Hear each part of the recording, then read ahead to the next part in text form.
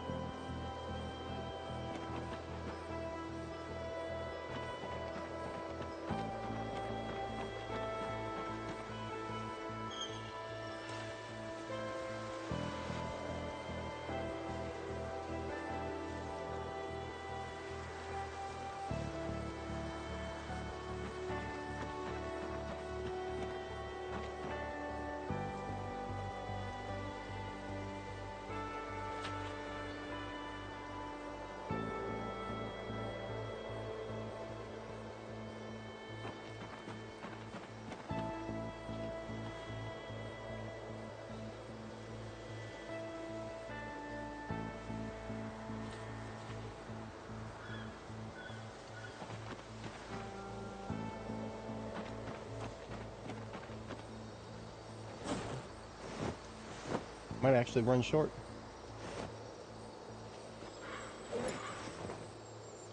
Yeah, we've got 2 bags left. That's 8 charges, but there's 10 crops left. So we're actually going to be slightly short on compost, I think.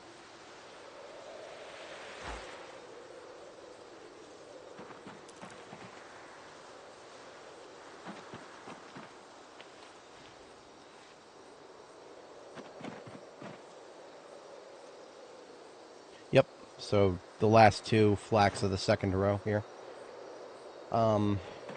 We can actually probably get a little bit more compost out of the containers.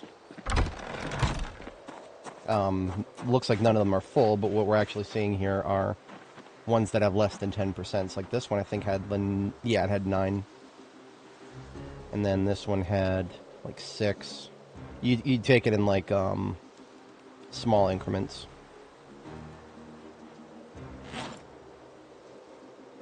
Yeah, so that's another full bag.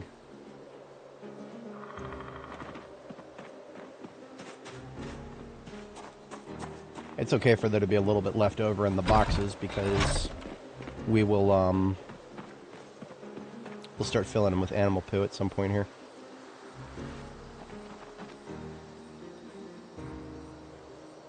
There's 4 charges to a bag, so because we have a odd number of crop plots here that's not cleanly divisible by 4, there's always going to be 1 bag left over for now. That's okay.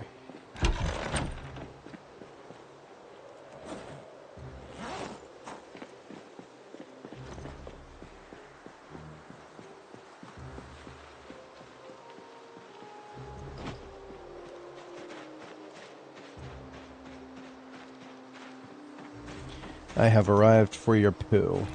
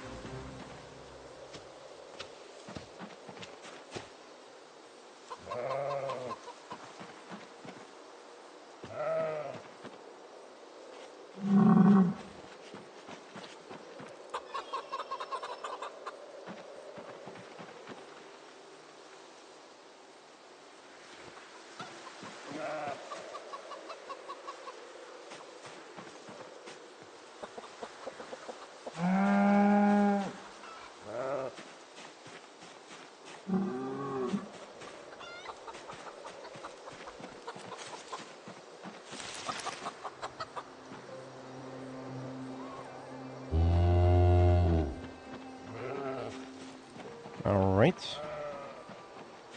A total of about 23 encumbrance of poo here. That's 2 full bins, more or less. I mean, what I've been doing previously is filling up bins with 10 encumbrance each. That didn't really work out very well this time around. So I don't actually know. I actually don't know. Let's do a test here. I'm going to put all the chicken dung into 1 container. I'm going to put all the cow dung into another container.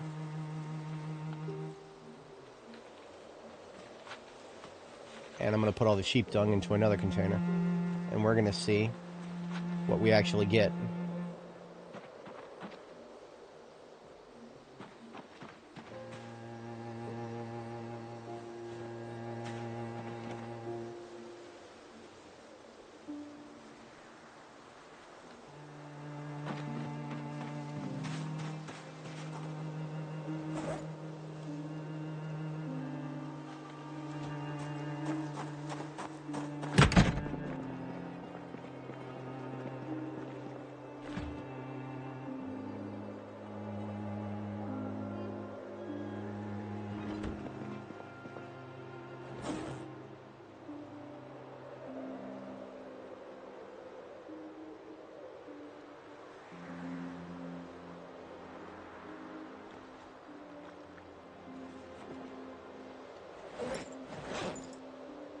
In the meantime, we've got a book to read.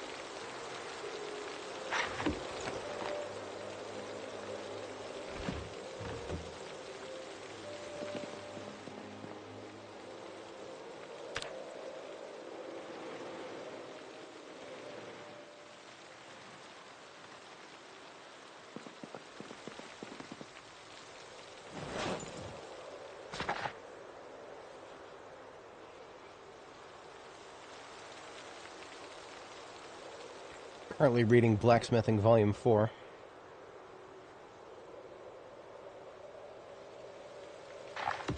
We finished it. It's 4 a.m., but we're probably not going to be able to sleep. Yeah, definitely not tired enough to sleep yet. We should be, but we're not.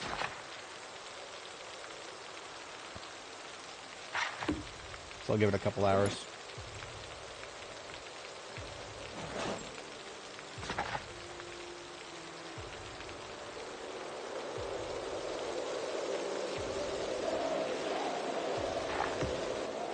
There we go.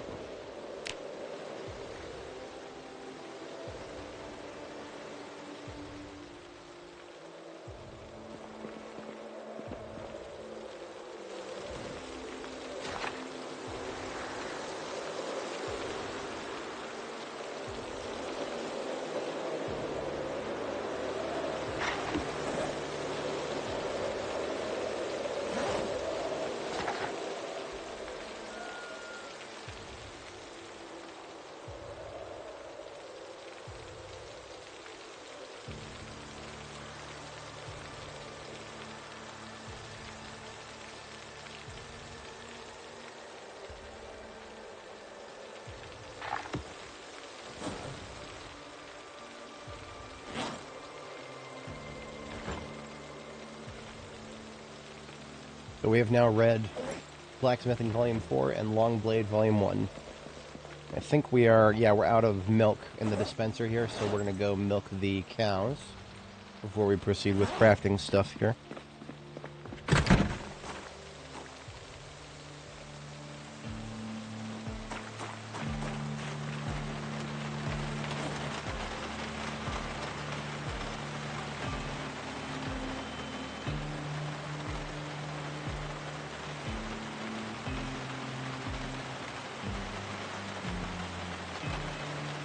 I'm going to unpack the mechanics books because we're very, very close to mechanics level 4, at which point we'll need to read volume 3.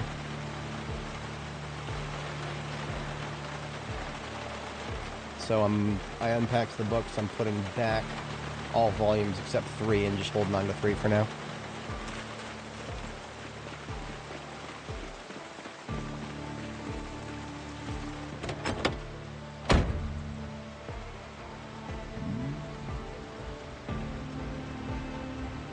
Good God, look at all those bushes. That is some mean bush.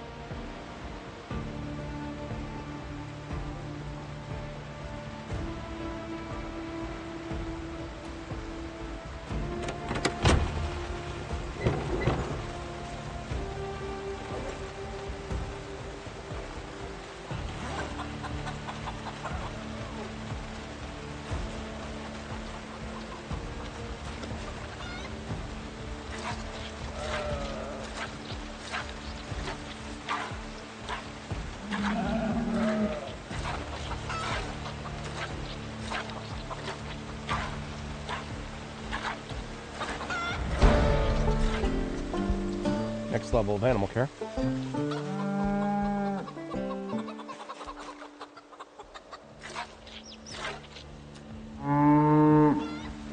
There's a full dispenser bottle and 9 full cups.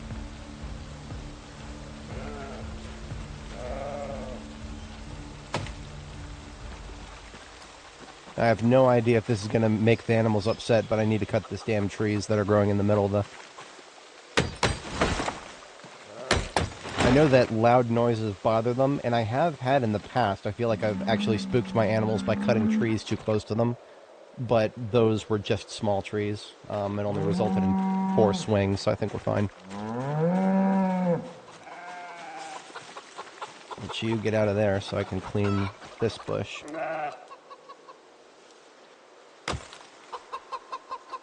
Alright.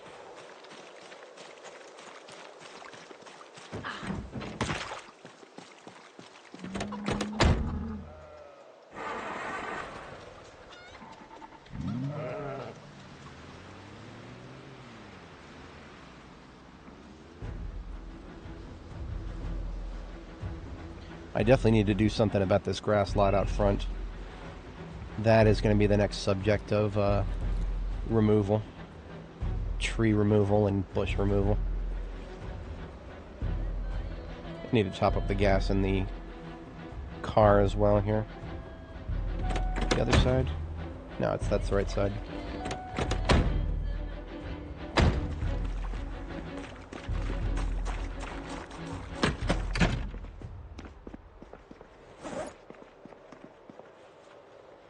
Alright, 15 liters of cow's milk on tap. And you know, while we've still got semi-decent temperatures to work with, I really should be drying some of this rabbit hide because, I mean, it's just free real estate in the tanning business. Let's deploy some tanning infrastructure up here.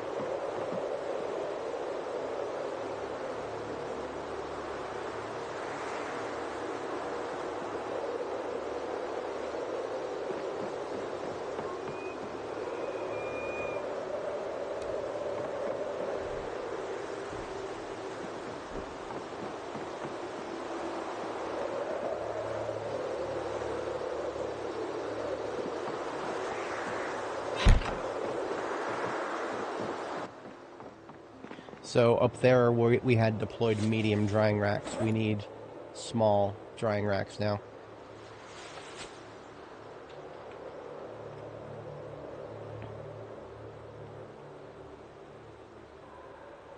Small leather drying rack, that's 4 long sticks and 4 units twine, a little bit of nail. I'll get a couple of rolls of twine here. And a handful of nails.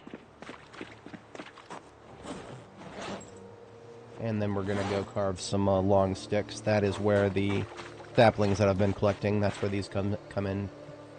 We've got 3 right now. This will make 9. Let's bring that up to 12. Yeah. 4 racks feels like a good round number, so I'm going to go get 4 more sticks. 4 more saplings, rather.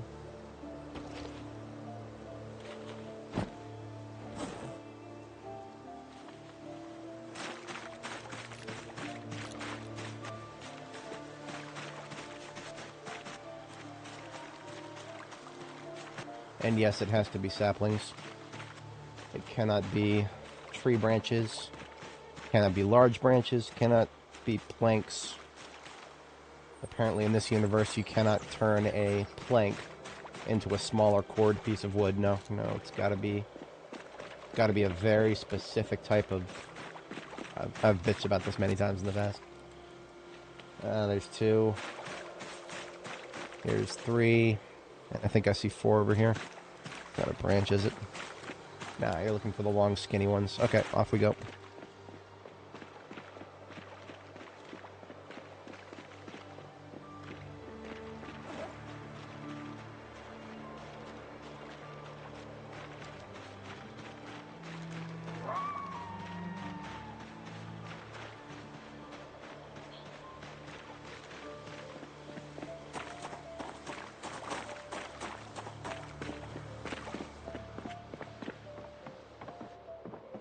So right now we've got these medium drying racks deployed.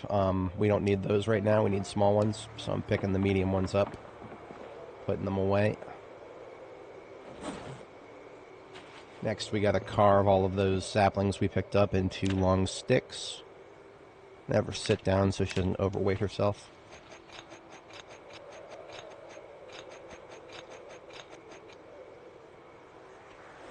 We now have a metric lot of long sticks.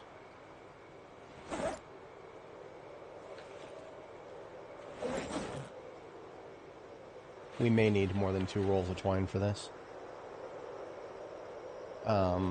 What do we have, 5 units?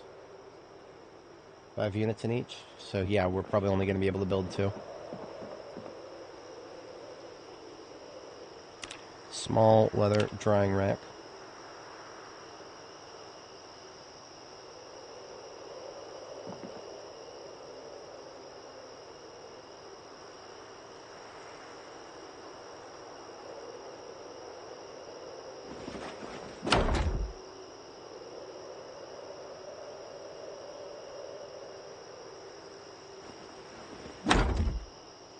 Yep.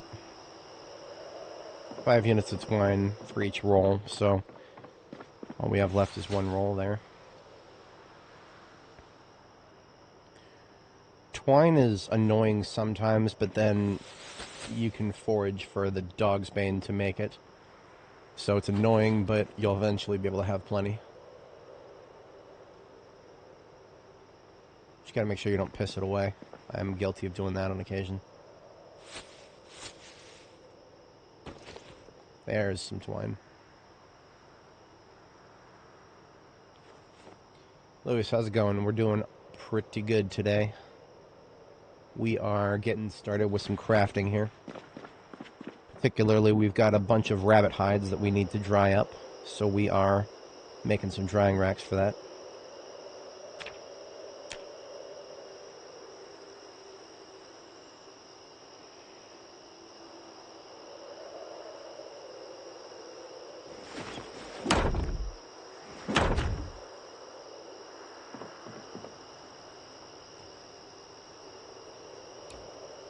Oh. No, wait, never mind. There is no chance to break these, thankfully. I would be very sore if there was a chance to break those.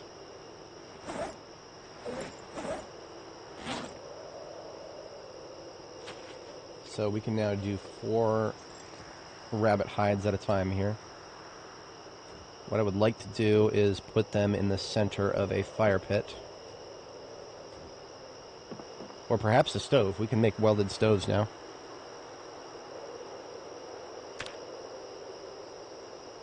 Yes, we can make a metal barrel oven. That's 2 steel sheets, 2 small steel sheets, 1 scrap metal, and some welding rods. Easy peasy. And that'll get us plenty of welding experience, too. All parts for that necessary should just be right outside here. I dumped all my welding stuff on the floor because it was in the way and I needed an empty trunk in the vehicle. So we got that, some rods, 2 small sheets, 2 large sheets, 1 scrap metal. That should do the trick. Yep. It's not my best base, and it won't be, but I'm okay with it. I like it.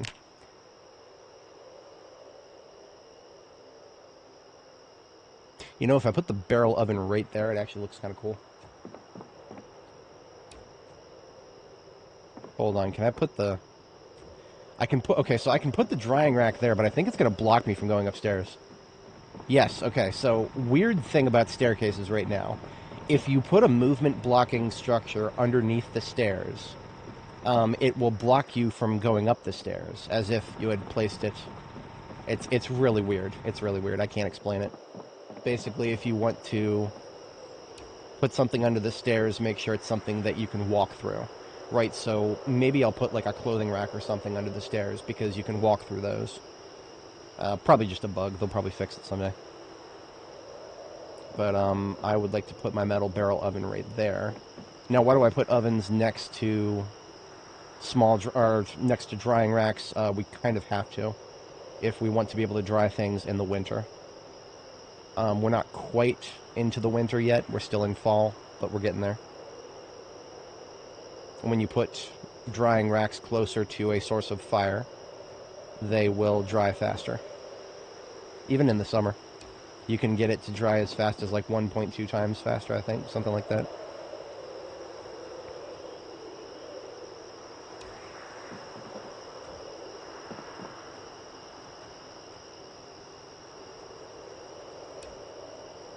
There we go. And then I'll put...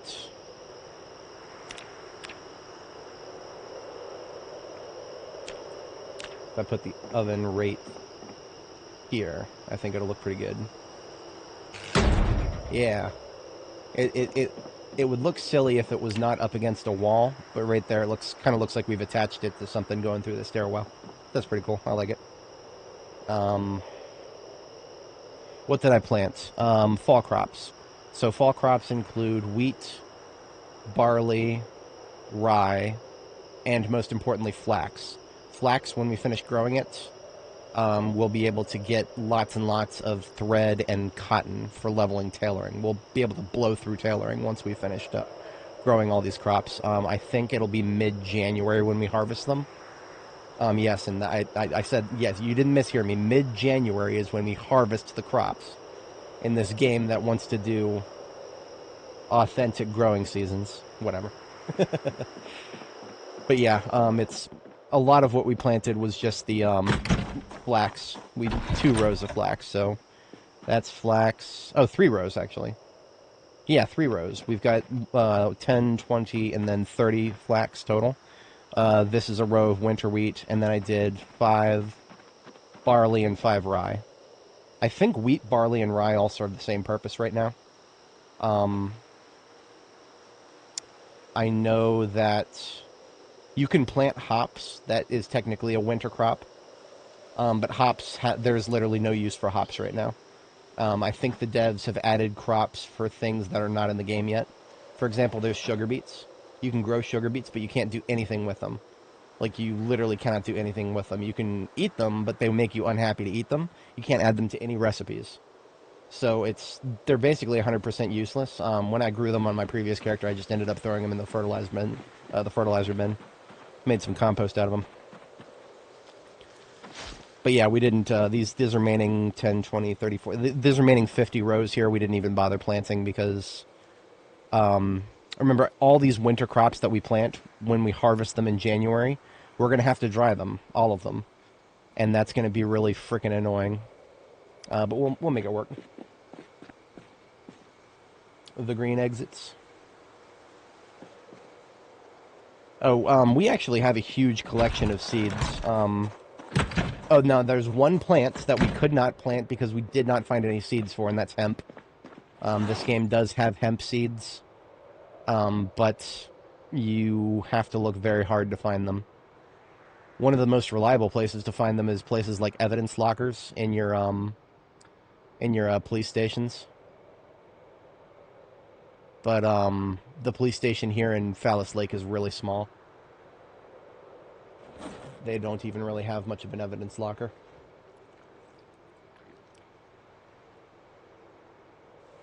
Alright, order of operations next. We are going to get 2 more bowls. Just 2 more bowls out of the kitchen, and then in this backpack, we've got a couple of empty bowls for a total of 4.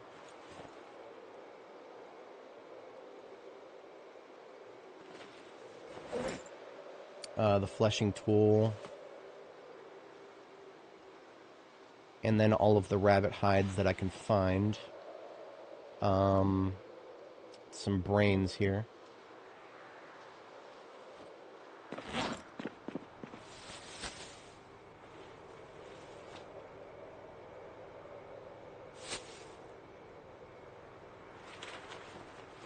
So it looks like we've got a total of 16 rabbit hides at the moment.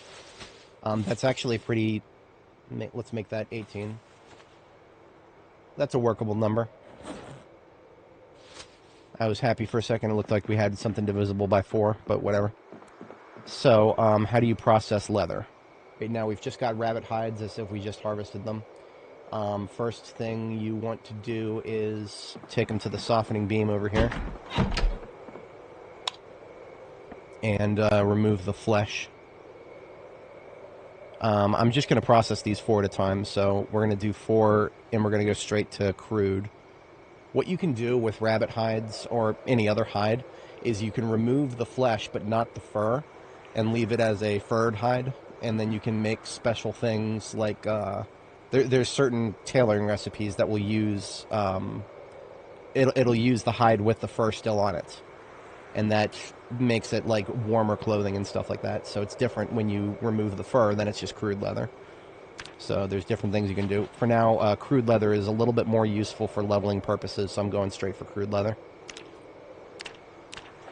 So we remove both the flesh and the fur from 4 pieces of leather.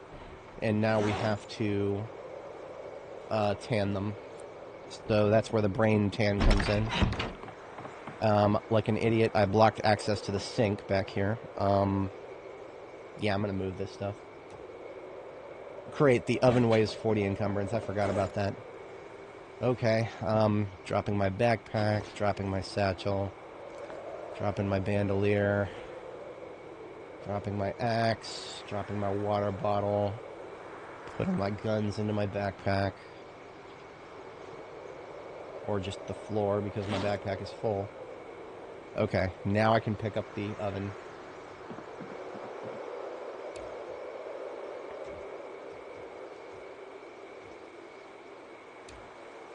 Now, here's something that I should have considered before. These drying racks, if we put them next to the railing here, we can just walk right through them. The railing makes it so you can walk right through things, because it is a low fence. So, oh, I had to drop everything to have room to pick it up, but now I can't pick it up because I don't have the tool. Alright, here we go. So even though I wanted to put the oven in a nice, cool looking place, I can't. Let's try...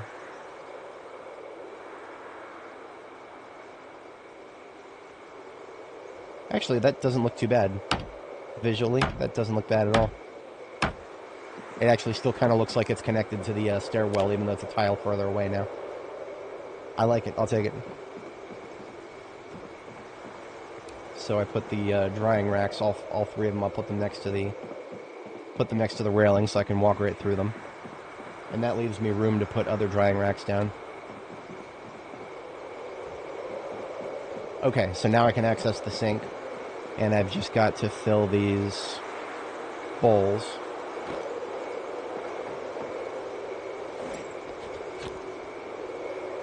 Put all my gear back on here.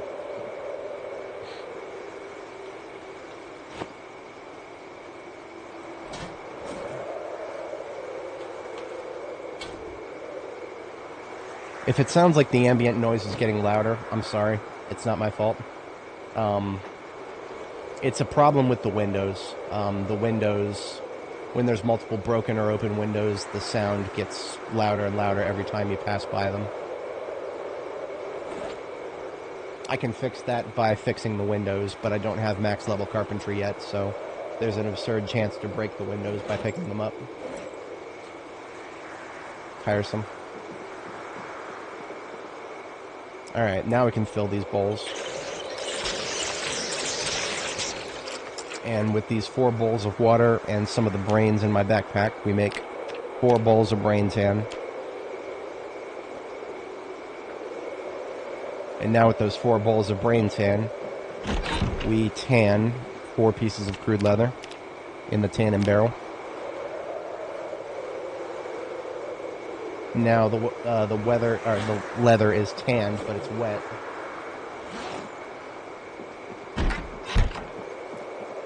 So now I put it on the racks to dry.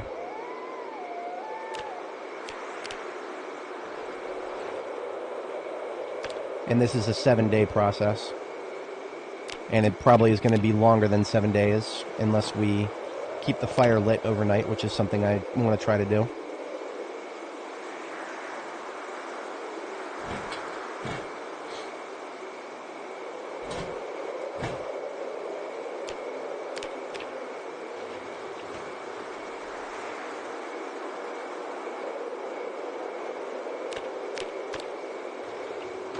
Now, when it comes to keeping the fire lit, there's several different options for lumber that we can use. One of the most efficient is to just use chop logs into firewood. That actually gives you a little bit more duration. Like, it actually burns a little bit longer when you do that.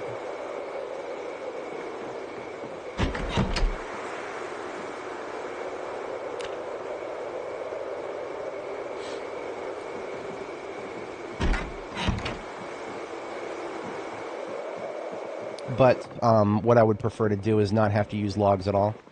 So I'm actually going to make some stacks of twigs, because we got a billion twigs out here.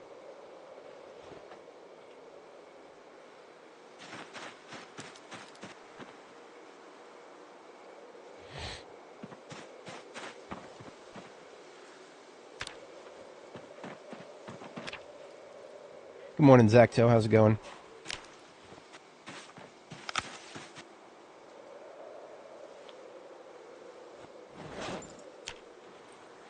We are getting started with a little bit of getting some leather cooking on the whatchamacallit, on the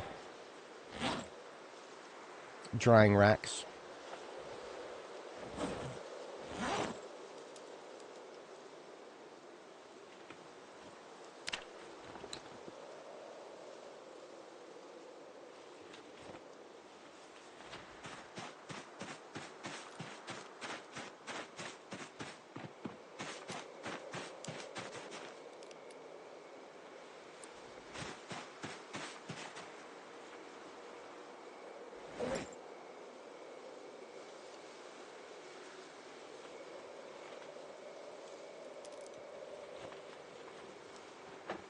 So whenever I pick up tons of twigs, you can stack them into stacks of twigs. Oops, don't remove the filters, please. Damn it. Wrong button. Alright, 4 stacks of twigs. And we can stick those into the fire, and they will actually burn for quite a bit.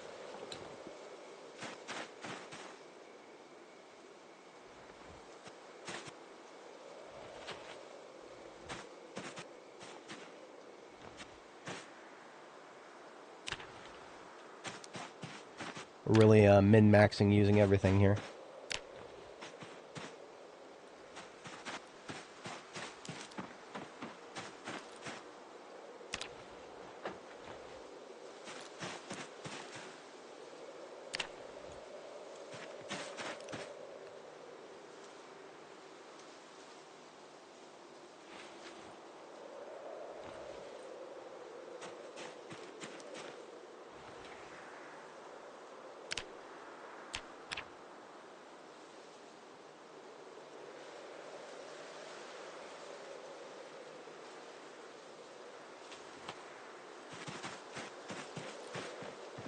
And all of this other lumber that I'm picking up, these saplings, branches, whatnot, they are going to become charcoal later.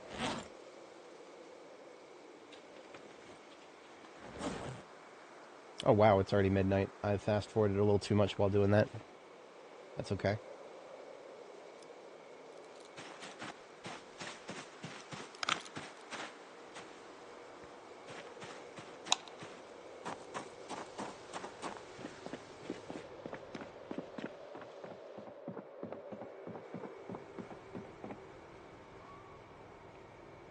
So we can fit 6 twig bundles into the campfire. That's 8 hours of fuel.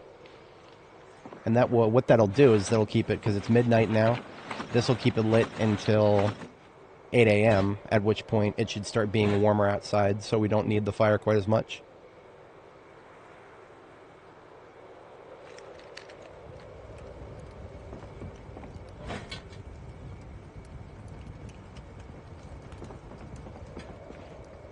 Out of good practice, I recommend not putting firewood too close to the thing that burns it.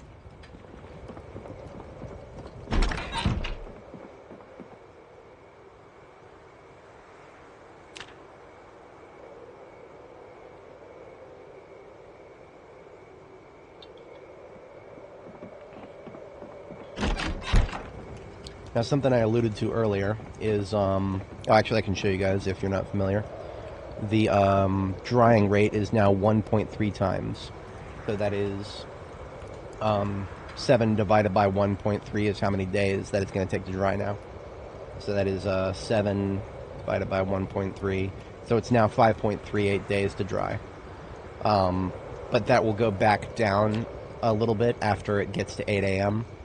Because 8 a.m. is when it's going to run out of fuel in the fire, and I don't feel like keeping it lit all the time. I'm just going to light it overnight for a couple of nights, and then it should be good. So I actually, something I talked about earlier is we're really close to the next level of mechanics. Oh, this one needed a new light bulb. Hang on. We're really close to the next level of mechanics. I'm actually just going to take a few... There it is. Add a light bulb. I'm just going to take a few parts off of the busted-up fire truck. Because now we have a good fire truck. Not as good as this one. This one's got a perfect engine. But yeah, we've got something we can use in the meantime, so I don't have to worry quite as much about having this one drivable. We can pull the brakes and suspensions off, even though we'll probably destroy them all.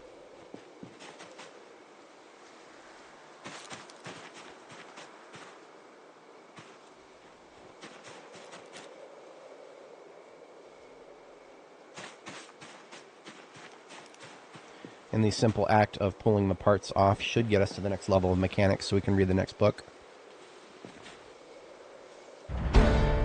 As I said. But now we are out of experience gain territory, so we stop what we're doing related to that, and we can read the next book.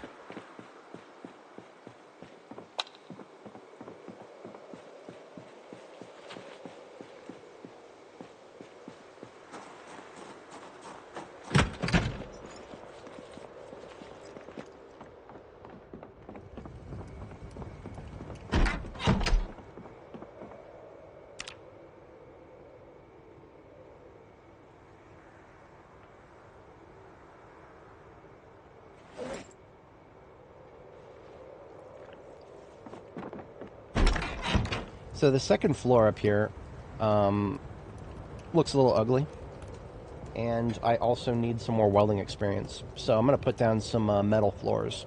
But here's how I'm going to do it. I'm not going to use any of the steel sheets that I currently have made already. We're going to use blacksmithing to make more steel sheets. So this is going to be an example of using blacksmithing to synergize with welding. So right now what we need are... we've already got a torch. I'm going to get a second torch for when this one goes empty. And then a second set of welding rods.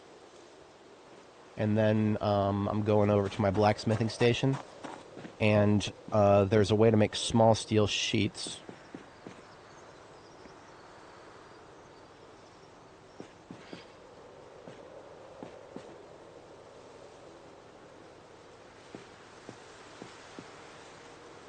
There's the magic spot.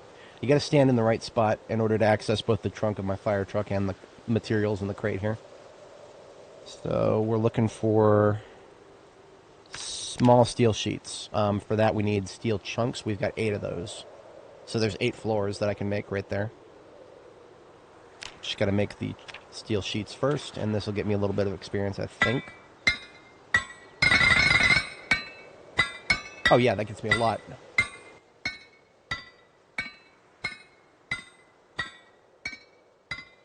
So I'm turning down the audio broadcast so that this fucking annoying ass noise doesn't bother you guys as much as it bothers me. I hate it. I really do. I hate this noise so much.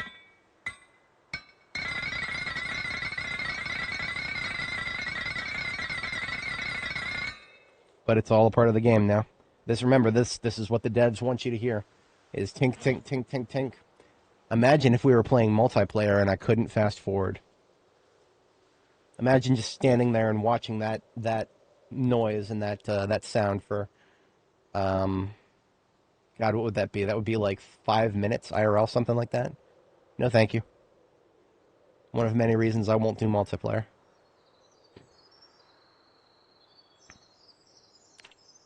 Now, I cannot turn that steel chunk that's pierced into a steel sheet. I guess that's fine. We're actually we're actually starting to run low on metal that we pulled out of the destroyed cars. So what we're about to do, as in building some metal floors upstairs with welding, that is going to get us more welding experience, which means next time we disassemble a burned wreck, we'll get more metal to use here at the blacksmithing forge. So there's a lot of synergy going on there. For now, what I'm doing is melting some of these steel bar quarters. We're going to melt them down into chunks.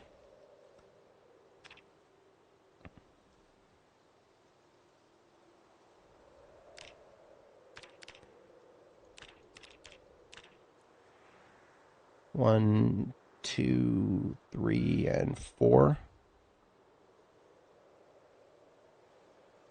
And that's four more small steel sheets we can use.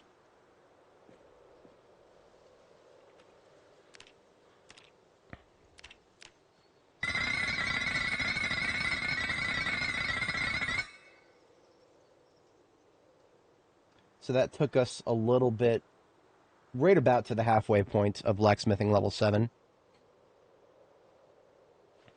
So we're definitely not quite there yet. But let's see how far we get through welding by turning those sheets into floors.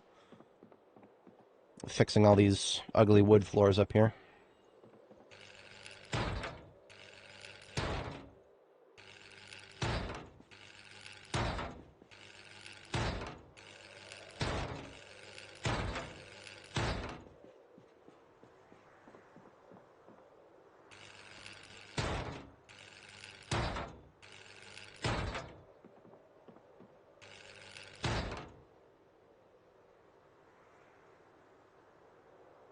We're about 2/3 of the way through the level.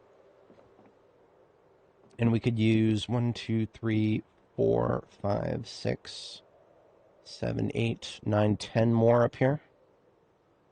So that'll be, we'll make 2 more small steel sheets straight up, and then we'll split 2. There is one already in there that we can split, so I'll go ahead and take one from the pile out here, since now that we're running low on metal. And then I will melt down 2 more of these steel bar quarters.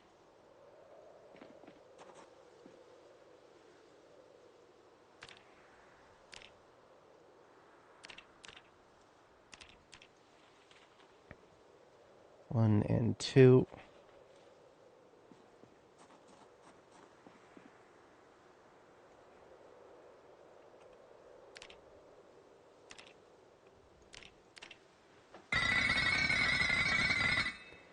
And then we will split 2 metal sheets. And that's the same as the welding version of that recipe. I think this gets us experience. No, it doesn't. Okay, so I'm canceling that. We do not get blacksmithing experience for splitting metal sheets. However, if I use welding to do that, as in just, the exact same recipe, taking a metal sheet, splitting it into four small sheets, I get welding experience for doing that.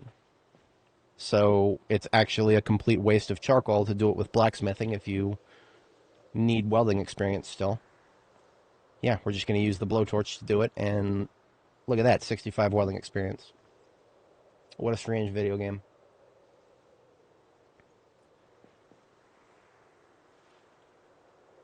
It's almost as if the crafting system is horrifically incomplete.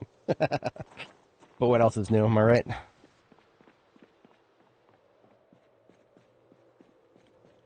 At least now I don't have to look at these ugly wooden floors in this side of the room.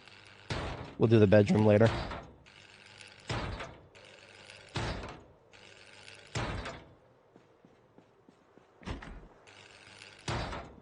Okay.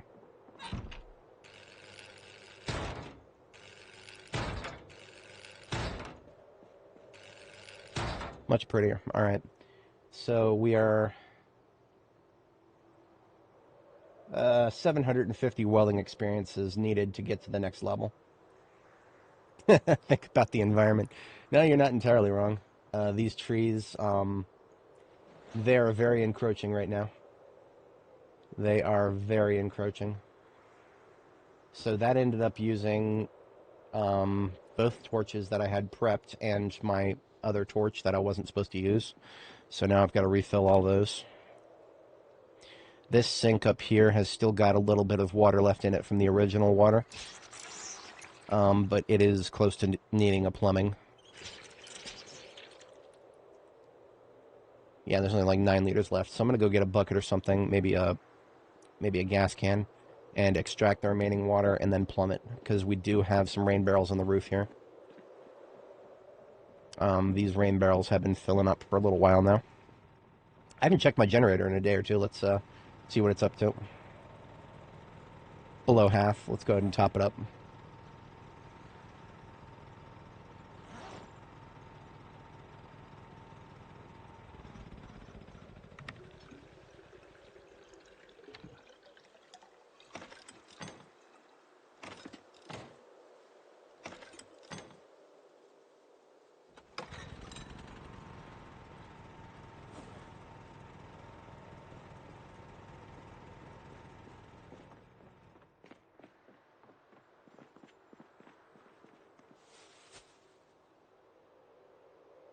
No gas cans in here.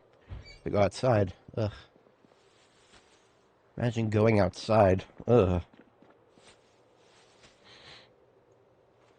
What did I do with my pipe wrench? Here it is. Perfect.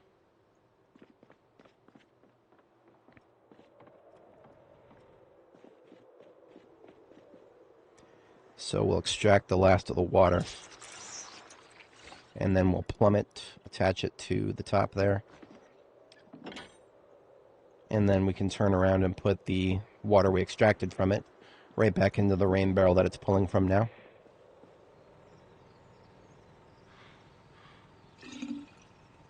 So no wasting here. Am I really going to miss 10 liters of water when my other rain barrels are just as full? Not really, but it's the principle of the thing. No need to waste. To leave that wrench somewhere conspicuous. It's easy to see.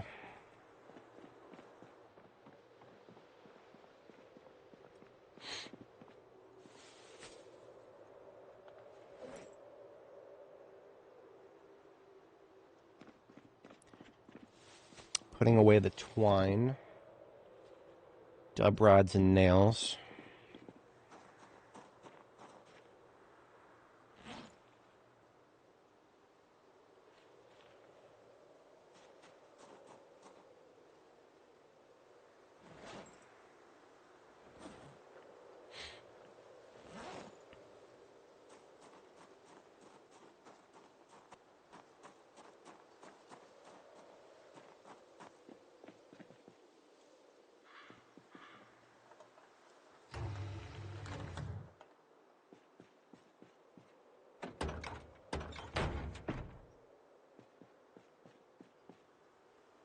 You know, I've never used a wood axe to cut trees at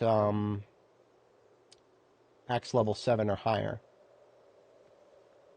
So I'm currently axe level 6 point something. We're like most of the way towards 7.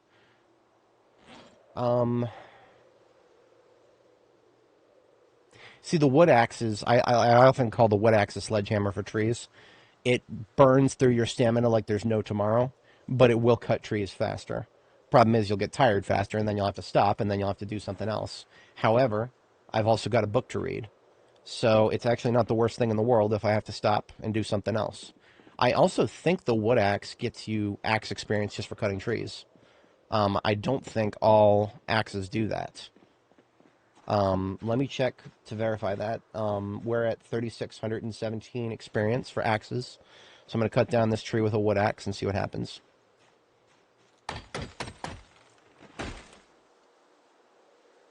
No, we're still at 3,617. Okay, so you do not get axe experience for cutting trees.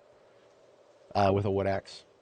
I think you do get what's it called? You do get some pretty good strength returns. So if you're trying to build strength, doing the Rambo montage thing where he goes out and cuts down trees, that's one way to do it.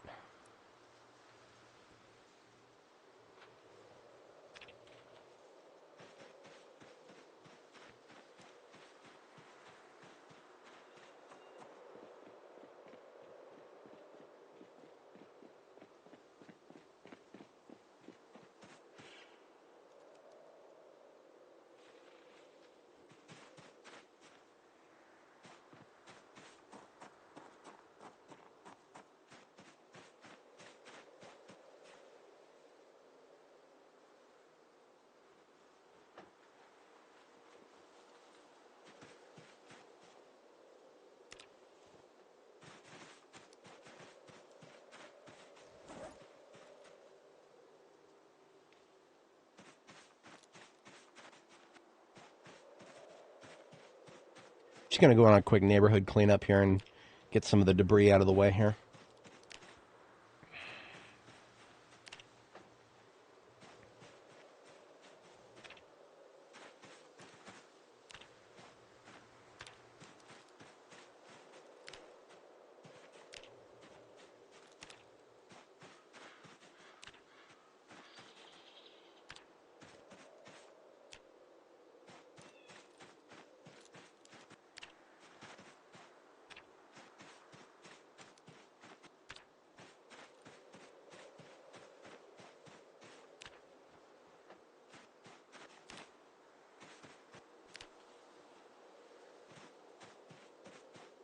All of this at this point is either going to be firewood or charcoal.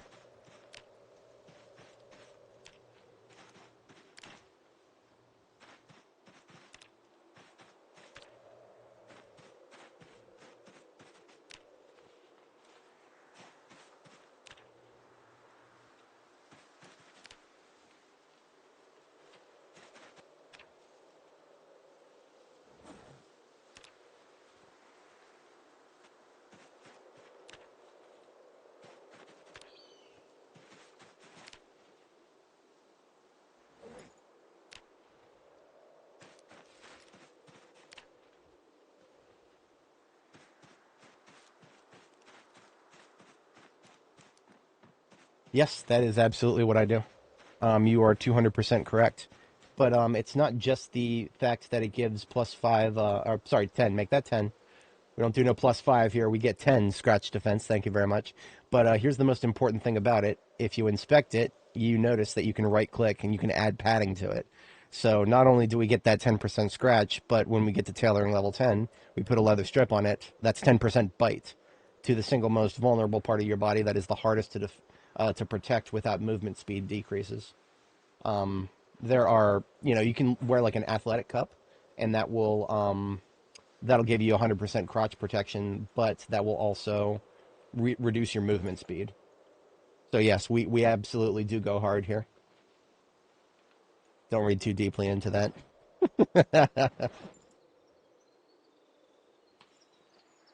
We're going to turn all the twigs we dropped into stacks.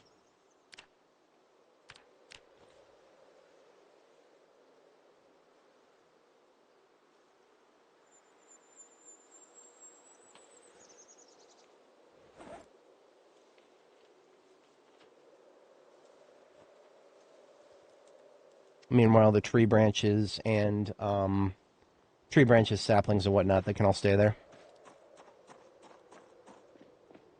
I'm still mad about the fact that we cannot do anything better than a denim strip set of briefs.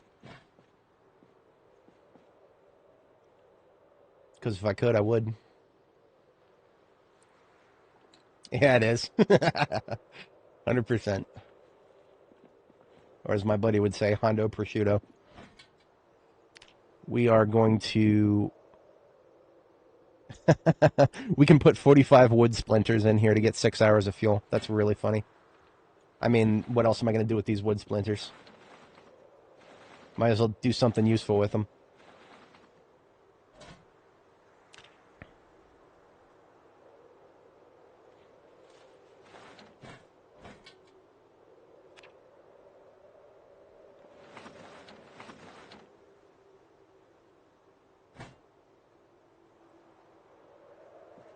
Even this pine cone, we can turn around and turn into a, whatchamacallit, we can turn it into a, something to start the fire with. So that's a couple of nights of fuel right there. Right now it's 62 Fahrenheit inside, and that means it is drying at 0.7 times the rate. So it's only going to keep getting colder now. So I'm going to go ahead and light it. Yeah. Let's just go ahead and light it up.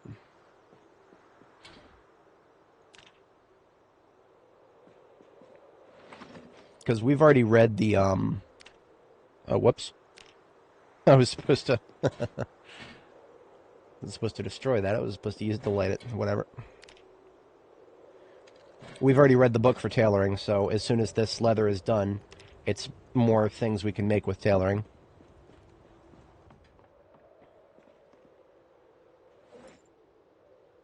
Of course, that's tempting me to just make some more drying racks to go with the ones we already have. If I'm going to do that, that's going to cost me more twine. I need to take inventory of how much twine I have to see if that's going to be worth it. So let's just gather all of our twine so that we actually know how much we have. There's a full roll. I need to take those out. Put those outdoors where they belong. The broken glass there is a home now.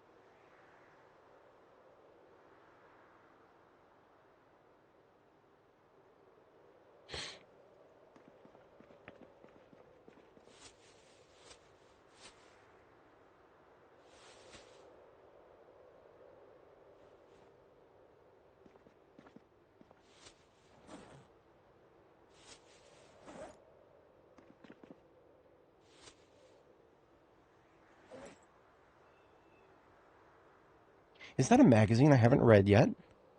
Let's fix that.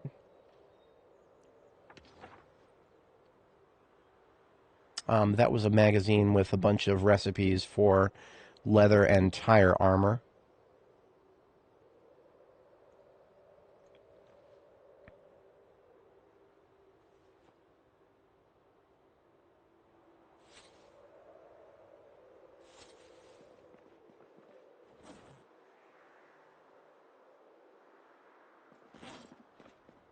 So I really do not have a lot of twine left, so we're not doing that. Yeah, we are not doing that because I need more twine if we're going to be doing that. We have only 4 rolls of twine that I know of at the moment, and that is way too low to be pissing it away on things that are not immediately necessary.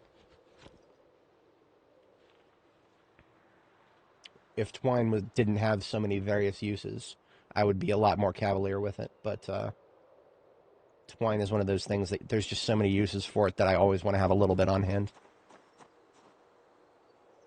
Broken glass goes over here now because broken glass is used at the furnace over here, which actually, that's complicated. I might have to rotate the pottery work area here. Yeah, it might be worth it to rotate the pottery work area. Because in a perfect world, what I need to be able to do is I need to be able to access this crate and the trunk of the truck at the same time. And actually, that's going to be pretty difficult. Yeah, that's going to be pretty difficult. The police station here in town has already been cleared out. Lukey Golf's the police station here was pretty light. It's a very small town.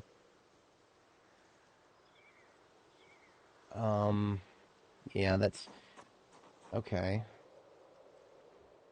I would have to take some stuff off in order to rotate the stuff over there, so that is not the worst thing in the world. We can do that. Let's drop off this stuff here. Oh, yeah, just maybe go to Louisville. Yeah, just just a casual decision, go to Louisville. Yeah, it's definitely not the single most important transition you'll ever do. It's Louisville is a very Louisville is an in-game destination for me. Some people will go there early on and struggle. I'm not into that. Struggling through Louisville without adequate preparation is nightmarish. We've got a lot of skills to level up before we're going in that direction. Don't really have a home for the stick and the rod here. The rod is actually a tool for tailoring. That needs to go upstairs. There is a part of me that just wants to do all tailoring upstairs, since that is, since that's where I'm going to be drying all the leather. I could do that. Put the rod up here. Could find a home for the spinning wheel up here too.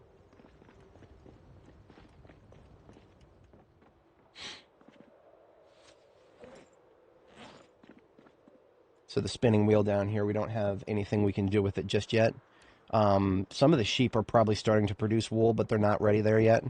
But when we are ready to harvest wool from the sheep, we can use the spinning wheel here to turn it into, to turn the wool into the red, as it were. So one of the problems up here is I could move these cabinets, but then there's a chance of breaking them. So I've been reticent to do such things. Let's at least get the television out of the way.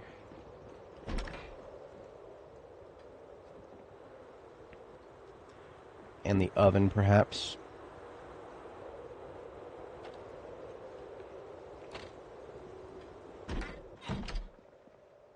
I wish we could turn these ovens into space heaters.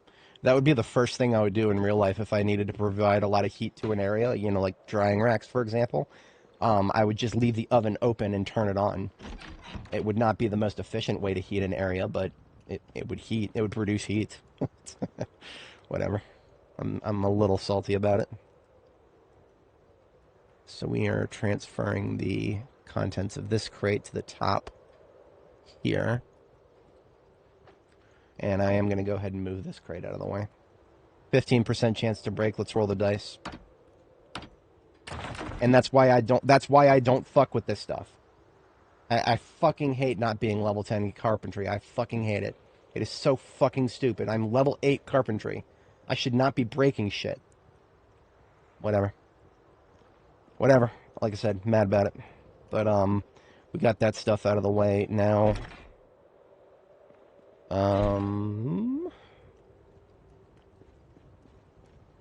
We have enough room for another central campfire here. What if I go to a warehouse? Actually, that is something that I was considering. We're in Phallus Lake right now. Phallus Lake is right here. There's not a lot of local resources here, now that we've cleaned out the tool store. North is Riverside. And Riverside has the Electromax warehouse. And the Electromax warehouse, we've been there once already. We've taken a few things, but it is still completely stacked with materials. We've also got animals. I'm pretty sure the animals here are still set for life, but I haven't checked on them in a couple months. So we started in Riverside, but that was it. We started in Riverside, and then we moved on, and we have not been back since. So we could actually stop by Electromax and get a few things. There would be a lot of very useful stuff there. That may be something I do tomorrow here. Maybe. Just weighing priorities at this point. Yeah.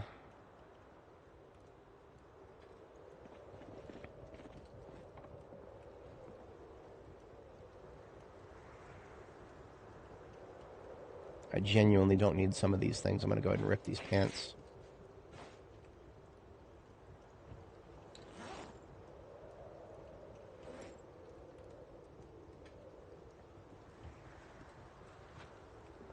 This I don't care about quite as much if it breaks.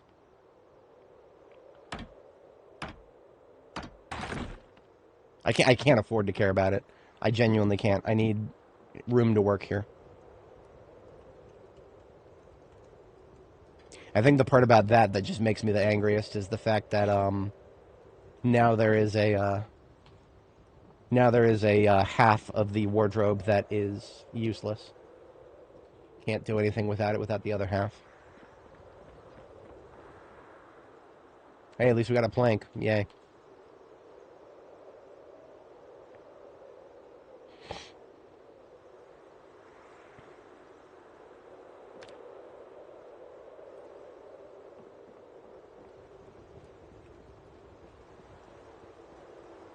I'm just going to leave that outside somewhere.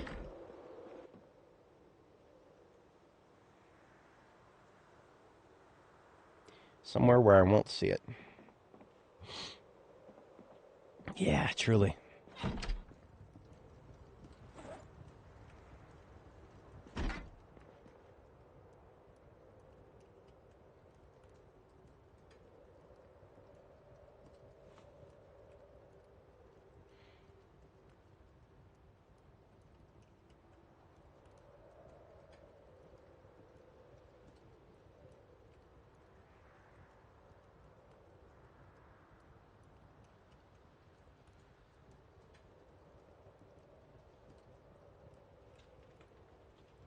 Now these curtains on these windows, I don't care about the white curtains because they're rather droll. So I'm going to go ahead and just remove those and get a sheet from them.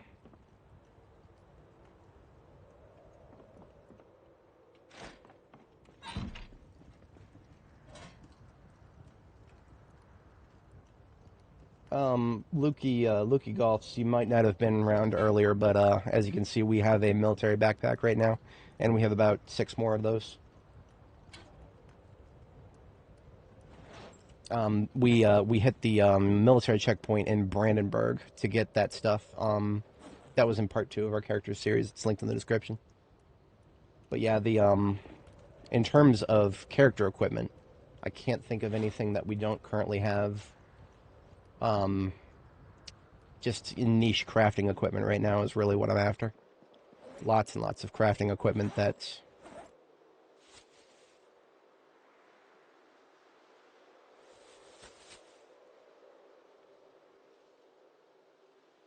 that one is full, actually. Yeah, I actually do recommend hitting checkpoints early on, because when you hit them early on, then you have the fewest obstructions on the road, such as if you look off road after a few months, which we're a couple of months in, all these bushes, these bushes that grew in, they were never here to begin with, and those show up everywhere. So it's a lot harder to drive off road now than it is early game. So going to a place like a checkpoint early game has always felt like a better prospect to me, because early game you don't have any of those obstructions. I'm putting the sheets out here. Or no, I'm bringing them upstairs, because we're doing tailoring upstairs now, yeah.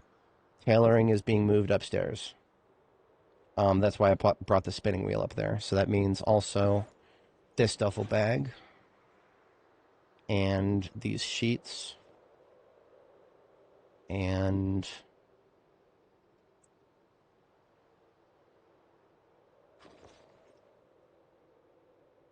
there's quite a few other things. This mail satchel. And then there's a bunch of tailoring stuff in the main materials bin here. Bunch of rags, buckles, burlap, buttons, 12 units of duct tape. I can't get too comfortable with having a lot of duct tape, because just like twine, duct tape has so many uses that the moment you start pissing it away to level up a skill, you'll piss it all away. It'll be all gone, and you'll wonder what happened to it. So I will take 3 units of duct tape upstairs and leave it in the tailoring area. And that's it. I'm only going to allocate that. I know nuts and bolts have some tailoring uses, not as much, for some armor pieces. We'll take 6 upstairs. The yarn, that's a dead giveaway. Knitting needles, regular needle, thimble. I think that's about it. Yes, everything else in here is for... Oh, leather gloves and belts. Leather gloves to turn into bone gauntlets. That's actually a carving and tailoring recipe. You'll get experience in both. It's great. Okay. There are other tailoring material dumps scattered around here. We'll get them all centralized at some point. Yes, I would absolutely love just a way to massively get rid of the, I don't even care what form it takes. You know, a riding lawnmower would be great. Agricultural equipment, you know, like a, whatever they use for mass harvests in the agriculture world.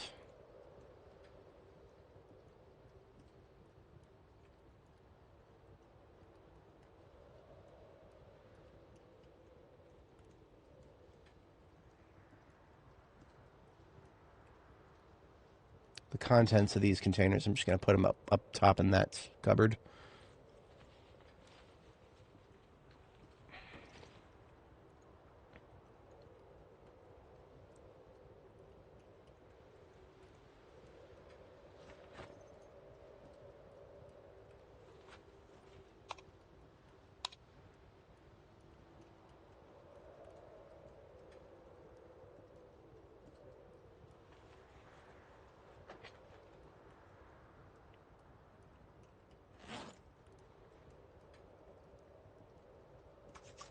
We do have a couple of dirty things. If you're ever going to be cleaning rags or leather strips or denim strips, and you're in a situation where you don't have infinite water, infinite water,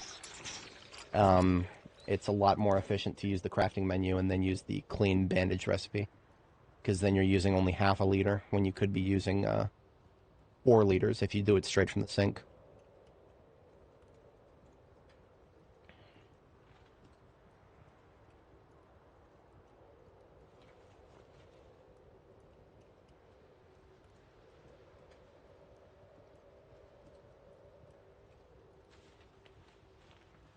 Forklift in a pallet. You know what? I don't know if you're joking, but I'm not when I say I would absolutely love to have a forklift in this game. 110%. That would just I would enjoy that. These sheets, I'm just gonna rip them up. Sheets. If we rip the sheets, we get 10 rags.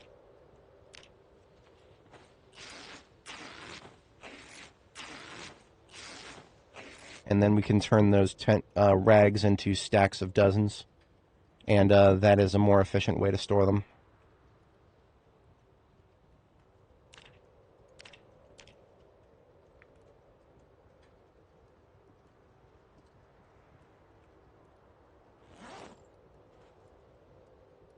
Well, it would be. I need to put bundles into another bag here. That would be a good way to separate things. So this duffel bag is now going to be just bundles of tailoring materials for now. We'll get more room. We'll get some proper crates up here at some point. I just want to try to get sorted what we have available. Can I put the spinning wheel in this corner? I can't put anything in this corner, and I don't know why. It doesn't make sense to me. I think the floating cabinet up top is actually blocking placement when I feel like it shouldn't. But if I wanted to do another set of drying racks, then I would have to put it right here. So that is very annoying.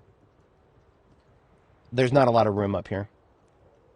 There is not a lot of room up here, and that is never not going to be annoying. You know what? I know exactly where we're putting the spinning wheel. Off in the corner. Even though it looks silly, it works. Okay, the oven only has like an hour left. I'm going to put a plank in it here. And then maybe one or two, maybe just a twig bundle.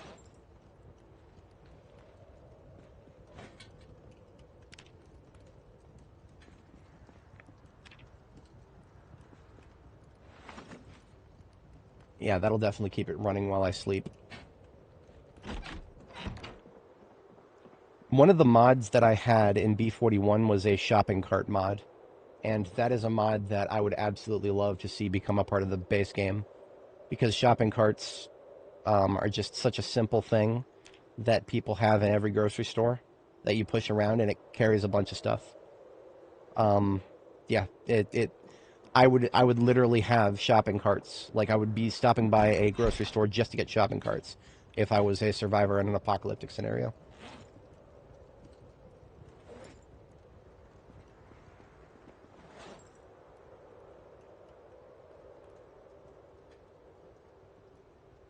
What is it looking like now? 1 hour, 56 minutes. Let's put enough in to get it until 4 a.m. So that's 2 more bundles.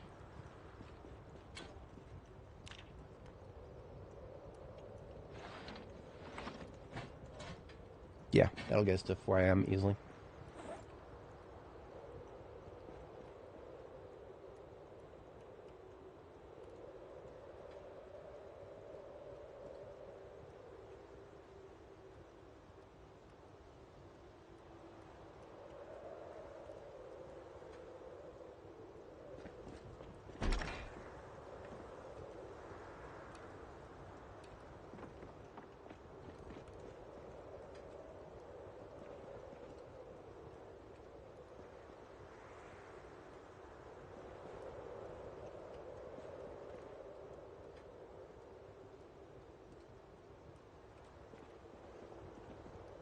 The softening beam does not block movement. That's fascinating. That means I can put it under the stairs. Let's verify that. Yeah, okay.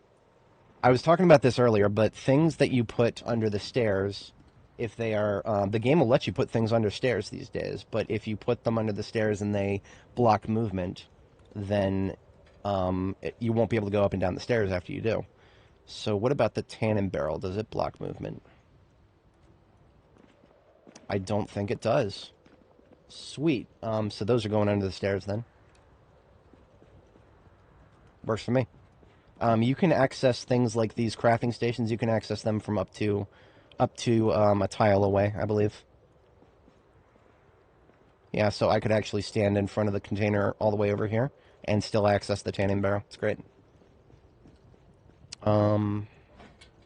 We don't have a lot of time left for the night. I'm going to go ahead and read mechanics. I need an armchair to sit in if I'm going to do that.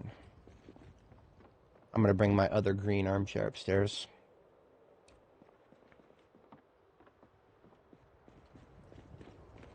Can I put that over here?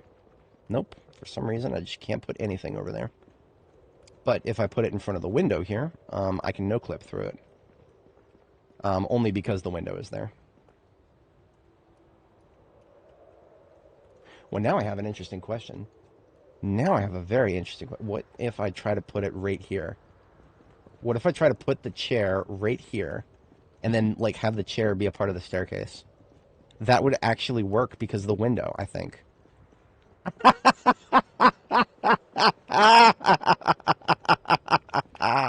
Oh, I love it. Oh, I freaking love it.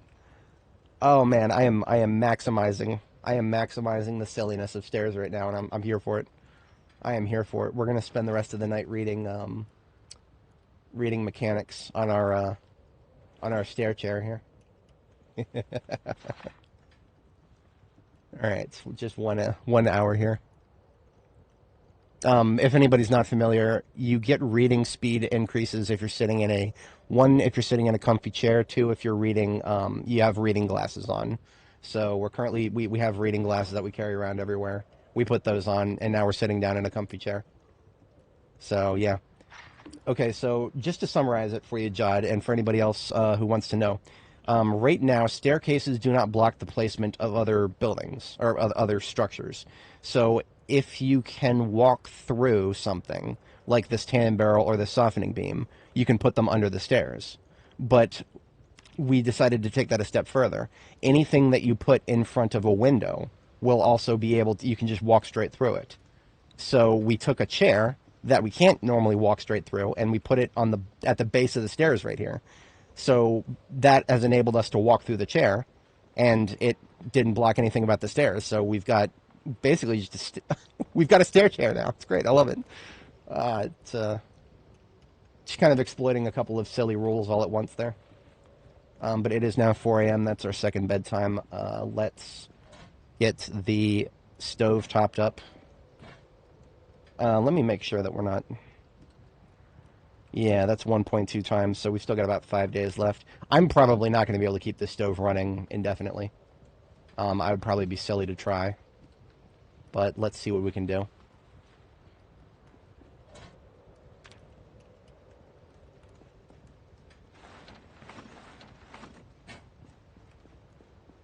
So that's it. That should get it another 8 hours there.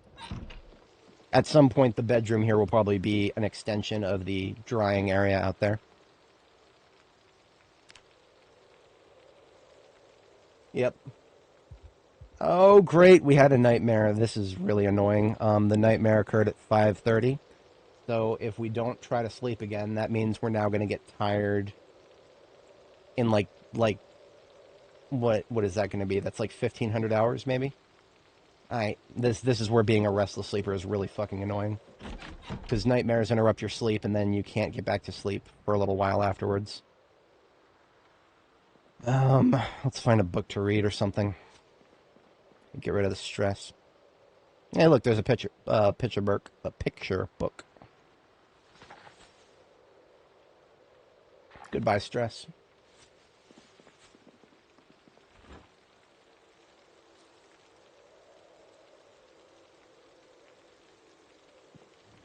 No, the stoves do not heat anything but the tiles next to them.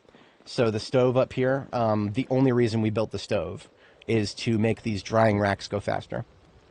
Because as soon as I'm like this far away from the stove, I barely feel the difference. Actually, that's a bit of an exaggeration. No, that's a bit of an exaggeration. The stove does seem to reach about 3 tiles out, but it's a nice radial fall off, right? So I'm below 70 Fahrenheit here, while I'm 78 Fahrenheit here. So it's like you're getting another 8 degrees, and then another 4 degrees, and then another 2 degrees, and then it's basically indoors again.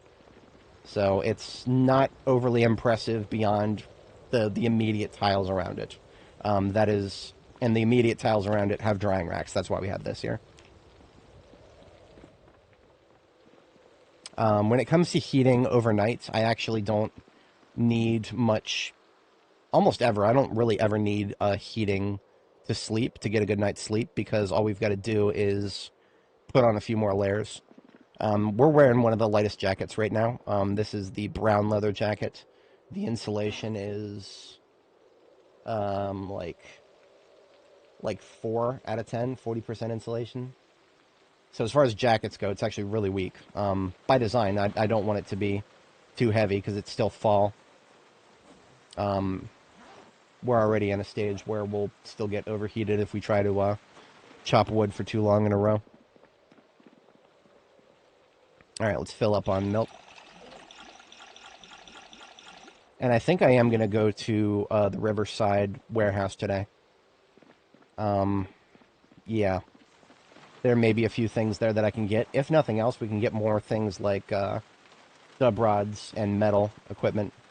Because we're actually getting pretty low on metal here in the crate. Here's what I'm going to do. I got a couple of logs that I didn't have an immediate use for. We're going to turn these into firewood.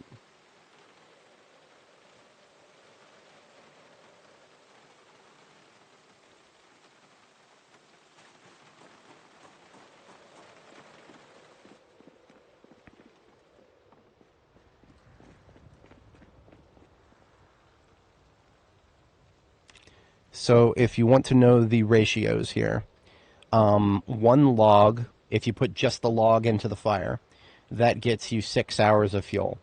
If you chop the log into firewood, each piece of firewood gives you 1 hour and like 20 minutes or something like that.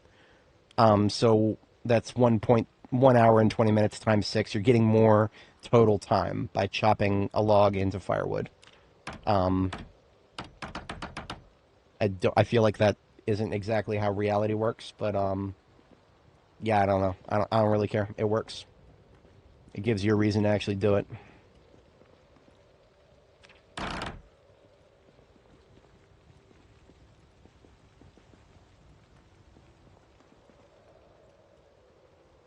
Very often in the past, I would just stick entire logs into campfires if I needed to get them fueled up.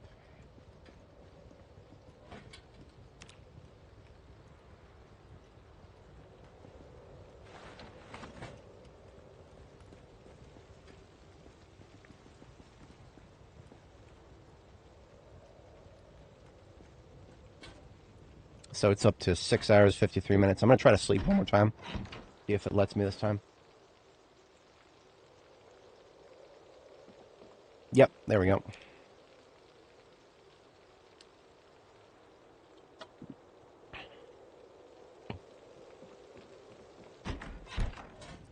Alright, so now we will top up the stove, and we will see if we can get some good materials out of Riverside.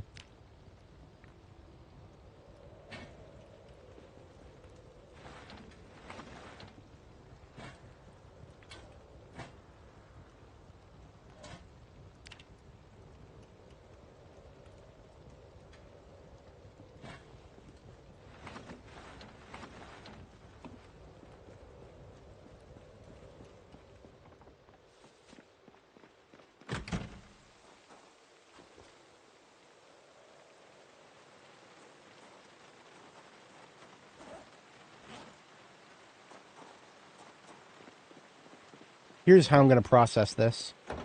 We're going to take the Spithos car, the race car, we're going to take that to Riverside.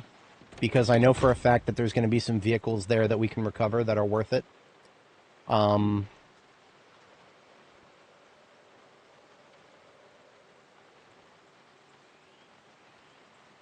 It's just a question of what I want to bring with me. We're 99% likely to find a tire pump at our destination. It is a warehouse at our destination, so I don't think that's going to be a problem.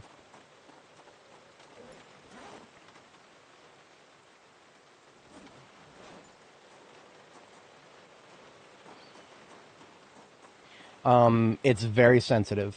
So if you've ever driven the Corvette, just imagine that, but even faster to accelerate and more sensitive to mistakes. Those two factors combined, that's your race car right there. If that sounds dangerous, yes, absolutely. 100%.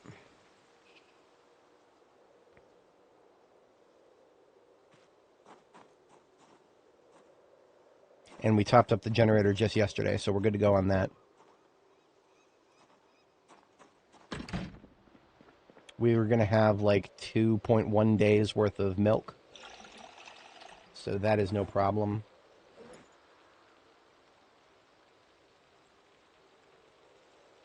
And we've even got a book to read. I think we're good to go.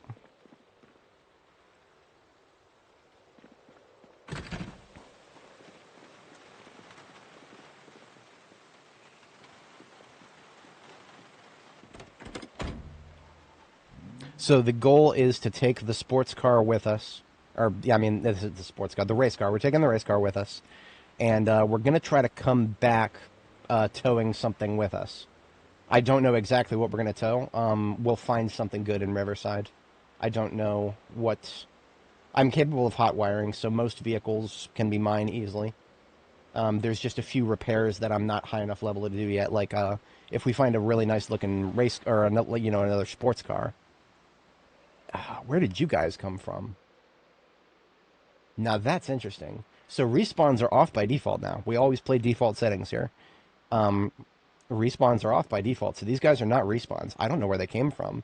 And the reason that I'm so suspicious of this is that we made a lot of noise over here on the right a long time ago when we were killing off the majority of the northern population of Phallus Lake. We did that fight over here to the right. Like... hundreds of gunshots, lots and lots of killing and whatnot. So if these guys were here then they should have been pulled out of the woodwork. So these guys might have come from a much longer distance. In any case, he's got a Knox Distillery hat. So I'm definitely taking his hat. He's even got the boots that I like. Yeah. I'm absolutely taking all that, but for now, just his hat. The Knox Distillery hat is a perfect match for the black clothing. So your black leather pants, your black aviators and whatnot.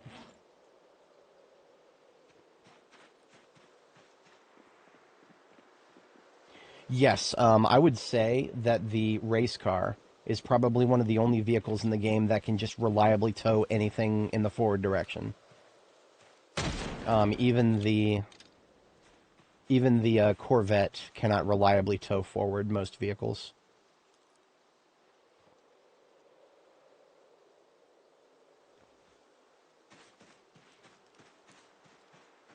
And I'm just leaving their stuff that I might want later for tailoring or whatever.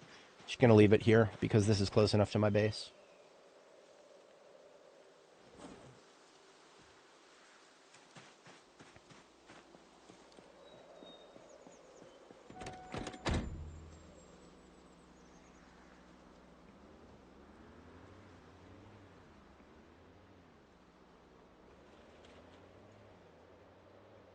Now, we have actually not taken a direct north route from Phallus Lake to Riverside yet. That, to me, that's a baffling notion. You know what else is baffling? There's rabbits right here.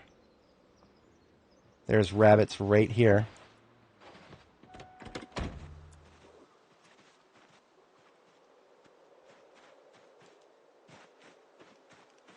And I can't catch them carrying too much. Killing them and butchering them would be free butchering experience, but whatever. See, normally one of the first places I go after starting in Riverside is pass through Phallus Lake. But we did a very not normal start on this character.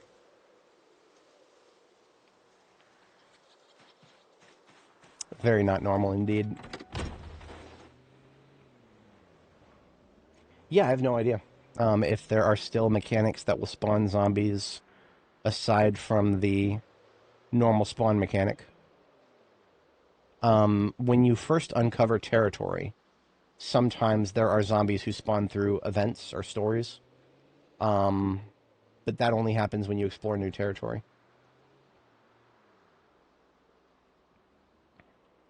Yeah. Yep. Yep. If the devs of this game wanted me to become a sociopath against rabbits, well, they've failed. I still don't have any negative feelings towards rabbits in real life, but in game, yeah, these things are persona non grata to me.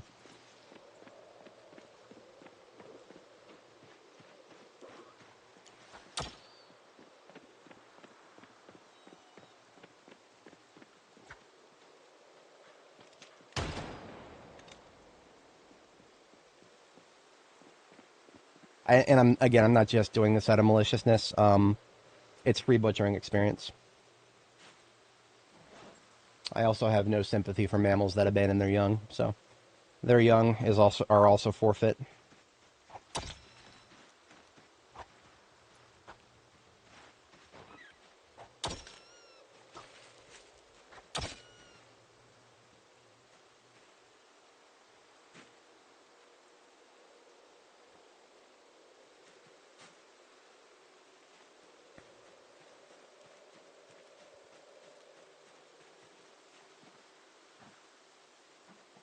Rabbit season, duck season, rabbit season, duck season, rabbit season, duck season, fire.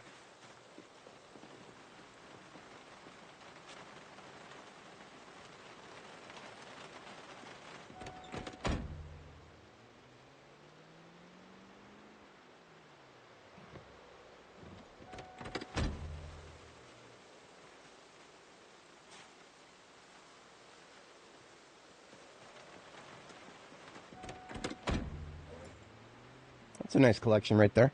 That's a good couple hundred experience in butchering when we chop them up.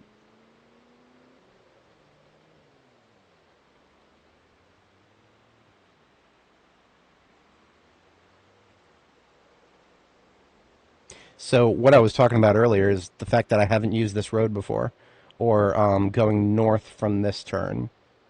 This road right here is usually one of the first roads I explore in Zomboid. But we happened to bypass it early on, and we've never gone back in this direction directly, so. It's the circle of life.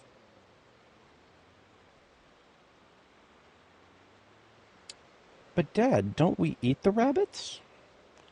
Yes, Simba, but let me explain.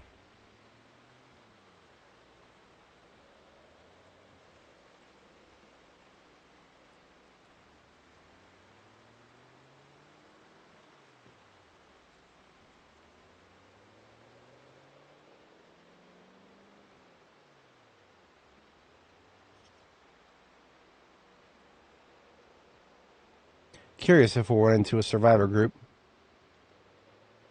It's on the table until we actually get to cleared road.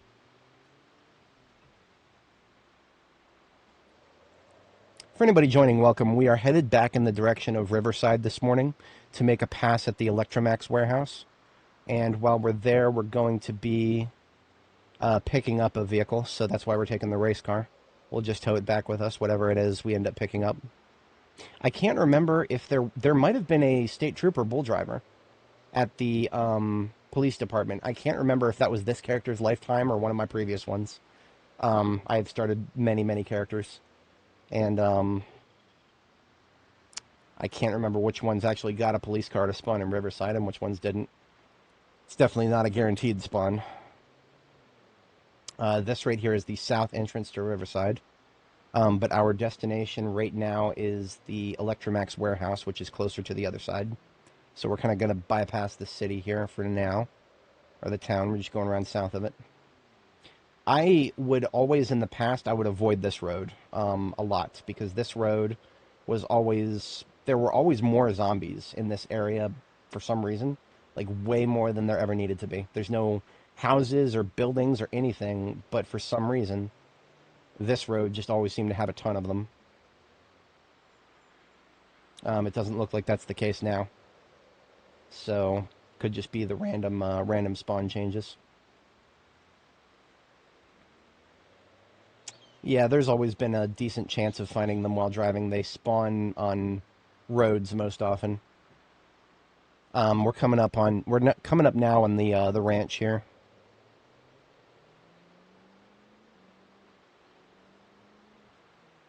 I did not bring the sledgehammer with me, so I cannot take any back roads in.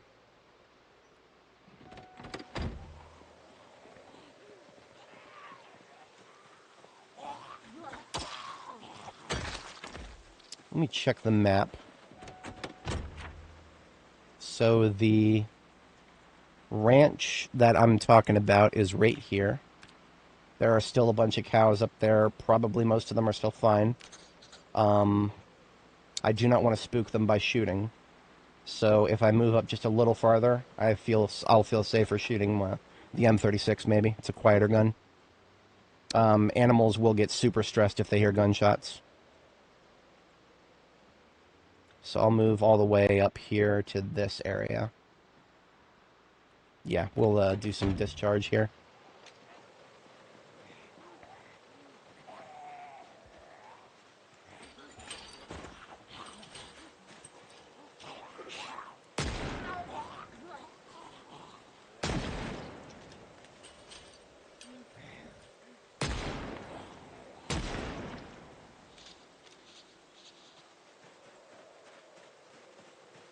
This is going to bring them from a lot of different directions, and that is part of the plan.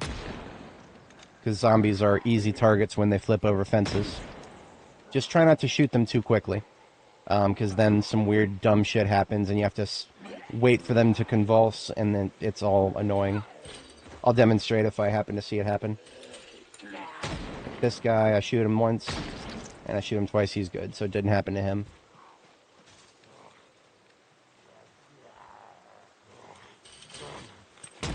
Shot him once, shot him twice, he's good. Not the most reliable thing to replicate. That's a fast shambler north and south. Moving up this way. 1, 2. Okay, see how he didn't? Kind of hard to point out because I'm busy with the other one, but this guy right here, The second time I shot him, scrub back if you have to see it. The second time I shot him, you may have noticed there was no reaction from him whatsoever. The second bullet that I fired at this zombie right here was complete waste. What causes that? Why does it happen? I don't know. I just know that it happens sometimes, and it basically results in some bullets being wasted when you're shooting them as they flip over fences. But, by and large, when they flip over fences, they're usually more vulnerable. Come on over. Like that. That was a dark beret, but not a little bit like wine-colored. So, not quite my cup of tea. I like her earrings, though. I'm stealing those. I was expecting more, but we only got a few over there to the right.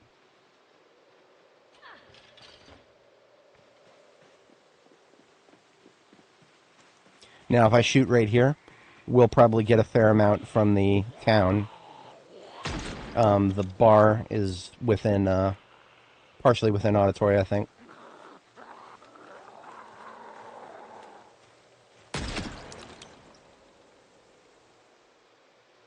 Yes, no, maybe so. That window over there to the bottom left did not react. We might not be close enough to the bar.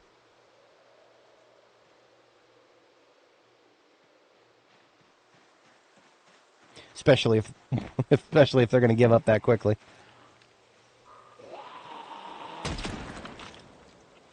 So we've got another 85 rounds of 38 special. And then we've got 2 plus 3, that is a lot of 9mm, a metric lot. I usually try not to use 9mm unless I've got high density targets. Yeah, there's definitely work that needs to be done on the ragdoll system. But technically that glitch I was talking about there with the denim guy right there, that had nothing to do specifically with ragdolls. Now, ragdolls, when they are on the ground, I recommend, as a general rule of thumb, not shooting them when they're in the ragdoll state. When they start getting up again, that means they're out of the ragdoll state and more reliably targeted. So, buddy. Whenever they're in the ragdoll state, I just go for a melee kill if I can. And if I can't, then I'll just fall back and catch them again later.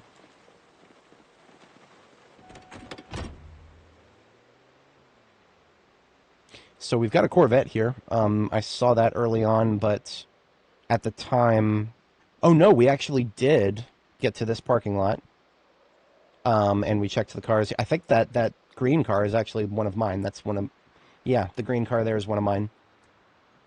We got keys to a Mercia Lang here. Yeah, we got keys to a Mercia Lang. And we used that early on. So this one is still alive in Ragdoll. So that's why I switched to melee. Because Ragdolls are annoying to target with ranged.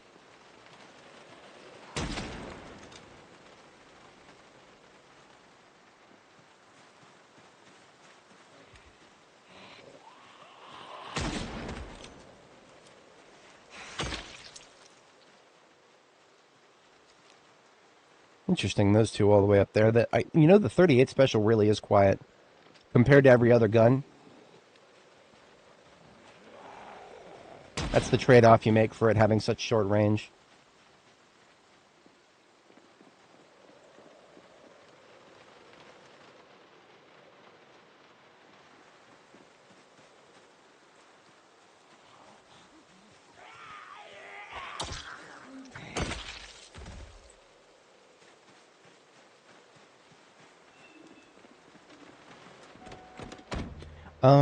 You know what? I might steal a seat from the Corvette here. I think I might steal a seat from it. I need a seat for a sports car. It is locked. I would really prefer not to have to break the window.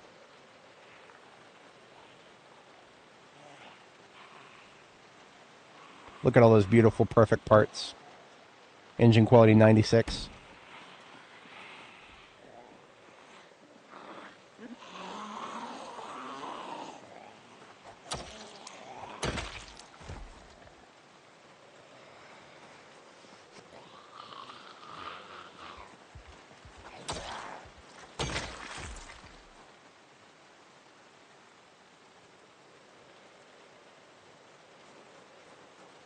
So I'm going to check around in the bar for the keys. I don't remember if I did that or not. I think I did come in here and check around for chips. I don't think I checked around for keys. Common place for zombies to be in the bathroom stalls there. But there are no containers in the bathroom stalls, so I don't really care.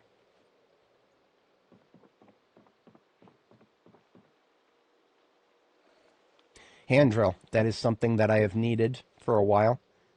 And I could not find one in Phallus Lake. Wood glue. That's something that's surprisingly hard to find when you actually want it. So we're already having great success. This area is sometimes a trap. Looking good. 3 short bats. Okay, yeah. Right now, short bat with saw blade is one of the few weapons that I can make that is a pretty decent non-sharpenable axe weapon.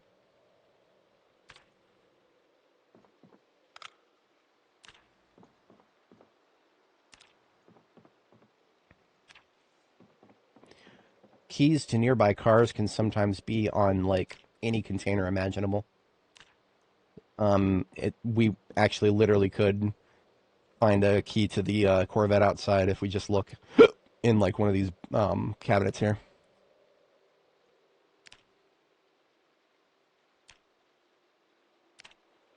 Weapons with 3 times stamina penalty is really bad. I would say, personally, yes. I would never use something with a 3 times stamina penalty as a primary weapon, ever. In almost any circumstance. Almost any time you see something with that kind of a stamina penalty, it's probably something that's meant to be a tool, not a weapon. Wood axes, sledgehammers, and I think those big improvised melee weapons that probably have something like that, those are probably traps. Those are probably traps. I would not recommend them unless you're capable of doing combat in extremely short bursts. In this game, combat to me feels like it's a very sustained thing, or a very one-off thing. Like it doesn't feel like there's a lot of in between. Once in a while, maybe, but very, very, very not as often. Okay, so we've checked every container in here, and there's been no keys to the Corvette, and that is tragic. I can hotwire it if I break a window to get into it. I'm going to just do a brief check of the zombies. There is a possibility you get keyring. It is a shot in the dark, though, especially this late in. Because there will have been lots of zombie migrations and movements. So if somebody spawned here with a key to the Corvette, they could be anywhere by now.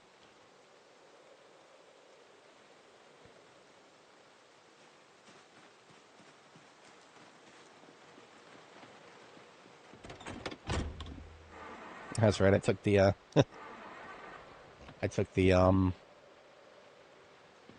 took all the gas out of it.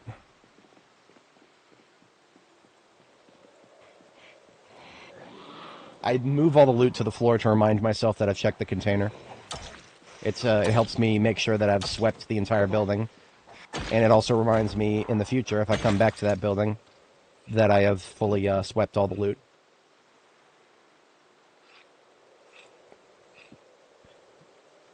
Yeah, a lot of the improvised weapons suck. That's one of the reasons that I've spent a lot of time over the past couple of streams setting up a blacksmithing infrastructure. Even though my character is supposed to be a drifter, Dani the Drifter, as it were, there is no shortcuts to blacksmithing unless you're willing to, drive across the map to go to somewhere where there's an existing forge, which I'm not willing to do that.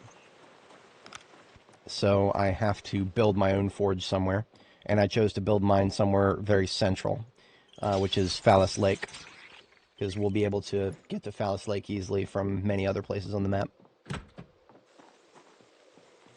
Multiple back here. Gonna fall back in this direction, since we'll have somewhat of a clean left, and we can discharge. That woke the music up.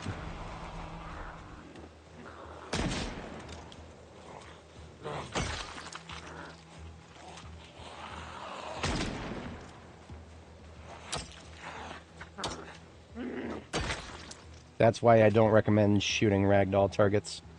If you miss a bullet, then that's a wasted bullet. If you miss a swing, that doesn't waste anything.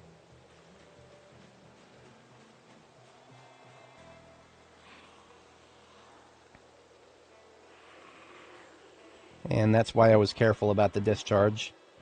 Plenty of targets coming up from the south there. Some of which I think I may have actually intentionally led to the housing community to the south.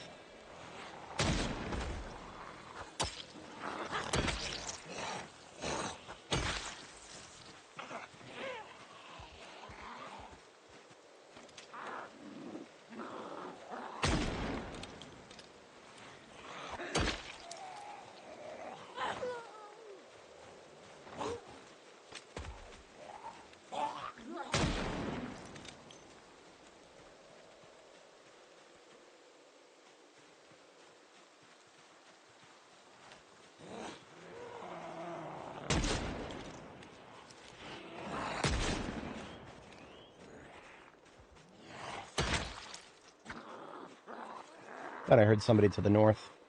Can't even explain why. Just for a second there, it sounded like I heard a female to the north, but I don't see anybody up there.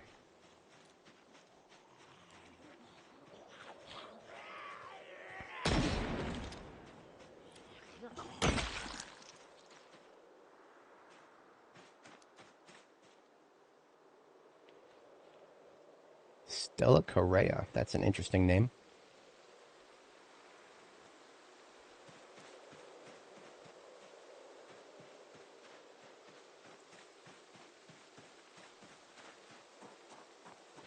Okay, I'm going to go ahead and let go of one of the windows.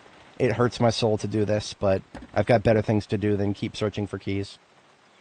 So, right-click on front right and smash.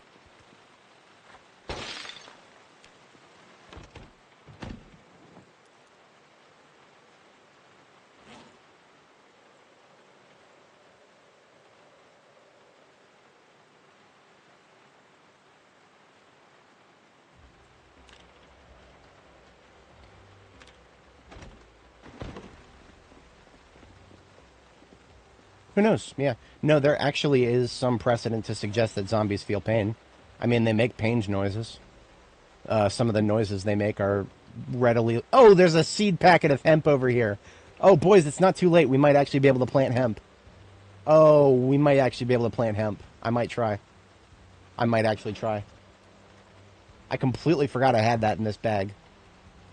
I completely forgot I had that. I shouldn't have left that behind. Anyway.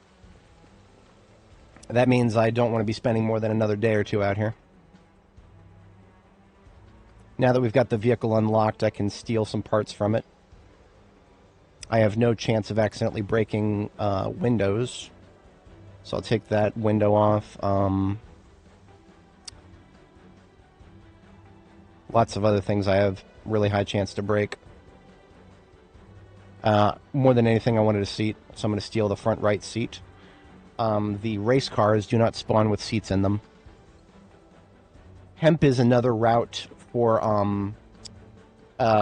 tailoring.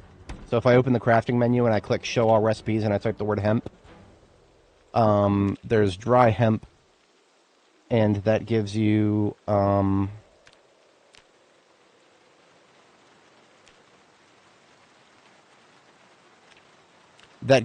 dried hemp, which you can take to the scutching board and turn into scutched hemp.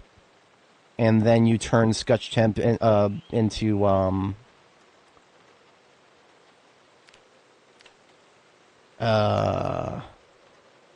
you turn it into either, you can turn it into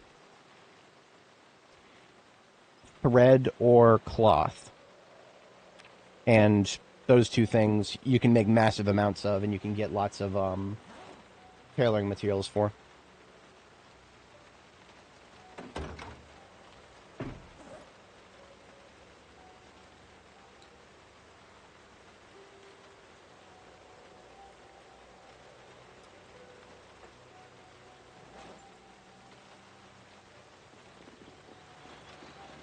Alright, so anyway, the car seat.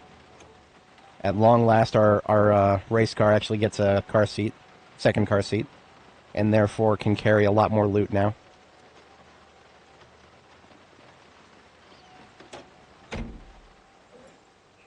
This hatchet is pretty much done. Gonna leave it there.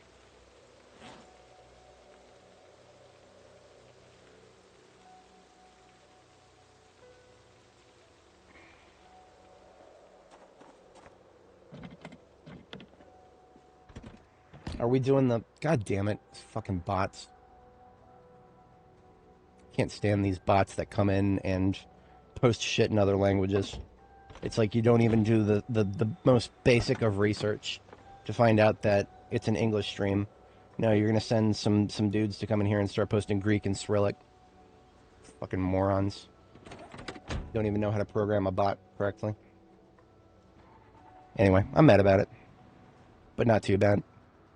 So, we need a place to sleep. I do have a place to sleep here that's safe. A former base of mine to the north here. I was trying to get my foot in the door in Riverside there, in terms of a full clear. But that is going to be a gradual, slow process that I don't have a lot of time to do that if I want to plant this hemp. Because now that it's October. October, I believe, is a bad month for hemp. Let me read the packet here. So I'm reading the seed packets. And that tells me the growing season. I go to info, discovered recipes, media, agriculture, down to the H's, hemp. Hemp, the best month to plant is September. A poor month to plant it is October. Hemp still has a 240-day growth time. So hemp is not one of the plants that they have fucked with and given a really stupid growth time of 108 days, like winter wheat. It is so fucking stupid. I'll never understand why they did that. But if we fertilize it and compost it every single growth phase, we might actually be able to take it to harvest. Maybe. I don't know. Last time I planted it, it died for no reason. And last time I planted it, it was actually in the correct season. So I'm just curious to see if it'll fix. It'll get fixed. Favorite zombie series is World War Z, the book, not the movie. The movie is not the worst thing in the world, but the movie is... No, it's not the book. The book is 10 times better than the movie. So here's the farm. Checking everything. They've still got water. They've still got food. And there are no zombies in the immediate vicinity that I can see. So the animals here are actually still fine. And, of course, we've got our house here. With some chickens up there. The chickens... chickens might not be fine. The chickens might not be fine. Nobody's cleaned their coop for a couple of months. That could be a very bad thing. But in any case, we can now park here. Look at that, I left some dub rods. Why would I do that? I shouldn't have done that. Dub rods are super useful. I also didn't know if I would be coming back to Riverside at the time, so I can forgive me.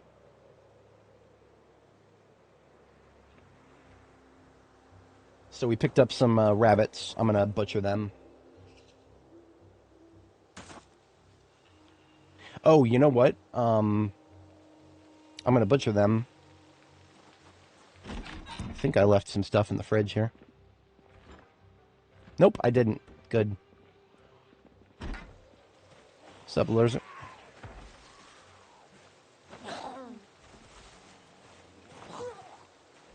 I don't know where she came from, but I do know where the one in the, I do know where this one came from.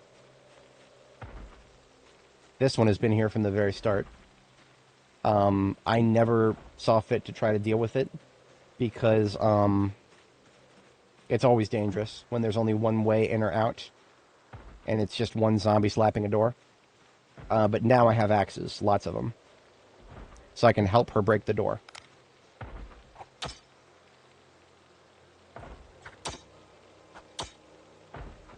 What I'm going to do... Okay, you hear that? You hear the splintering sound? That means the door is a lot closer to breaking now. And that's how you do it. Dangerous, but we made it work. Basically, when I started hearing the door splinter, what I would do is every time I take a swipe, I'm also moving backwards. That's how I prosecute doors that I have to break that I know there's a zombie on the other side of. Very rare situation where it's I have to break a door with a zombie on the other side of it. Basements are one of the few situations where there's no real way around it. So this basement that I never actually got to access is a wood burner basement. So we've got the stove there. Ooh, it's one of these. Never mind. It's a wood burner basement with a, she decided she would not become one of them. Morbid. Truly morbid. And look at that, boys. I was not expecting to find this in Riverside. Okay. This is more ammo than the Riverside Police Department. Classic prepper. So, that shouldn't be too big of a problem. That just means that what we needed to do is... Well, first, let's see if there's actually enough for a carton. There does not appear to be enough for a carton. Sometimes when you have, like, lots of ammo lockers right next to each other, there might actually be enough ammo in them to assemble another carton. But we've got all different types of ammo here, so I'm just going to take one of my side bags here and just load up. I think we've got enough room for that.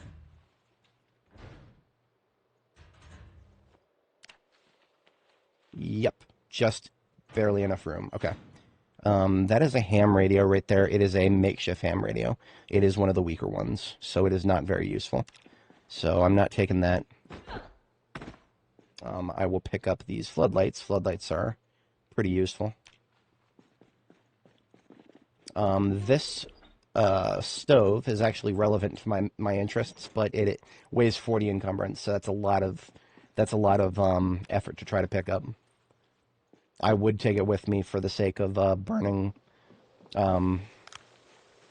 drying leather. That's what I would do. But yeah.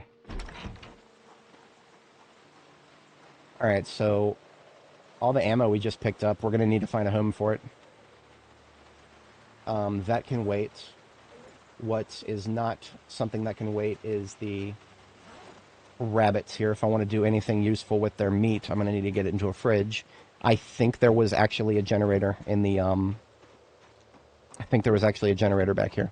I can't remember, though. That could have been a different character.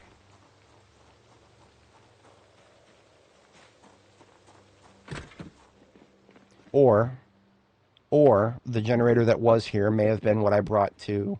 Yeah, the generator that was here may be the generator that I brought with me all the way down to Irvington. So once upon a time, there probably was a generator in there, but there no longer is. So we have no generator here, so that means I'm not going to worry about preserving the rabbit meat, because I can't. It's not worth trying without a generator.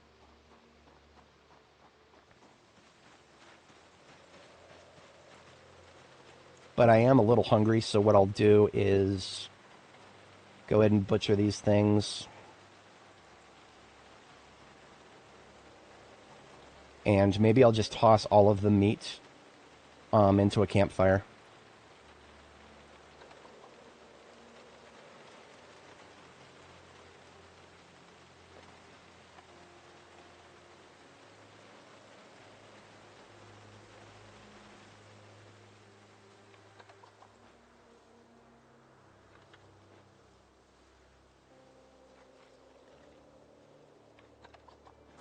So that would have gotten a lot of bones.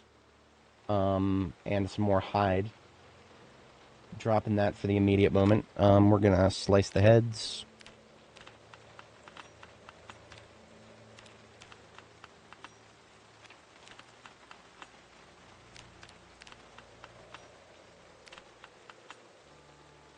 And then drop the skulls.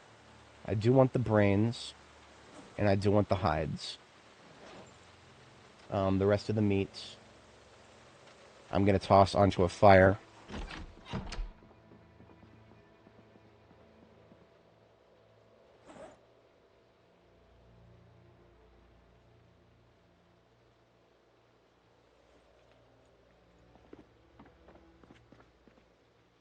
I left some twine just sitting here. Not much, just some. So we don't have a lot of cooking utensils. We actually have no cooking utensils. But we do have a bowl, which, no, that counts. That counts. We are going to use the bowl. And you know what? I was about to go just make a campfire. We can use the fireplace. The whatchamacallit, the fireplace that's down here in the basement. Yeah, we can use this. So I'm gonna take these 2 logs, chop them into firewood.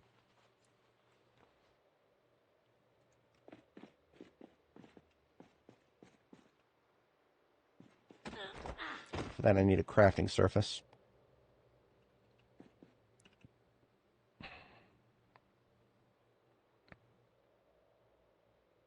Cut log into firewood.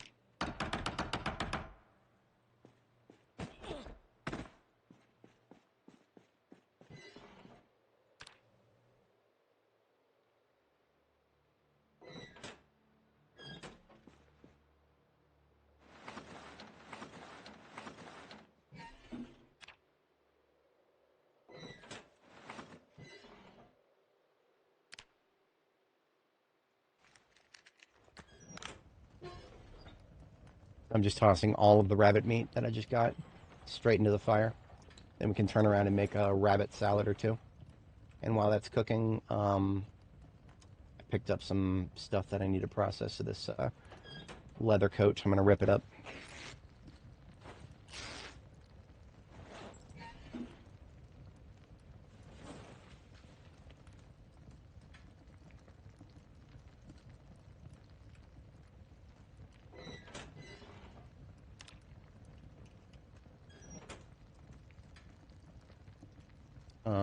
Some electrical stuff to disassemble. Believe it or not, this is actually a lot of cooking experience. Just the fact that we've got, what is that, 17 slabs of meat total? 16 slabs. Turning those all from slabs of uncooked meat to cooked meat, that's a little bit of cooking experience each. So, actually a useful thing if you're interested in leveling cooking. I could understand completely if you weren't, because cooking can get really annoying really fast. High level cooking.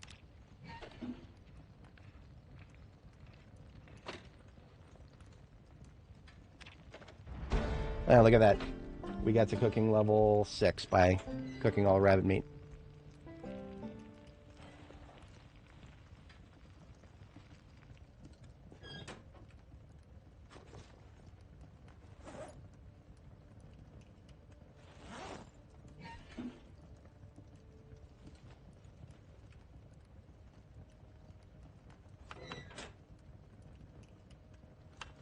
I'm just going to make salads by adding 2 slabs of rabbit meat to it and then eating it. If you add more than 2 of the same ingredient, then it starts to get to be a boring salad. And there's no way we'll be able to use up all the rabbit meat before it starts going bad, and that's okay. I can't rename the salad. That's interesting.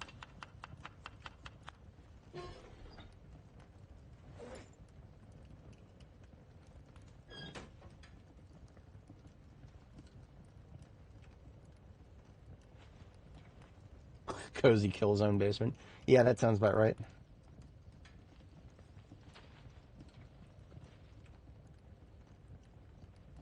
We're a little bit past our bedtime here. I'm just going to finish disassembling these watches.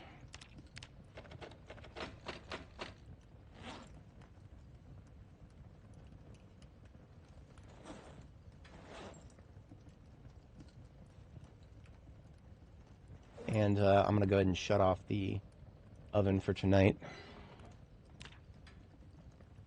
And we do have a proper bed upstairs. There was a cot downstairs there, and we could have gotten an average night's sleep without a pillow. But that is far inferior to getting a good sleep with a pillow. That is the best sleep you can get.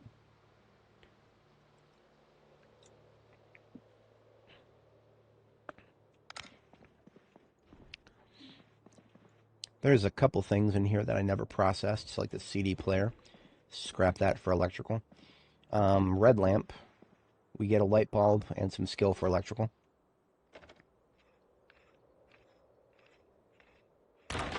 And even when you fail, like I just did, you still get experience for trying.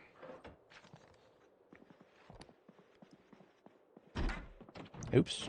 I've always hated that doorway. Being right in front of a railing that you can vault.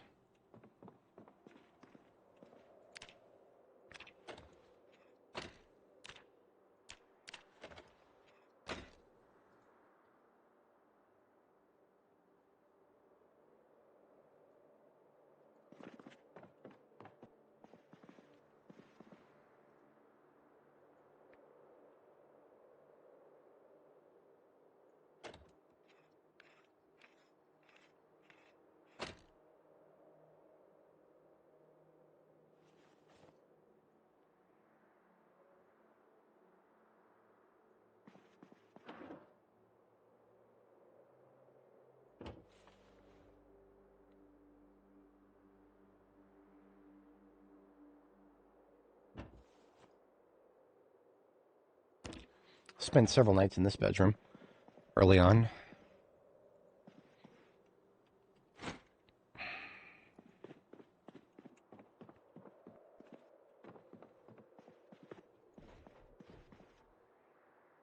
Going to go ahead and collect the curtains into sheets.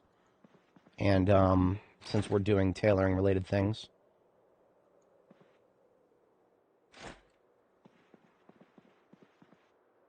we can rip the sheets up, and every sheet is 10 clean rags to work with. And for now, I'm just going to stack them into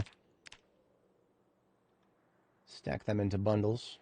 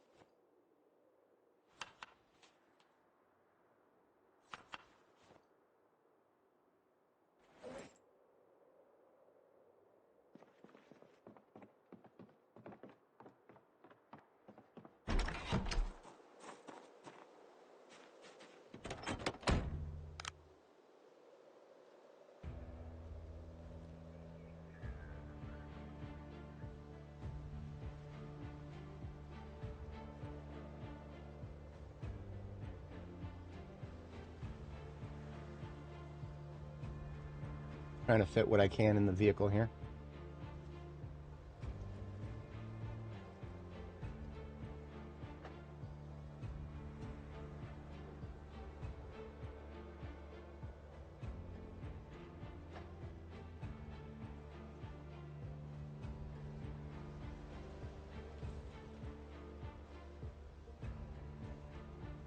So the great part about having a passenger seat now is I can fill up an entire garbage bag,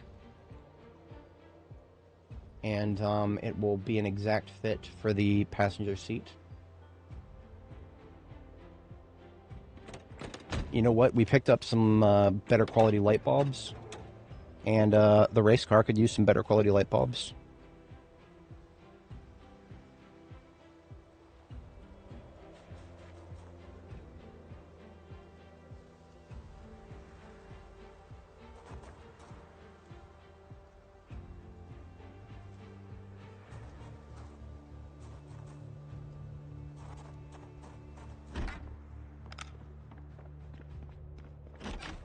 No backyard window, or backyard light. This house ain't got very many bulbs in it, now does it? I'm just gonna steal one from the other vehicle. Morning, Frey. How's it going?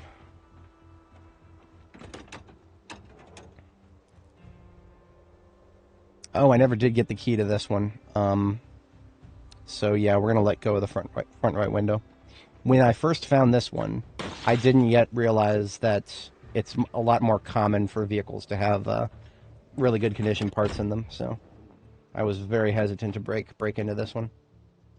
But now I have seen other vehicles and witnessed that we are a lot more likely to see good stuff.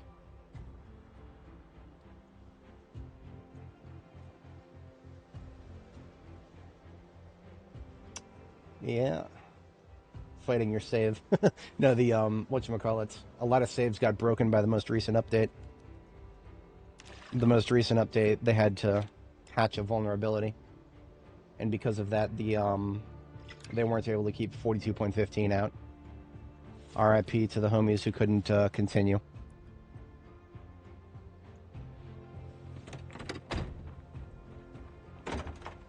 Ooh, we might actually have a fishing rod? No, we don't. So once again, we've got some fishing gear, fishing hooks, fishing net, bobber, cooler. No fishing rod yet. Cursed. Truly cursed.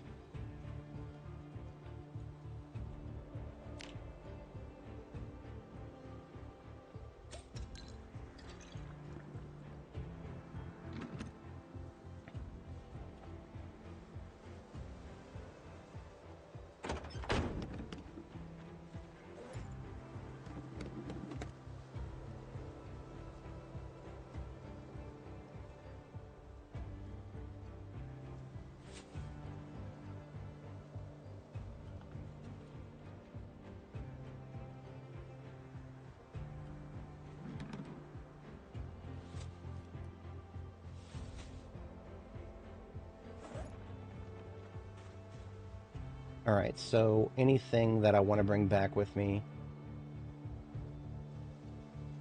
that doesn't need to be in my backpack right now can go into the passenger seat of the vehicle there.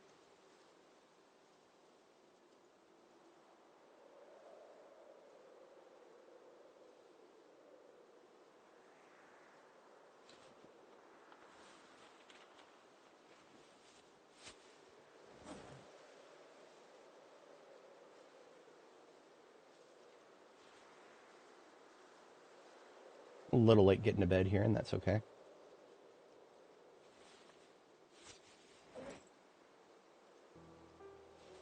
I think my character will forgive me for being late for bed.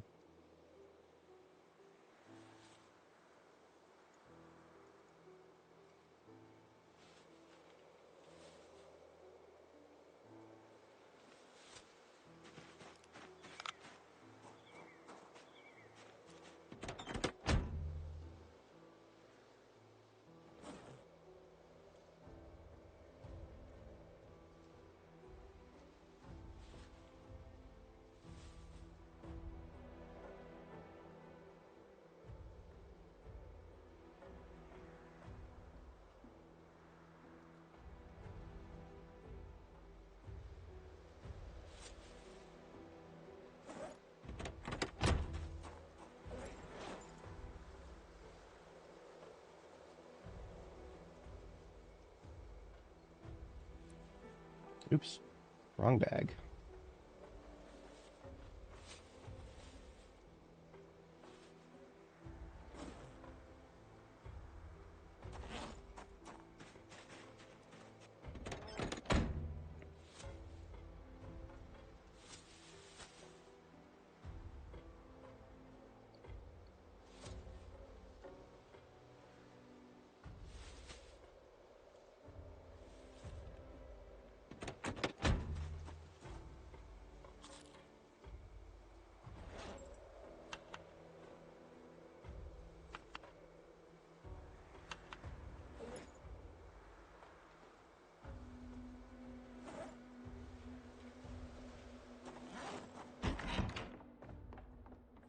Alright, we'll get our second sleep now.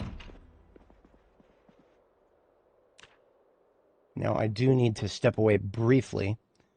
IRL. I'll just be gone like a minute and a half or so. And while we're doing that, I'm going to have her read a book that I forgot to bring with me. Damn, okay. Well, you know what? There's a book on the floor right here. It is a hollowed out book, so we can't read it. How about we try one of these?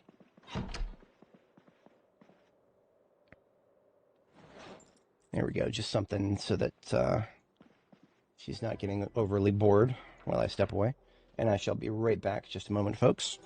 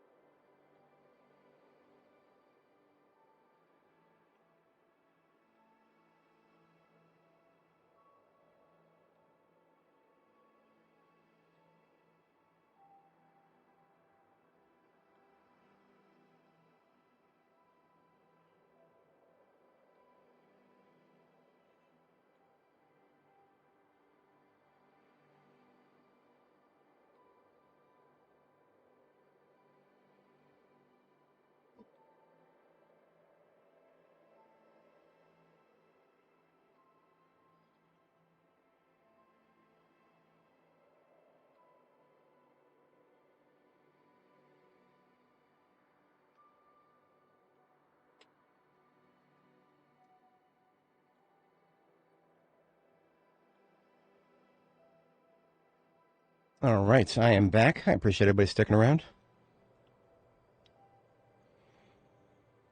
It was rather morbid. I step away, and then you hear a meta event, somebody screaming in the background. I promise I didn't just go murder anybody.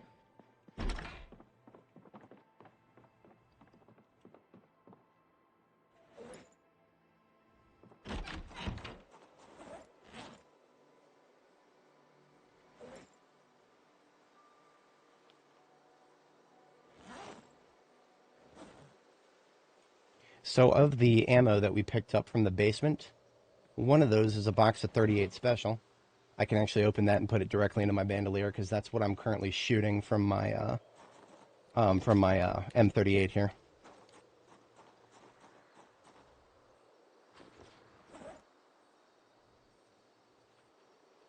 Put the carton directly into the trunk. And then we've got like a little bit of room left. I'll put this 357. And that's the trunk basically full. Now, on the flip side, we, I believe, have a perfect trunk in this vehicle. So, the remaining ammo shall go into a garbage bag in the trunk of this vehicle.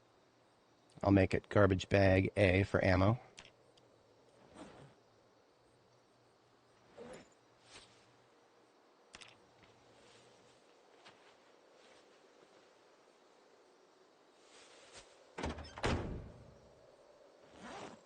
And then we will tow this vehicle with us. I'm going to take the floodlights here. Put them perhaps on the passenger seat of the vehicle there. Yeah? No? Maybe? Hang on.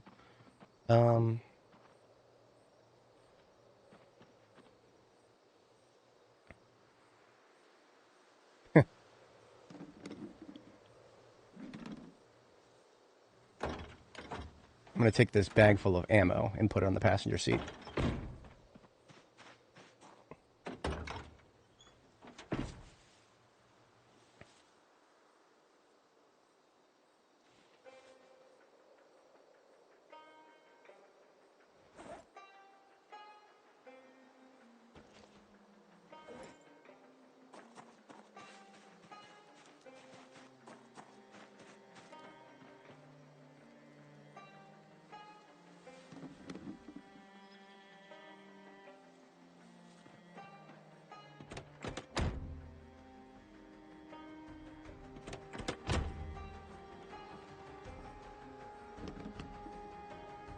I'll check the closet back here for anything. I don't think there's going to be much. There might be, actually. Yeah, I see some gloves already, and a welding torch. Ooh, yes. Yeah, we got some welding materials back here. Should have left that door open. This cooler is going to be what we put in the glove, I suppose. Weighs 1.5. Let's make that 3, 6, 10.5, 11, 12.65, 0.75.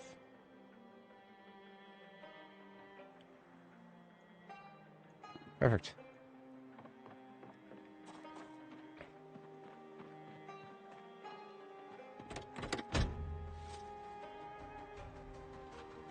So there is still room for another garbage bag on the driver's seat.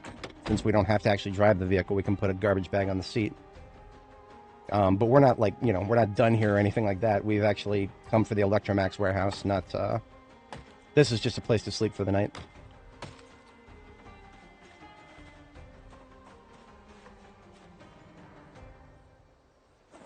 Maybe what I'll do next is fill a garbage bag with what's in the trunk of this vehicle.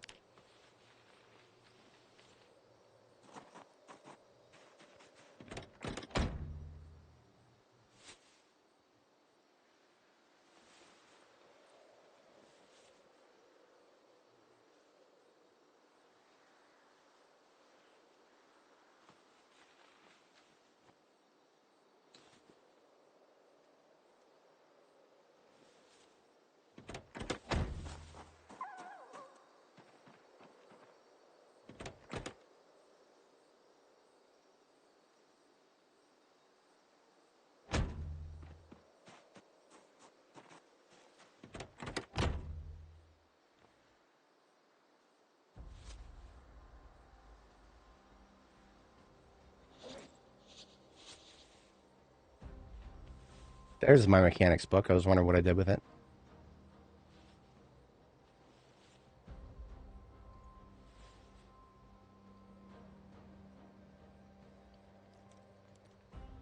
See, generally, I want to see if I can fill up the other vehicle before my main vehicle here, wherever possible.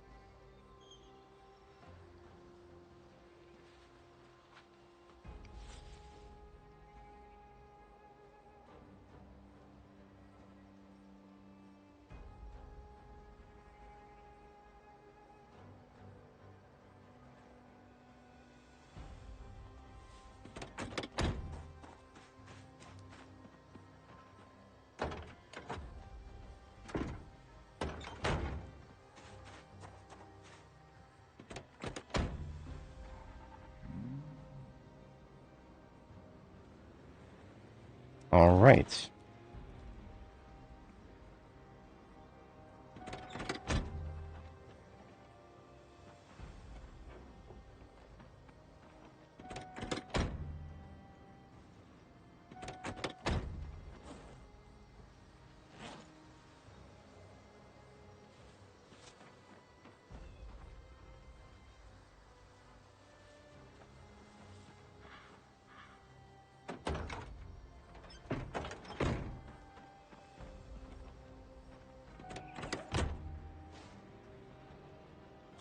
Now, there are animals up here, but I'm not really worried about them right now.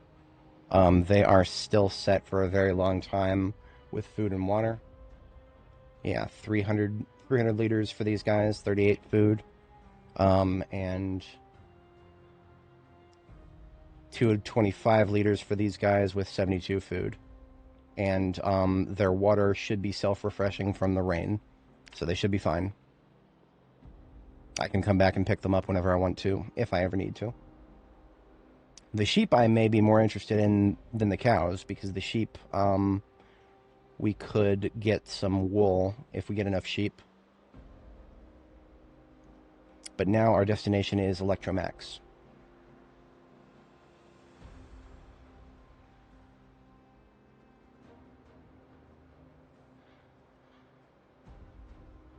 This will take a fight to get the parking lot, because I don't think I ever actually cleared the parking lot in the front.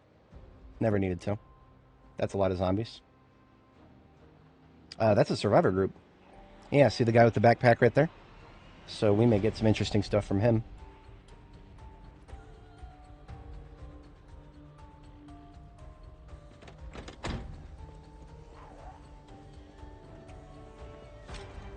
Time for a little shooting.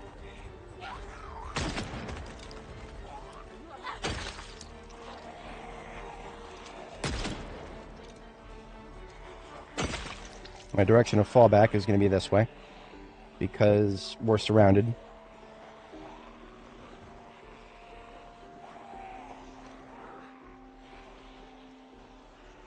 This is one of the most densely populated areas of Riverside.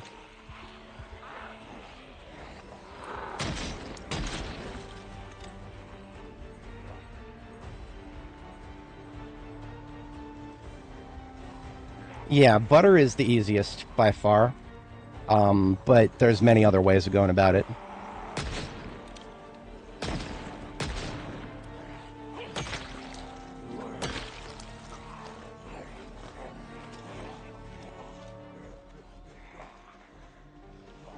Ooh, there's an animal trailer to the south. I haven't seen a horse trailer in a very long time.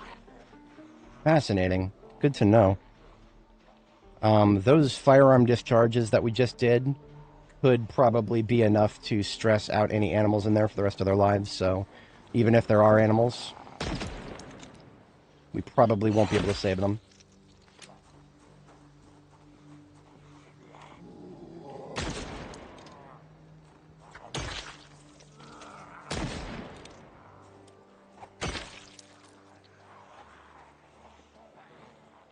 Nine mil time.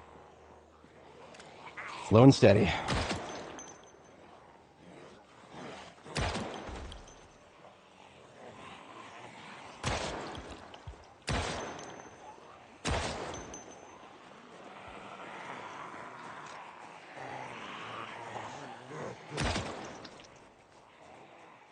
There's 6.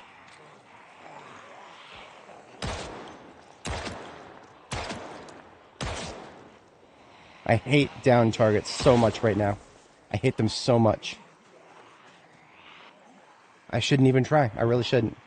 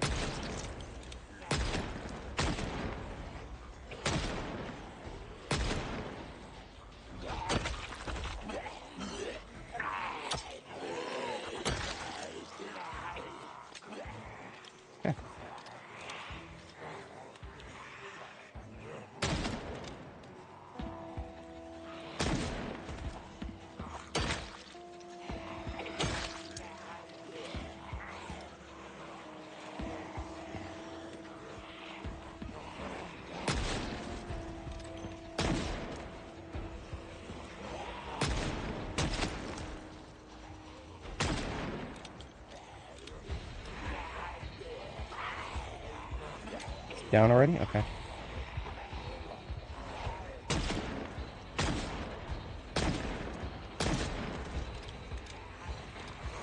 This new aiming system is really pissing me off when there's multiple zombies to shoot at. Like, how can I tell? How can I tell whether I'm aiming at the white hat or the one on the floor? I've got to look at my character and see whether she's aiming up or down. There is no way to tell with the new system.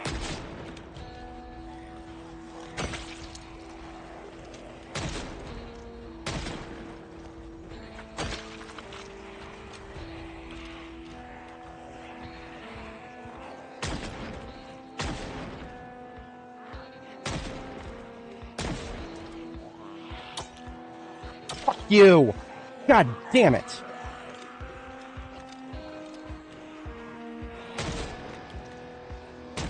Fuck up my attack.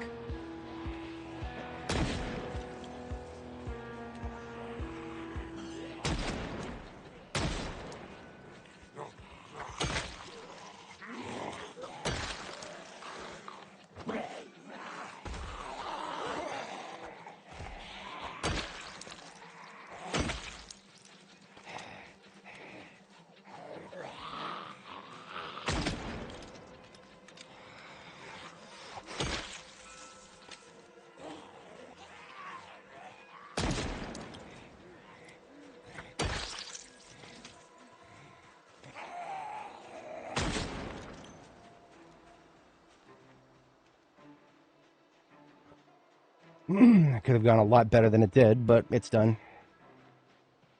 Let's see how many windows I lost because of that. There's always a couple of assholes who just somehow don't get the memo and go slightly in the wrong direction. That's alright. We only lost one window. She might have been coming out instead of going in any case.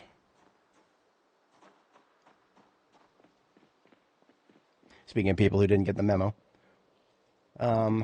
Down to 60 rounds of 38 special. The greatest part about that is we've got boxes yet to open, thanks to the prepper basement.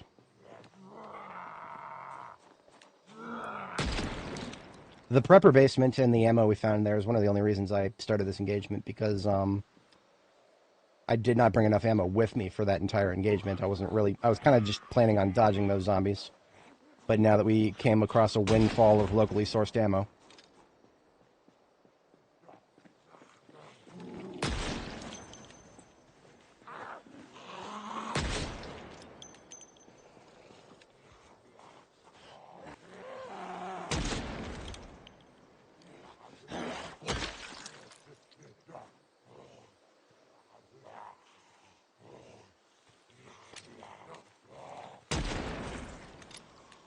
yeah, I mean, if you don't get close enough to the building, then you have to assume that anybody who's in it may have only just spawned in.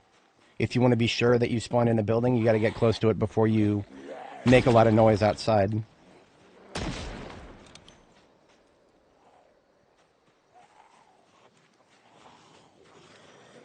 cop up there might have a 9mm.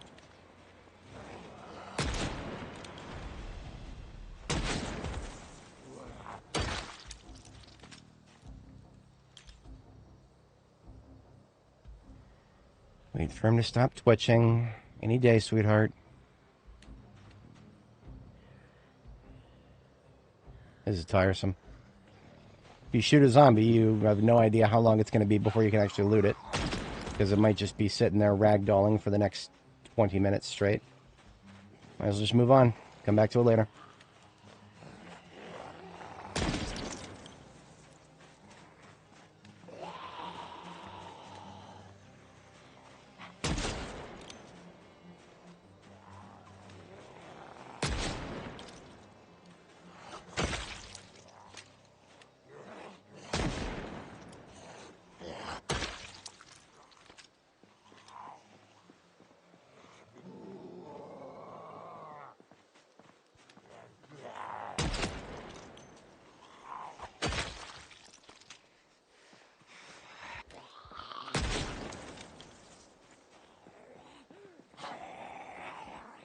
Halfway through the next level of aiming.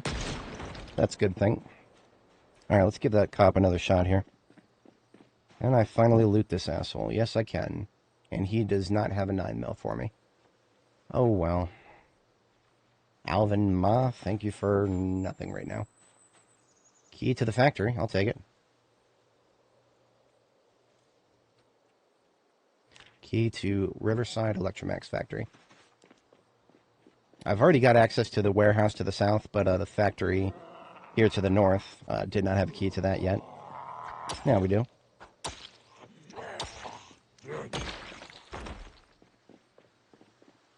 Alright, look at that. The one that I actually definitely wanted to kill, the survivor zombie.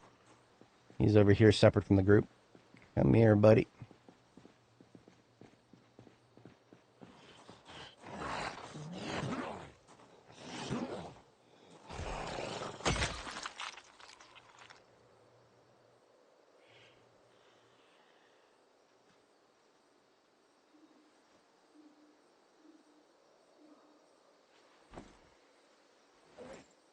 So he did not have any books that I didn't already have. He did, however, have a machete. And as fate would have it, I've already read the Longblade book, so I can start using the machete that I just got from him, and it will be relevant. He had an annotated map. That is Louisville. Don't know what.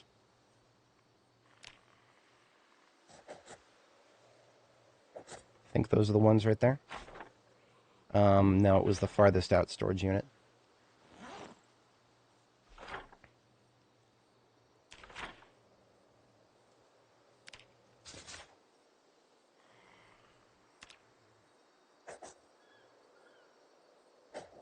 So I'm just putting those 3 markers because that's what we saw on the annotated map here.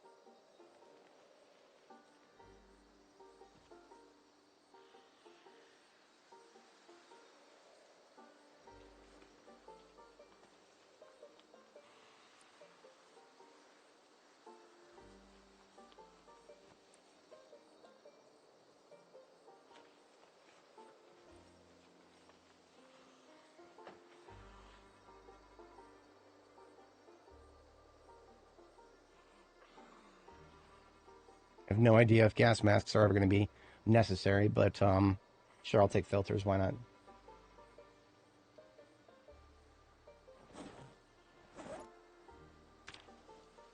The 3 thread that I got from his sewing kit is probably going to be more useful than anything else I got off him.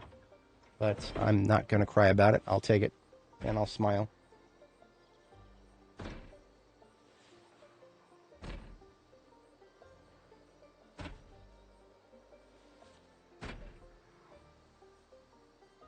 Yeah, I hear you, buddy. I'm coming to get you.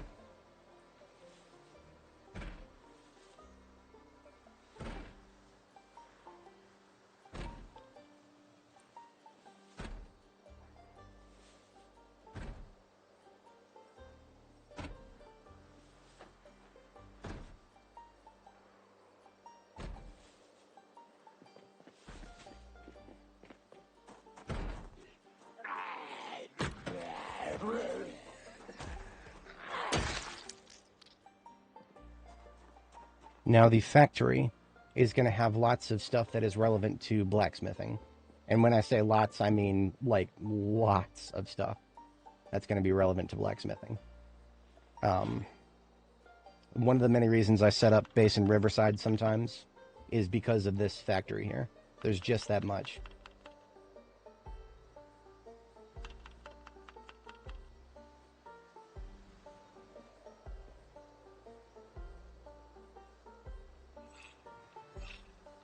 Okay, so I can now start using this machete, now that it's sharpened up. And we've got the Longblade book fully read up. I think. Yeah. Yeah, you can only get a 1.5 multiplier for weapon skills, so that is, or at least at level 1.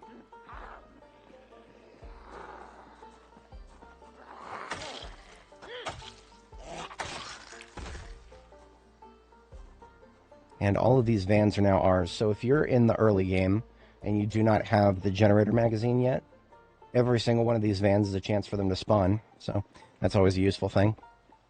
We're long past that phase, but there's still some useful electrical stuff that we could find in them.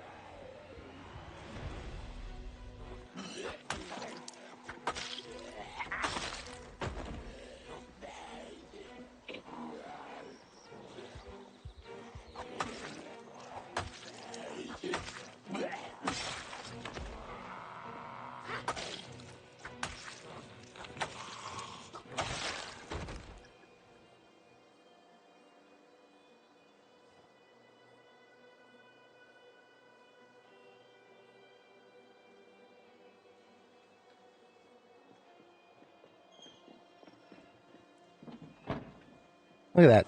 First one I look in. How to use generators. Crafted triggers are the second most important thing that I find in these vans. Crafted triggers normally cost... glue to make, and glue is really hard to find sometimes.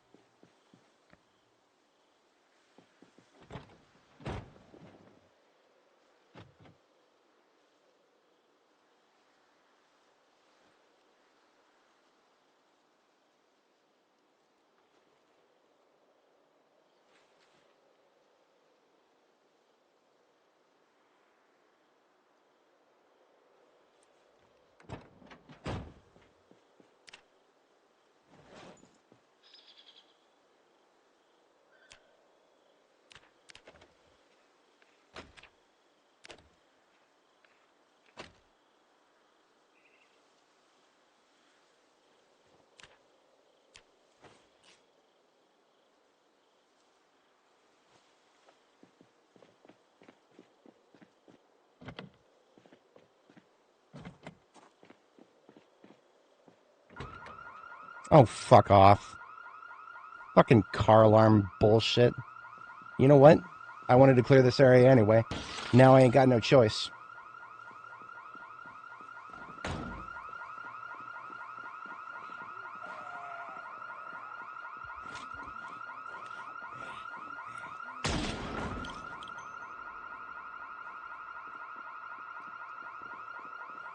I think that might be one of the first times I've ever personally triggered a car alarm.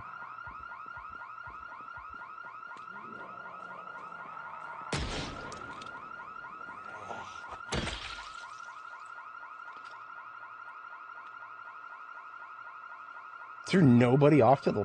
Wow. Okay. I could have swore that there would be a rather large group coming from across the... There's a gas station over there. Whatever. There doesn't have to be.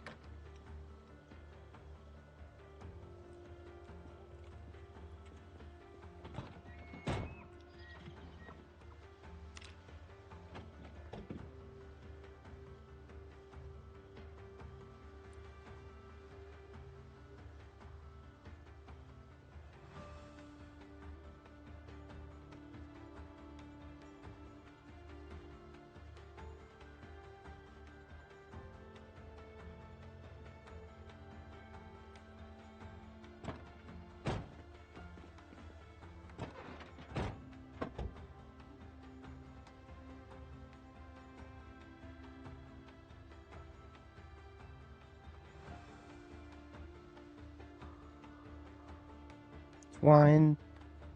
Crafted timer. I don't know if I would ever use that, but I'm going to take it. Because I could use it.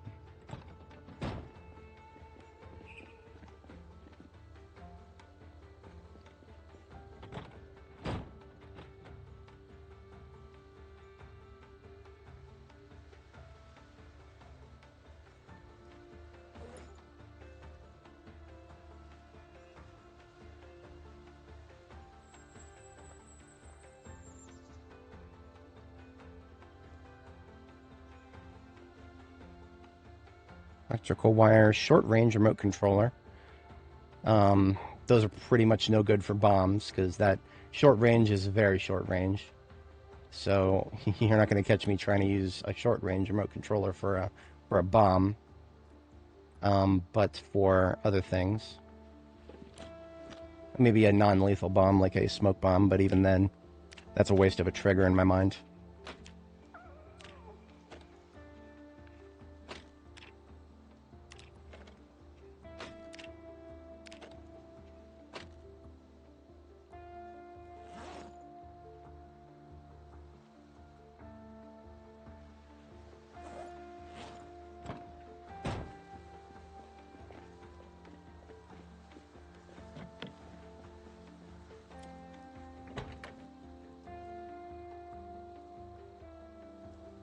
I love it when we can uninstall Windows even when the car is locked.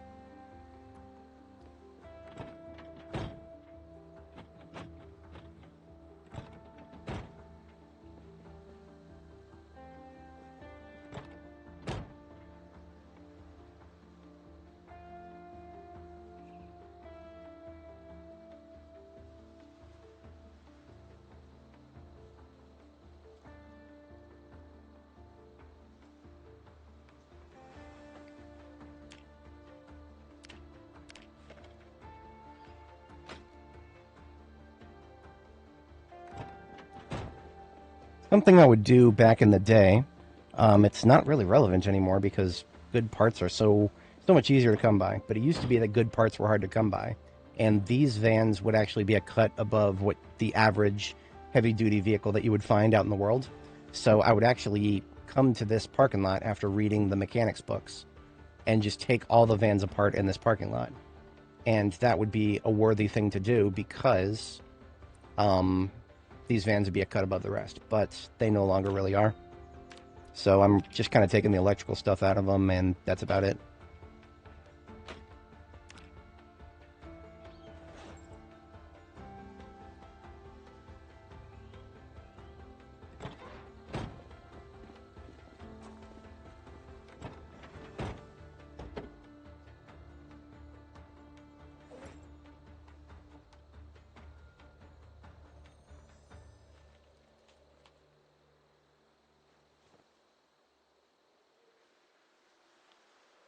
Hey, another crafted trigger.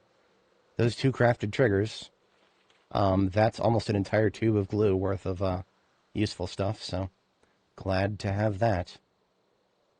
But otherwise, that is every van in the lot, I think, except for that last one in the closest to the building there. I'll try that one next, just to be sure. What's up, losers?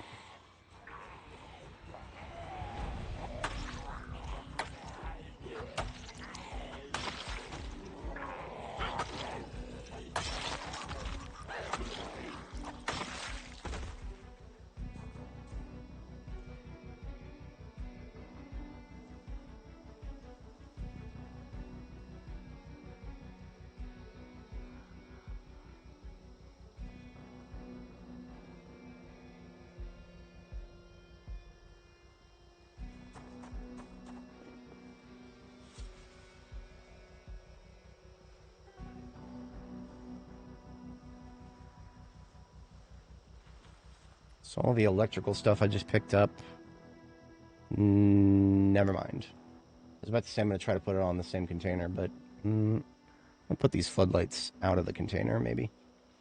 Then I can do that.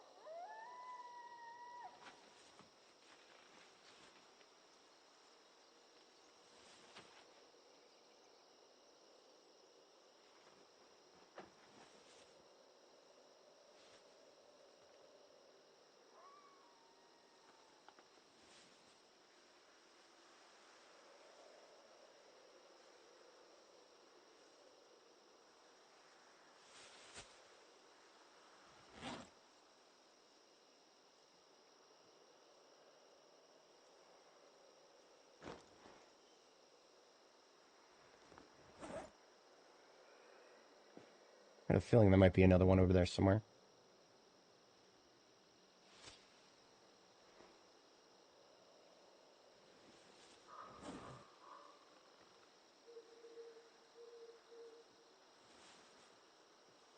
He's moseying on out.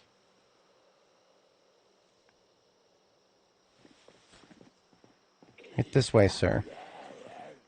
What is my opinion on people who relax at home wearing jeans?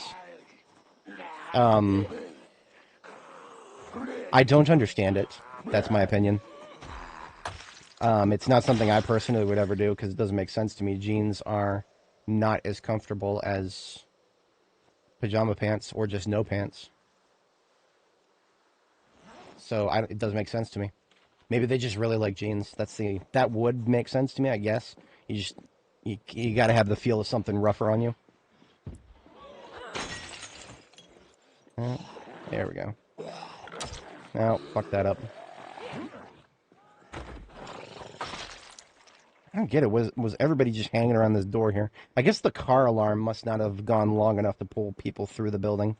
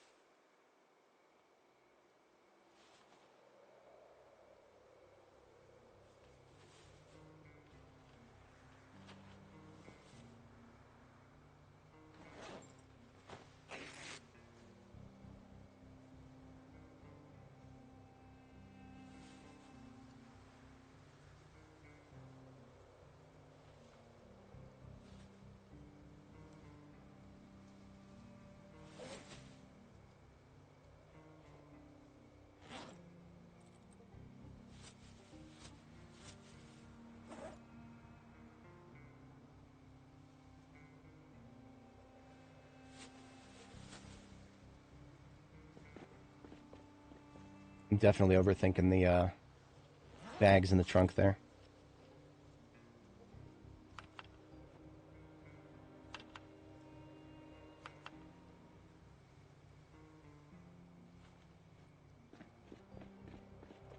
Still attached? No. I detached them on purpose because leaving them attached, if I had to leave the area completely, that would not be good because I would come back and there would be something wrong with them. Leaving vehicles attached to each other is, bad things can happen if you do that.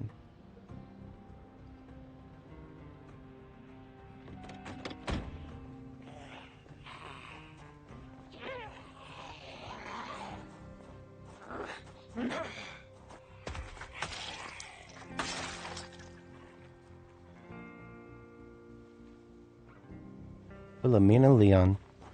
Now that's one hell of a name.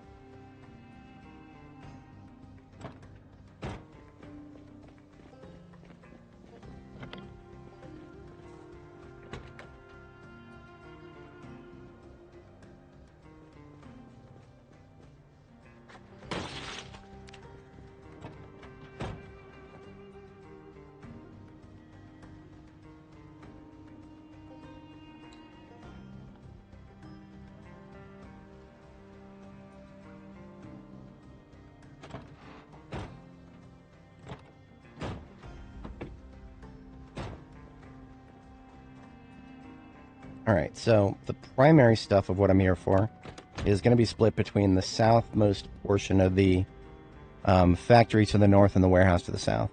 There is a survivor zombie right there. We'll see if we get anything from them.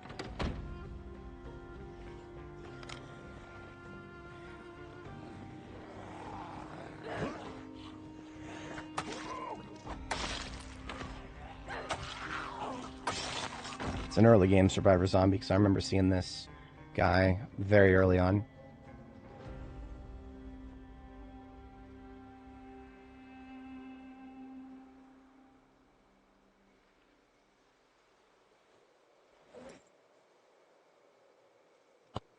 Early game survivor zombie. Another copy of Longblade 5. That is the third copy of Longblade 5 I found on this character. That is the game just making fun of me at this point. Yeah, the game is literally just making fun of me now.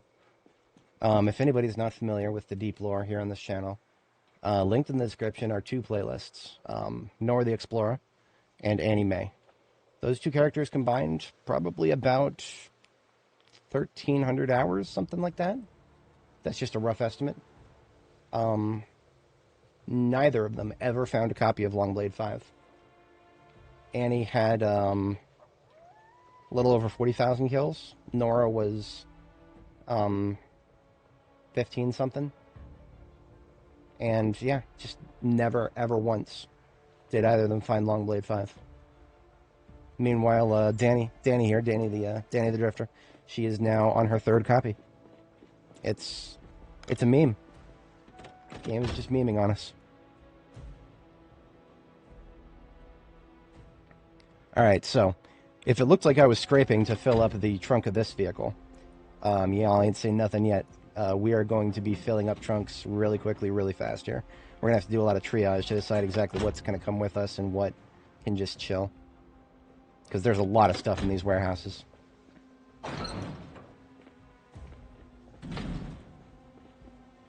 Did I never get the key to this place? Huh. Well.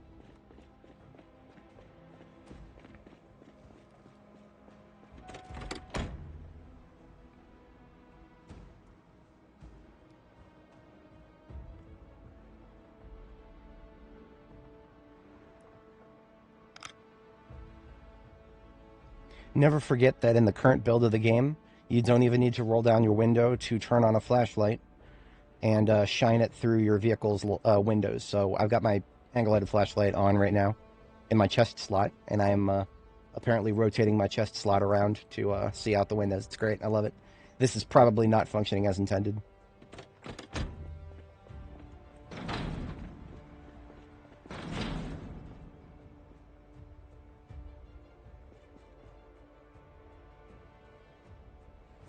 So whenever I handle a place like this, I usually like to have lights.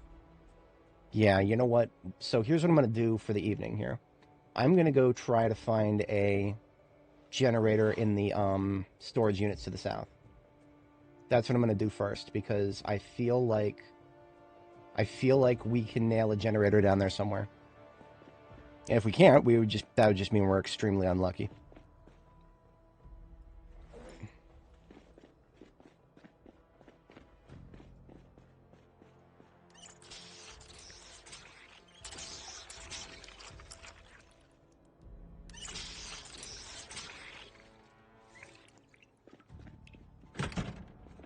Since I don't have the key to this place, I'll pop that back door there. And yeah, I'm going to go across the street, see if I can't find a generator. Storage units are hit or miss. Sometimes you'll come out of a storage unit with, like, several generators. And then sometimes you won't find a single one. That has been my experience. It is random. It's completely random, so I'm sure people could have plenty of different experiences in that regard. Now, let's say I did find a generator. This car would be useless for transporting it, because no matter how much I repair the trunk of it, we'll never be able to fit anything more than, like, the mid-20s of encumbrance, and generators are usually much heavier than that. What I'm going to do is use welding to rip up a couple segments of fence right here.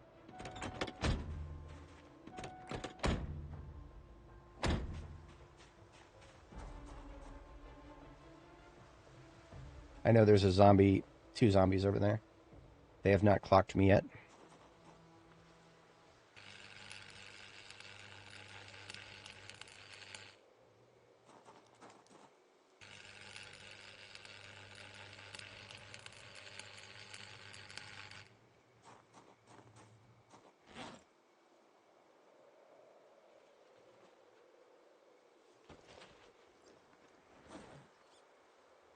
There's a rat. It's fleeing a sinking ship, isn't it? Now, I may have done a bit of a silly.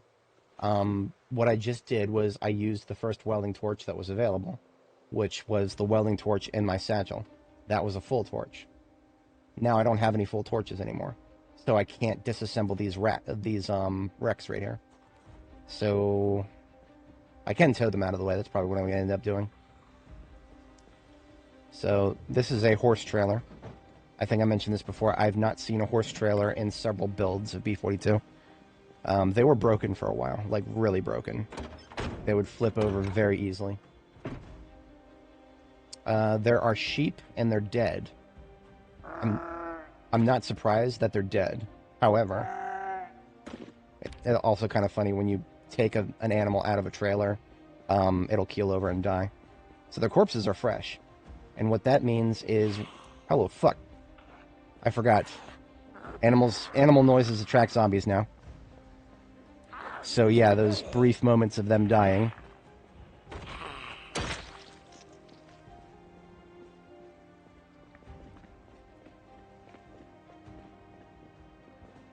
Oh boy, okay. We can handle this, but this is going to be... We're stage 1 fatigue right now. This is one case where I'm perfectly okay with them attacking doors for no reason.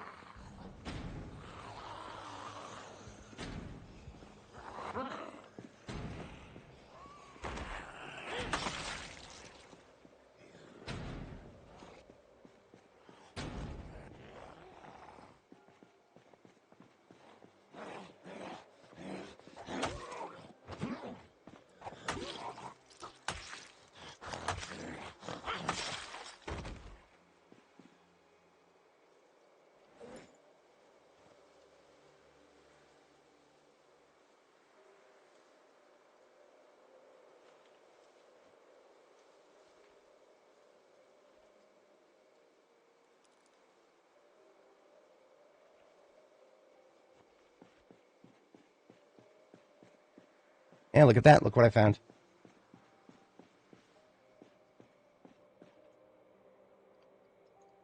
That was exactly what I was here for.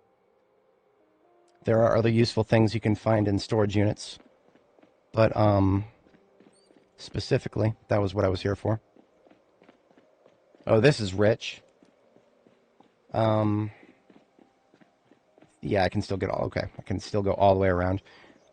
If you don't already know why they removed the horse trailer, you can already see that the horse trailer has nudged its way without being moved. It is now... Well now, we call this the act of mating. But there are several other very important differences between human beings and automobiles that you should be aware about. Anyway.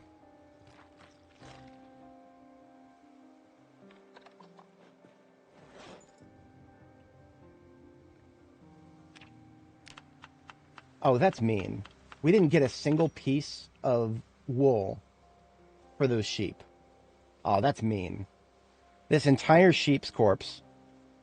I didn't get a single... Okay, whatever. I got a level of butchering. That's really the most important thing.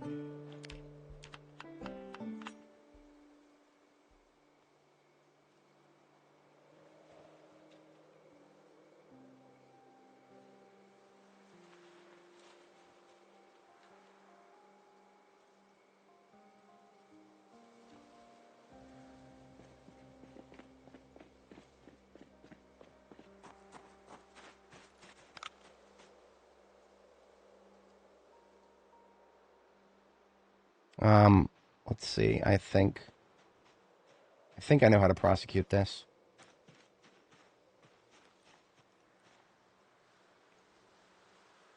It's past my bedtime, but We're doing important things here.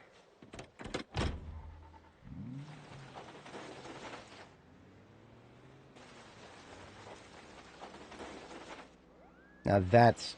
I don't know if I'm going to be able to squeeze in through that. Nope. Shit.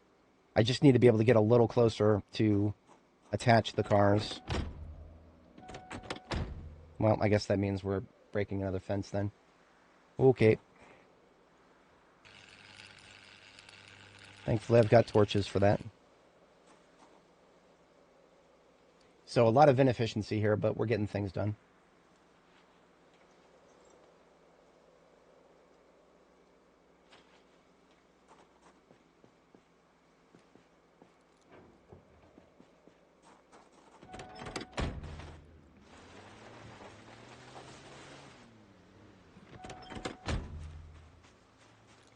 The race car right here is technically the best towing vehicle in the game.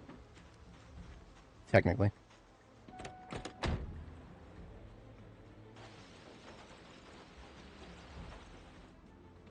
But even it has some limits.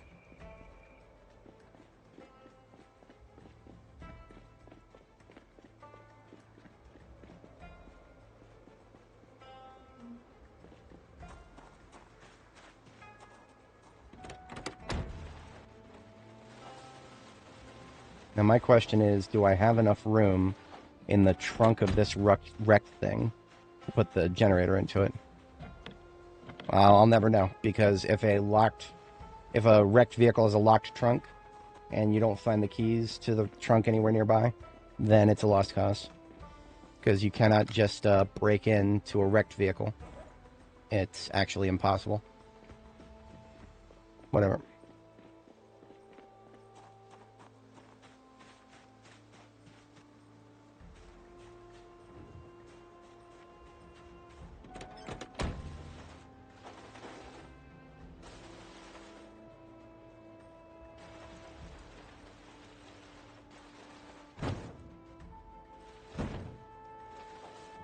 A light tap, enough to knock her down.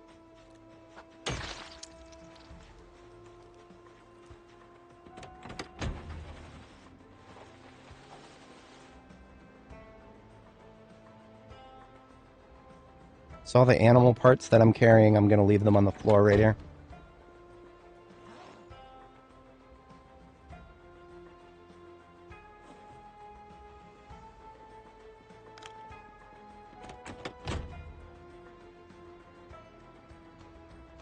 And in order to bring the generator back to where it's safe to sleep, I will take an Electromax van for that.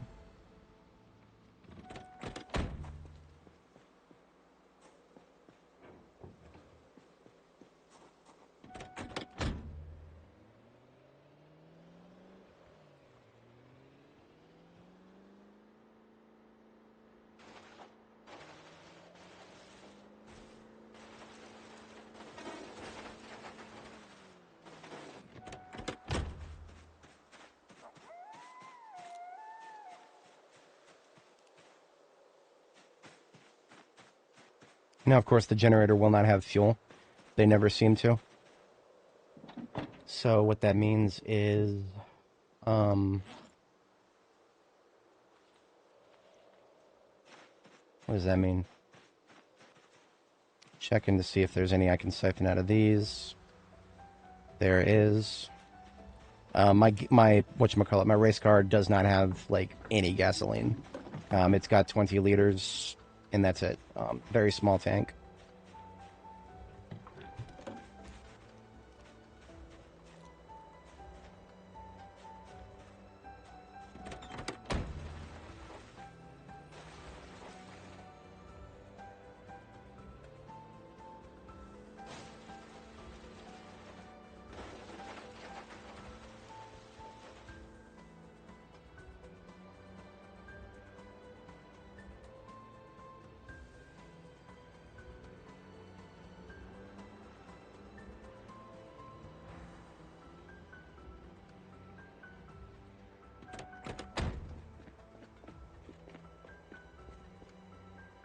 Okay, here's the deal. The most efficient thing right now would be to just get the generator deployed and connected here. and then bring a fridge down here and bring a bed down here. Because I don't want to be going back and forth between this place and where it's safe to sleep up north. I just don't want to be doing that right now. There's no point.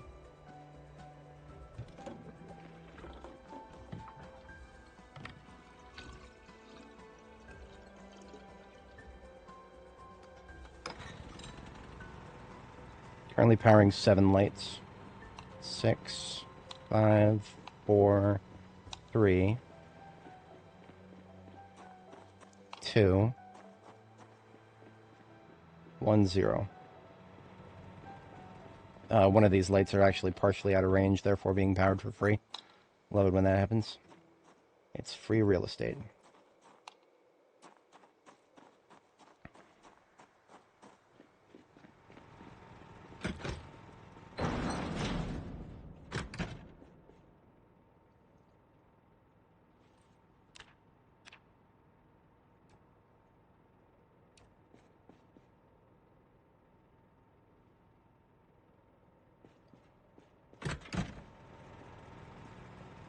So if I want to bring a fridge down here,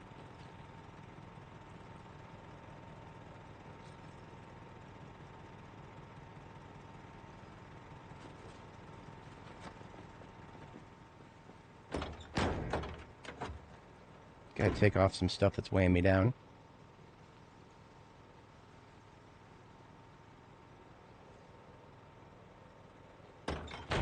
There is a fridge directly to the north here.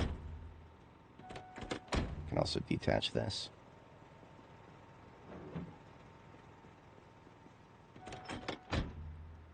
In the break room.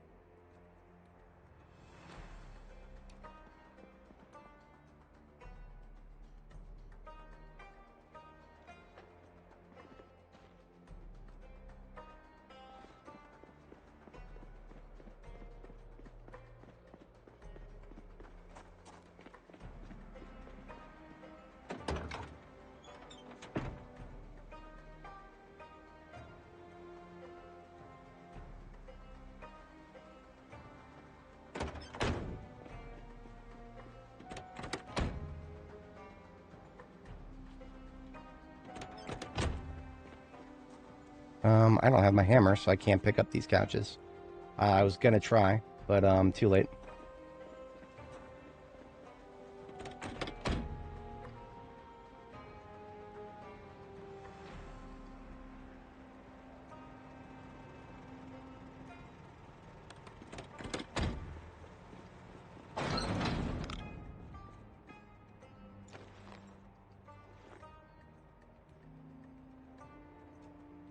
Bridge deployed.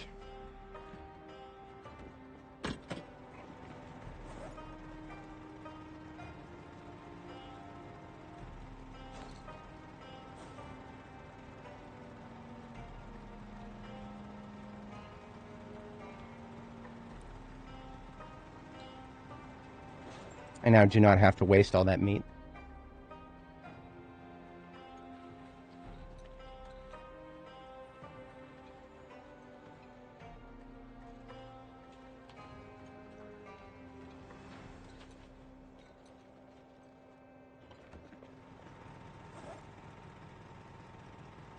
Delta, how's it going today?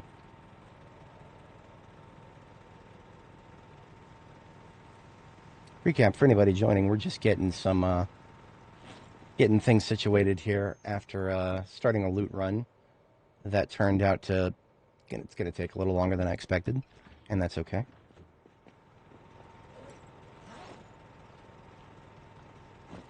We're also staying up way later than I usually want to stay up, but we'll make it work. Most important thing at the moment is we've got our perishables that have been locally sourced. Now they are refrigerated.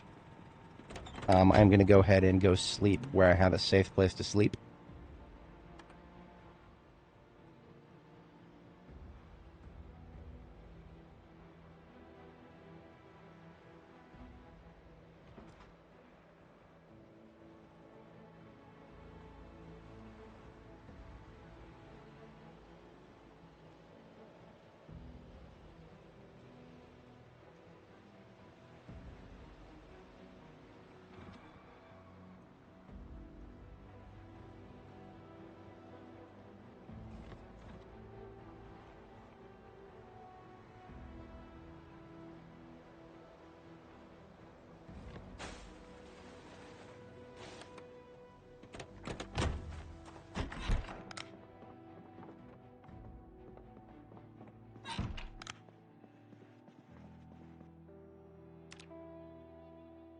$14 million kangaroos.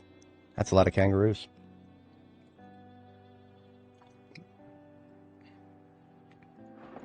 That is a menagerie of marsupials right there. I'm going to roll the dice on picking up these beds, because if I can just have a bed down there at the warehouse, everything will be a lot easier. 15% chance to break. Let's go. We won the roll. Hell yeah.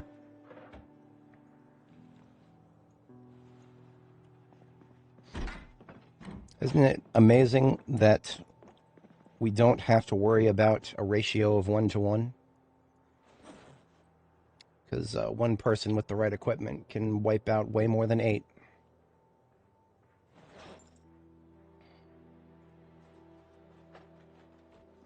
All right.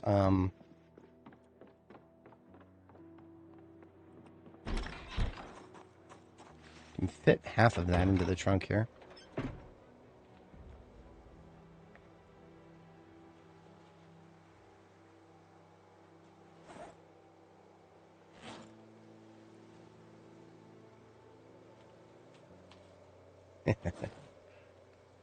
Those are rookie numbers. You got to pump those numbers up.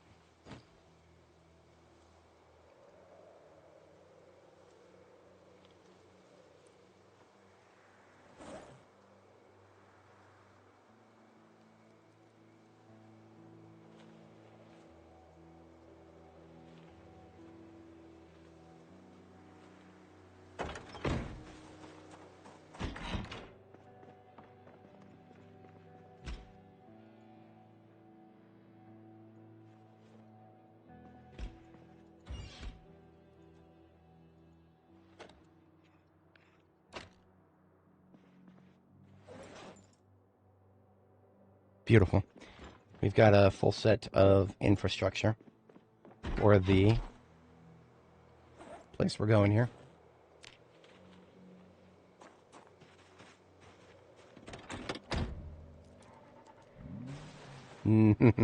I don't know if I would say that zombies. Remember, if you take one bite from a kangaroo, one bite from a kangaroo is not going to turn you into a zombie. One person can take many injuries from a kangaroo. They cannot take many injuries from a zombie.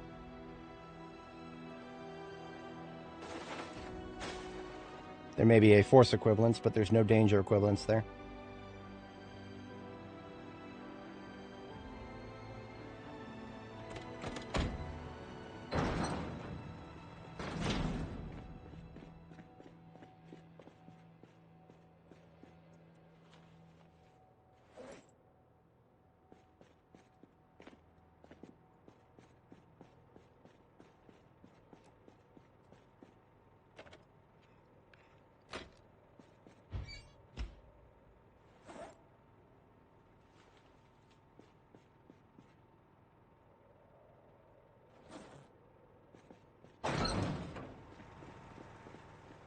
So the reason I wanted a generator actually was not just to preserve the meat we picked up. I would have been okay losing that meat, but the most important reason we need that generator is so that we can see what we're doing when we're working inside the warehouse there. It's a lot of real estate, and it's even during the day, it's hard to illuminate it without just hooking it up to power. So we hook it up to power.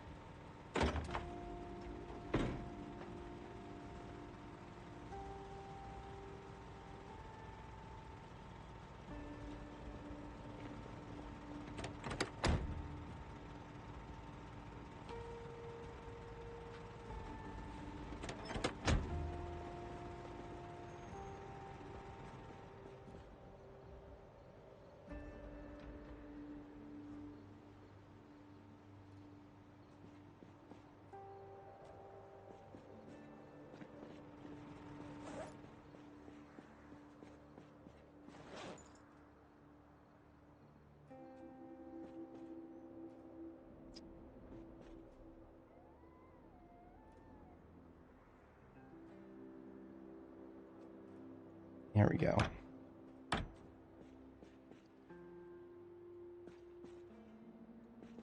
Got a bed with a pillow. We can stay here as many times as we need to.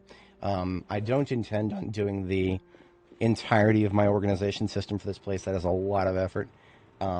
We are going to do a first pass and at least get all of the boxes emptied onto the floor so we can identify everything that's in them at a glance.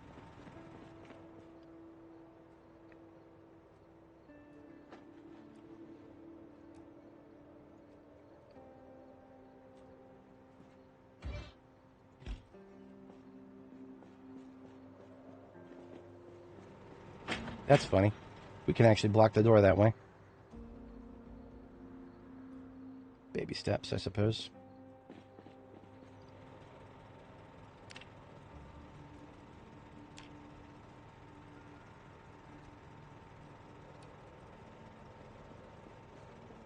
If that's the case, then I'll move the microwave over one and put the crate there.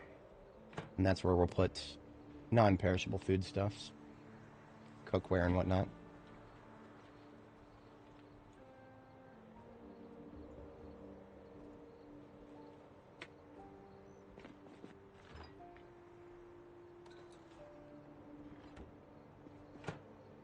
The only cooking item that I have right now is a bowl.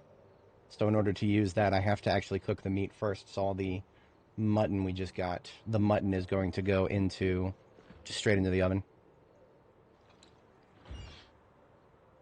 Then we can make rabbit and mutton salads.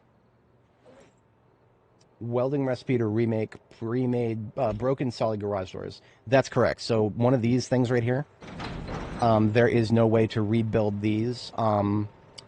What I like to do is when one of these gets broken, I replace them with a big wire fence gate, the double one. So if you go to the building menu, search for double tall wire fence gate. I like to use those. Those are my favorite ways to get in and out of a place. They're not quite as space efficient as these doors. These doors, because they open straight upwards, you don't have to worry about the gate swinging outwards. So it's a little bit slightly more useful. And if I can preserve these, I will. But there's no way to remake them, sadly. No, but they're more strategically useful because you can see through them. If there was a zombie on the other side of this door, I would have two options to deal with it. One, I would want to go around, or two, I would have to roll the dice as to which tile they are on the other side of the door at. So if there was a zombie right here, and I open the door, but I'm facing that way, for example, I wouldn't know. I wouldn't know what side to look. But if it's a gate, I know exactly where the zombie is because I can see straight through it. So I don't even know, or I don't even care if they're stronger. Being able to see through it is more important to me.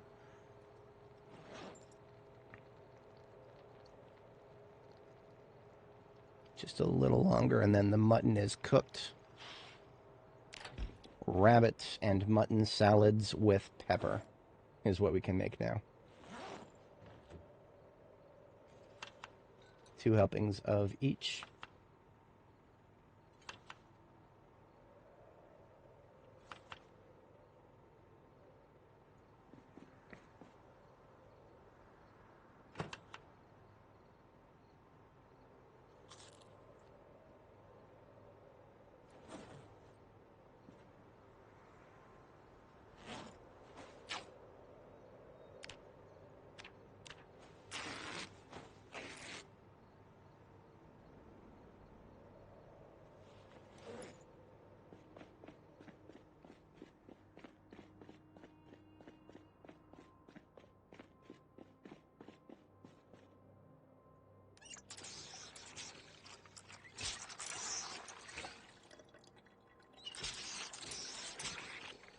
So we've got 15 dirty leather strips.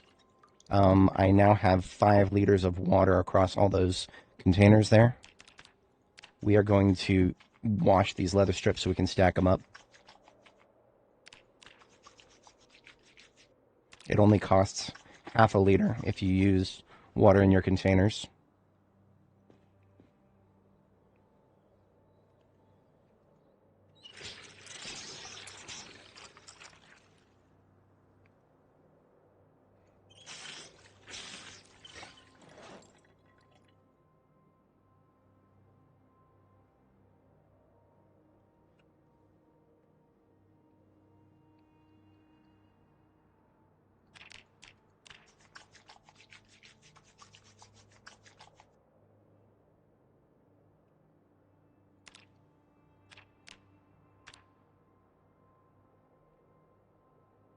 So there is a bundle of leather strips that is going to be helpful to level tailoring with. Lots of tailoring recipes need leather strips. We have a couple of leather strips that are still dirty. I forgot there's a toilet in here. Toilet water is never goes anywhere near my body, but we can use it to wash some leather strips. Why not? And I don't really care about using it to wash my weapons.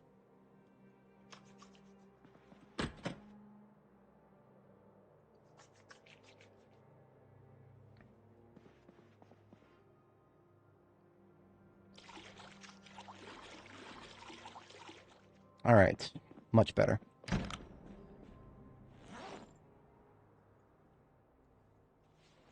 Let's start off by emptying everything that's currently in my backpack so that I'm able to put things into it.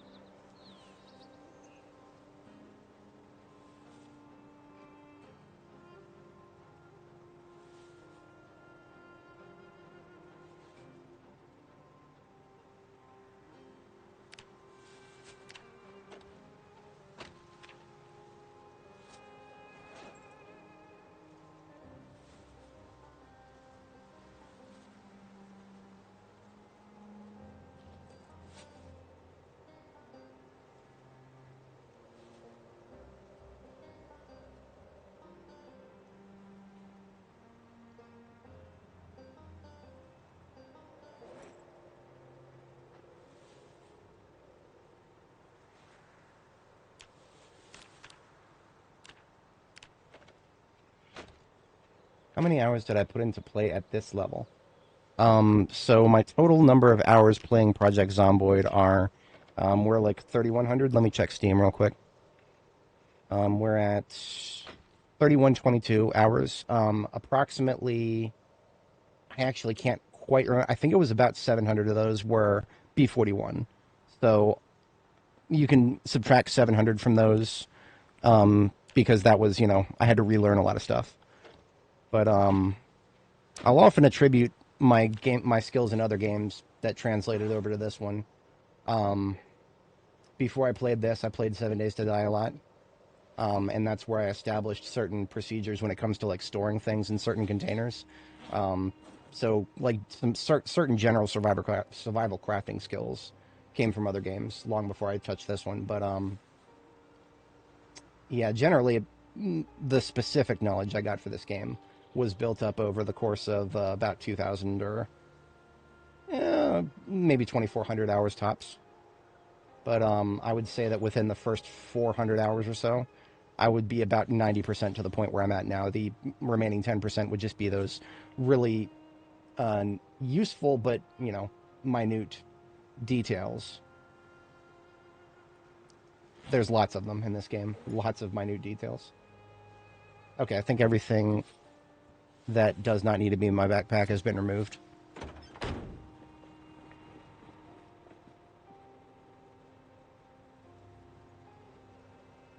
There's another aspect to it that's a little bit pernicious. One of the things that I'll just glaze myself over is that I have a pretty good recollection. If it ever seems like I'm smart, I'm not actually that smart. I'm just capable of recalling things really quickly and relatively easily.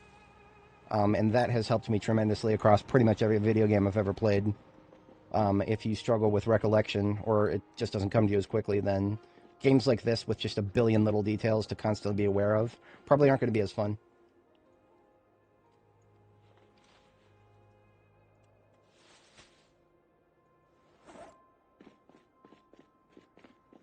Still have one dirty rag. I hate having uneven numbers of those.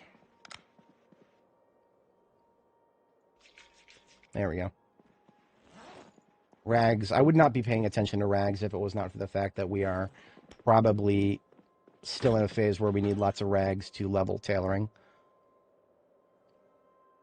Like, for example, I'm actually picking up some of these clean clothing items from these shelves because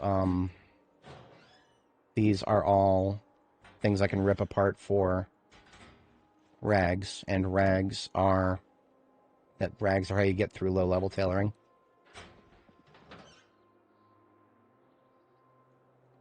And whenever clothing comes out of containers like these, you get clean rags as opposed to dirty ones most of the time.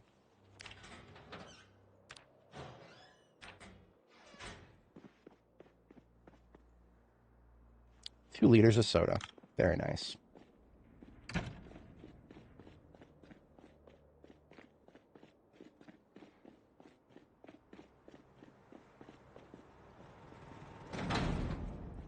I mean, okay, so maybe I'm the kind of person who's really hesitant to glaze himself because if nothing else, getting overconfident is a way to get yourself killed in a game like this. So like especially in Zomboid, it's not just being humble; it's also trying to prevent myself from being overconfident. But another thing that I already kind of mentioned this, getting skills from other games to help you in games like this. I've spoken a few times about a game called Jedi Academy. That is a game that I played for about 5 or 6 years back in the early 2000s. And that's where I really learned all the fundamentals about melee combat, about how to make sure that whenever you take a swing, you're trying to maximize the distance from your target. I spent many years in that game trying to maximize distance between myself and my target on a melee strike. It was with a lightsaber in that game, but in this game, it's all those skills translated directly into helping me survive, because, of course, the farther away from a zombie you are, the more likely you are to not get grabbed by one. And, having eyes in the back of your head, constantly looking over your shoulder, whenever we played Jedi Academy, the settings would always be free-for-all, and sometimes we would just spend hours killing each other. I was not always very aware of all the skills I was developing at the time, but I mean, hearing footsteps behind me probably was something that happened more often than I'm aware of. That is a game that I often say I won't play multiplayer games on stream. That is probably a game someday I'll play a multiplayer on stream. Like, that would be probably a event sort of thing. Or I'd post about it ahead of time, let everybody know. It's a great game. I mean, it's a lot of fun. Even if you're not trying to learn it for that kind of a reason. Yeah. Overconfidence is definitely a very quick way to get yourself killed in this game, so whenever I'm being extremely humble, it's not just because I'm naturally humble, it's also because I just want to make sure that I'm never getting too confident. So all those clean clothes from the lockers that we just ripped apart, that's 7 bundles of rags. That probably is another level or 2 of tailoring right there. Meanwhile, we've got some leather strip bundles. Now, the bundles themselves, I'm going to go ahead and put away in the vehicles. I just want to be carrying around the loose items, because the loose items are things that I can add into... Wait a minute, wrong vehicle. This is the one we're loading up right now.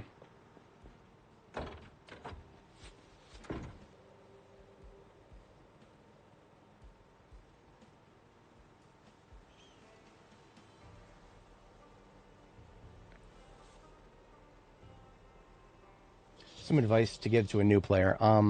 So I was just talking about melee combat, and how, melee combat skills from other games helped me a lot in this game. If you struggle with melee combat, always remember that your 2 biggest strengths over the zombies is distance and speed. If it ever feels like there's too many zombies, just turn around and walk away. Even when you're just walking, you still move faster than the zombies. So if it looks like there's more zombies than you can handle, then turn around, walk, and keep walking. You have movement superiority even at your slowest movement speed. So that's probably the biggest mistake new players make, is they just don't know when they're being overwhelmed and when it's perfectly fine to just turn around and walk away. That is probably the best advice I can give you, because even people who will spend dozens of hours in the game, sometimes they just don't really pick up that fundamental lesson of when to turn 360 degrees and walk away. That is a very important lesson to learn. When I first started playing this game, I picked up the game, I looked at the tutorial. And the tutorial of this game is, I don't like it. It puts you in a position where if you keep going, you're just going to get killed. And it also forces you to eat a dead rat and all this dumb shit that you don't actually have to do in the game. It's basically the tutorial setting you up to be miserable and expect to fail. When I started doing the tutorial and I realized that there was no way out, I just quit. I didn't sit there and watch my character. I just quit. I just fucking quit. I have lost characters several times in this game, but very often it's been because of just not being aware of my surroundings. Situational awareness is probably the second biggest thing, because once you learn how to handle, groups of zombies, how to navigate them, and how to escape, the next biggest challenge is to know when the zombies are there and you're not immediately aware of them. So like something that I'm just constantly doing is I'm constantly listening for sounds.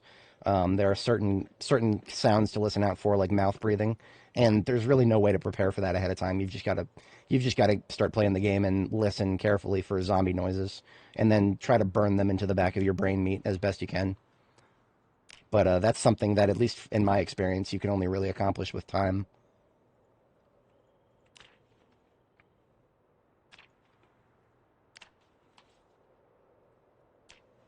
Where is this? This is not Phallus Lake. This is, we've gone to Riverside.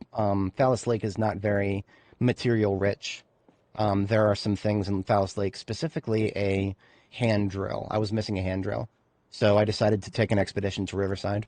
So we are stopping by Riverside to get some supplies.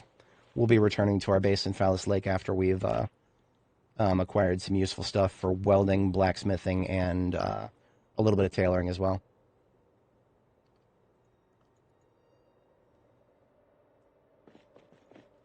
My strategy for dealing with this particular warehouse is to get all the crates emptied and then pick them up and put them off to the side. If you like to base in a place like this, you can still make use of that strategy, because then it helps you organize the factory floor here, or the warehouse floor.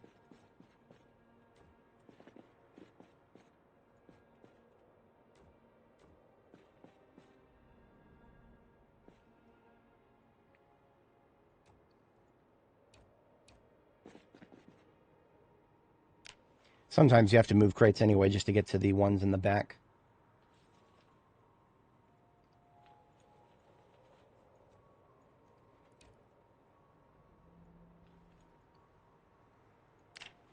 And the act of putting everything on the floor means that you'll be able to see where everything is.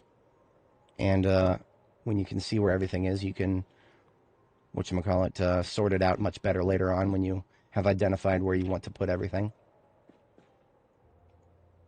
Yeah, those steel columns in the middle, if you have a sledgehammer, deleting these is almost always a beneficial thing, because then you can drive around more easily and see more easily and move. I have never been a big fan of those big old columns.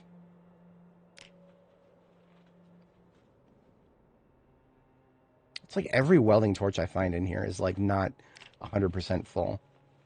It's fascinating.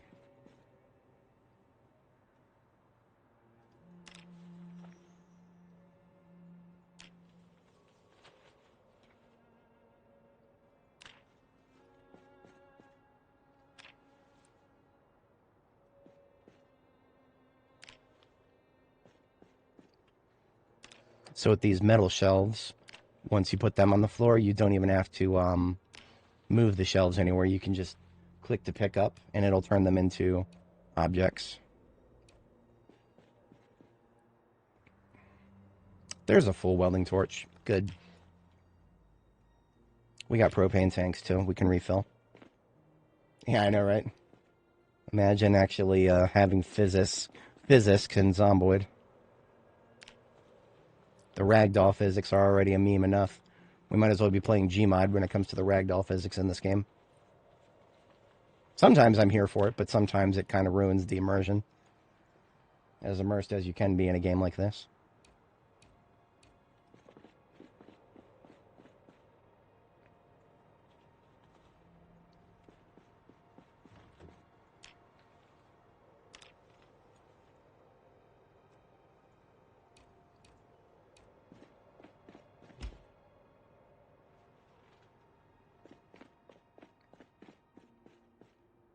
Lots and lots of paint.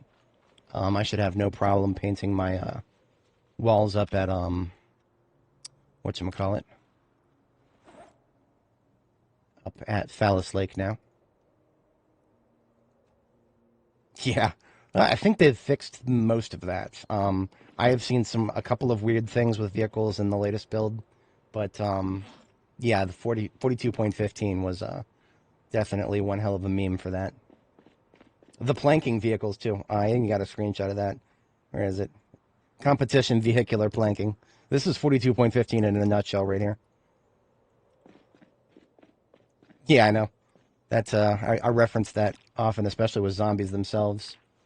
They don't rot, and yet they can always move around and they can always exert an unbelievable amount of force. They are definitely not obeyers of thermodynamics. And if you can throw thermodynamics out the window, you can throw a lot of weird shit out the window.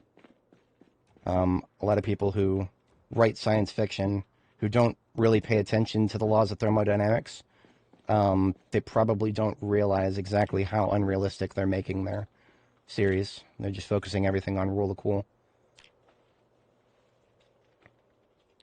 I would even go as far as to say that time travel is more plausible than violating the laws of thermodynamics.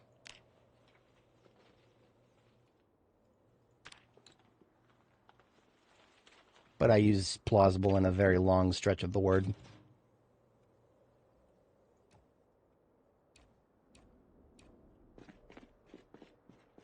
Yeah, you really shouldn't think too much about it. Actually, I've said this before, but every time I think about zombies and the plausibility of them, I would become a very religious man overnight if zombies existed in real life, because a religious or divine punishment sort of thing, a supernatural explanation for zombies would make more sense to me than anything science could come up with.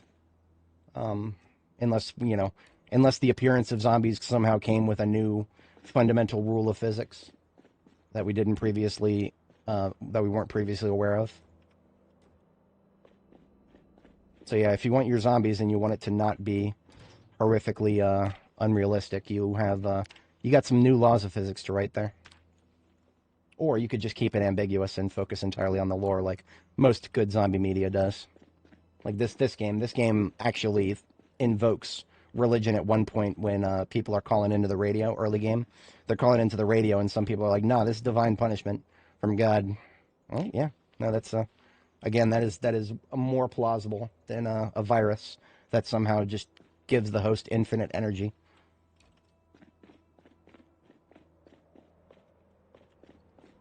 Well, yeah, in The Last of Us, it was cordyceps, right? And that was a fungus. And when the cordyceps went dormant, couldn't they photosynthesize?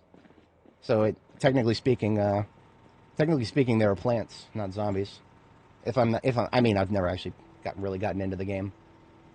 I'm only got a tertiary understanding of it.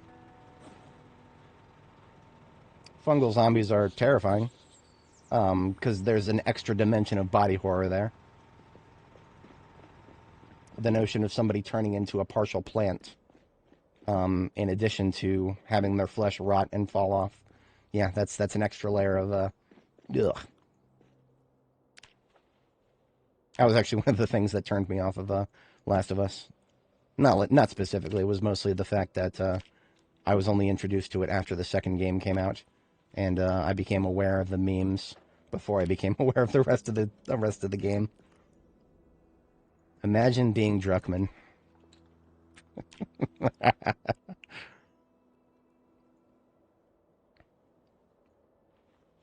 Just imagine being Druckmann.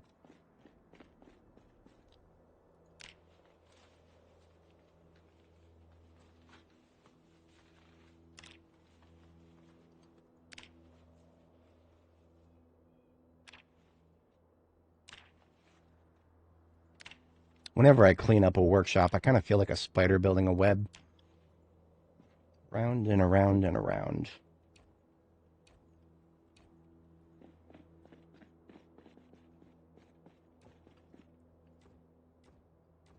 I actually should just drop my heavy gear. There's no point in carrying it around if I'm just trying to move boxes.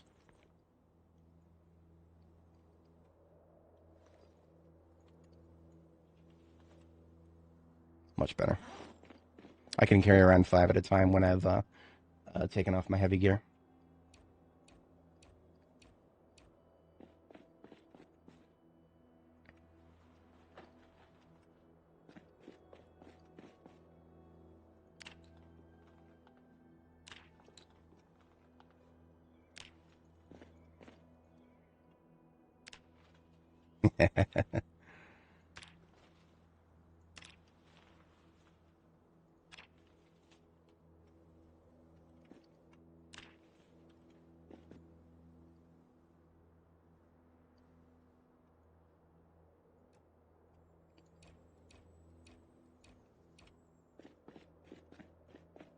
Yeah, when you're organized, you can fit 10 crates inside of a crate.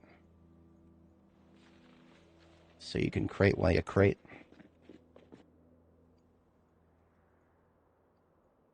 I was playing a Star Wars tabletop with some of the homies, and the concept of crate dragons came up. But we were pirates. So, yeah, we were dragging crates. The crate dragons who drag crates.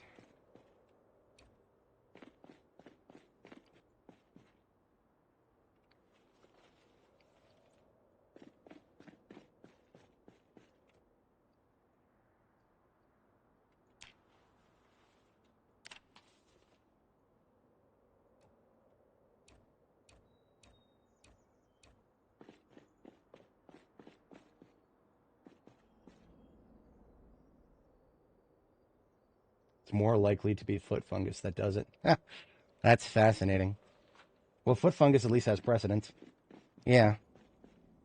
Um, the flood from Halo, definitely, and I guess from a certain perspective, Tyranids from 40K, um, species that have had literal billions more years to evolve than we have.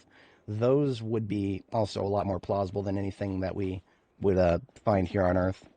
Because remember, anything that you find here on Earth, you've got to explain not only how it does what it does, but why hasn't it evolved yet in nature. The phrase "nothing new under the sun" is pretty applicable to evolution in addition to other things.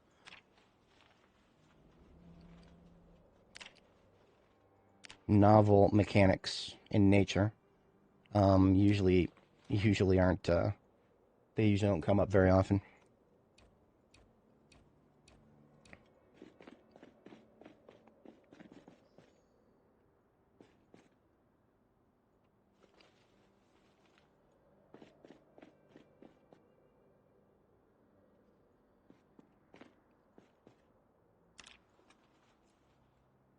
So basically, the goal is, after I've exfiltrated all the stuff from these boxes, we then sift through everything that's on the floor, which does not require us to be sifting through individual containers.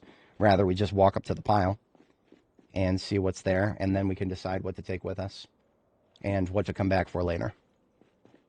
Definitely don't have to get everything all at once. Trying to do so will just result in disappointment.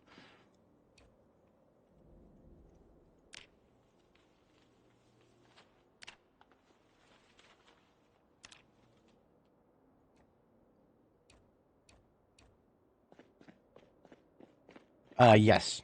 Space King is pretty dope. I enjoy it. It's a little hard to take it seriously, but I still like it.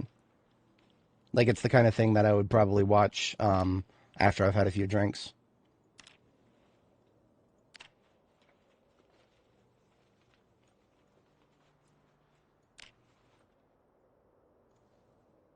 Tell them about per capita.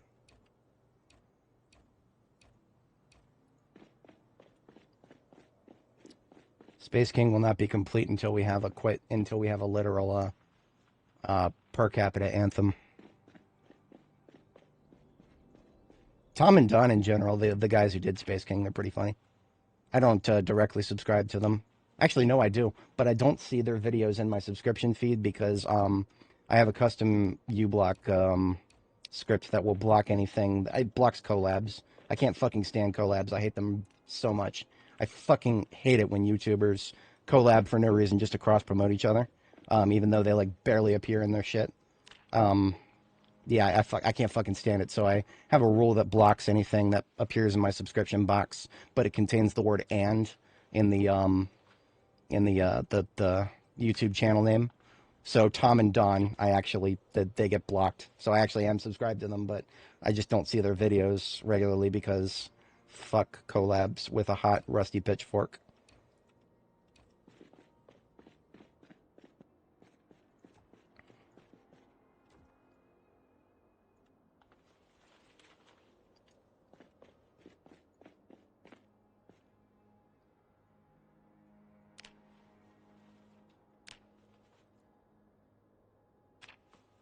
It's another old stove in here. Very neat.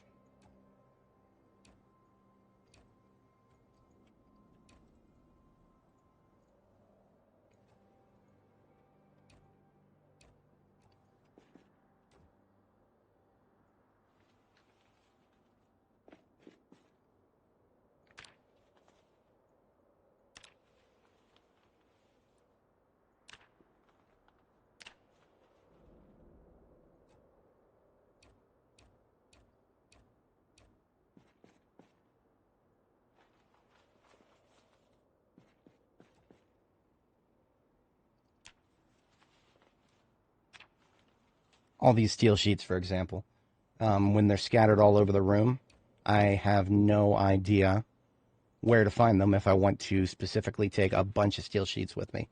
But now, once we've done this, which is a little bit time consuming, but eventually worth it, we'll be able to come back here just for a shipment of nothing but steel sheets and basically come home with a full vehicle of nothing but steel sheets. Great. Love it. Steel sheets are pretty good for leveling welding if you're not familiar. Lots of different things you can do once you've got the magazines.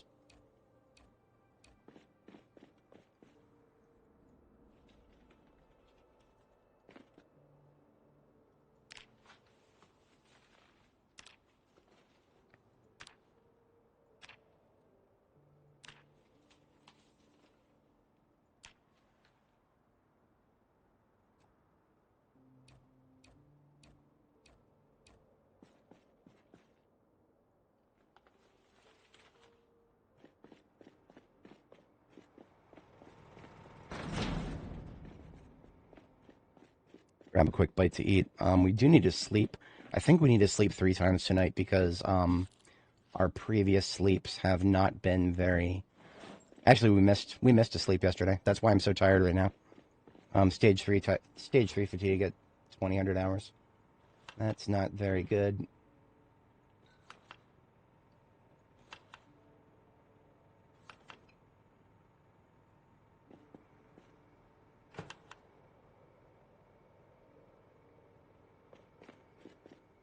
So yeah, because I need to sleep thrice, I'm going to go ahead and do one now.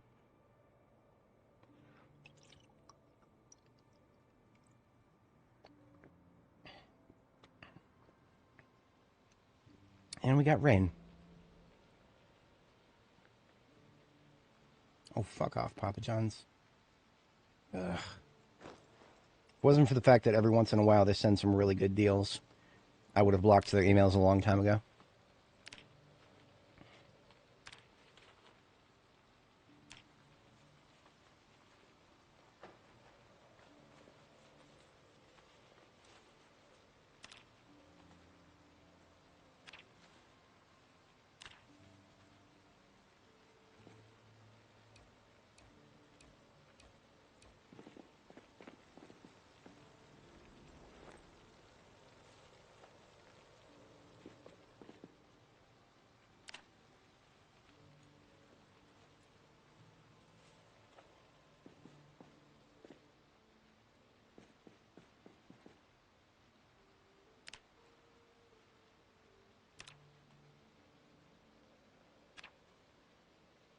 Now, when you're a restless sleeper and you have missed a sleep, you usually kind of got to stagger your sleeps after that. So I think that's been enough time. I can try again. And now this is going to take me below the limit for just a little while.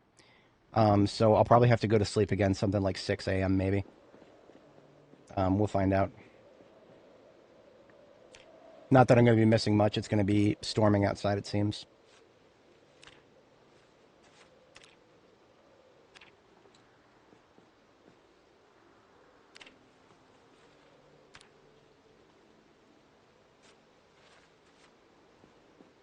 Pineapple on pizza? It depends on what else. Pineapple by itself isn't enough. I talked about this once before, but I used to work at a grocery store. In that grocery store, we did pizzas on site. So we had dough made somewhere else, and then the dough was shipped to us, and then we would make the dough into pizza. And we had a Hawaiian pizza that used apricot jam, if I remember right. I believe it was apricot jam instead of pizza sauce. It used regular pizza cheese and then regular pizza dough for the platform, and then pineapple and ham were the toppings. So pineapple by itself doesn't really make a pizza more interesting. You got to do something with the sweet flavor. You can't just put a sweet flavor on something that's normally, a doughy sort of, or whatever the fuck pizza qualifies as. I'm probably closer to savory than sweet. Especially when I put my garlic spices on it these days.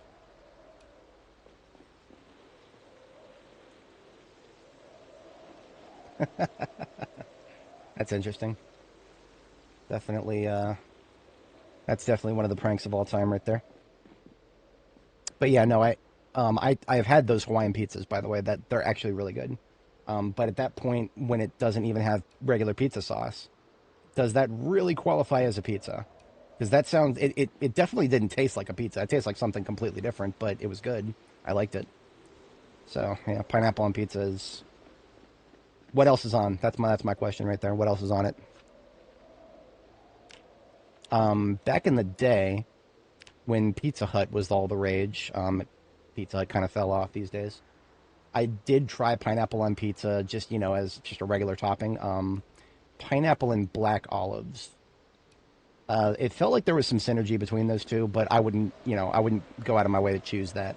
I'd eat it if you put it in front of me, but I definitely don't see it as some sort of abomination.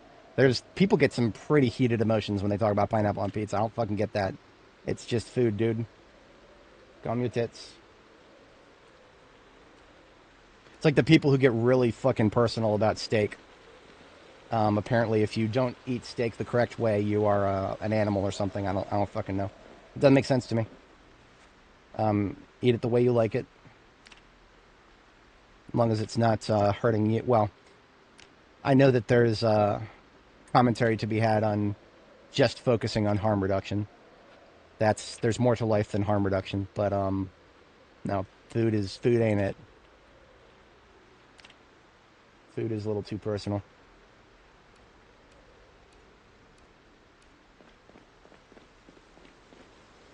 I always warm it up. I eat pizza a lot. Pizza is what I eat when I fail to meal prep. And I've been failing to meal prep quite often. So yeah, no, I eat pizza a lot. I actually, when I reheat it, I stopped using the microwave a long time ago. I use an air fryer now. I know air fryers are a little bit overrated in this day and age, but the important thing about them is they heat the food in such a way that it does not cook off as much liquid. If you put pizza in the microwave, it is going to cook off a lot of the moisture in it. That's why pizza comes out of the microwave. It feels dry. The cheese feels hard. I used to think that was just par for the course. If that's what you got to deal with pizza that is reheated. But no.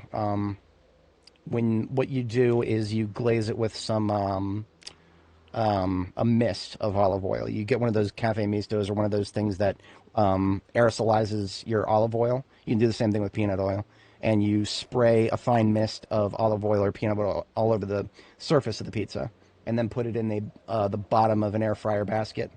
So that the halogen light is like, I don't know, 6 inches away or something like that. And then I do 6 minutes, 30 seconds. That's going to be dependent entirely on what air fryer you use. Because they're all a different size. Yeah, air fryer pizza is definitely, I can never go back to microwave now. I have actually not used my microwave in a very long time now. Because if I need to boil water, I've got an electric kettle now. That was a purchase that, I'm going to blame my parents for that. I don't often blame my parents for things, even though there's a lot of blame that could be validly shifted onto them. We never had anything that was dedicated to just heating water, like an appliance that just heated water, simple, like a kettle or something like that. We never had anything like that. We didn't even have a fucking teapot. We had a coffee machine and that was it. And like the boomers they are, they drank coffee every morning and that was it. That's it. I was always I was fucking baffled when I learned that, yeah, there's a little bit more to warm drinks than coffee.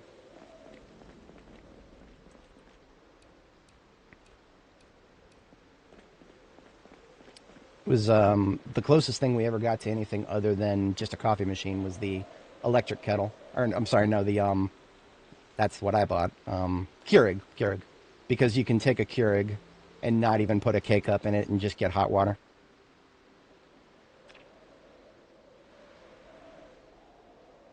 Reheating a pizza like a grilled cheese. Yeah.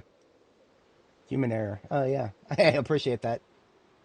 No. There's no roasting your name because it's very appropriate for a game like this because human error is. I've often said Zomboid is just it's mistake punishing simulator 9000. So make one mistake and everything is gone. If I step outside right now and there's a zombie right next to one of the doors and I'm just a little careless for a second, that's it. What are we up to? Like 300 hours on this character, something like that. I don't know exactly how far we've gone. We're on part 10, and my parts are anywhere between 6 and 12 hours, so that's definitely not over 100. Probably. I mean, I could actually just look. Hang on. I record all my footage locally, and now I'm curious. That one is still recording. Drag those two in, so here are the 9 parts we've gone through so far. Details... 81 hours plus anything today, so that is 85 hours total on this character. So not quite 100, but we're getting there. And that's it for the crates. The crates are all gone. Now we can easily drive through here, and we can identify exactly what it is we want to bring back with us at a glance, as opposed to having to scroll through a billion fucking crates. So...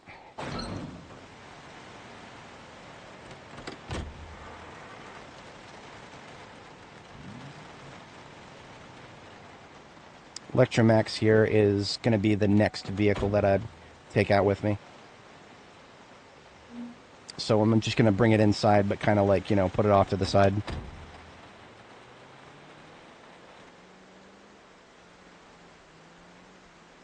American water kettle's slow. I don't know. My kettle is usually...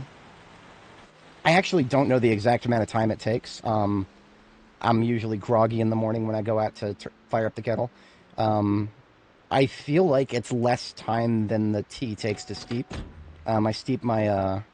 I do 1 tea bag of black and 1 tea bag of chamomile. And I steep it for 4 minutes. And I feel like... This is just going by feels. I feel like the kettle heats faster than that. But I couldn't say for exactly sure. This is the truck we're going to bring back with us for the first trip.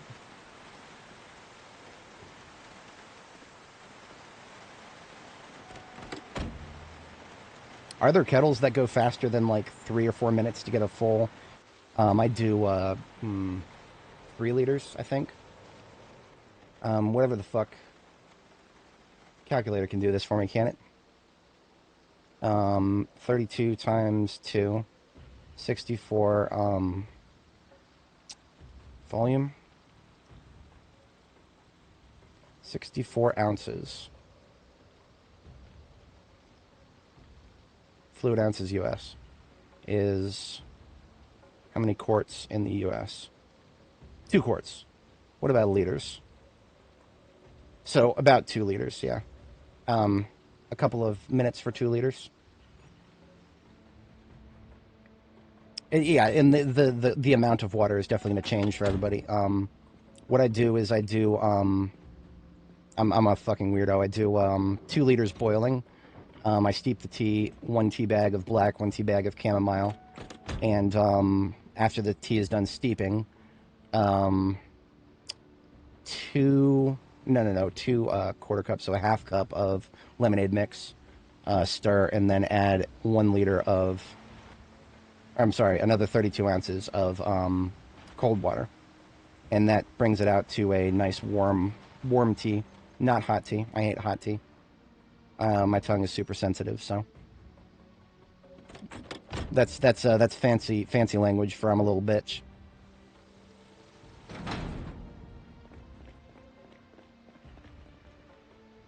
I always make fun of my dad because he takes really hot beverages and he takes really hot spices on his food.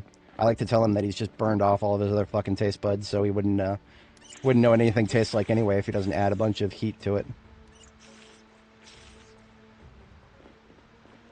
All right, how much room do we have left in the trunk of this ugly thing? About half.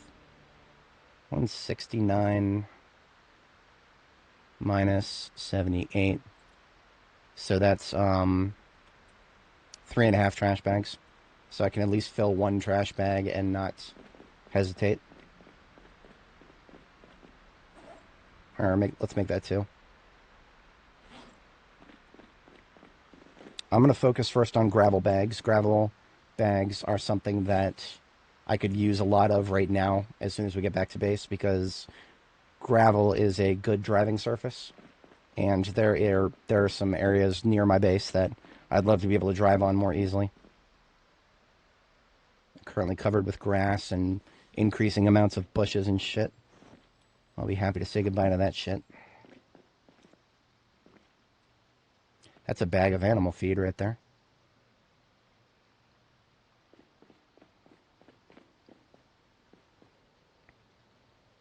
Regrettably, there's a lot more sand than there is gravel. Yeah. Gravel bags are usually easy to spot, too, because they're rather large. Oh, well. Alright, yeah, we'll get sand. See, any bags of not gravel can be either emptied or used up, and then they become an empty sack that you can fill with gravel, so it'll get us to where we're going. Different voltages, yeah, that's true. We do have 220V outlets down here, but most appliances don't use them. They're only for things like washers and dryers. Certain things will use just use multiple outlets, like my my e-scooter is a Chinese product, but it has been built for American audiences, so they have a what they do is they just have 2 chargers, 2 outlets on the scooter itself, and I just plug both of them into it. One is not strong enough, apparently.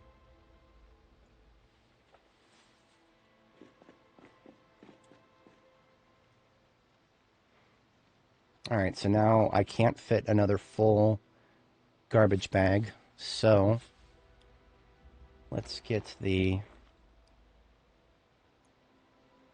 odd part. Shove a couple of small, easy things. We actually need cheesecloth at some point. That's for processing vegetable oil. 0.2 left.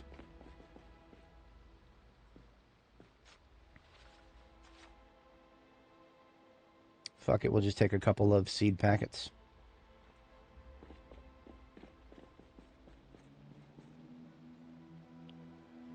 Okay. Now we've got an even amount left.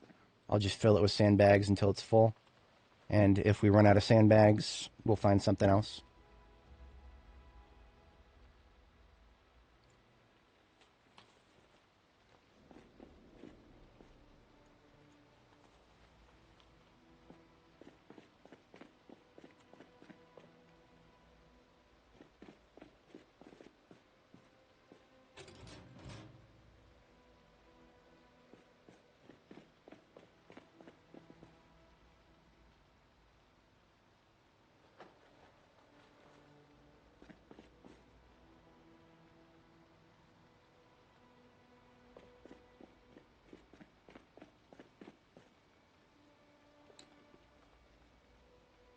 So what have we got? Room for 8 more?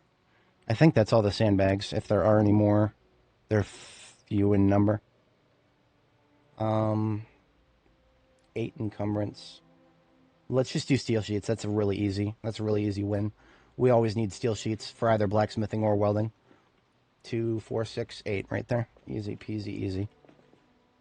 Can into the trunk now. We're doing, this vehicle is 100% full, every single container in it. Now we can top up the race car itself. There's 24 in the trunk and 26 in the passenger. And a little bit in the glove. I'm not going to really think too hard about the glove. Let's load up passenger seat with steel sheets. The best part about seats, a public service announcement if anybody doesn't know, the dry weight of a bag is not factored into the maximum encumbrance you can fit onto a seat. So by filling up this garbage bag with steel sheets, the fact that the garbage bag weighs 0.1 isn't factored. I can still put it in the seat.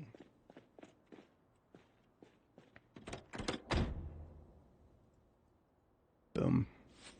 It's a free 0.1 encumbrance, or if you've got a heavier backpack, like a military backpack or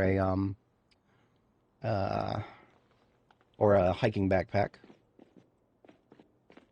you can put 26 encumbrance in it, and the dry weight of the backpack in those cases is like 1.5 or 2, and that's just basically free storage.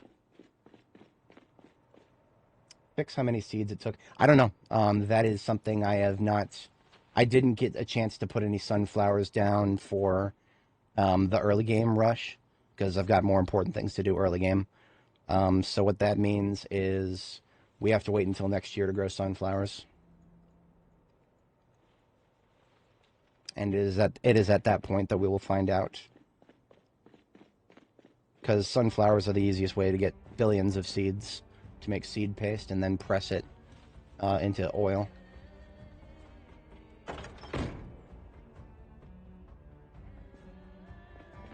There's probably a few steel sheets left. I'm going to put a couple on the driver's seat. You can sit on up to 5 encumbrance of stuff.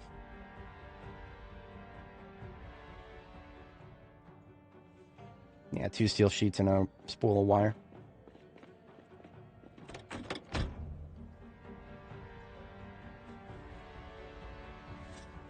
And now I can fit about 1.5 in the passenger in the glove. It's a tiny glove box. Let's go for a couple dub rods here.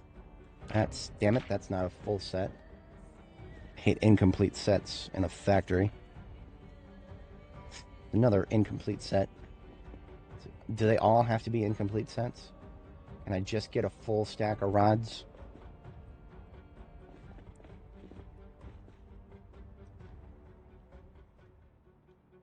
Like this one. Why can't they all be like that one?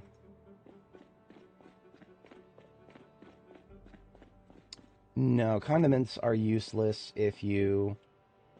It depends. I mean, condiments are... It depends on how you use your food. If you use your food as a way to get happy again, then overstacking condiments will instantly bring you from 0 to 100 happiness. In terms of nutrition, overstacking condiments after a certain point, right? So you stack your butters, butter, margarine, olive oil, vegetable oil, lard. Those are the ones that I know of, the 5 different ones you can put on most anything and get yourself a lot of calories from a single meal. That is something I'd probably put together if I was trying to put on a lot of weight really fast.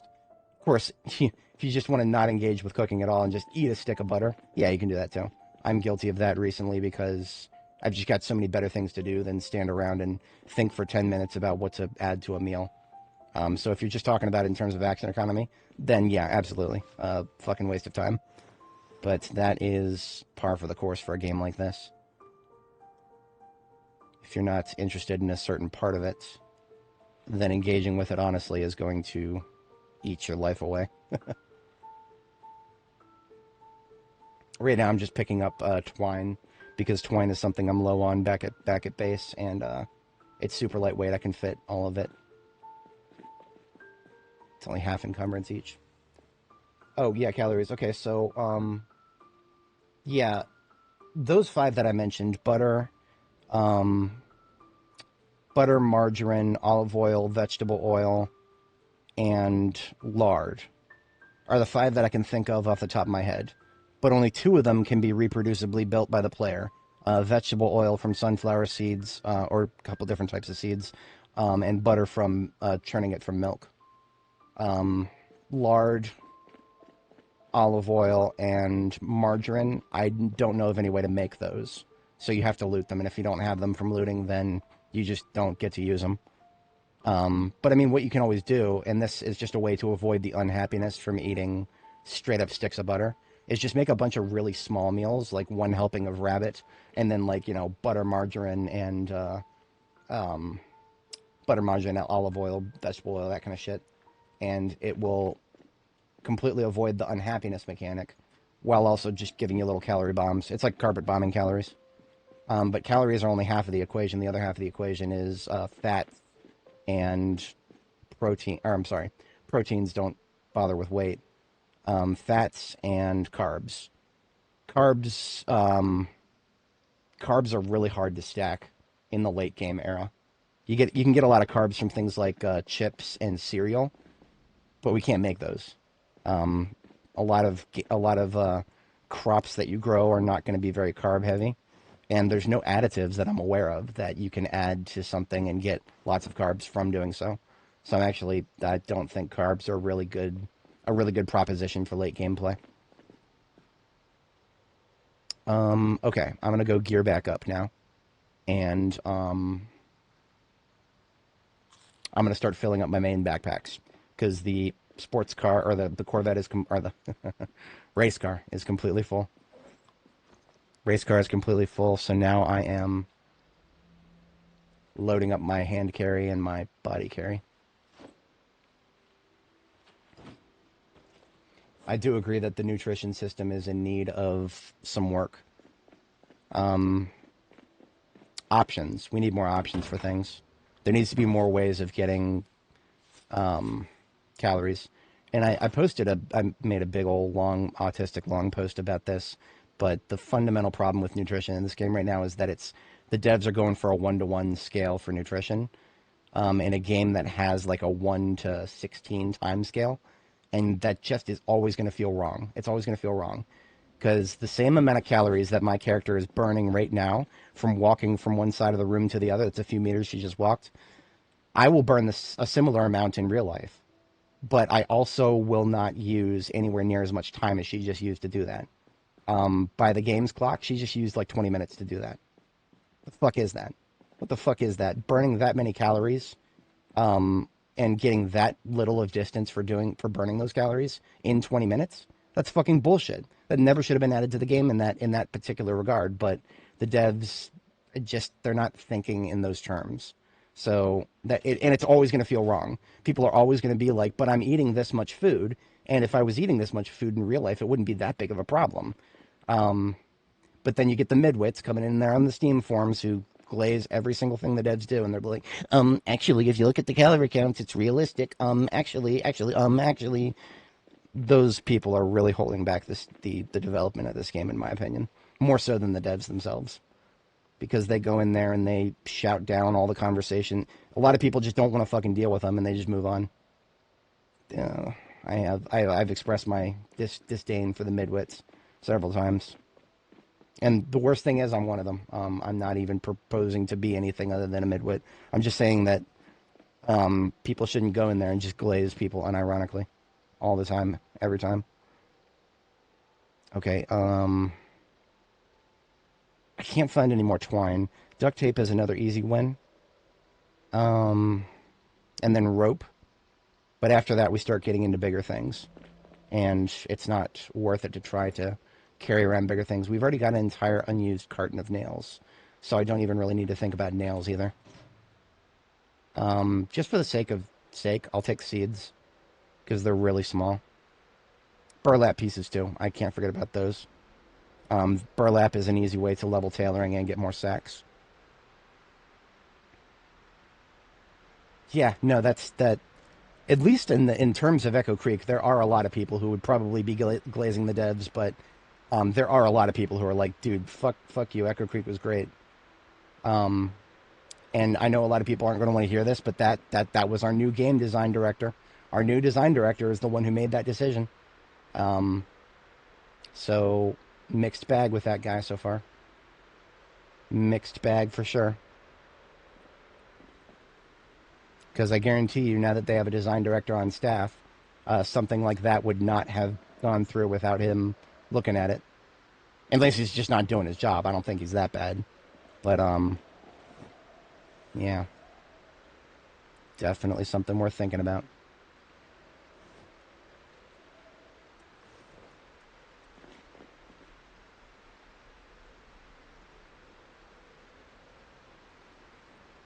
You know, the White Knight epidemic. There's a lot of that going around. There's definitely a lot of that going around. Virtue and the attempt to signal thereof. I personally, I just wish people took virtue in other things more than they do silly things like video games. Ooh, we have a copy of Maintenance 5, right? Yes. Okay, never mind. Maintenance 5. I was hoping for Carpentry 5 personally, but I'll take what I can get.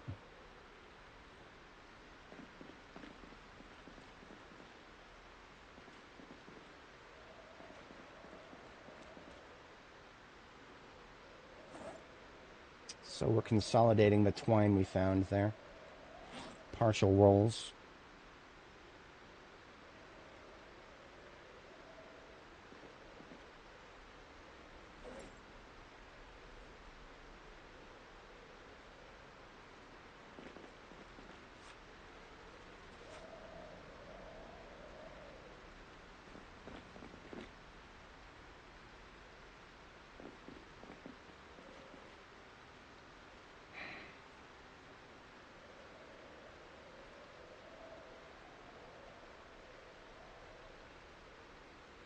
And yeah, definitely is. It sucks all the air out of the room. I'm going to be real with you. I think that's been the intent from the very beginning. I'm not usually the kind of person to just sit here and say, oh, it's those people who believe in that thing. It's not necessarily that, but if you think about when we first started hearing that term, it was right around Occupy Wall Street, and it was right after the people running Occupy Wall Street started caring about that kind of shit that the movement just completely fell apart. All the normal people who didn't care about that shit just started turning around and walking away, and all you were left were the weirdos who cared about the really hyper specific, progressive stack of injustices. And the next thing you know, the movement was gone. Isn't it funny how that works? Isn't it funny how a movement that might have actually, I don't know, done something slightly marginally useful, or at least gotten a conversation started so that maybe something useful would have happened down the line, just died in its fucking infancy because of a bunch of really weird people who came in with their own agendas out of nowhere. It's almost as if that's an extremely useful thing for a certain type of person. That's as far as I'm going to take that sentence. I don't want to get banned off YouTube. Yeah, well, he said it, not me. I refuse to moderate my chat, YouTube. You're going to have to do that. Where the hell am I putting my... Uh, I'll just put these seeds on the floor for now. There's a billion of them. Cluttering up my backpack visually.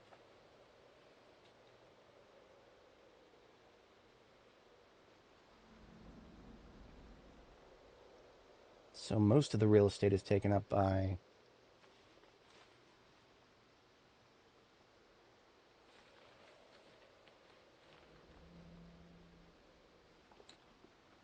torches plus the... I don't need this grape soda. What am I doing? I can stay here. Yeah.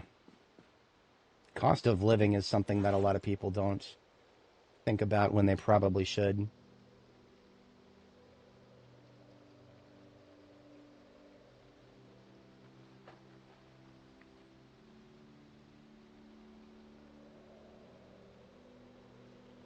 There's many ongoing efforts to extract even more money out of people. And the sad part is, a lot of them are working.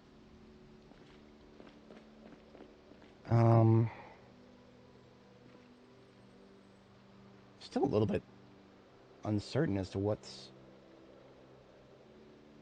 I guess if I drop the torches, the welding torches, because a lot of these still need to be refilled with propane. And then the rope.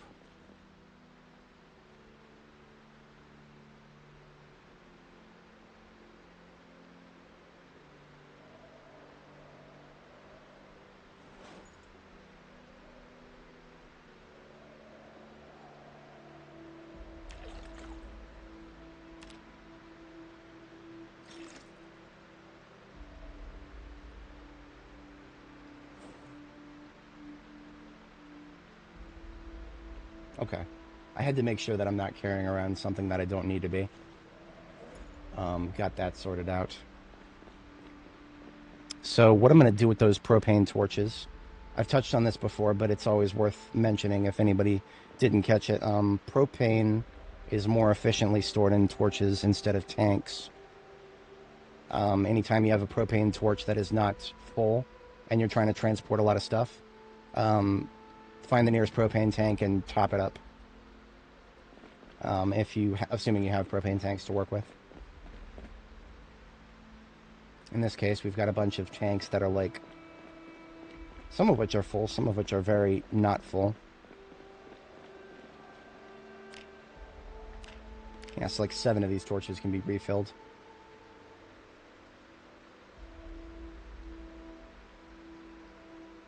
Yeah, it is. Very real. So we wiped out this can here.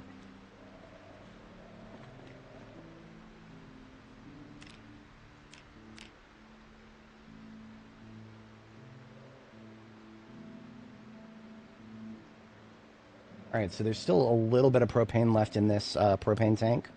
What I'm going to do is go delete those wrecked vehicles. I'm going to delete those wrecked vehicles, and then we will come back with all of the equipment we get from those wrecked vehicles, dump it on the floor here, and use all that as part of the triage process.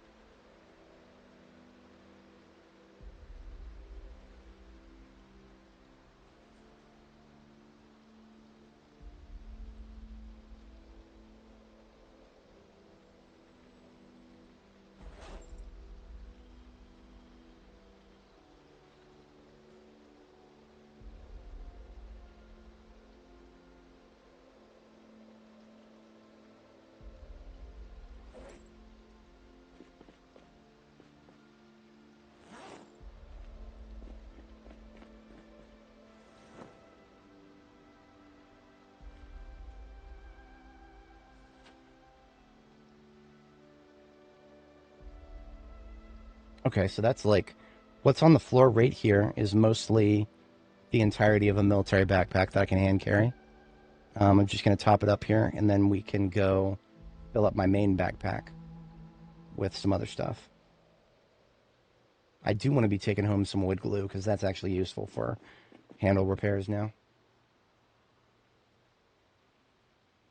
33, 34.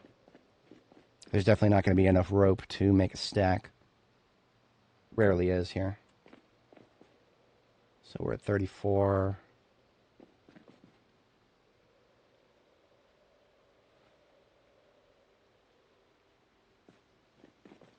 Pink floral wallpaper. Nice.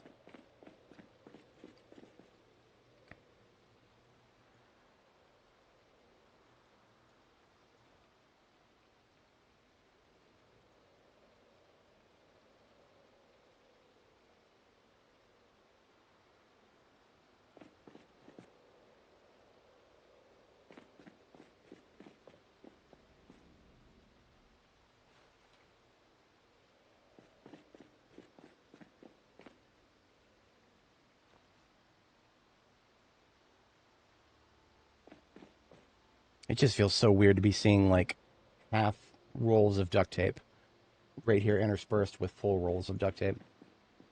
It's also throwing off my calculations, but that's close enough. That's a full backpack right there.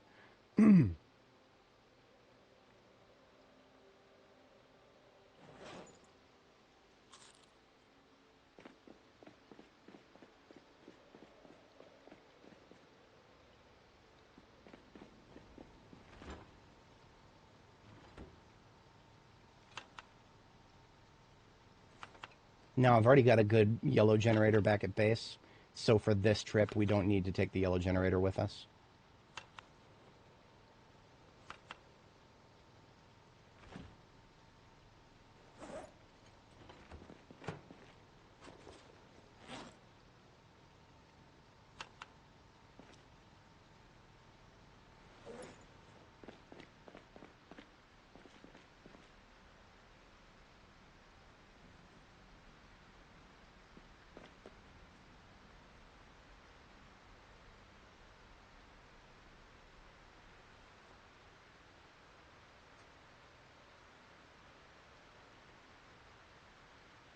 There's a full propane tank. Just hoping for one of those.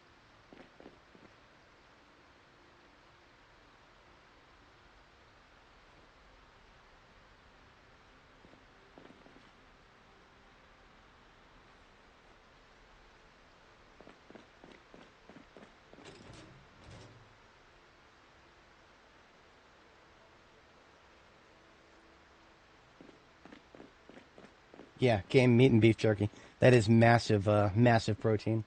We worship the protein here. It's a very good thing I don't have to think about my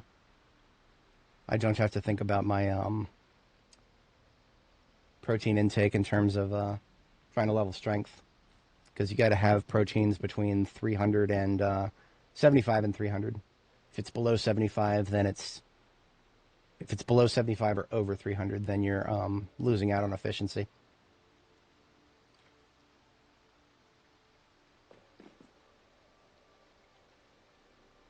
Maximum salt intake.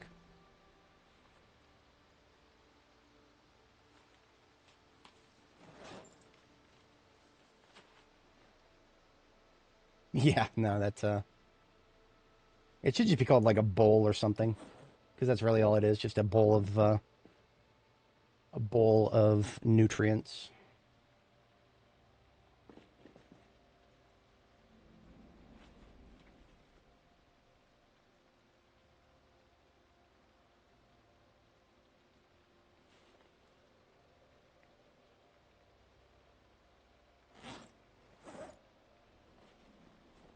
Okay. So now using my contents of my main backpack, we can go and fill all of that up with stuff that we're going to go pick up from... Well, actually, what am I thinking? If I do it like this, I'll just fill up my main backpack. And then my main backpack plus one handbag. That makes sense. Yeah, okay. Do I have torches? I need 2. One on my person. We're going to be emptying 2 torches completely. And there's 2 wrecked vehicles down the road there.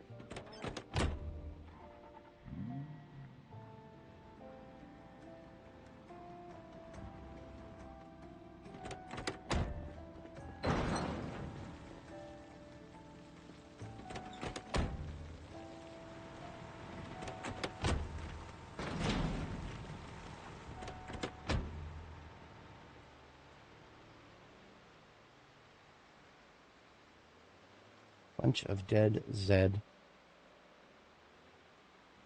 And there's a there's a Zed that's not dead. Hello.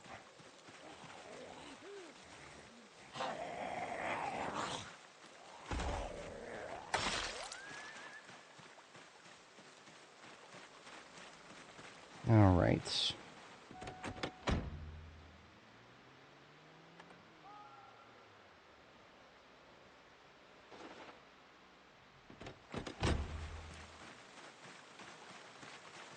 So I tried opening the trunk of the whatchamacallit, of the bull driver, but it will not budge. Therefore, Hang on. I need to not waste the gasoline if I can manage.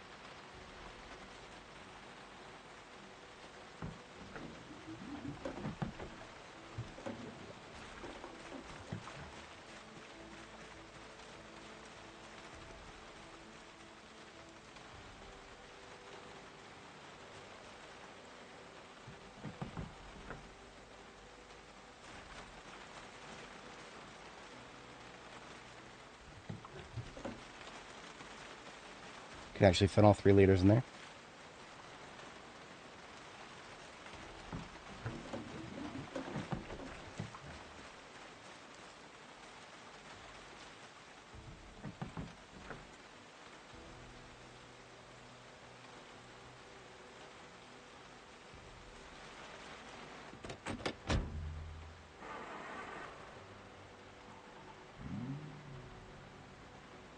Okay, it's full now. So no more caring about gasoline. We can go ahead and dismantle.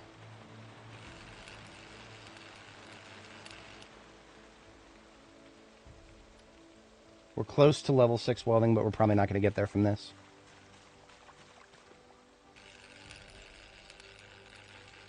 Waiting until level 10 welding is technically the best way to get the most experience out of these, or the most materials, rather.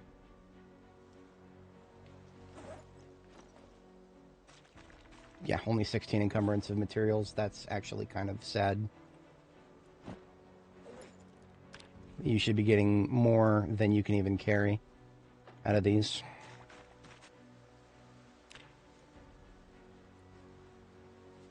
But that's alright. These are from the fence. I can combine these.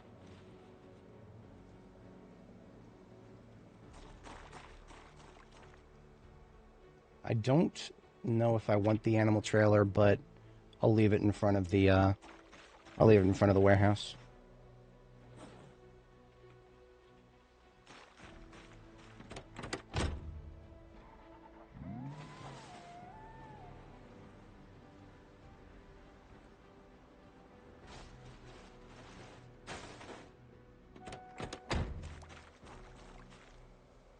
Not close enough.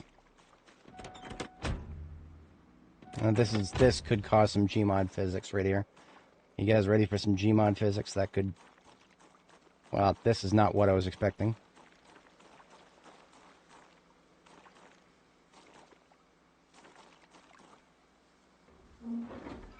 Okay, we're good. There don't have to be. I'm very glad for there to not be. Oh, are we doing the... Okay, no, we're good. She just couldn't get in for a second there.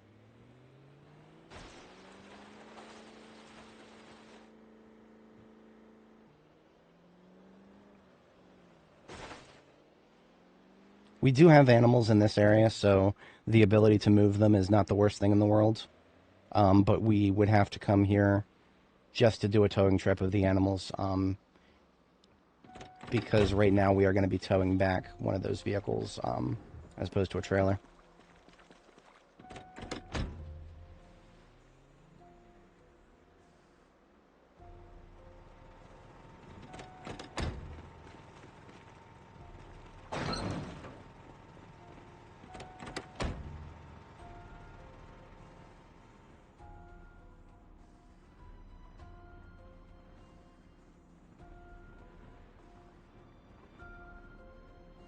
Park this at sort of a side angle so that I can hook it up still, but don't have to do as hard of a turn, like such.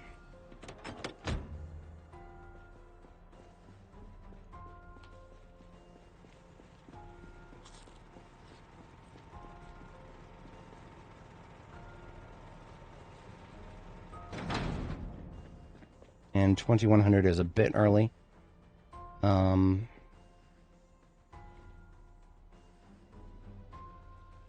I'll go ahead and sleep. It's fine.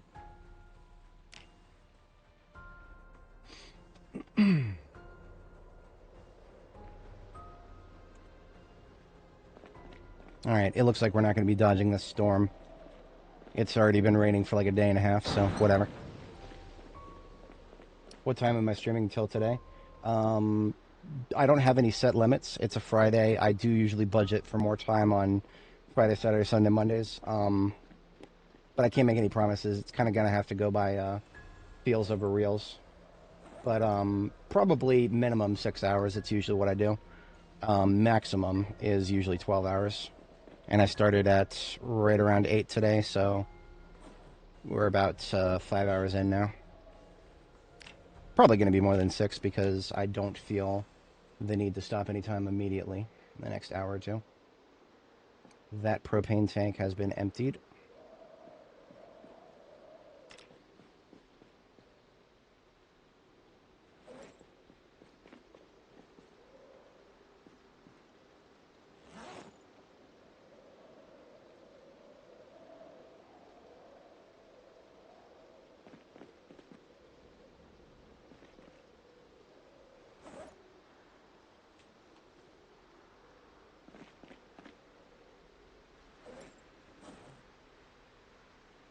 Alright, so we can actually fit everything that's on the floor right now goes into my other bag here.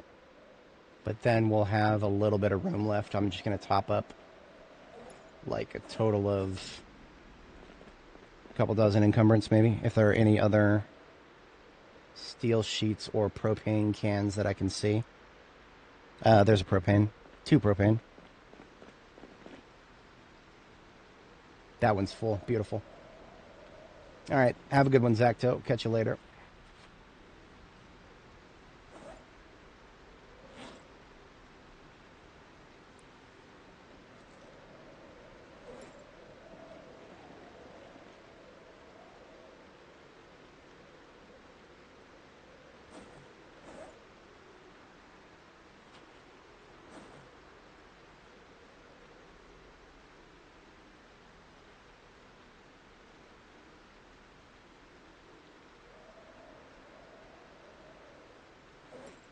Alright, all bags are full.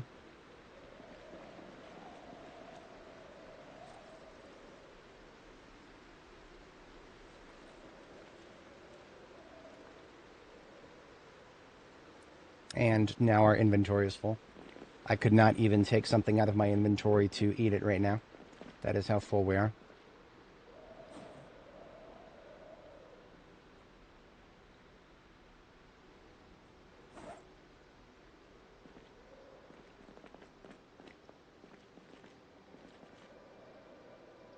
I've probably missed a couple of seed packets hiding somewhere, but I don't really care.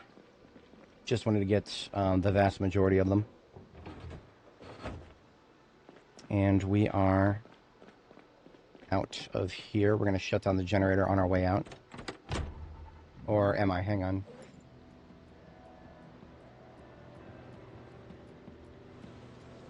Yes, I am going to shut the generator down.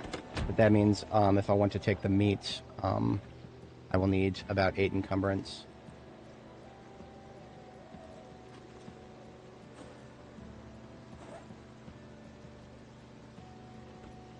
Don't need to be carrying around sheet metal scrap. I literally can't do anything with it right now.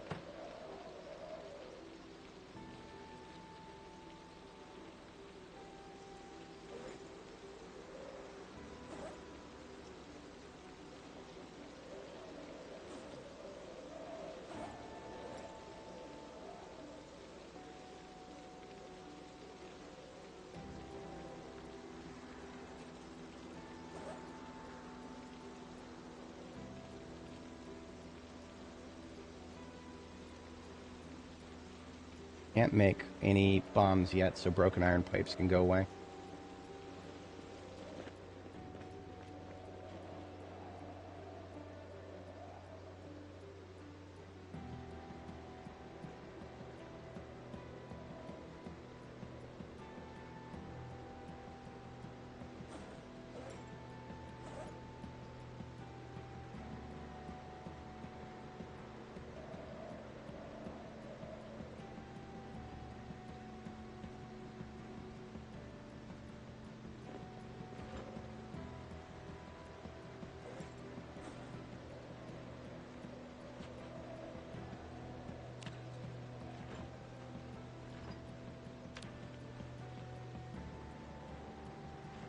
Okay, now I can shut the generator off completely.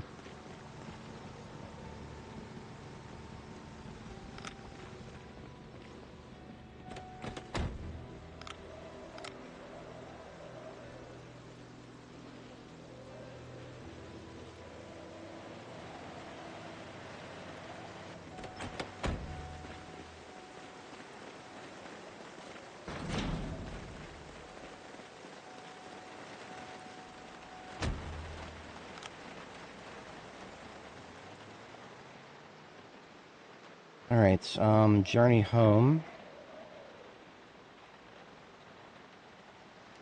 Would be faster if we could take Long Needle here.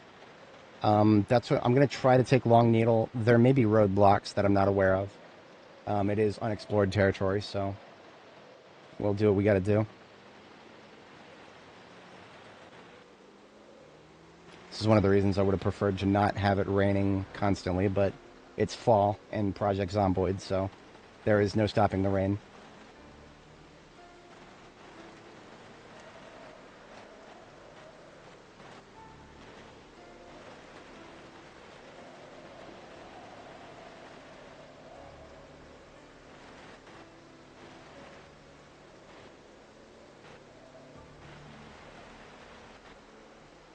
For example, if we run into a survivor zombie, I might just turn around and come back and deal with it later.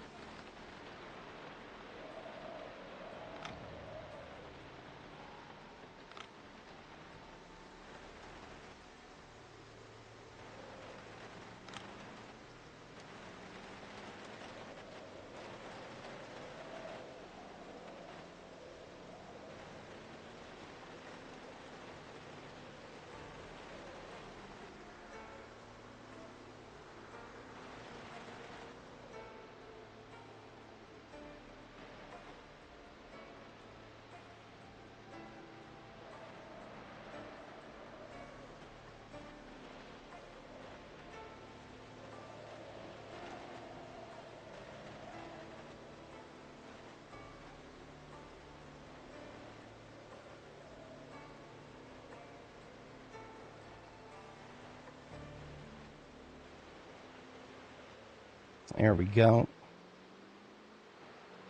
Back to cleared territory. Well, shit. This is not cleared territory. Not by a long shot.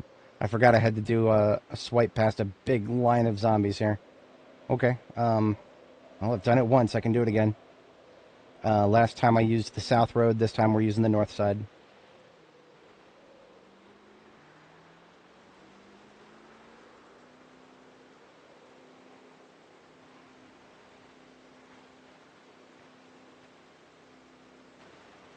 If anybody doesn't know what I mean by that, last time when we drove down this road, there was a conga line of zombies just like there is now.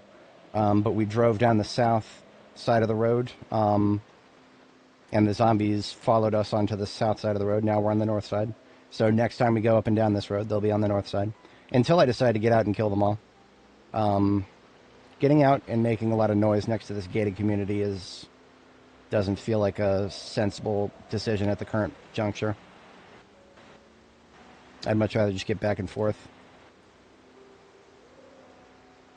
There will come a time when I'm much more interested in just killing everything in front of me. Right now, not so much.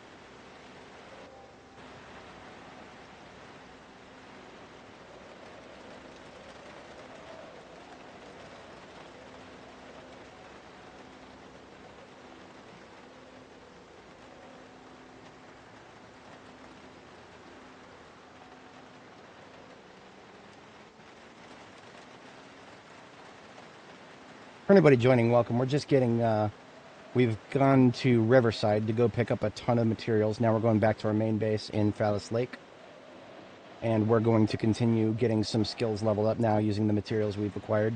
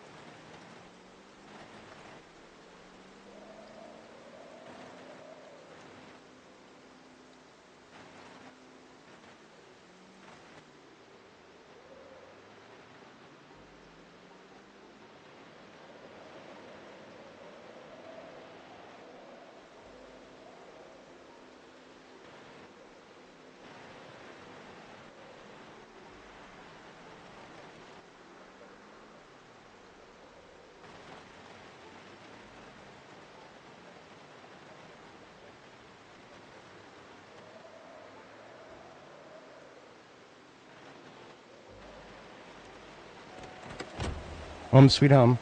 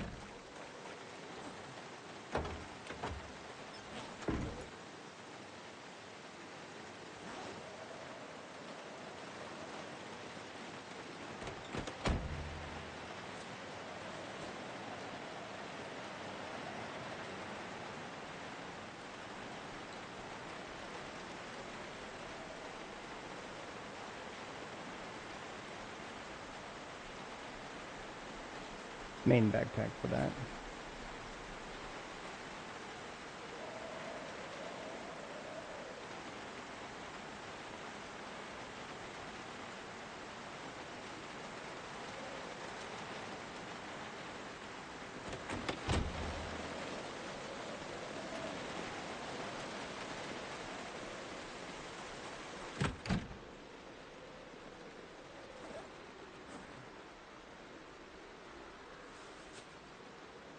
Alright, the most urgent thing that I need to do if I want to actually do it is get the hemp planted. We came away with 5 seeds. And we've got plenty of crop plots. We just got to get them planted, and then we immediately got to fertilize and compost them. But we don't have any compost left right now, do we? We would need to go get another container.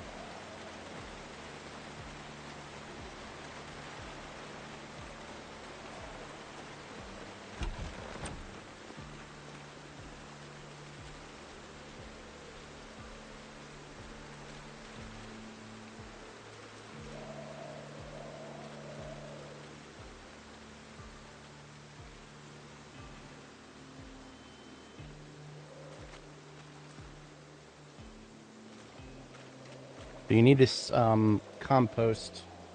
If you want to grow something that's like really out of season like these are, compost every single growth phase, once every growth phase. If you don't, it's probably going to die. I'm also going to fertilize it once every growth phase. So I'm staying up a little later. We're going to go get fertilizer from the rural supply store. I don't have any from it at the moment because I haven't planted anything so close to being out of season. But we were supposed to plant this optimally in September, and it's now October 29th. So we're like at the very edge of what we could possibly grow it in. But in theory, if we compost and fertilize it every single growth phase now, we might be able to get it to squeeze through before it dies.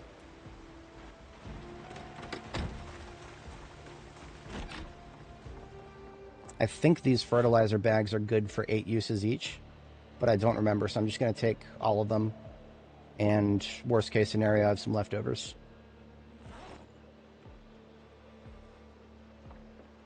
There's more than that, but those 4 should be fine for now. Killed in Phallus Lake again. Trailer got stuck to a hydrant. Which hydrant was it? It wasn't this one, was it? There's this one here. There's like 2 or 3 other ones.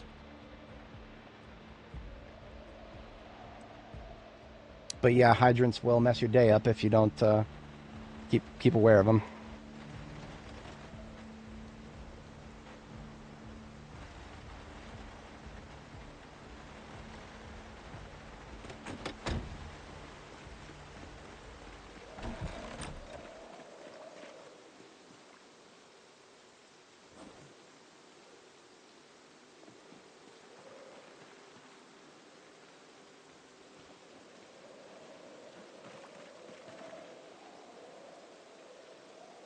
Yeah, okay, so these fertilizer bags are good for 8 uses each. So there was 5 for that row. I'm only going to save the fertilizer for the hemp for now. Yeah, I believe it. That is unfortunate. I am sorry for your loss.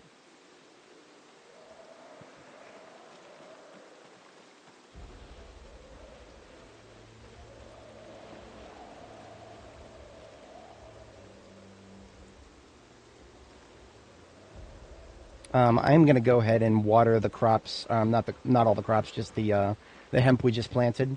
Because even though we've got rain, knowing my luck, maybe it's going to stop raining in like 30 seconds after I go to sleep. In which case, the hemp would be in the not watered phase for too long afterwards. And I don't like that, so I'm getting ahead of the bullshit now. See, now that I've done that, and I've ensured its safety, we'll get rain for the next week straight. That's always how my luck goes in this game.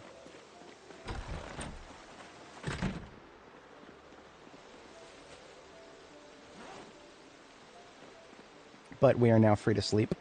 The time-sensitive part of our return has been dealt with. After I sleep, I'm going to have her read a book really quick. I do have to step away briefly, IRL. Oh, you know something I probably also should have done? Check the progress of our leather here. It's about halfway through, and the drying rate has plummeted to below half rate, so we need to get this fire going again. That's what we got firewood for.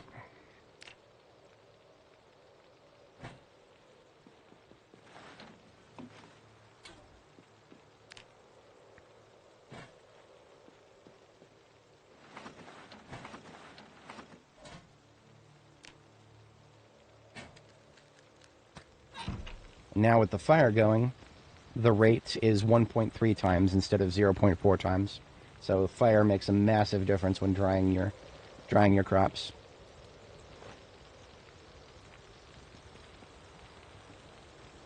And there's a book I'm going to have her read while I step away here. The book is currently in the glove compartment, I think. Or we cleaned that out. It's in my backpack. So we'll do that momentarily here. I'll clean out the rest of the interior of the sports car. The trunk is also full of nothing but steel sheets, which can go on the floor over here with the rest of the steel sheets.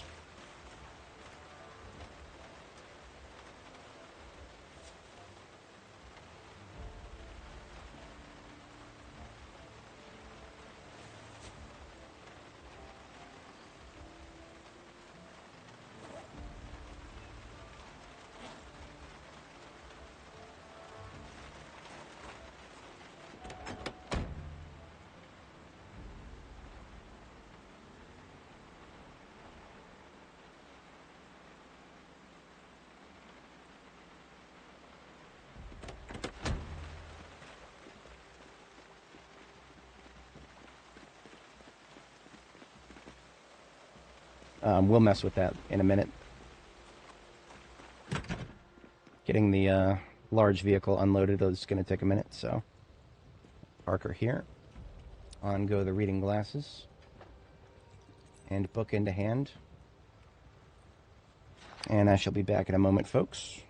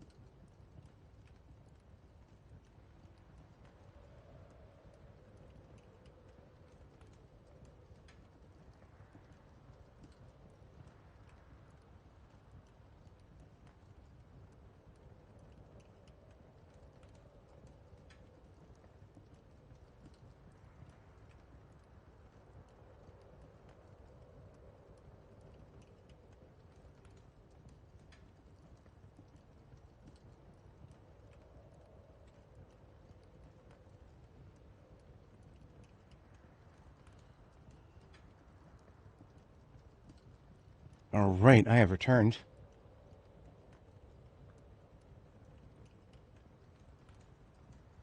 Appreciate everybody sticking around.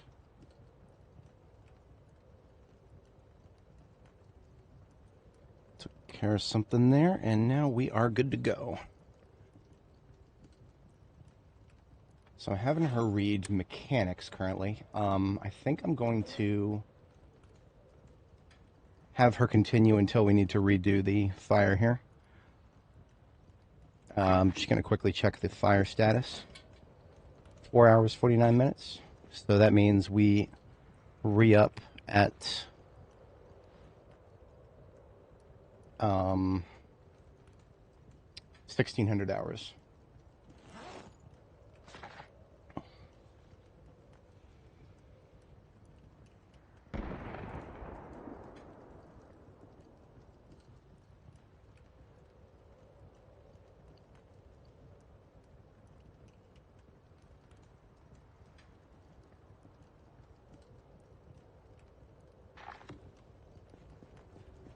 Get some more wood on the fire, and then we'll go and get something to eat here.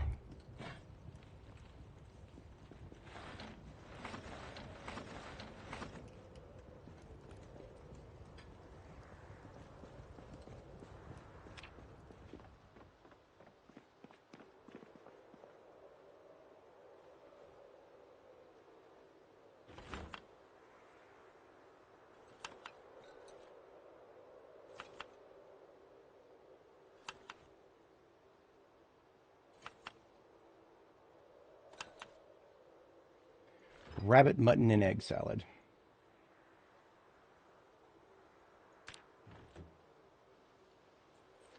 All produced using reproducible materials because we hunted the rabbits ourselves, and the mutton we could have raised ourselves, but yeah. Point stands. The eggs from our own chickens.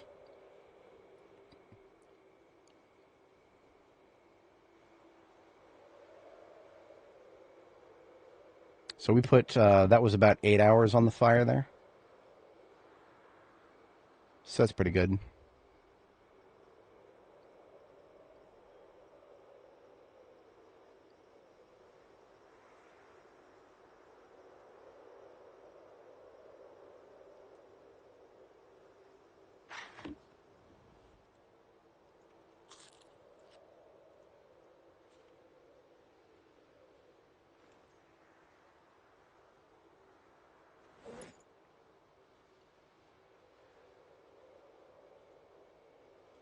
So I do need to start using up these, the meat, because I don't have enough room in my freezer for all of it. So we're going to go ahead and use up the meat.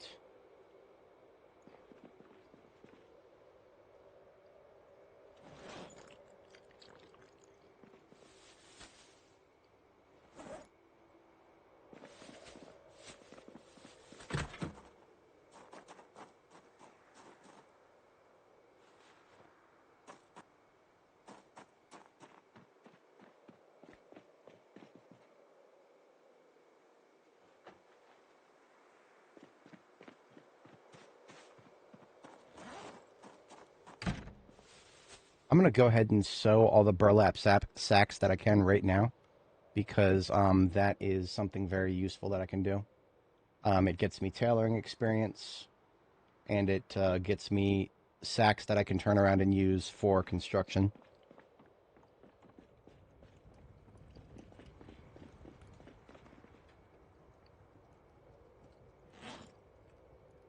I've also got another 5 burlap pieces here.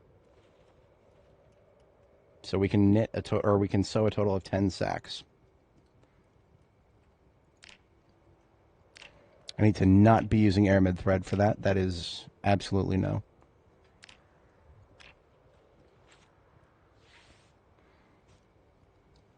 We get 13 tailoring experience per sack, so that's yeah, that's about 130 experience. That's 1/3 of the level right there. We're working on tailoring level 3.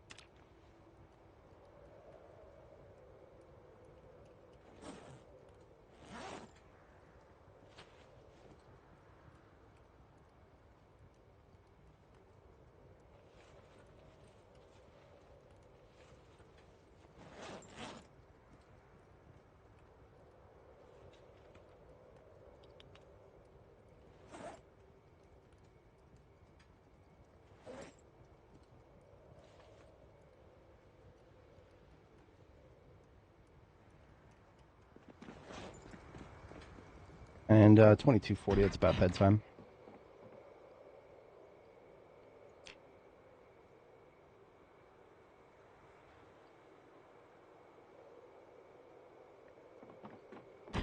Ah, fire went out. Okay. Oops.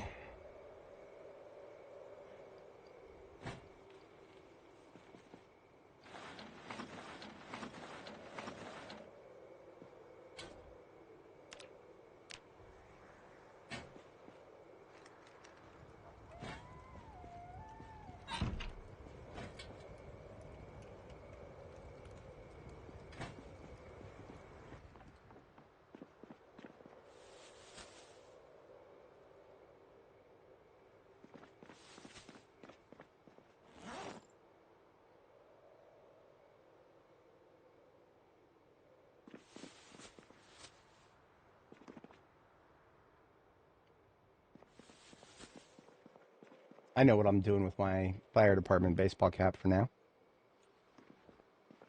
We shall put it on the teddy bear.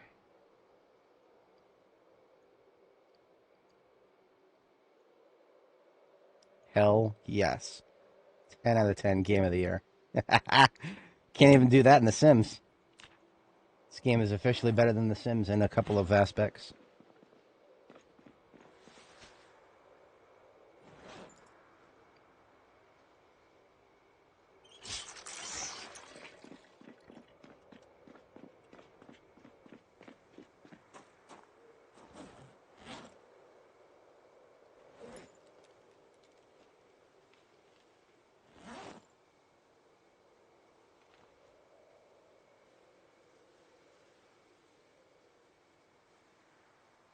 All right. Now that we've read the next mechanics book, I would like to do a little bit of work on my other truck over here.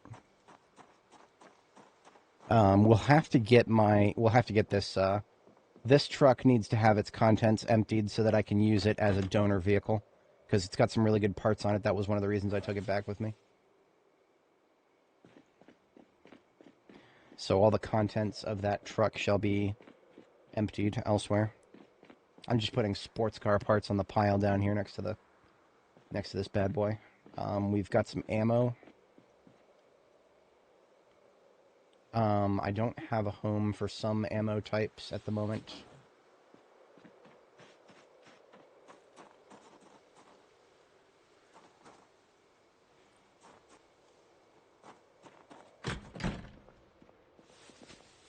For example, cartons of shotgun ammo are just kind of getting thrown on the floor over here somewhere. Probably should put those somewhere more visible. How about next to the stairs here?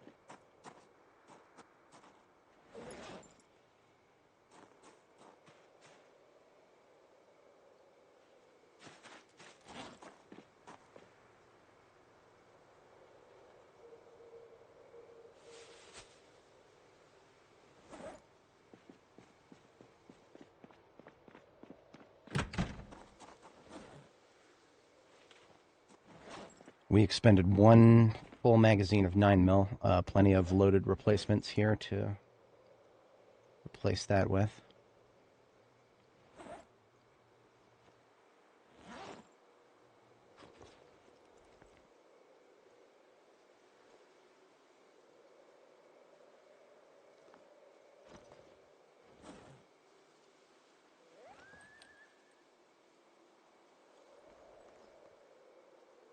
In fact, I can open 2 boxes of 38 Special to reload my bandolier. You can carry about... Yeah, we're really close. It's like you can carry 133 38 Special rounds in your bandolier if you are organized. That is my privilege as an organized individual.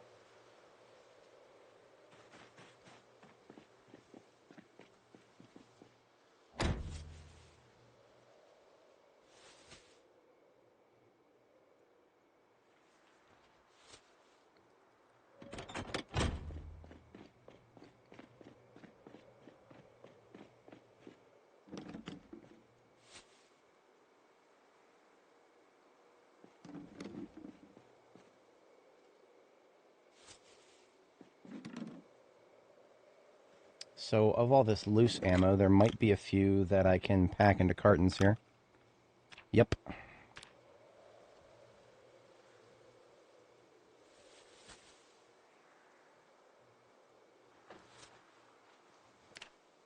Because we're combining a bunch of loose boxes that we found while we were out looting with a bunch of boxes that we already had in the trunk of this vehicle here. And that applies to several types of several platforms here. We've got enough shotgun, for example. And that's a rather hefty carton. I'm putting that in my main hand. Next we can do 45 ACP, another one of those.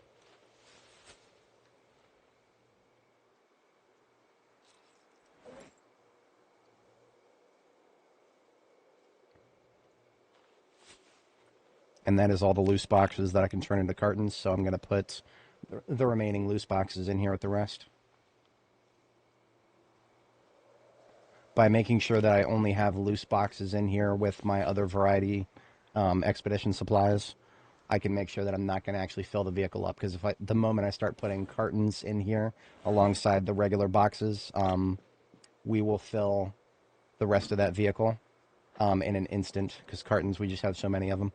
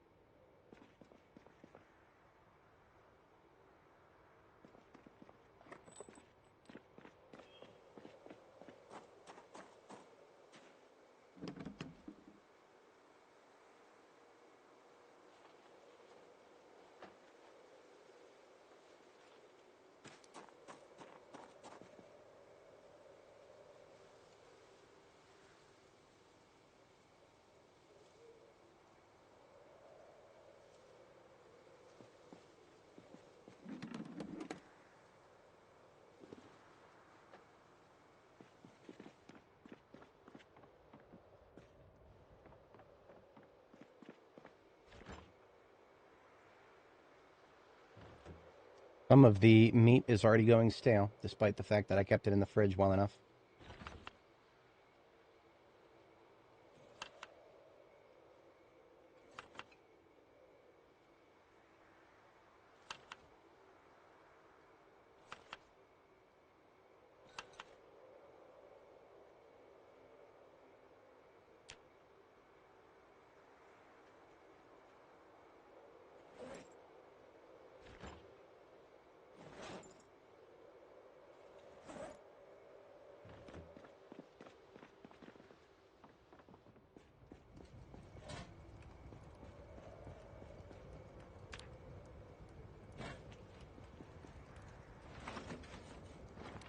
And I'll keep the fire lit while I sleep the second time here, but we'll need to go get some more wood for tomorrow morning.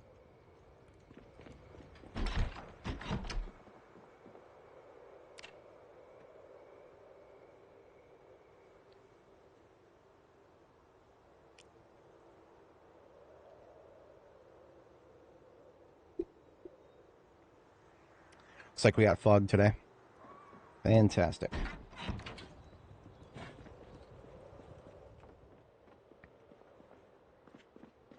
Putting an axe on my back. Oh, I've got one outside.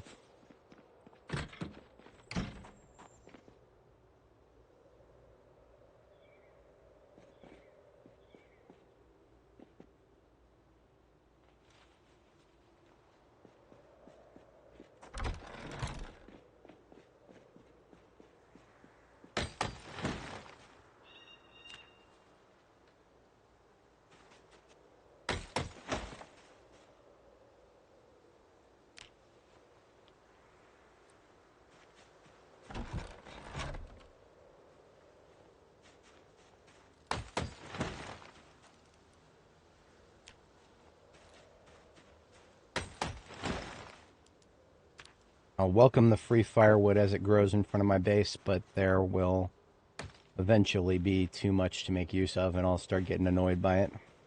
At least for now, I can just cut it and then immediately toss it somewhere useful.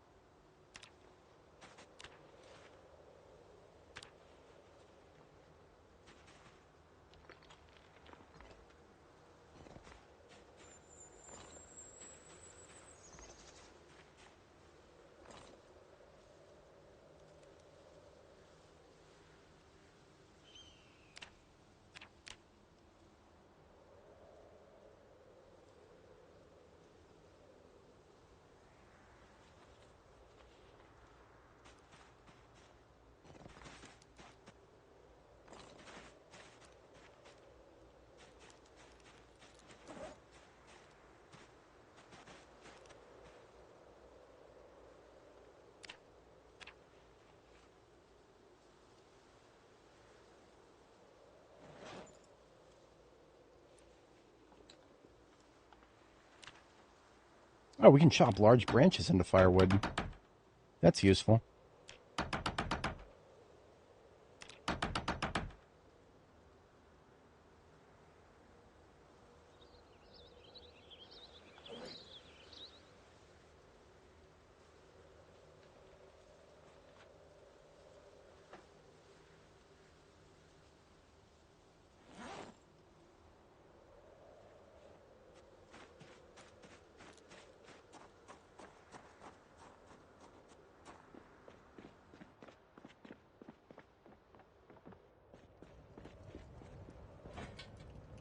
Got it just in the nick of time here.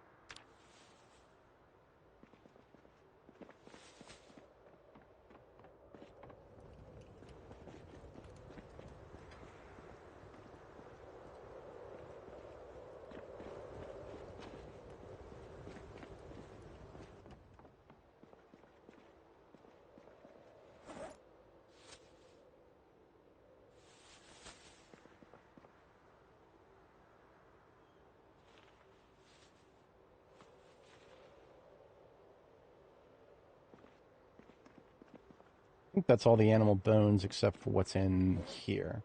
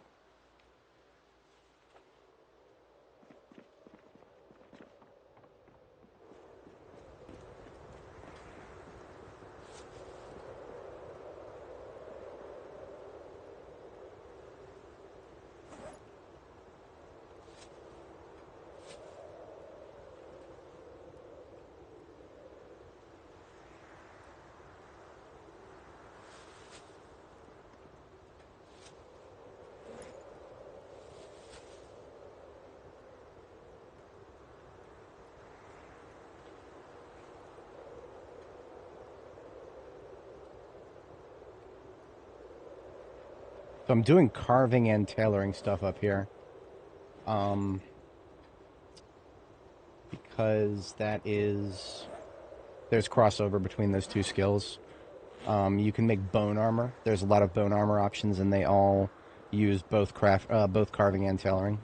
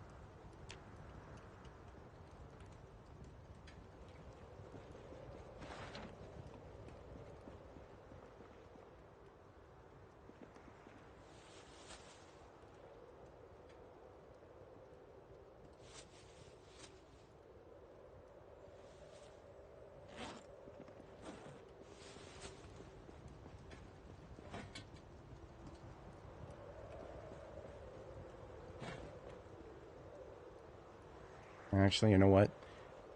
Those tree branches could become charcoal. They're more useful to me that way.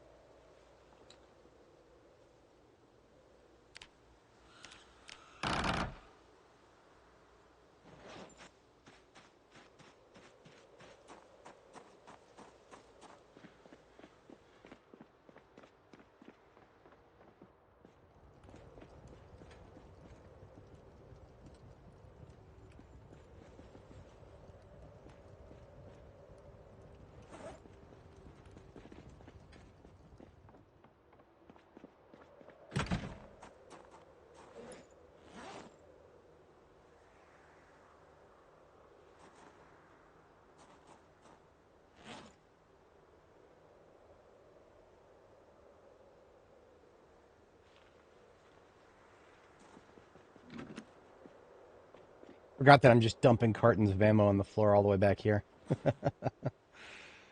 Ay.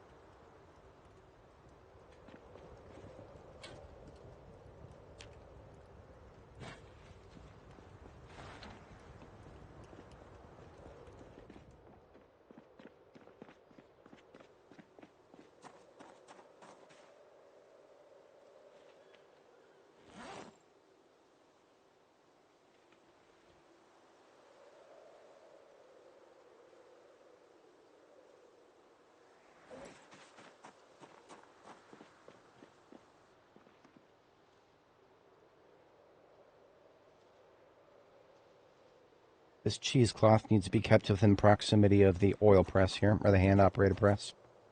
So it goes over here.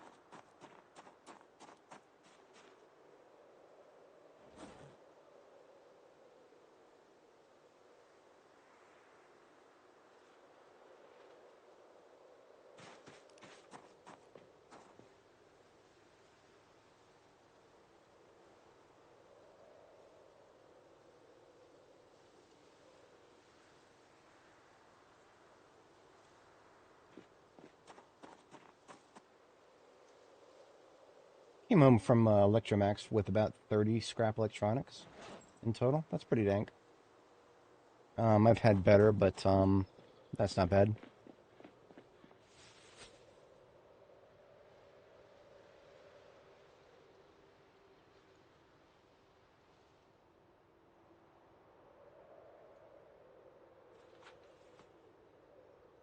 Of course, now this container is full once more.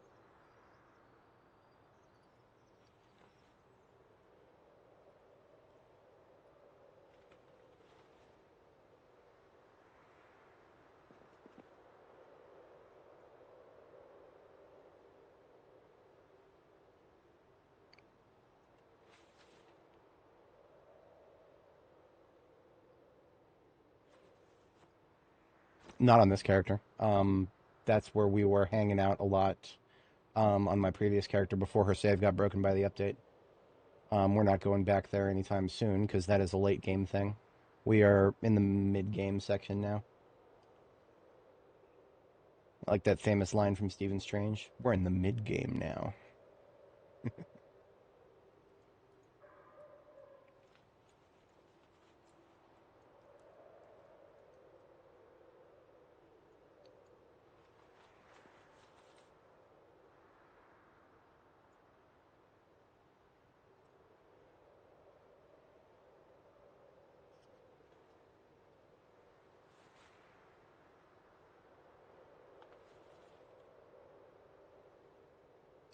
I'm also sticking first aid into this box. That's not going to last. This box is already just constantly getting full.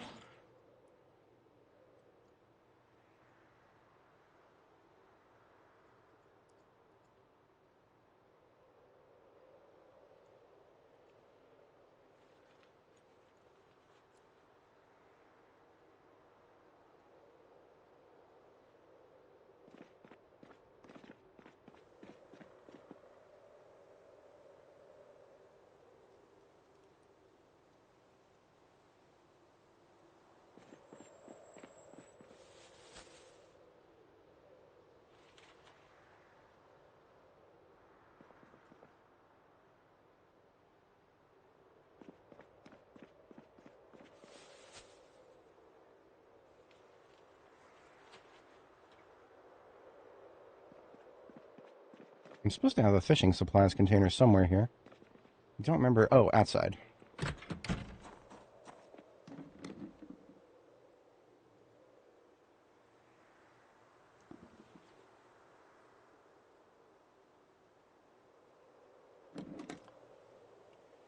Don't they also get looted? Slowly.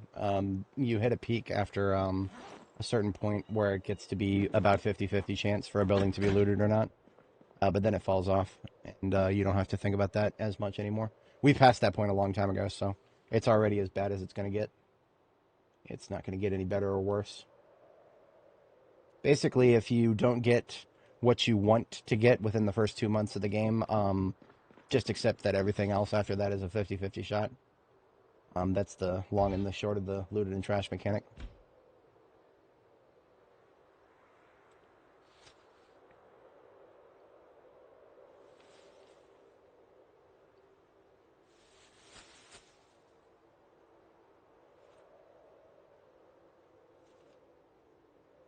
That stuff, okay.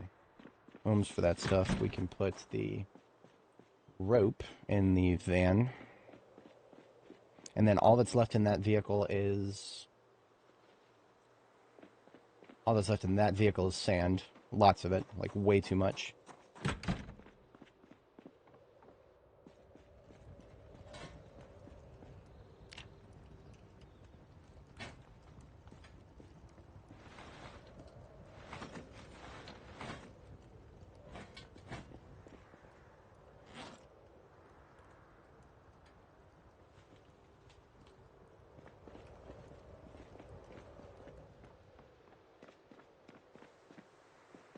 Silver ingots.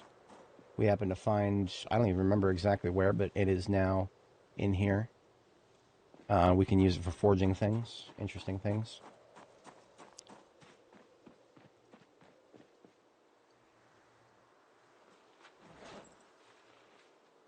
I'm going to probably dump the sand next to the gravel over here somewhere, maybe.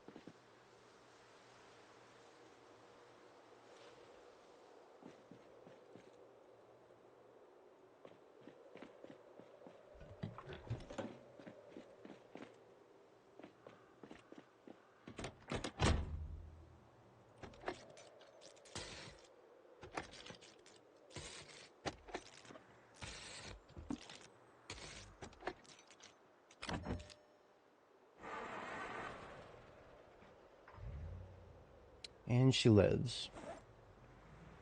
This is now sand delivery vehicle. Gonna move the library a little bit out of the way so that I can place some sand on the uneven tiles over here.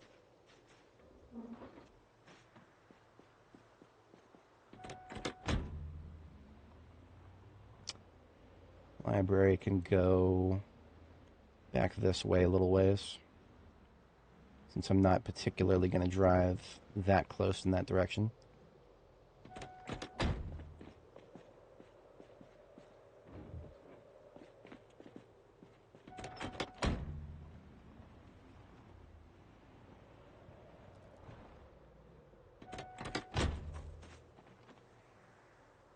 So one of the reasons I'm just going to be dumping sand here is because if I need sand in the future, then I can come over here and pick it up. But right now, it's less likely that I'm going to need sand, more likely that I'm going to want gravel. Gravel is a surface that's easier to drive on. Actually, one of the things I like to do with sand is mark parking spots. I can just extend the parking lot a little bit here.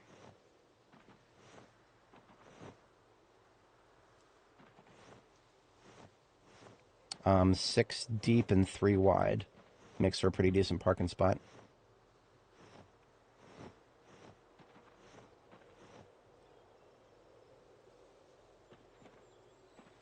I'm just going to extend it in this direction too. YOLO.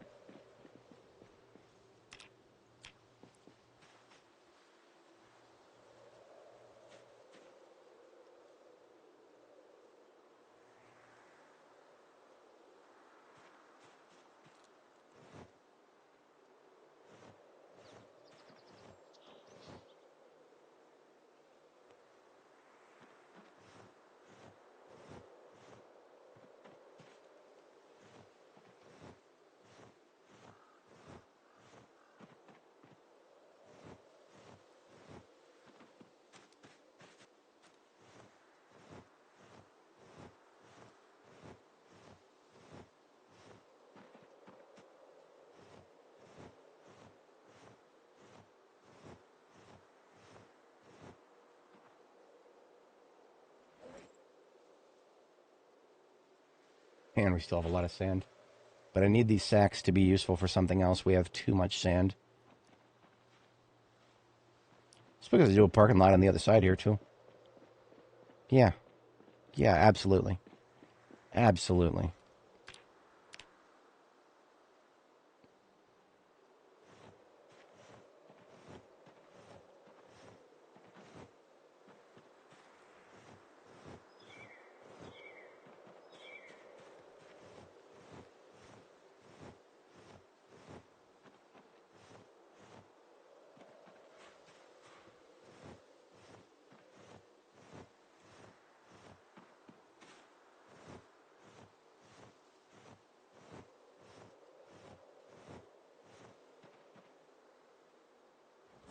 That just freed 21 more sacks.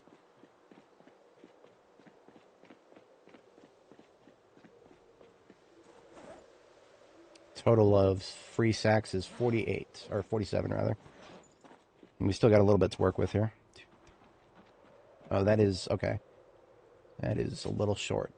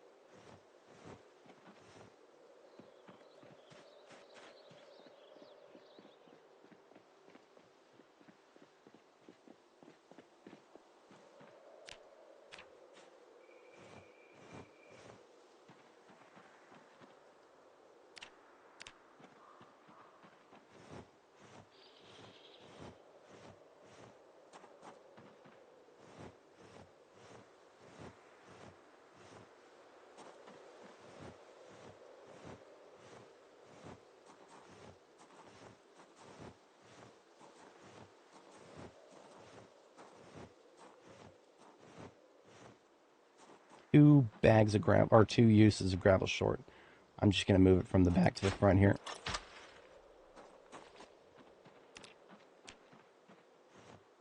If anybody is not familiar, gravel is about twice as easy to drive on as sand, so you don't want to put sand anywhere except actually like putting them in parking spots, because it's okay to drive a little slower when you're pulling into a spot. Doesn't work like that in real life, but in the video game it works all right.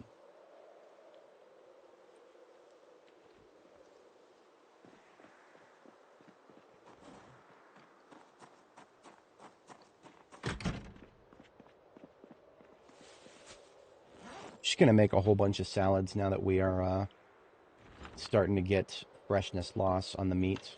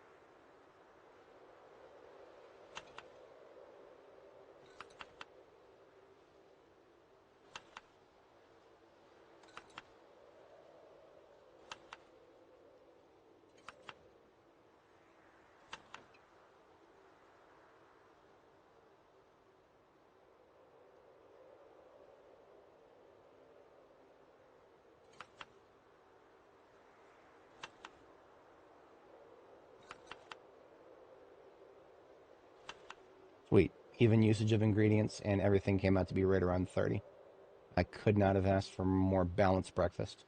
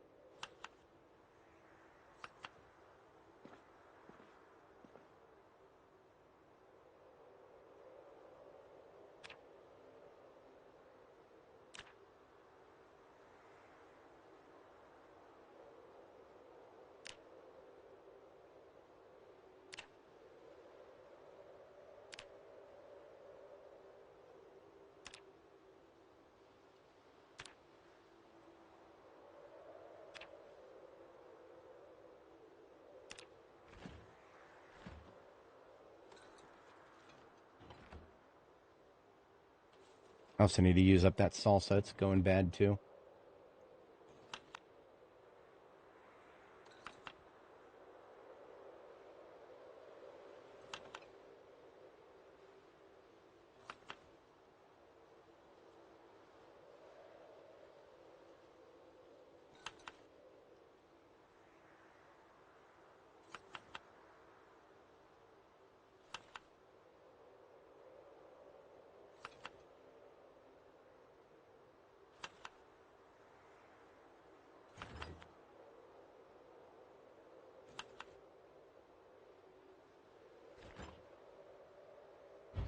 Last of the nacho cheese. Had no choice but to use it because the nacho cheese cannot be frozen.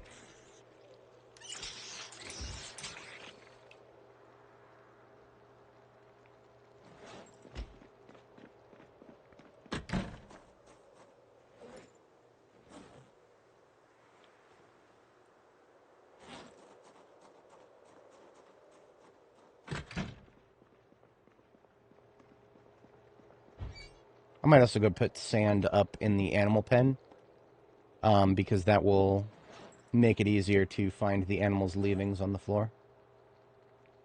As that's definitely one of the sentences of all time.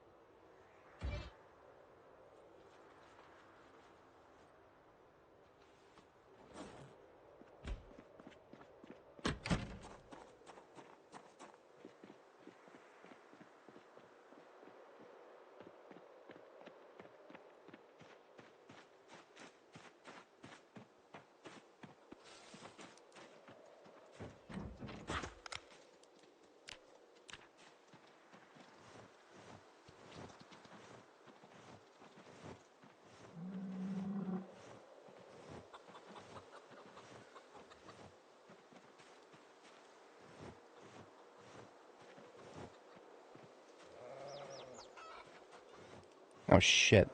That's the sound of a chicken that's hatched. We cannot have that. The chickens are breeding and they need to stop. If it gets out of hand, I'm going to have to go on a culling, and I don't want to do that. That can't be good for the economy.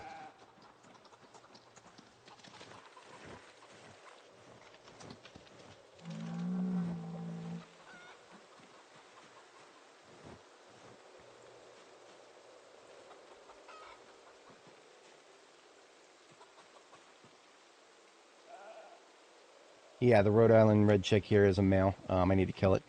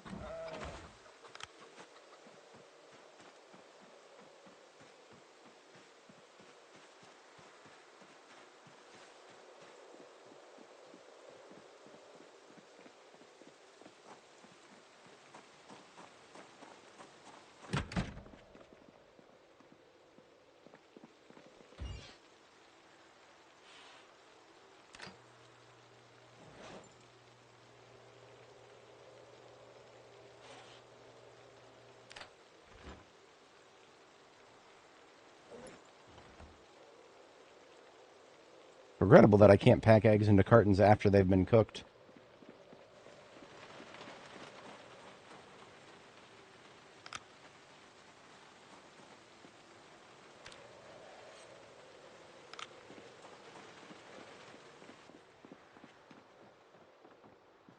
Great, the fucking fire went out again. I thought I had it. Whatever.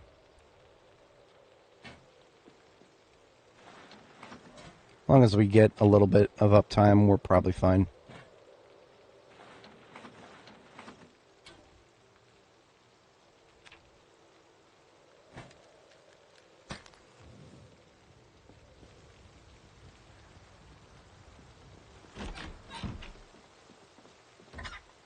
Fuck.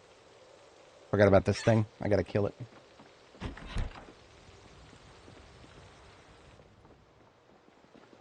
Sorry, but I don't need another male chicken right now. Damn it.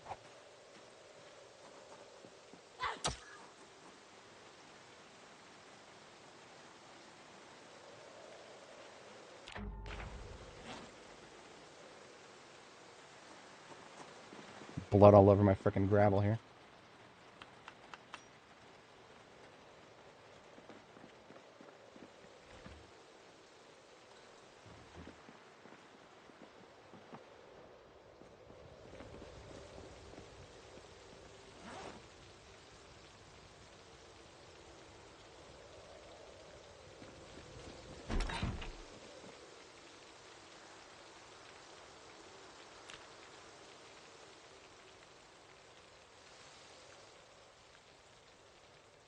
It is now Halloween in game, and of course it's snowing.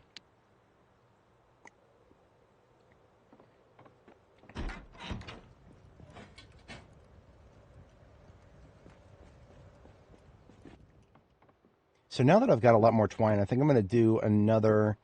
I'm going to make another set of drying racks.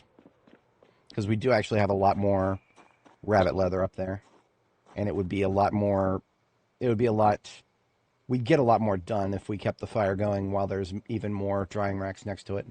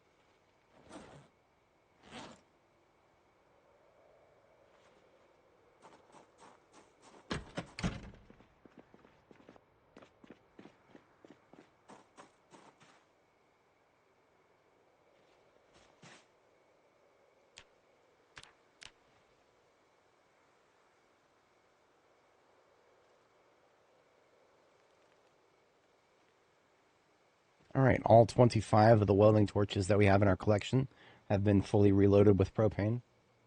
And we still have a little bit left in this tank. That's okay. Meanwhile, these 3 tanks up here are untouched.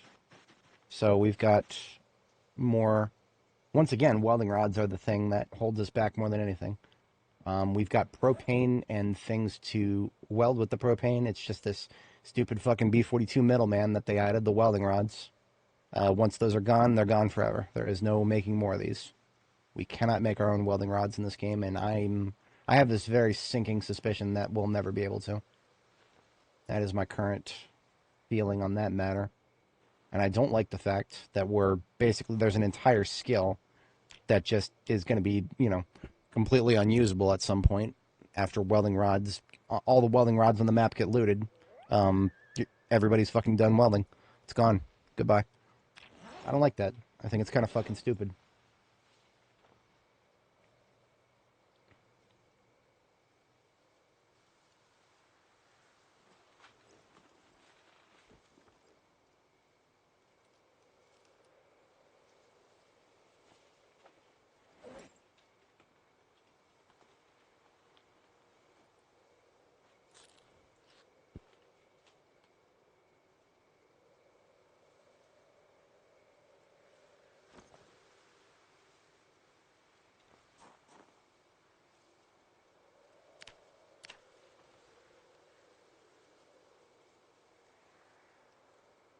Yeah, that's true too.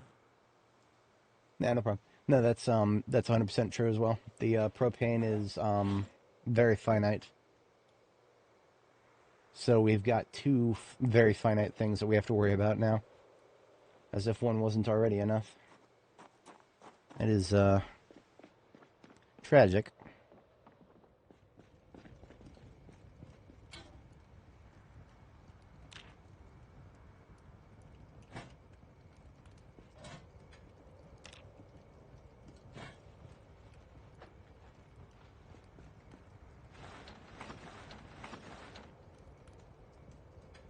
I'm sure given enough time in multiplayer, the map would probably get wiped out of propane as well.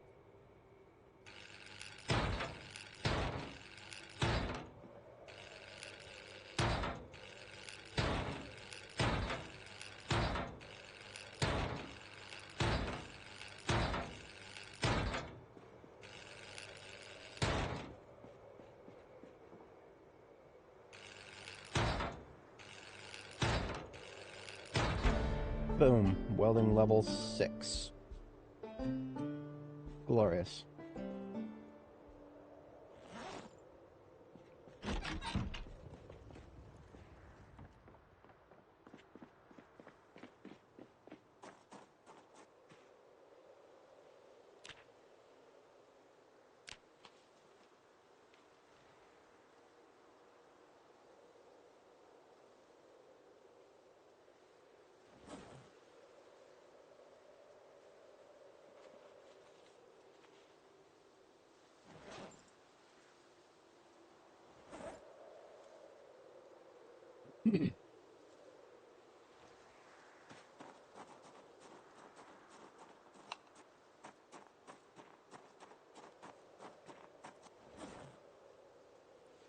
Make that 67 sacks.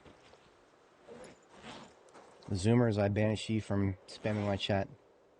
Just because I said the magic numbers. Don't do it. Don't do it.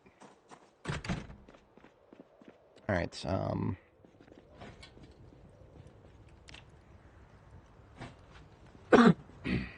second bedtime coming right up.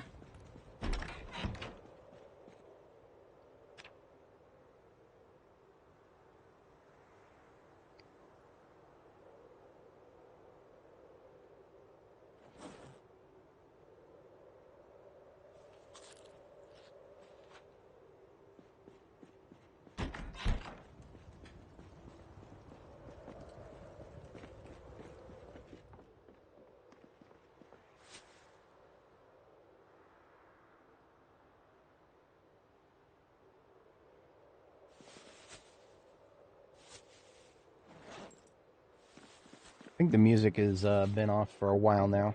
Sometimes I forget about that, and if people are here for the music, I apologize. We do have countermeasures when the game decides to stop playing it. Just got to remember to actually deploy them.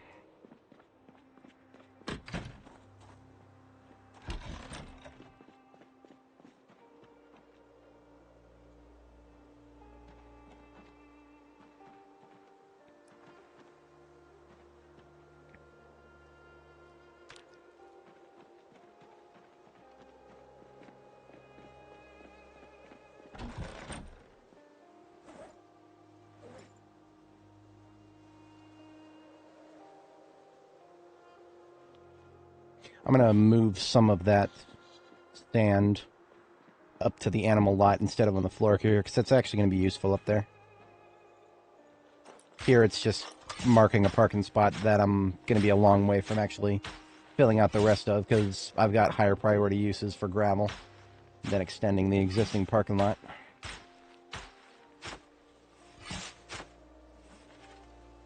Oops.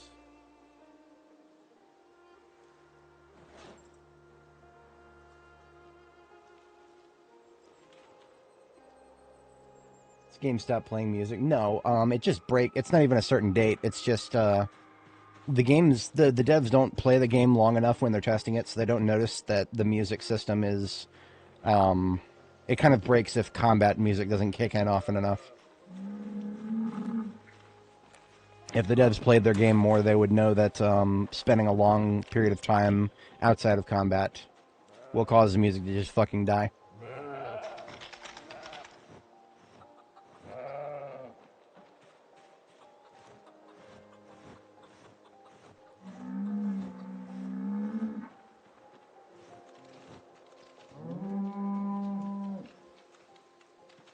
half?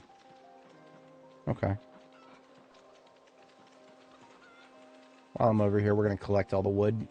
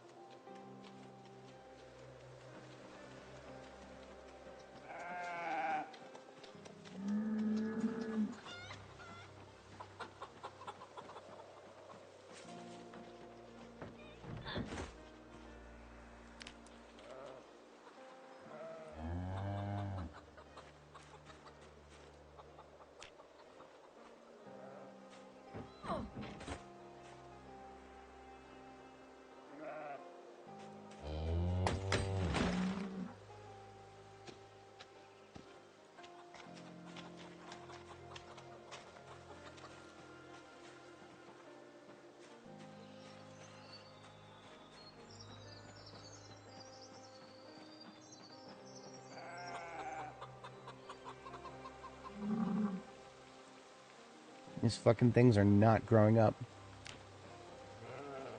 They have definitely nerfed growth times of animals.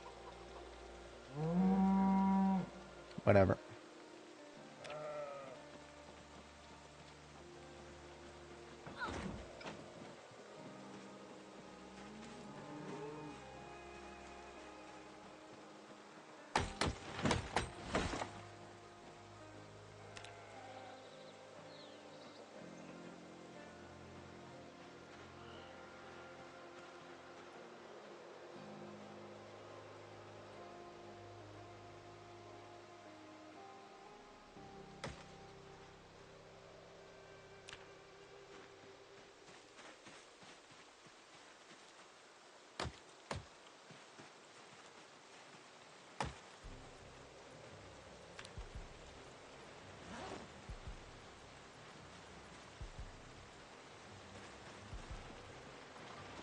I suppose in a realistic world, I could use the fact that the music has stopped as a warning that I've been playing for too long.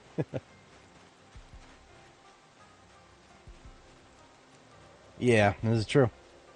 That is very true. If I had to worry about comfort for the animals, that would be... I don't know how I'd prosecute that. That would be, that could definitely be annoying.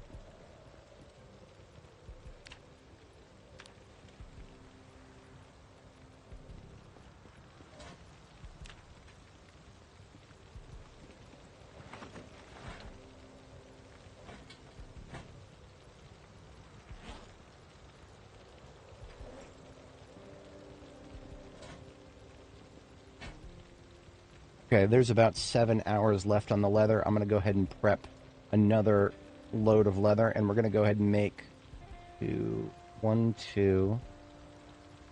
4 more small drying racks. Oops. Yeah, absolutely. I mean, animals already do get fussy due to the stress system. I can handle the stress system, kind of. I still hate it, but I can handle it. It's definitely not making animals easier. Alright, so that means we're going to need 16 long sticks. Yeah, 16 long sticks. And we've got 7 saplings to work with, so we're actually halfway there already. Let's make that 9. So that's going to be a total of 10 long sticks. That's why I don't burn saplings.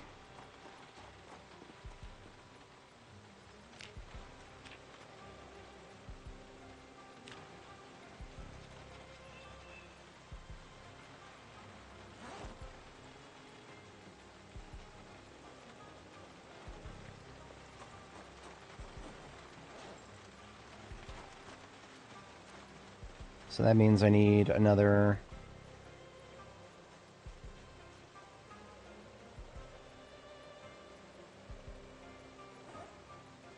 six saplings. We actually, I think we can sometimes get saplings from these small trees. Or is it just branches? I think it's just branches. I'm going to get rid of them anyway because I hate them. Makes it harder to drive.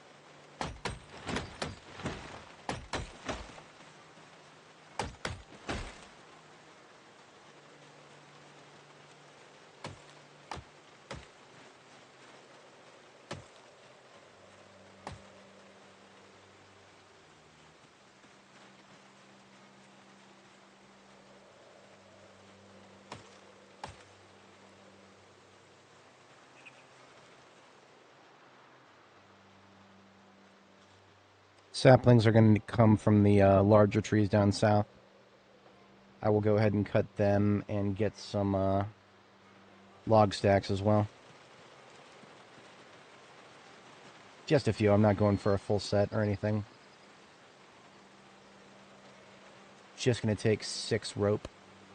That'll be 1 full military backpack of logs. Take them upstairs, chop them.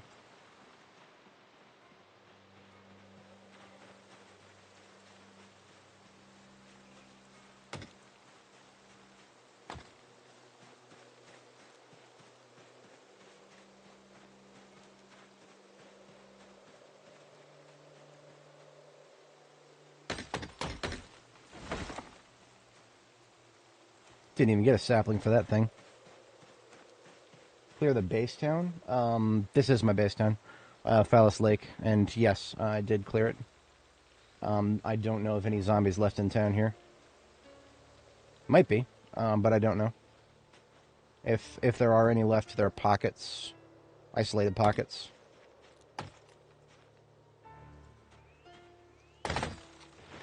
We started in Riverside. Riverside is a big, relative to this place, Riverside is a lot bigger.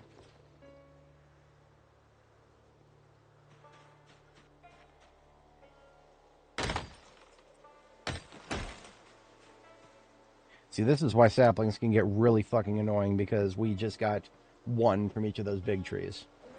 Smaller trees are usually your best source for saplings, but I'm going to try the ones in the front yard here.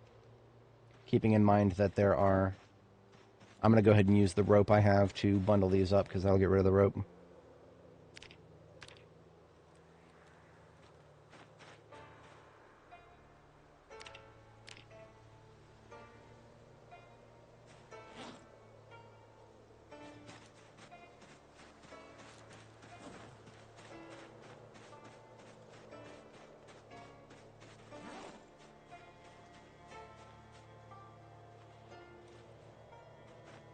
Carrying around all this kit is what is overloading me right now. Can't effectively cut wood if I'm at stage 2 over encumbrance. And fuck you too, game. I didn't get a sapling from that. This medium-sized thing here. Nope. About this 3-log tree, I think.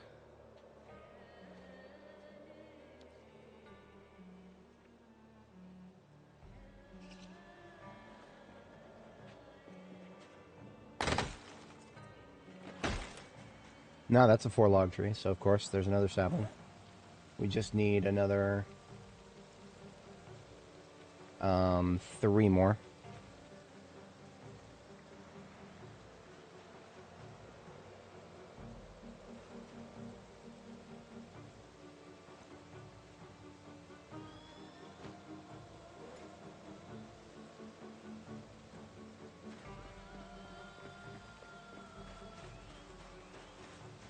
I have always hated the long stick aspect of the crafting system, and regrettably it seems like it's here to stay.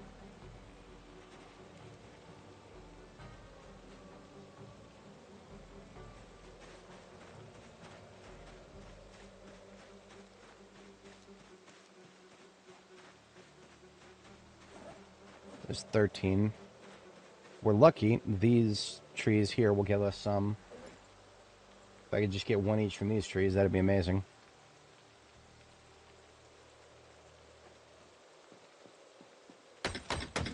Yes, thank you. So these one log trees give saplings, but the two log trees don't. Can't make it make sense, man. Doesn't make sense. What even is a fucking sapling in this regard? My brain meat tells me that saplings are trees that you go plant and they grow into other trees. And she's fucking tired again because, of course she is. Running around cutting trees all day. At least now she'll be able to sleep tonight.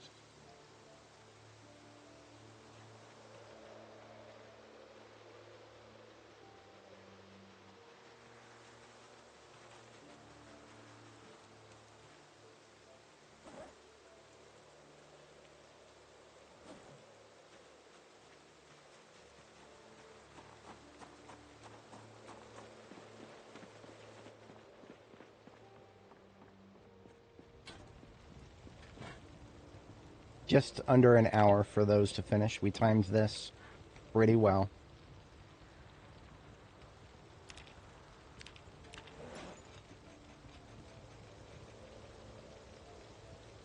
So we've got 16 long sticks and a bunch of nails. Now we just need a little bit of twine, maybe a lot of bit of twine. Now we can make some more of those small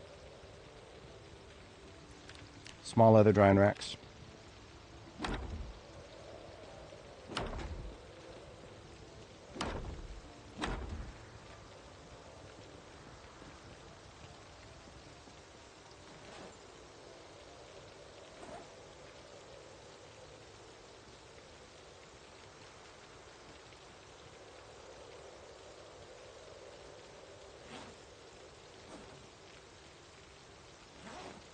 So now that means we've got 3, 4, 5, 6, 7, 8. We need 8 bowls of brain tan now.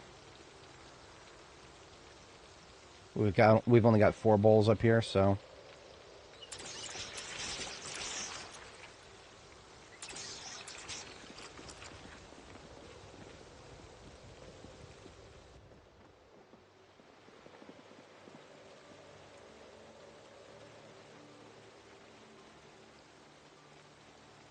oh.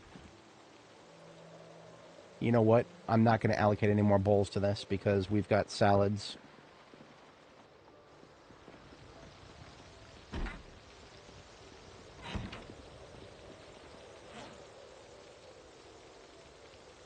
We're just going to do it 4 at a time then. So there's 4 bowls of brain tan. Now we pick up 4 unprocessed rabbit hides.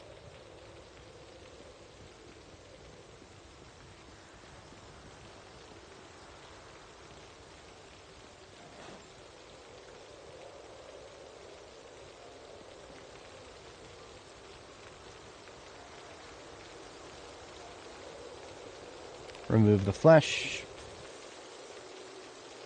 Remove the fur. Convert into crude.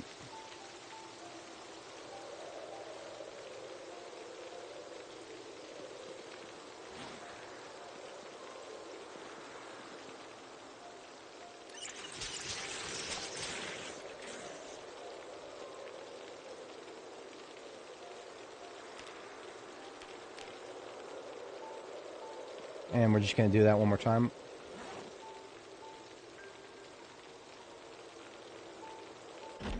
Oops.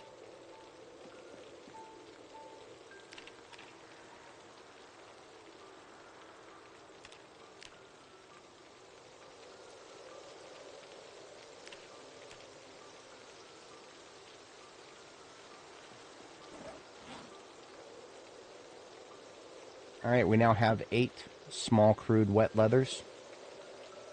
We can put the bowls away. And I believe the rest of these leathers are done processing now. Yep. Perfect timing.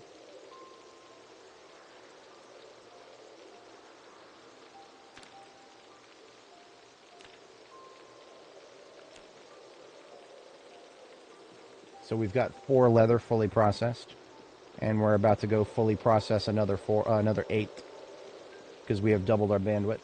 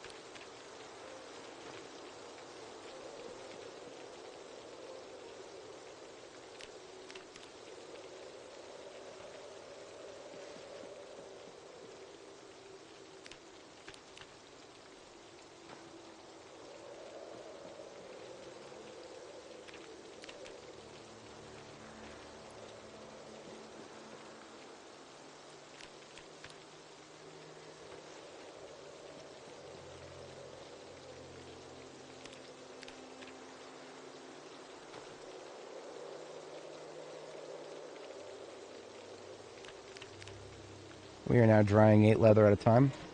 The drying rate without the fire running is 0.5. But now all we got to do is load up the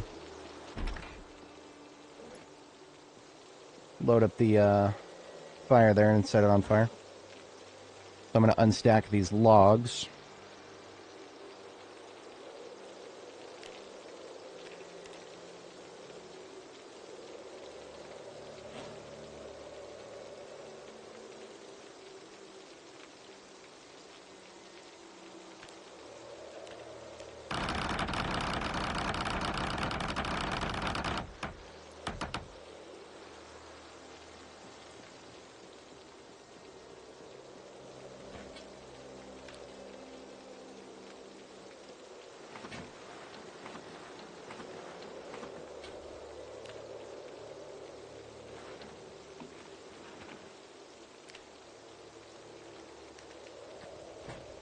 Now with the fire running, it is at 1.3 times.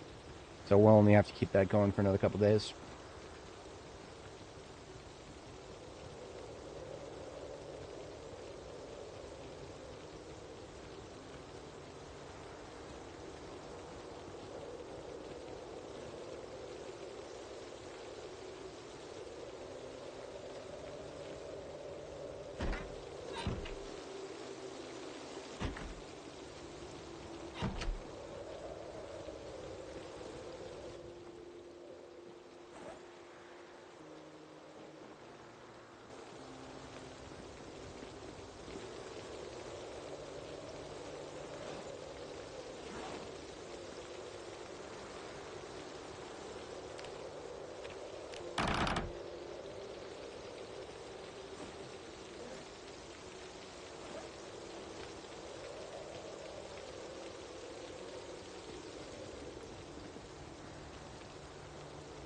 Yeah, it's really stupid. It shouldn't be necessary, but it actually is the only way to dry things during the winter, because during the winter it can get so cold that it can literally slow to a complete stop. I will show you a screenshot, just one screenshot, and I think it will speak for itself and how stupid it was. We're going back in time to my previous character, Nora the Explora, who set up shop in Riverside, and we did a crop harvest of a bunch of winter crops that needed to be harvested in January. Let that sink in. Harvested in January. Again, one of the stupidest things about this game, it's been that way for several builds now. Anything you plant in October has to get harvested in January. This is what we had to do to actually process all of our crops that we managed to harvest. Okay, this is actually the summer harvest. So we're doing this just to speed it up. But when we did the winter harvest, we had no choice. We had to do this. Because the crops, after you harvest them, they're fresh. They have a shelf life. You have to dry them. So your two options are either do something stupid like this and have an entire frickin' furnace room, fucking boiler room full of crops drying, or you can just put them on a drying rack and then fucking do nothing for all of winter and wait until summer when it finally gets warm enough for the drying racks to process. Yeah, no, that's I wouldn't have planted crops if I was gonna wait till next year to use them. I would prefer to be able to use them as soon as I harvest them, or at least a little ways after. In any case, this is but a taste of what must be done, because we have all the same crops planted out here now, fewer quantity. These winter crops out here, definitely fewer quantity. But the flax, there's no getting around that. Flax is if you plant enough flax, you harvest it, you dry it, you'll get to level 10 tailoring without even the books. Yeah. That's a lot of work.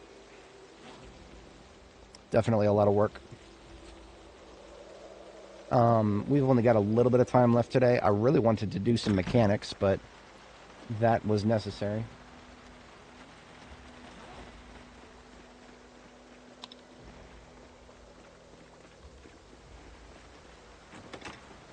I suppose I can pull a few parts off. There is still a 50-50 chance to damage brakes.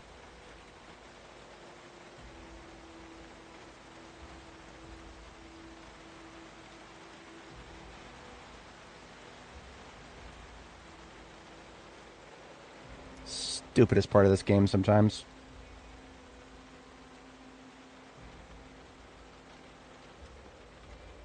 If I wanted to watch a coin flip simulator, I would have played a different video game, but this is where the RNG of Project Zomboid really takes the muffin.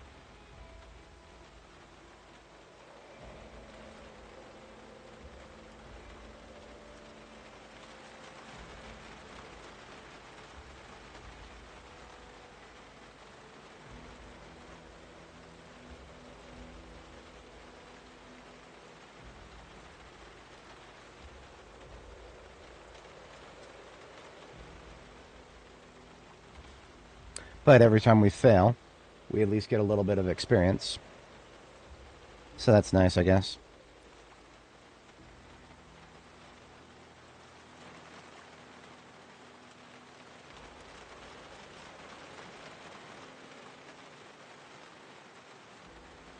Still a chance of damaging windshields. That is truly cursed in my mind.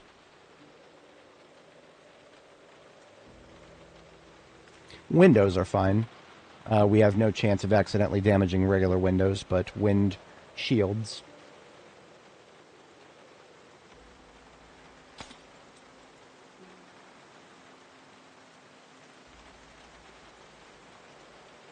We no longer damage doors by taking them off. That's nice. I'm going to go ahead and take the doors off, and then we're going to leave them up by the welding area, because we can fix the doors with welding now. Being level 6 welding, we'll get a pretty good ROI on door repairs.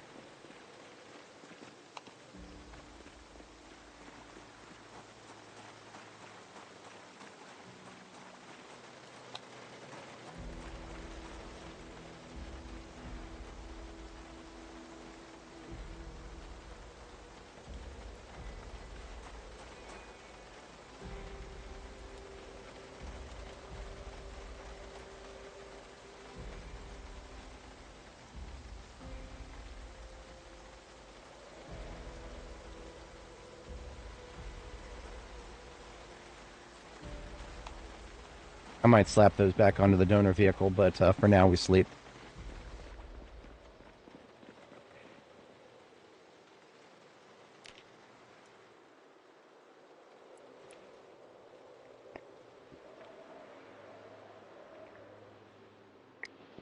And this shit right here. I wonder if this has been fixed yet. Having rain turn to snow with water on the floor. For every past build, this has resulted in water being stuck on the floor permanently until you close and reopen the game.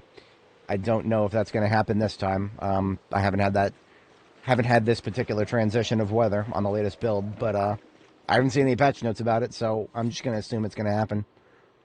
We'll find out tomorrow, I suppose. Let's get the fire loaded up again.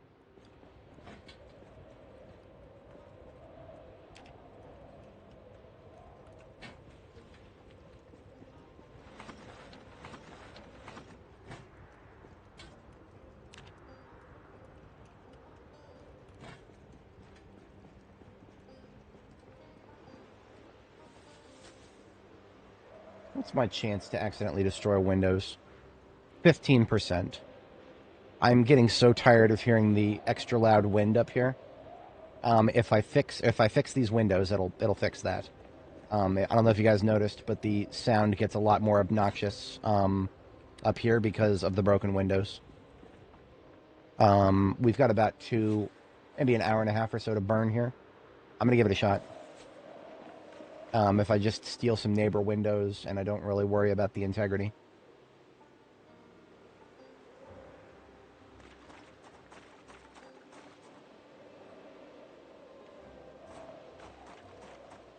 I know I've got a crowbar somewhere. I don't remember exactly where. Crowbar is a required tool for this activity. Did I put one? I think I put one in that crate, actually. Yes. Okay. Blue crowbar. Cannons are back.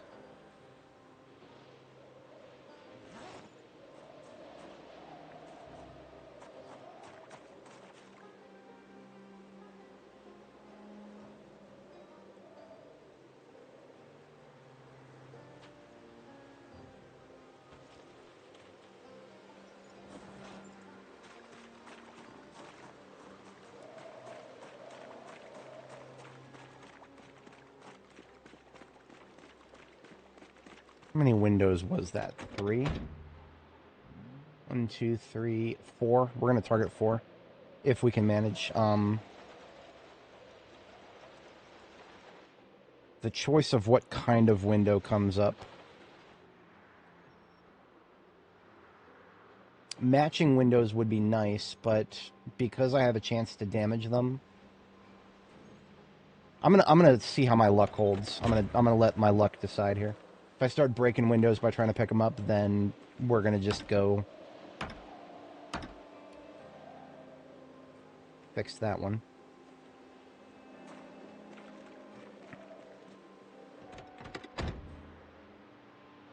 We'll go for the crappy ones.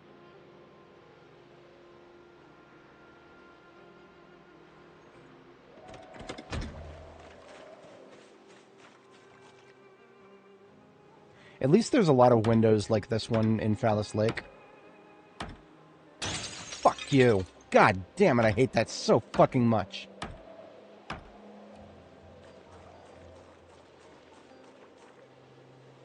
So we've got one. Let's try it again. Wait, what? What? We can pick up the string lights now? I didn't... Oh, this is, I didn't realize we can pick up the string lights. These things on the wall. For the longest time, we've not been able to.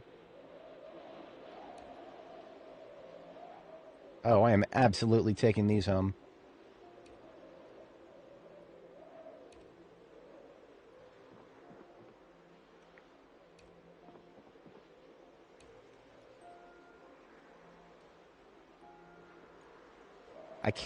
I absolutely cannot roleplay as a, Valley Girl without having some, string lights. String lights in my bedroom. Okay, no, fuck it. 2 times in a row, that's enough for me. I'm just gonna fucking deal with the noise. In fact, I'm going to just, weld shut a couple of the windows. I need welding experience anyway. Fuck it.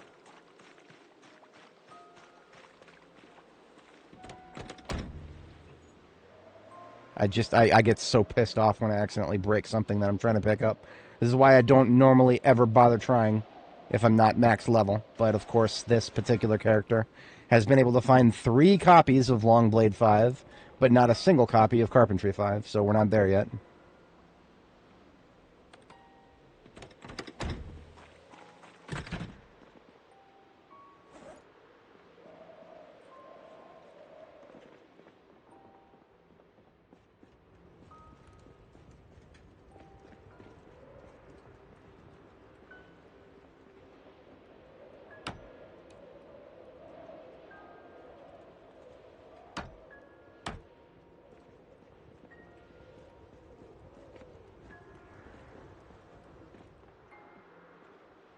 In order to just make it a welded window, we've got to use some, we actually have to use welding rods for that. This was another nerf that they applied to, welded barricades. You got to have rods for it.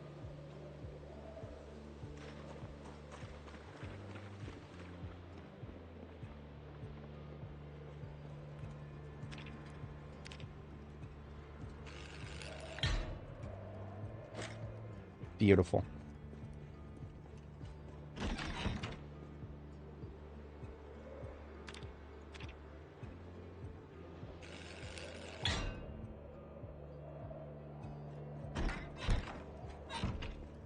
Good riddance to the noise. It's unbelievable that it got that bad in the first place, but that's the game we're playing right now.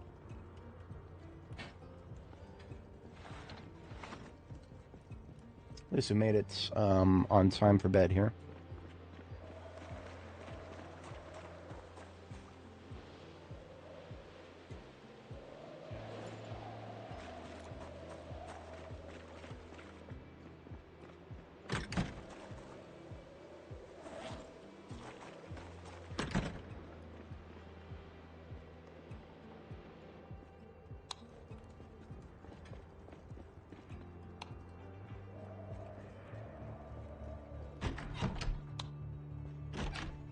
Alright, so I don't know if this is going to be my bedroom forever, but for now, I would like to see what these large lights look like.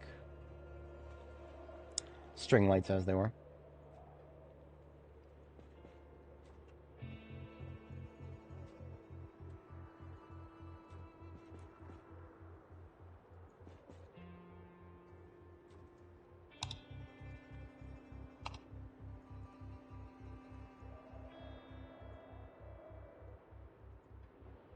Wait, what?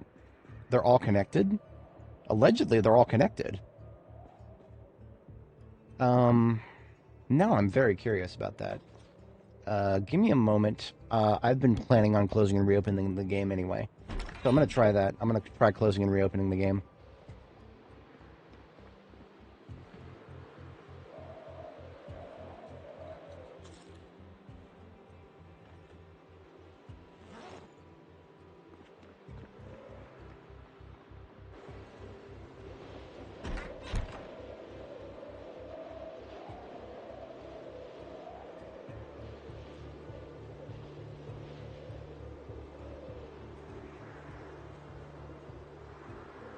Looks like these are things that'll get blocked very sensitively. Like I couldn't even have the TV there.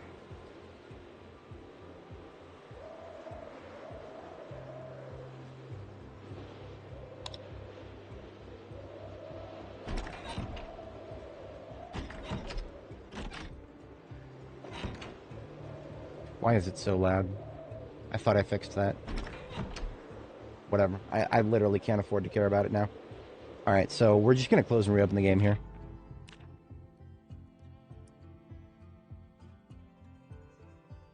Maybe I should have closed all the way out.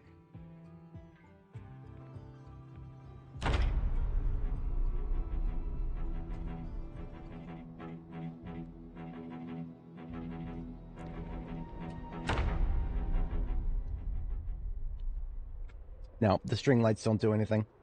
Damn, that's really stupid. I was so excited for a second there.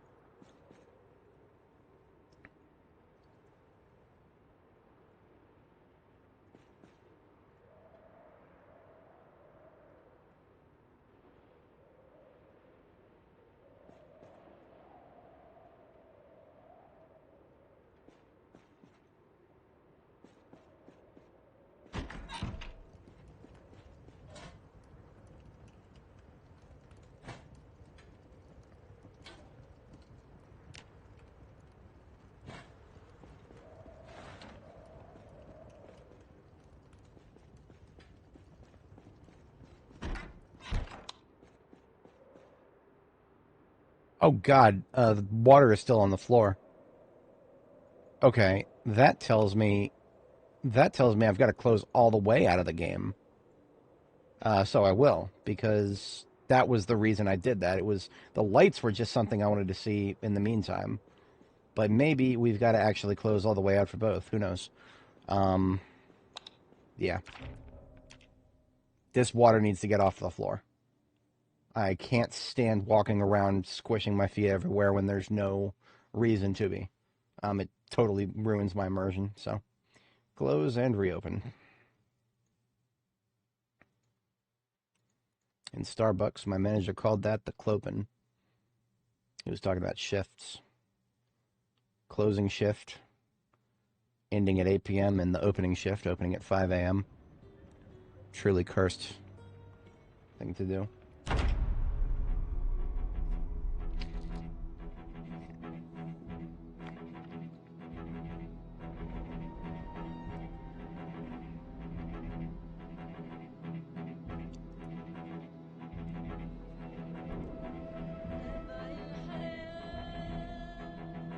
What's up, Kitsio? How's it going? Nah. So I just discovered that we can move the string lights now, but turning them off and on does nothing. When you put them down, you get that little message that says zone tile will, or lighting will be updated when zone is reloaded, but nothing happens. Yeah, well, yep. Or you're just the person who volunteers for everything. Don't be that person. I used to be the person who volunteers for everything. I'm still dealing with the consequences of that, but now I am no longer the person who volunteers for everything. Yours worked? That is, I'm mad about it. I'm actually mad about it. It was inside the RV. Hmm. Well, you know what? All right, maybe I'll turn them on, and I'll actually do what the game wants me to do. I'll leave the area and come back. I don't even care about the power cost. If these actually worked and they looked pretty, I would pay I'd pay the power bill for it. Fuck it. I want string lights. I absolutely want string lights in this game. What's up, Command? How's it going?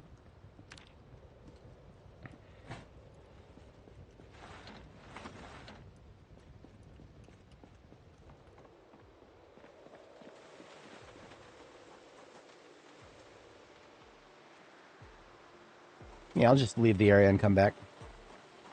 They do look nice. I actually do remember seeing what they looked like before the power shut off. Elsewhere, I don't remember exactly where I saw it. I think it was the Riverside bar. That reminds me, there is a bar here in town. I'll check it out. It's not like it takes me too long. I got a race car. I like it.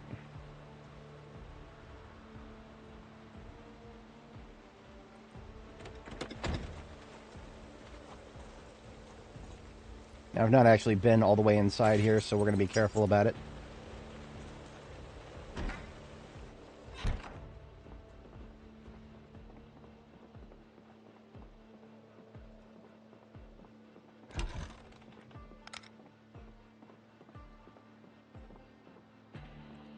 Figured if there was anybody in here, they would have made themselves outside by now.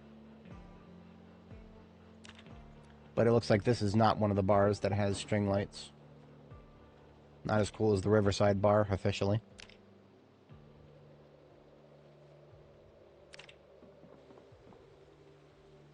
Couple of sawed-off shotguns here.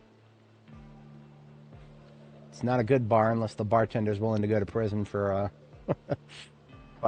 illegal firearm modifications.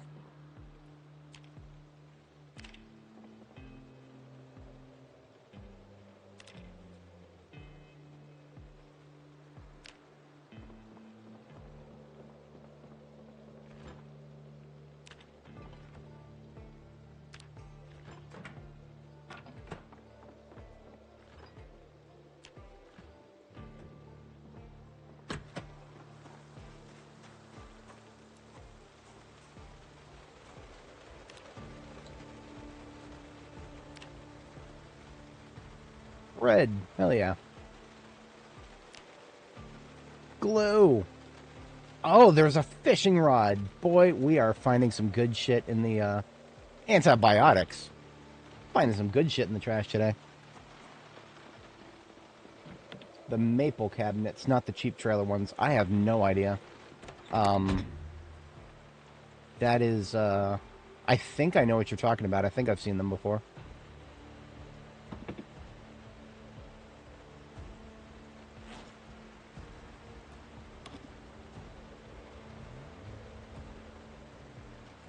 I'm taking this back to base in case I need a donor vehicle, seeing as it actually was able to start. Donor vehicle or throwaway.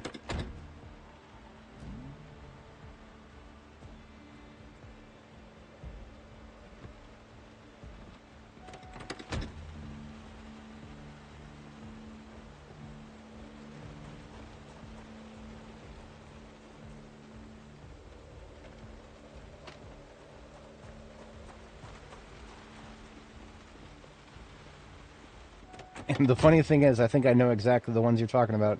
It's in the hunting shop, isn't it?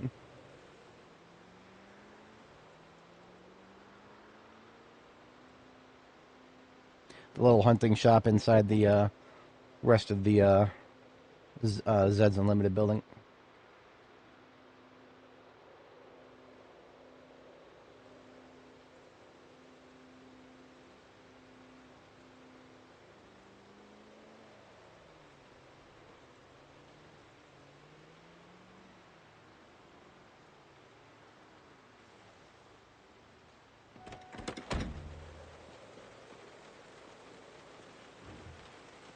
I'm going to leave that car running for a bit because it's got a battery that needs to be charged.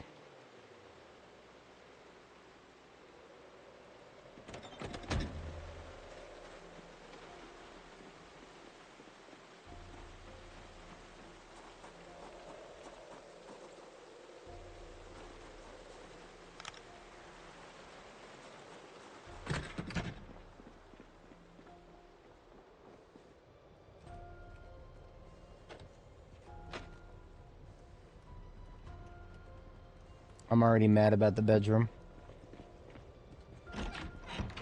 Lights just don't work. Oh well.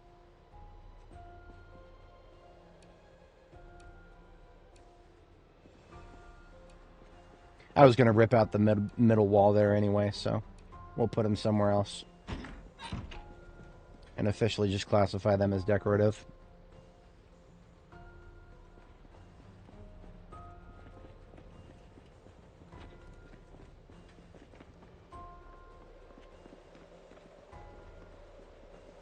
Not that I have a lot of room to put things in right now. I'm really edging myself on storage space.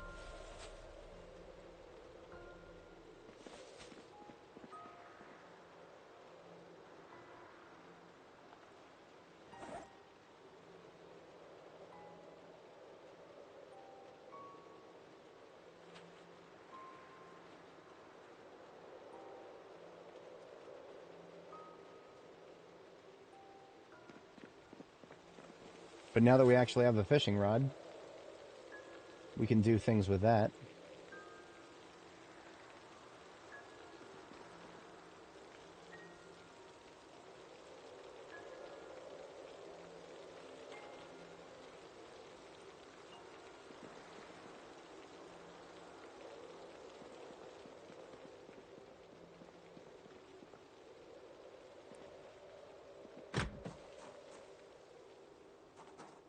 And I was just about to put this bucket down. Of course, that's when the rain stops.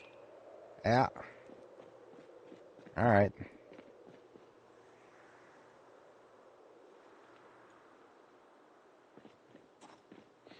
But now we actually have a complete fishing kit. Took a lot longer to assemble one than I thought.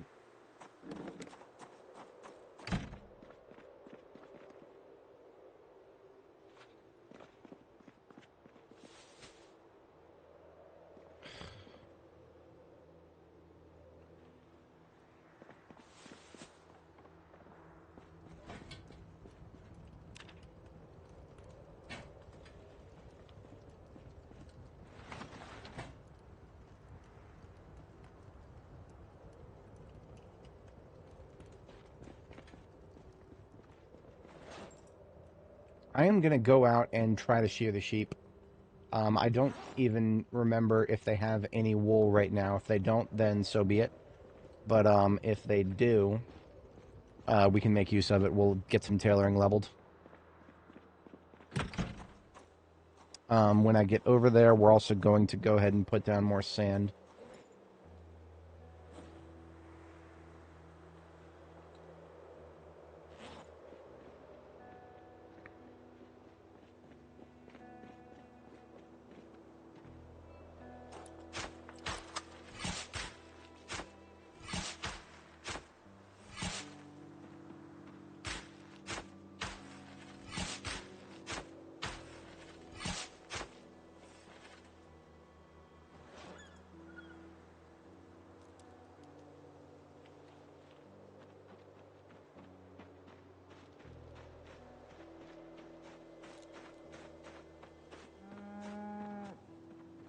Roo.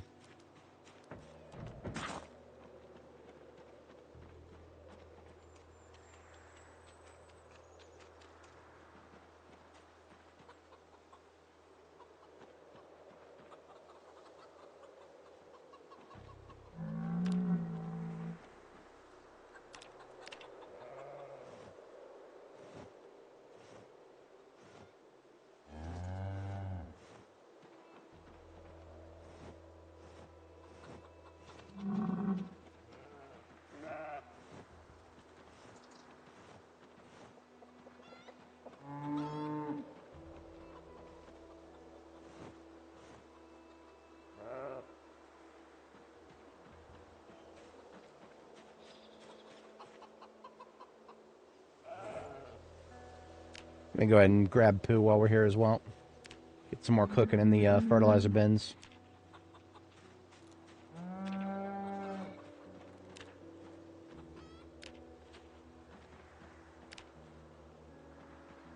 Now, I said I was going to come over here and shear the sheep, but I didn't bring no shears. Skill issue. I suppose this is an opportunity to see if they actually have anything to shear. They don't look very coated. Quote-unquote handful. So the Fresian has some. The Rambouillet has a little.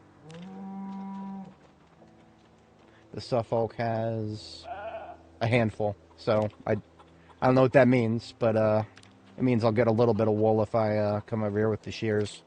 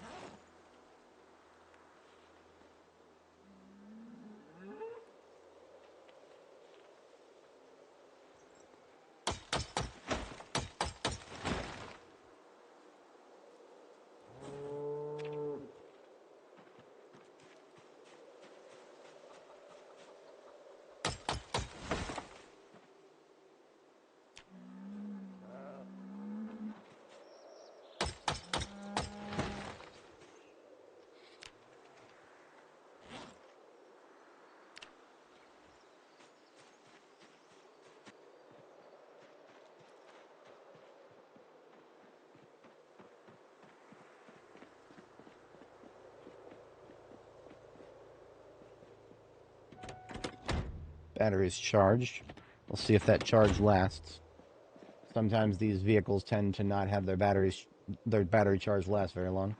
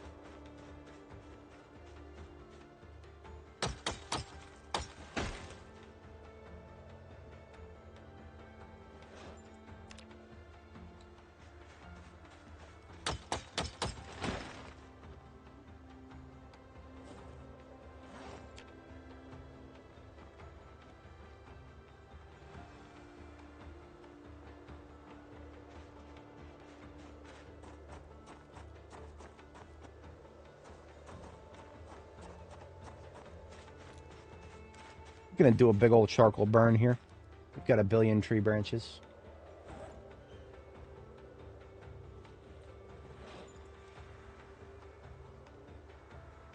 We can do 11.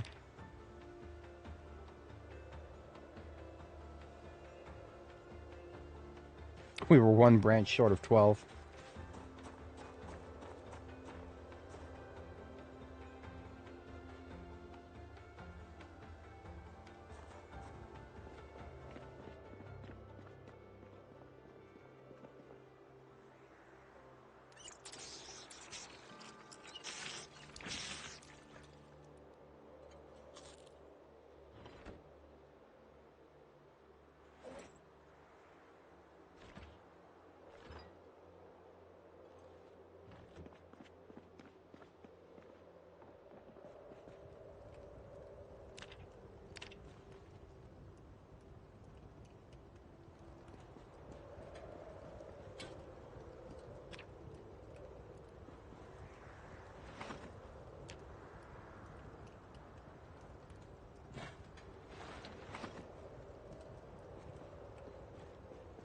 Yeah, that is the power of 3D object placement. I enjoy it tremendously.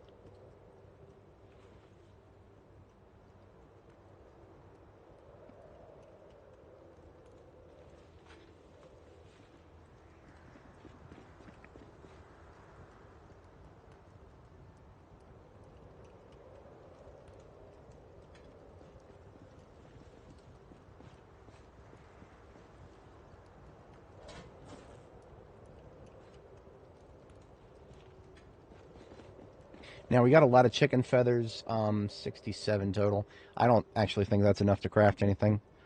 Pillow. No, we need 100. So, the chickens have shed quite a few feathers, but nowhere near enough to actually craft something with. Nah, if only. It'd be cool if the bears were just mannequins. We could just put clothing on them, any clothing.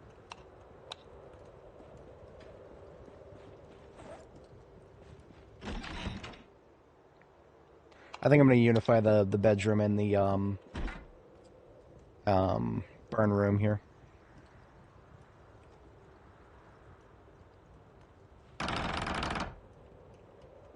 And we go get ourselves a sledgehammer from downstairs.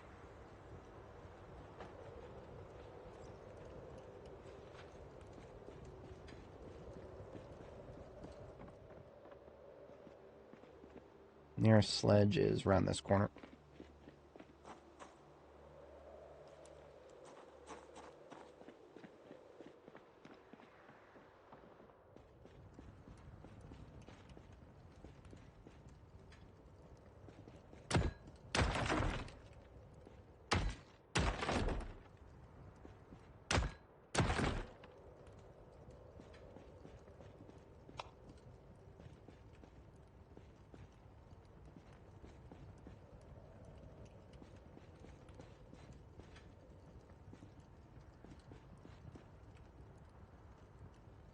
I'll consider what to do next in this area.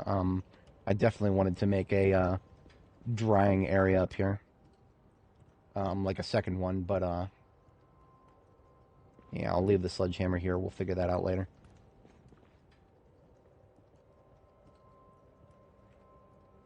In the meantime, there's other tailoring things I could do. We're going to cut up all the belts we have.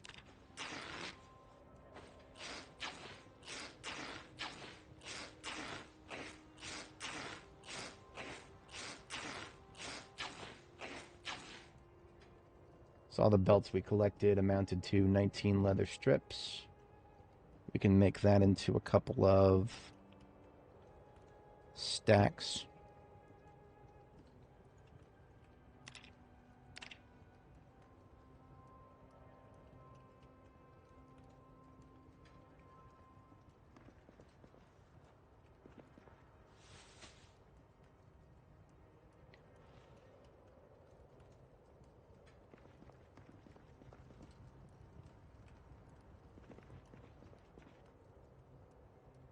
All right, you know what? What we need more than anything is thread. And we can get more thread if we turn turn sheep wool into thread. I need to get this aramid thread out of here because I do not want the game using that when there's any other option. So, like the leather strips, we're going to drop the aramid thread on the floor here. Now I'm going to go actually take some shears this time. I can make my own shears, and I shall do so.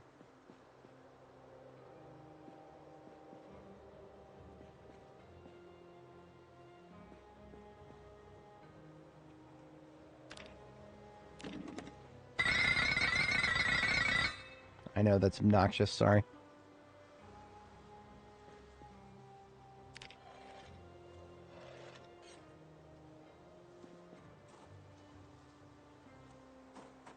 What leveling tailoring? Probably 8. Yeah, I think.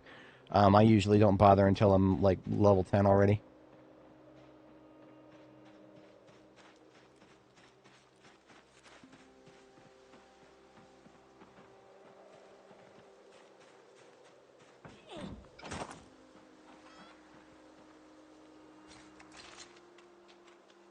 Yeah, we got a grand total of 1 wool from that thing. And it's probably going to be the same for everybody.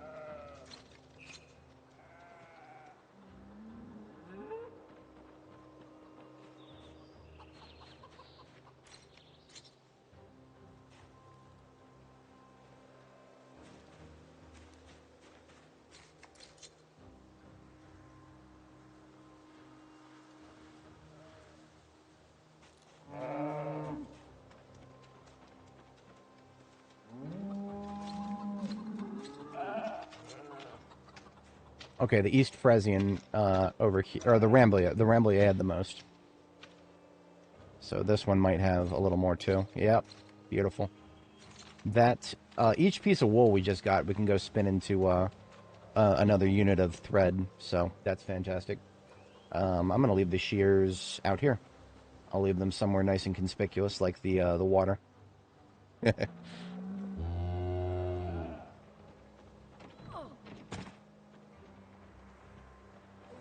That sounds about right. Especially if you have to get them from zombies. They are just always full of holes on zombies. Zombies don't know how to preserve their clothing. Dumb things. No wonder they didn't survive. Ah.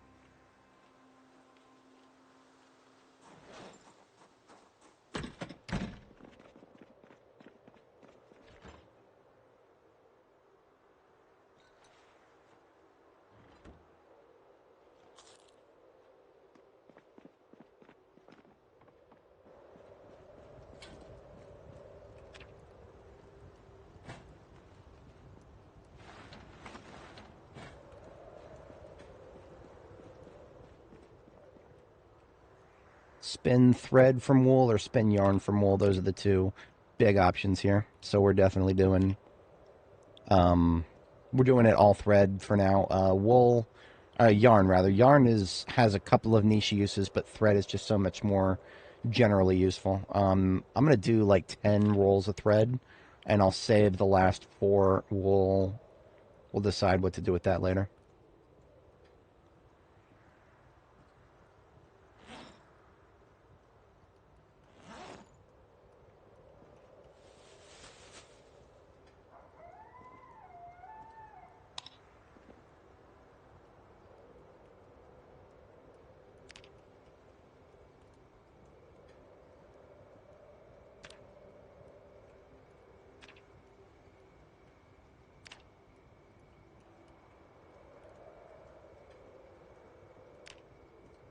All right, so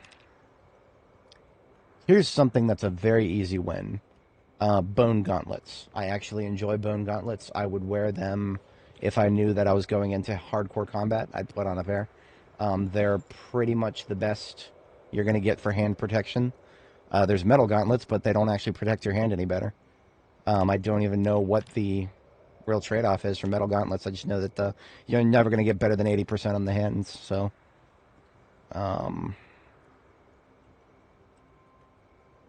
oh, that's a tailoring level 5 recipe. No wonder I can't make them yet. I guess until then, I'll go ahead and make a bone mask. That's level 2 tailoring and level 2 carving. need 150 more tailoring experience, so I'll make one of each of those. And then I'm going to try a few other things.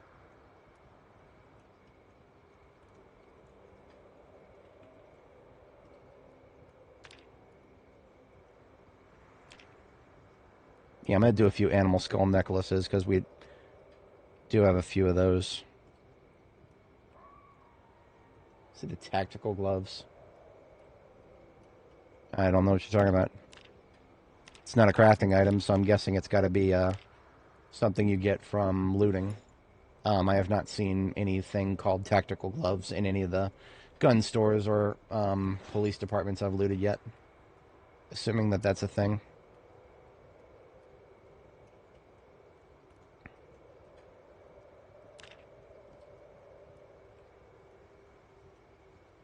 Of all the things that I could knit right now, it looks like leg warmers are one of the highest level. We could also do a wool hat. You know what? I'm going to do a wool hat.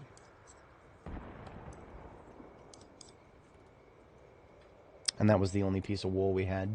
And it came out like super blue. Like that is the bluest blue I've ever seen right there. Like that is a very blue hat. That's bluer than any of the colors in the game right now. Like there is nothing that would match that. Literally nothing. Kind of funny. Maybe I'll go put that down on one of the other characters down here. We put the firefighter hat on the bear, so we'll put the wool hat on the...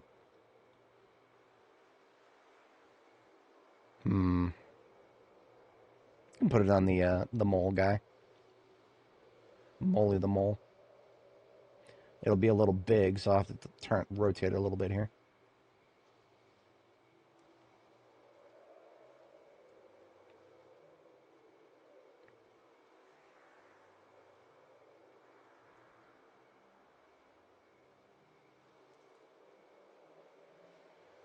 Ah! Perfect. I like it. It's comedically oversized. SWAT loot. Yeah, no, we have not hit any SWAT loot yet. It is nice to know that SWAT loot has been added to a few of the police departments, but no, not yet.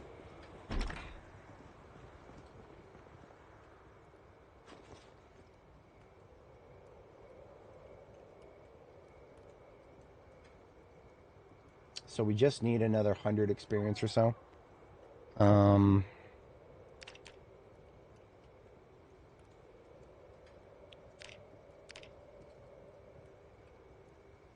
Neck guards are really fucking boring, but I'll do them.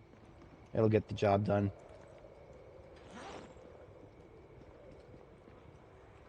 It's what we gathered all that, all the rags for. Oh, I was talking to somebody on Steam. I think they mentioned that,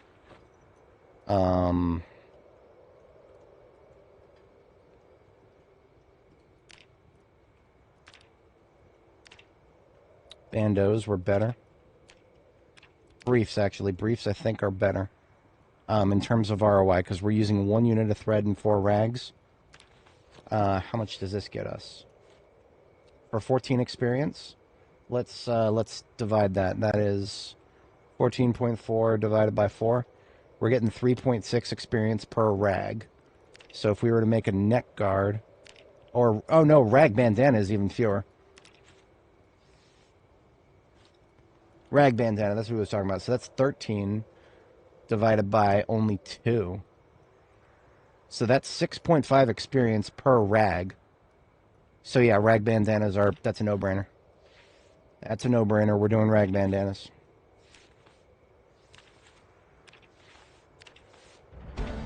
Gathering level 3. Let's see if there's anything more interesting to do. Regrettably, we can't do anything about the fact that we don't need these bandanas. I'm going to store them. I'm going to need a garbage can up here at some point.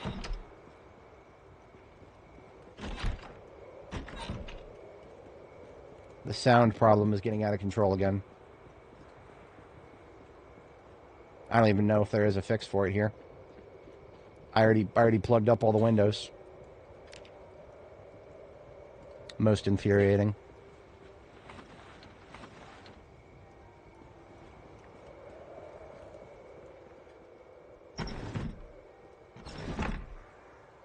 Fucking... I really can't stand the fact that Windows just produce noise indefinitely, forever. Okay, going outside to the 3rd floor fixes it. Okay. Irritating. Truly irritating.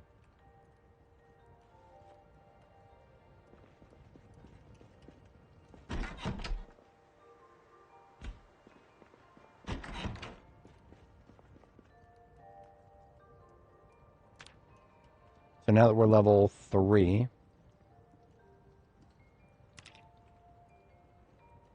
there's a few things we can make. Not many of them are interesting, though.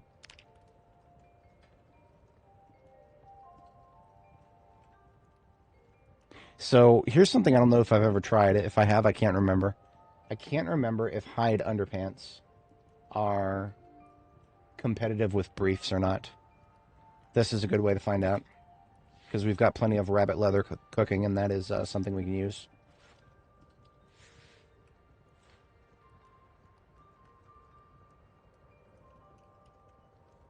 Yes, they are competitive. So hide underpants have 10% scratch protection and are a platform that you can put strips onto. So I don't have to keep wearing these denim briefs. Sweet. I don't think the hide bra is going to be the same. I'm going to try it anyway. I don't think there's any way to get any sort of protection onto the onto a bra layer. It's not the same layer as the bandeau, believe it or not, even though it's... yeah, there's no insulation. We're technically wearing the exact same color, too. Whatever. Wouldn't be fair to the male characters if females could get more chest protection.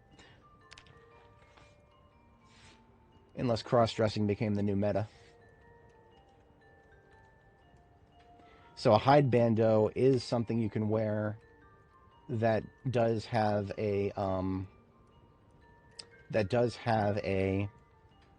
slot on it to protect yourself, but it covers the t-shirt layer. It covers the fucking t-shirt layer. So literally useless. I only made it to see if anything had changed. It hadn't. Should have known better. Can I make gloves yet? I probably can't. That's a level 6 recipe. Of course not.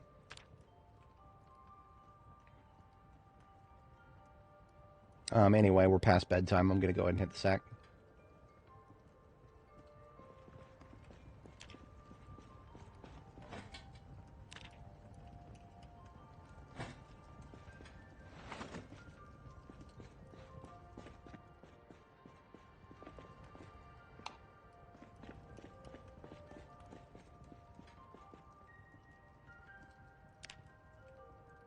Can you dye crafted clothes? Some of them. Depends on the clothing item. Or actually, okay, so like wool, for example, wool clothing or knitted clothing, yarn clothing. That's what I meant to say. Yarn clothing. You can dye the yarn itself before you craft it, and then it will have the crafted color. Other crafted clothing, I don't think you can dye. If you can, it's hit or miss.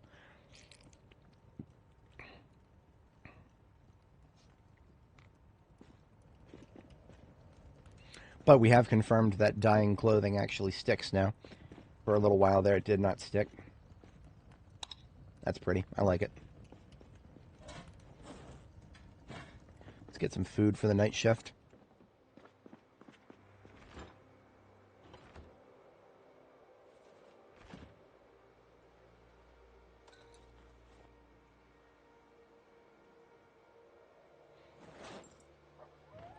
I need to turn around and use all of my bowls that I have available to hurry up and use that rabbit meat, because it is all going stale now.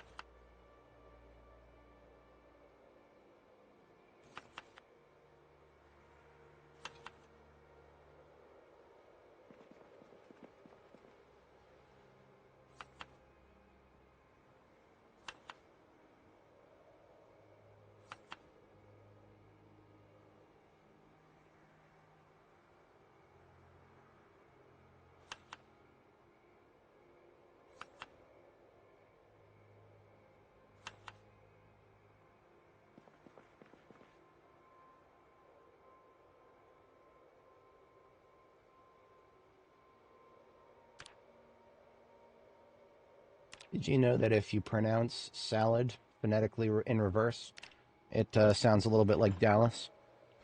So you can have Dallas salad.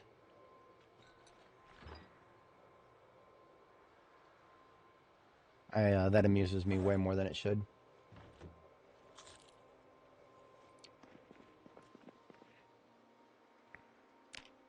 That was an hour early, actually. I should have waited a little bit before going to sleep.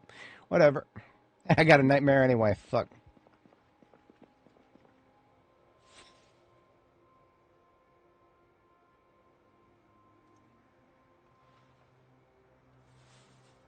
Can so hide boots at some point.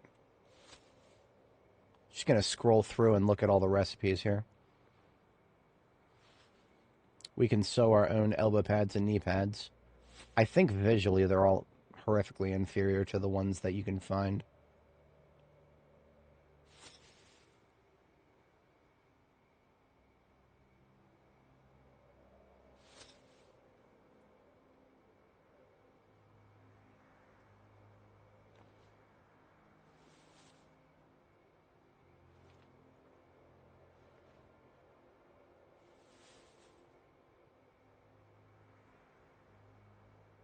All sorts of recipes for hide craft are coming up here.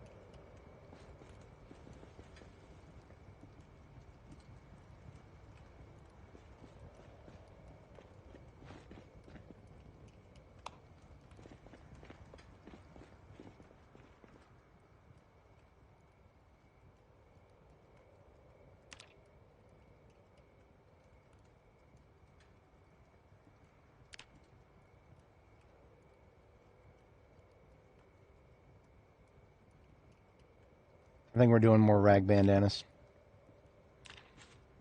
As lame as that is, we have confirmed it is the most expeditious usage of materials here.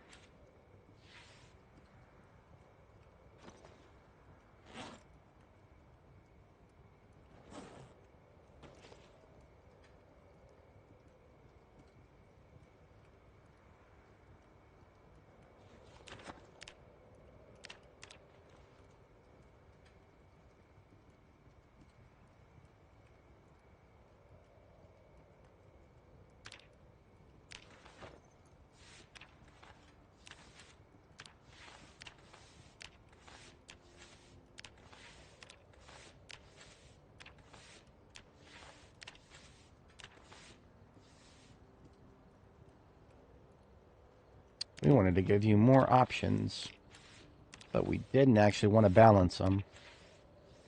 So we made sure that all of them absolutely fucking suck for leveling.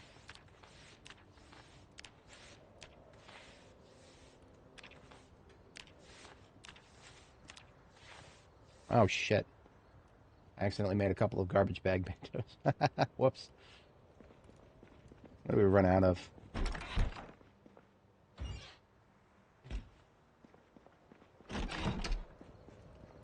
Yeah, that's right, Jimmy. You can't go back to the older build from 3 weeks ago because somebody on the Steam Workshop had to go try to put a fucking crypto miner into one of their mods.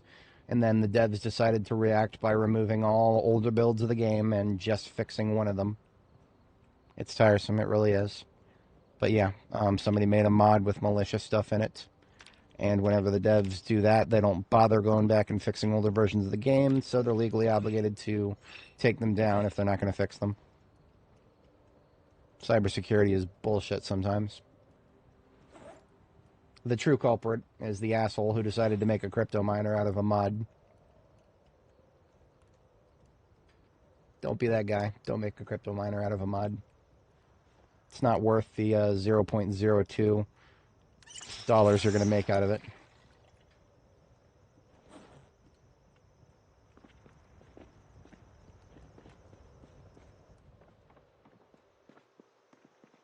I'm going to try sleeping again because that was a really shitty night's sleep we got. Not necessarily. So if you there's a mod on the workshop called Re-add Echo Creek. The only reason saves from previous builds are not compatible is because of the removal of Echo Creek. So that's another stupid thing going on here. The only reason older saves aren't compatible, can't be updated apparently. Now I've not tried it myself, but I've had people report that they've been able to migrate perfectly fine to the new version of the game after changing the getting the mod. But yeah, a mod to add Echo Creek back as a valid spawn location is probably the only way to continue with that save. There are also, if you look on Steam forums, there are ways to manually download the depot from older builds that are no longer public. That is possible. But again, that's something I've not tried, so I cannot, cannot verify it. And technically, Indie Stone is going against the law by letting you do that, so if it is possible, they're probably going to try to get Steam to pull the older build at some point. As I said, cybersecurity is fucking stupid sometimes.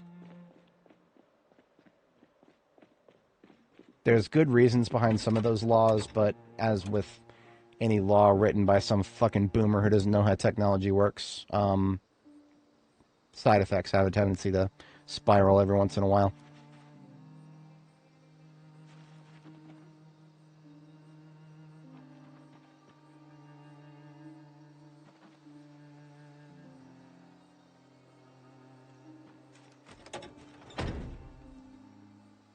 Got those pretty green numbers there.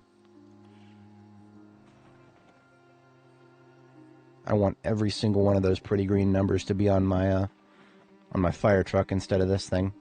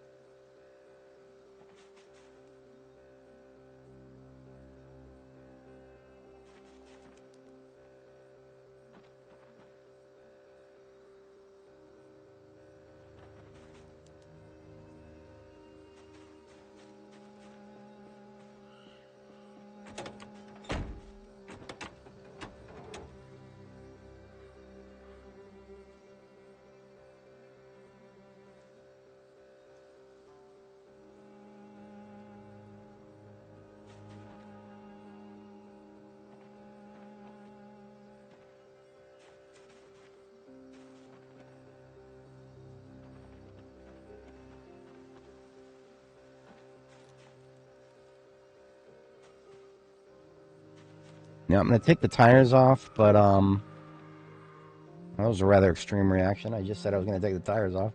I'm going to take the tires off, and we're not going to get any more levels from this. I don't think we're not going to be able to make it to the next level just by taking that stuff off. So the problem of brakes being damaged is not going to go away. They will get more damage if I try to take them off.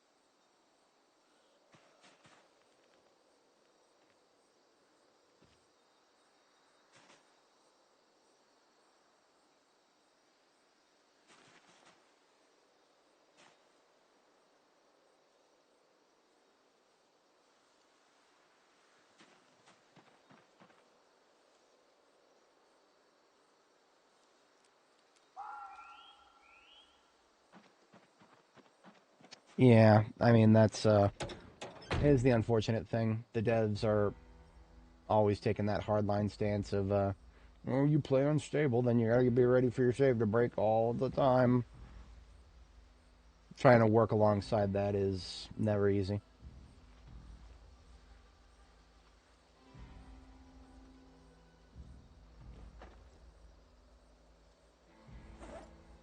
Those two bull drivers out in the field are pretty good condition. Um, I would like to take apart wrecked vehicles. I just can't. I can't live with myself with how good some of the good parts are in these vehicles. I can't live with myself damaging them for the sake of leveling up. I just can't do it. I don't care if I have lots and lots of copies of those parts. It's the principle of the thing. We're gonna go and recover a couple of wrecked vehicles that are not the kind of vehicles I can dismantle for metal, and we're gonna take the parts off of them so that we can get some mechanics experience. See, these things up here, those bull drivers, have got some pretty decent parts on them, so I don't want to mess with those. Um, that looks pretty shitty. This is pretty shitty. I think we'll take this. Imagine looking specifically for a shitty car. That's what this game kind of incentivizes right now. Can't find... ah, too close.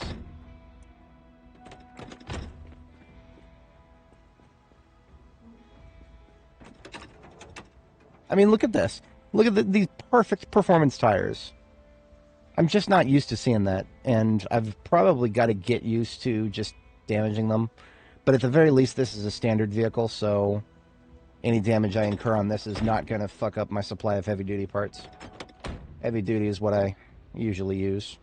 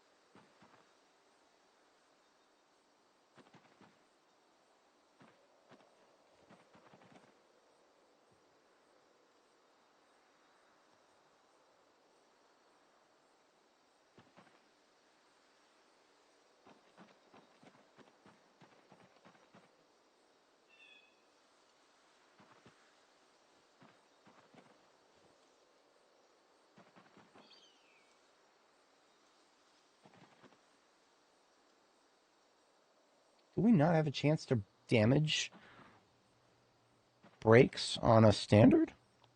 We don't. Okay, beautiful.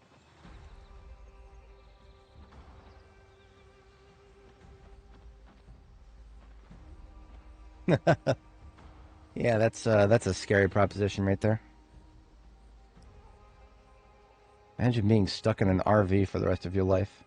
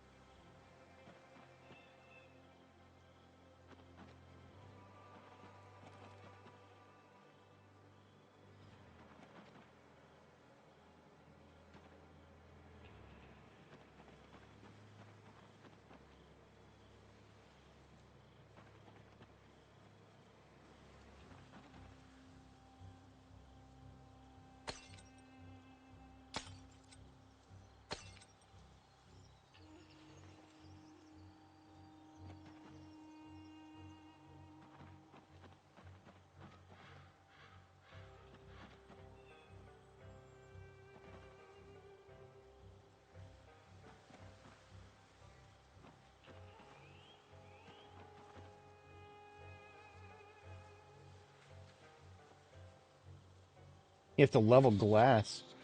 Oh, glass making actually has a use in that mod. Amazing. Absolutely astounding.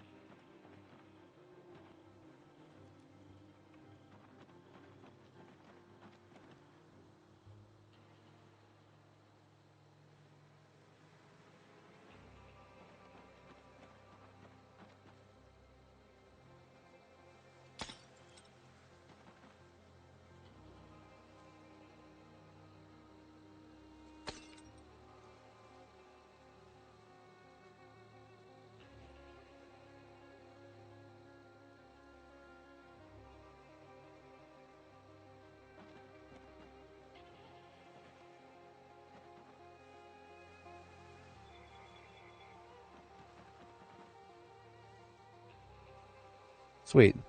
So I do want to scrap the engine at some point, but we have to be much higher level to actually do that, so not worried about it for now.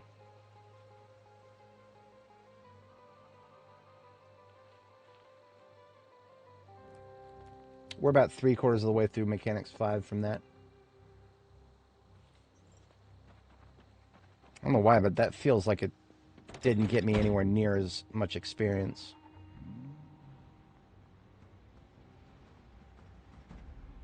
That's rather terrifying, to be honest.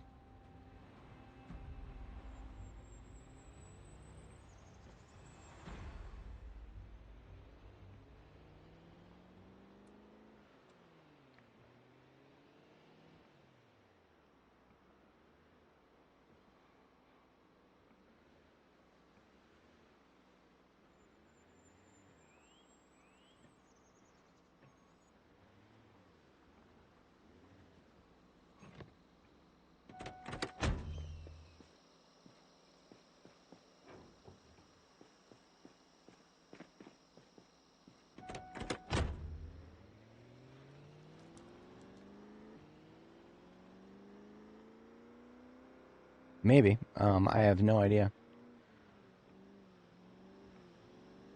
I have been there, but I don't recall ever actually finding anything other than like existing like window tiles, which was extra funny because we couldn't do anything with most of them. It was more like a sprite display than an actual, like, store.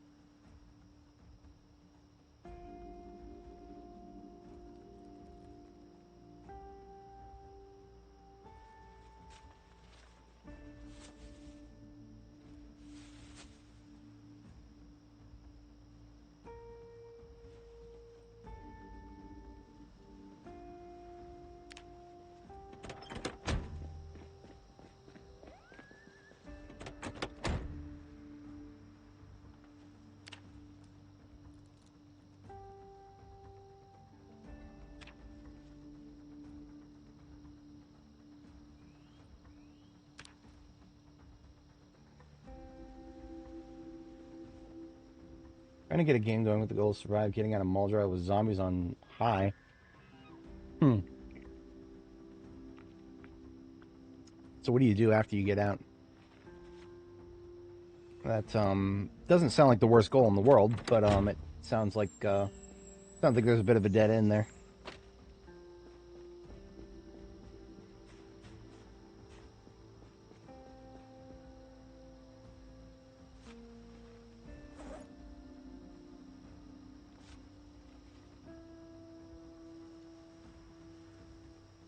To be entirely honest, if I had to do a challenge like that, I would just walk on foot out of town. Kind of like what I would do in real life. I would literally just, because I mean, we still have movement superiority unless we're talking about sprinters here.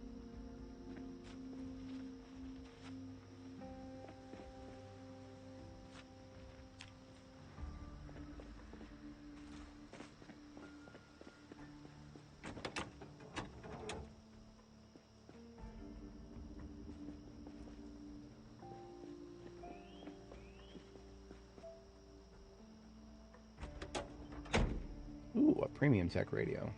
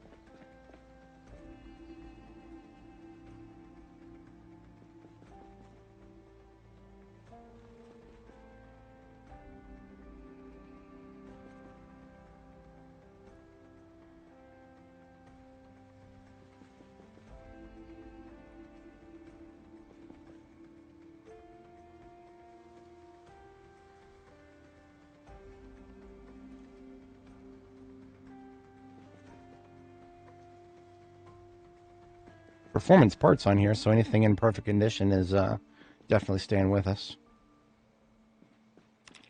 But because this is standard, I really don't care about it if it's not performance.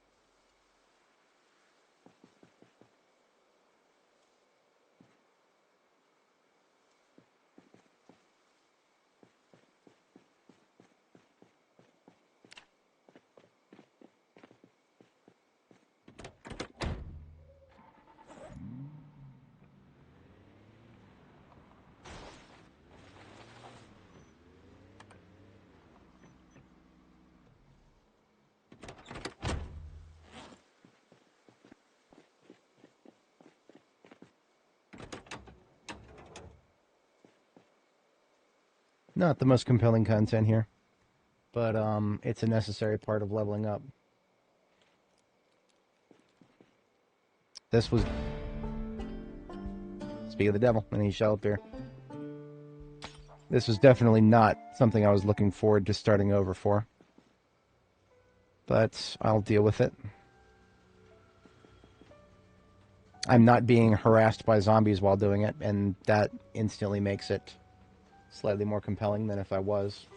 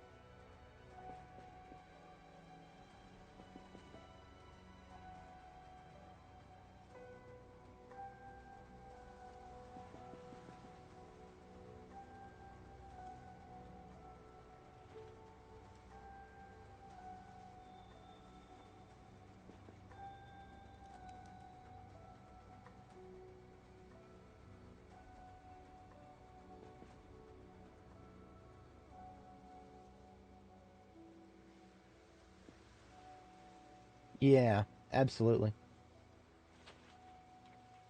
Major dub. Very glad that, well, it's silly that it was necessary in the first place, but homies came through for us.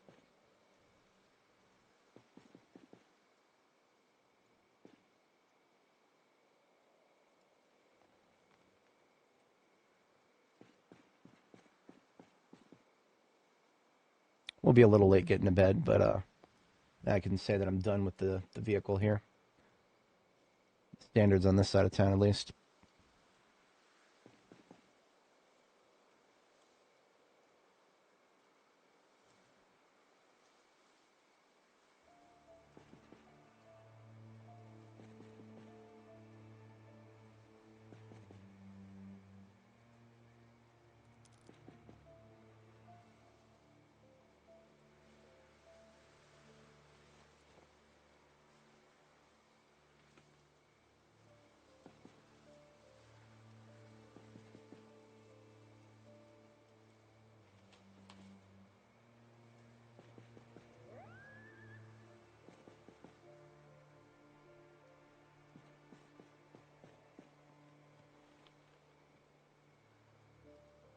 Alright, both fully pulled of all their parts. The good parts have been sort of sorted.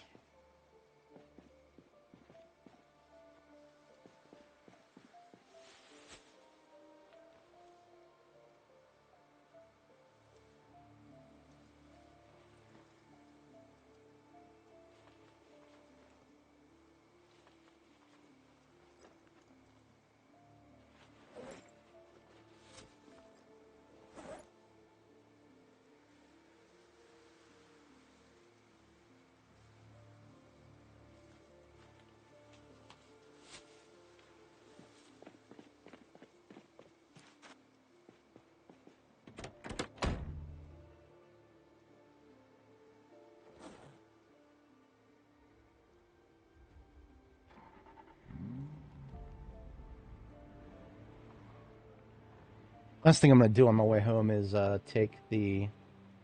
There's a broken down animal trailer all the way down here. That was something I was going to go ahead and fix up once I was ready to spend time and effort on leveling mechanics, which is exactly what I'm doing now.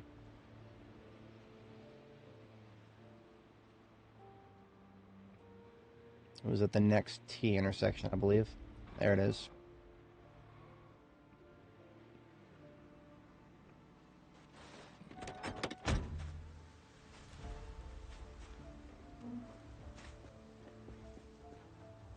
So this trailer was originally part of a wreck, so there's a possibility its tires are so bad that one of them might bust out while we're driving, but it is what it is. We'll deal with it. We got a very powerful vehicle here doing the towing. In fact, it's so powerful that we could get into a very serious wreck if we make the slightest of mistakes while driving with this thing. It does not even matter if there's anything to run into. Just an accidental hard turn, and we'll flip like a fucking pancake.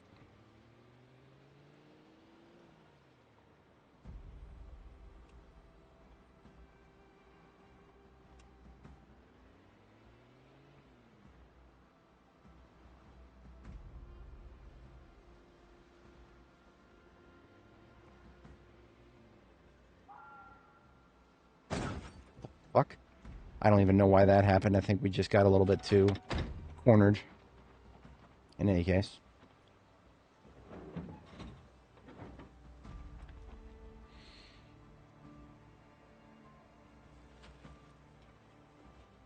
Leaving behind all the stuff that's specific to standard on the floor here with the rest of it.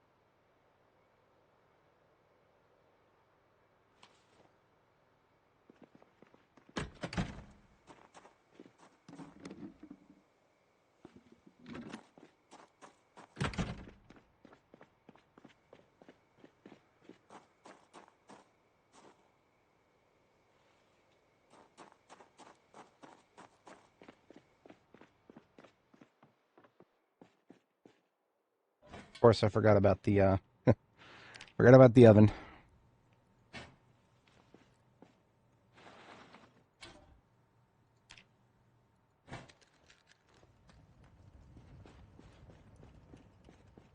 Probably couldn't have been out for too long.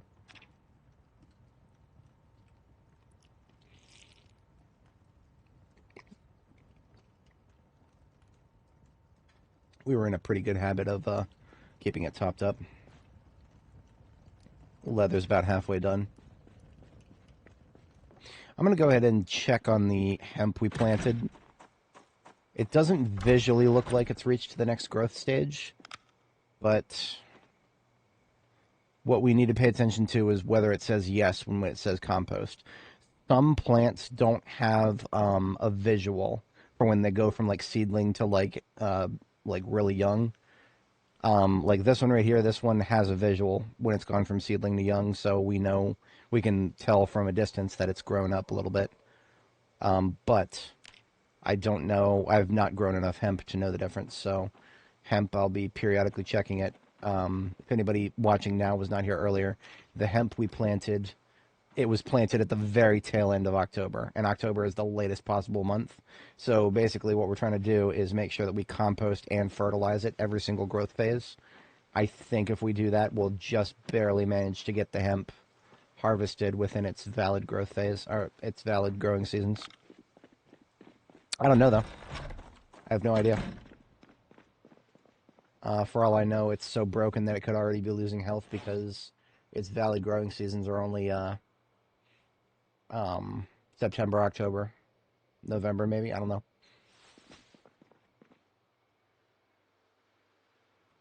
Too early to sleep. Too early to sleep.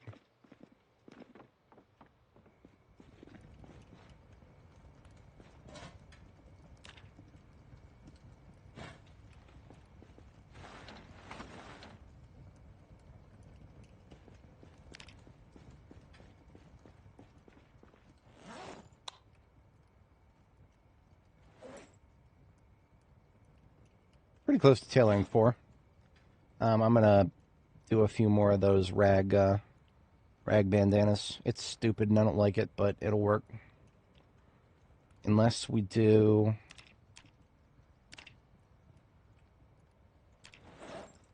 How much should I get for that?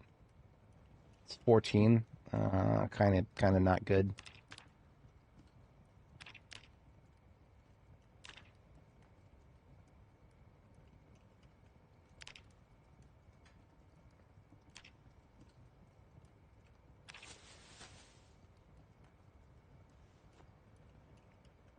At this point, twine is more valuable to me than thread, so the value proposition on that is not really good.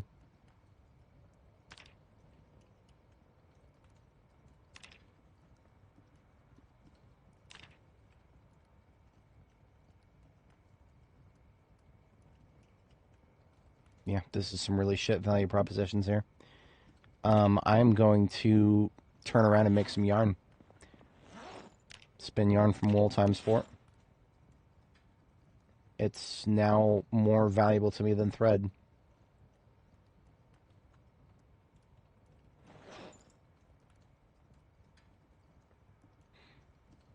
Because these are level 3 recipes. So I'll do a balaclava.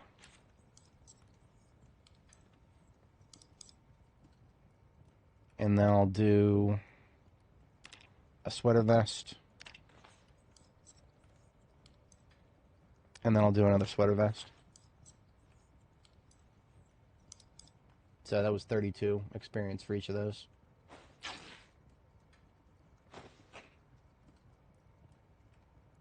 And I do still have another yarn, actually.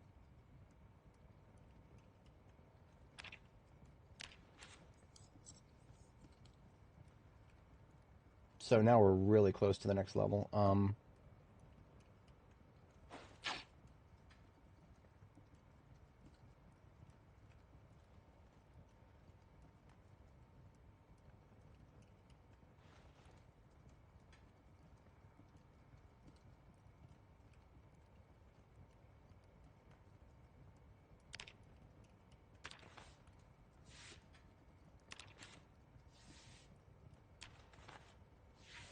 Three and then 4 maybe. And one more. Tailoring level 4. Now we can sleep.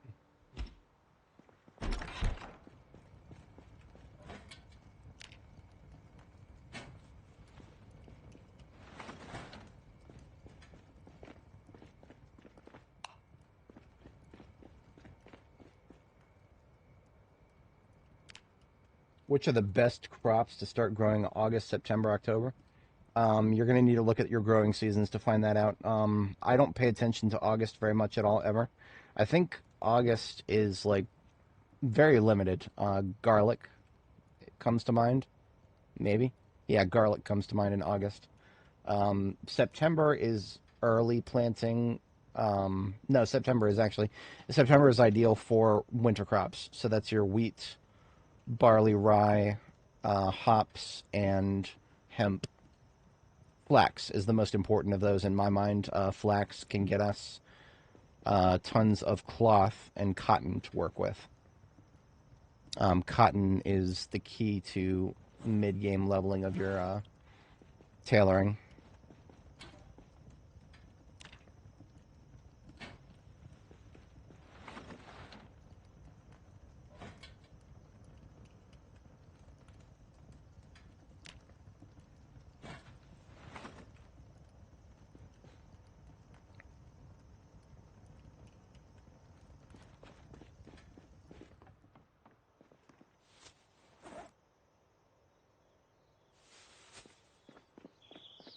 Could always do blacksmithing. I actually kind of took a break from blacksmithing for a bit, but there is plenty of material now that we did a shipment of material from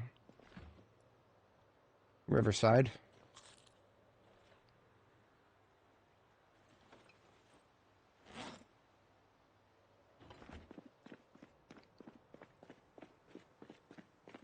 Let's see what we can get done.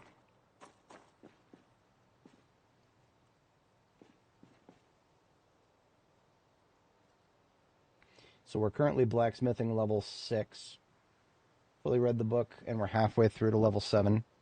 Level 6 means we can make things like axe heads. We can make needles. Needles are probably the most efficient thing to do as of level 6. I forgot that I had turned the game's audio down a long time ago. So that probably shouldn't be too obnoxious of a noise. I know it's not pleasing to listen to, but it could be a lot worse is the point I'm getting at. So we ran out of wire. I'm going to take another one of these spools full of wire here and just turn this wire spool into needles.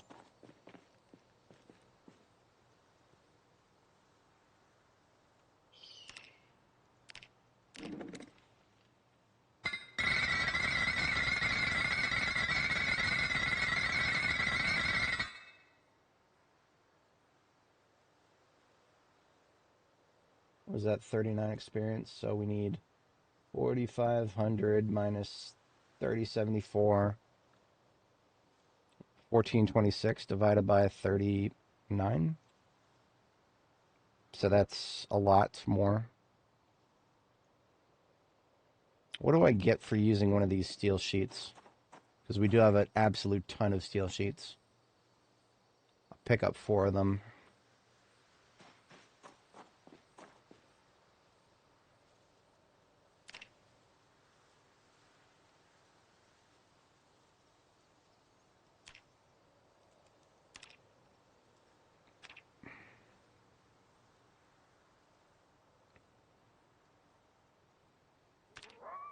Not a lot of these recipes are looking compelling right now.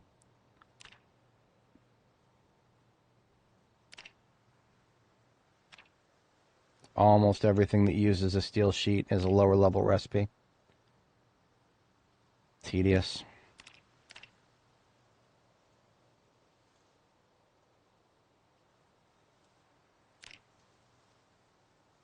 Huh.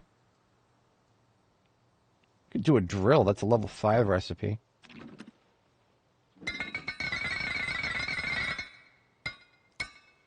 $195 experience for that? Okay. That's pretty dank. But there's probably no way to recover any materials from that. That is probably a, I don't know of any way to break down a drill. So I won't go as far as to call it a waste. But if I make some scissors, then we can break the scissors down. So scissors are probably way more efficient. Let's do like 3 of those.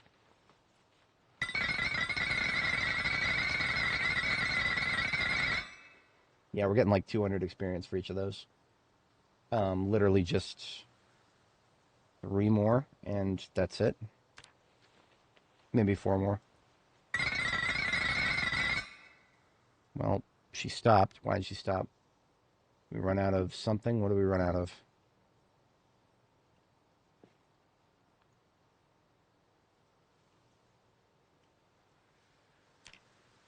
Steel bar quarters. Oh, okay. So I just saw some of these steel bar halves then.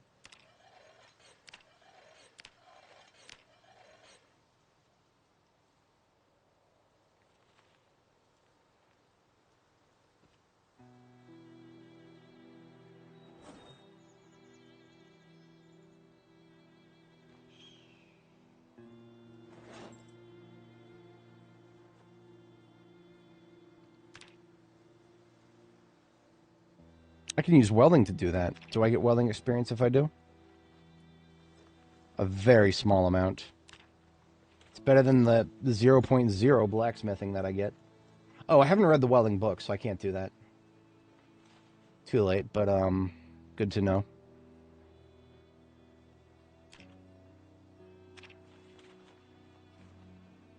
Yeah, 2 more fine scissors.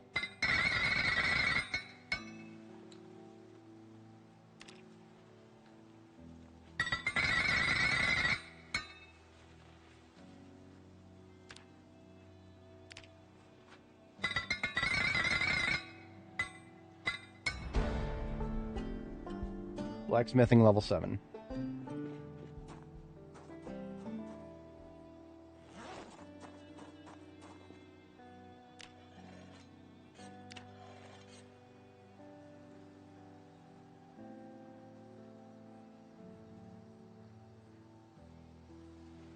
I'm going to smelt down all the scissors I just made. I don't know if I have enough charcoal for that.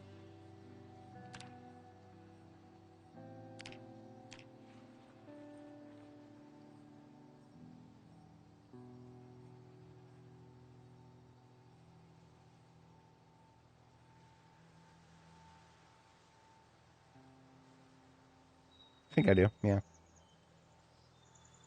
I ran out at the last second. Okay.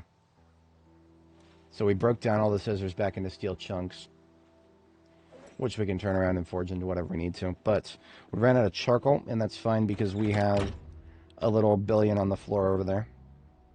We've just got to actually move the truck to pick it up. Because I ain't hand carrying all that shit. That's why we have the truck.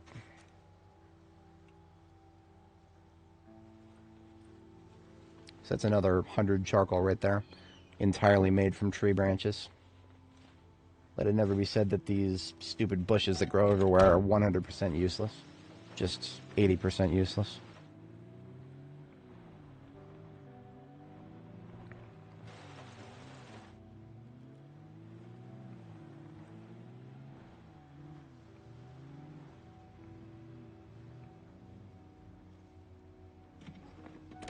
Damn it, I hate it when she does that.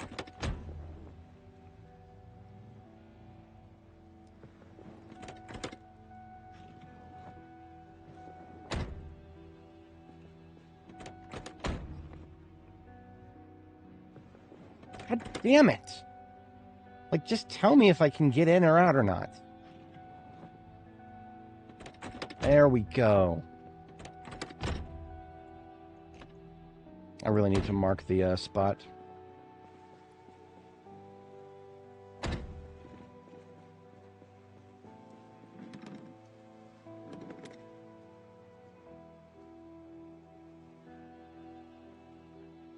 What have I unlocked as of level 7 here? There's very few things after you get past 6. Like we can do, I could do a pickaxe head. I think that might be one of the only things. A spiked cudgel, a mace head. If I was into long blunt, which I'm not.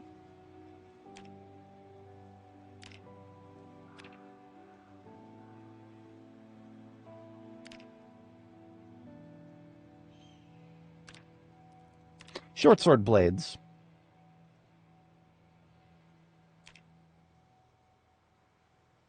Actual sword blades are not until level 9. Crude sword blades are not until level 8. Don't even have the recipe for those. Well, it's a long blade weapon that I can use, so I'll try it. But we're not going to be able to make too many of those because we will be using an entire steel bar for it.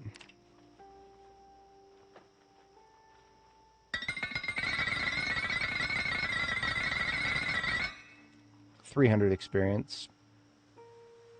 That's a pretty weak ROI for, yeah, that's a pretty weak ROI for an entire steel bar.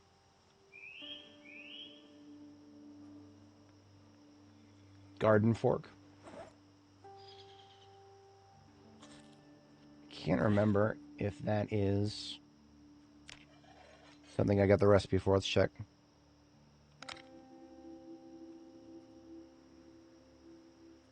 Garden fork head is level 8.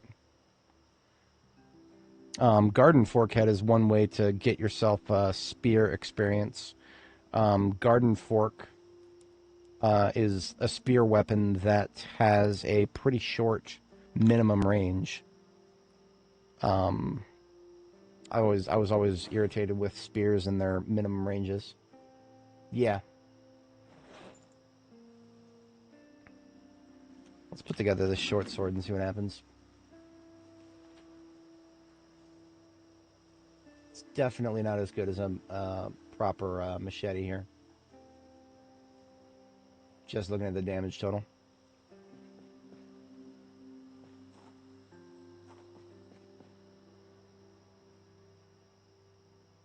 Yeah, we're back to scissors. As boring as it is, scissors are the most effective usage of materials to experience ratio.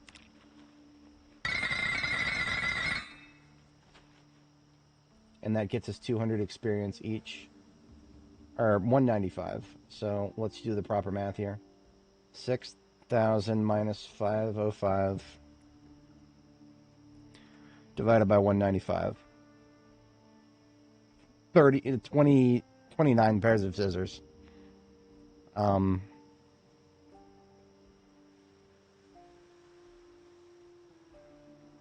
That's 116 charcoal too. So we're going to need more charcoal.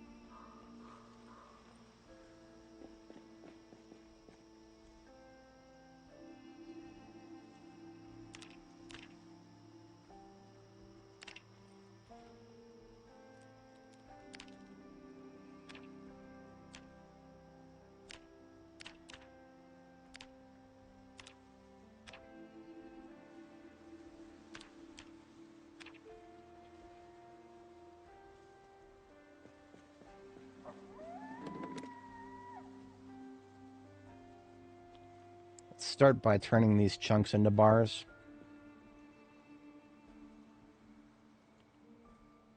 Forge bar quarter from chunk. Just going to do all 21 of those for now. Oh, that does get us experience. That's good. It's hit or miss for these recipes. Some of these recipes don't get us any experience.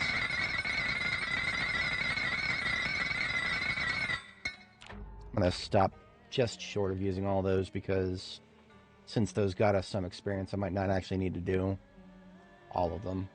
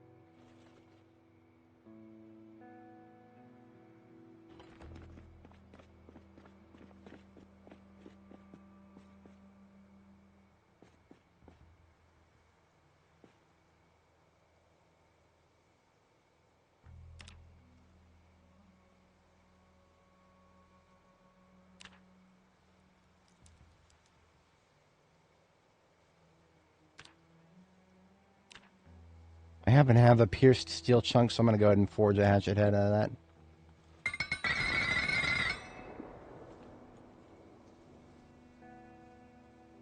There's also something I could use. I could make...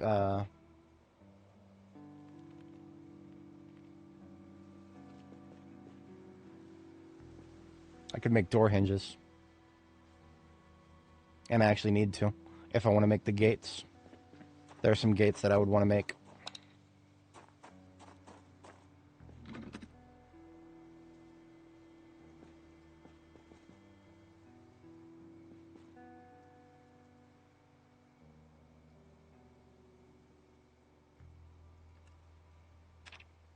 That is a level 5 recipe, and it uses steel bar quarters. That's actually the same, should be the same ROI as scissors. I'm going to try making 4 of them. Yep, same ROI as scissors.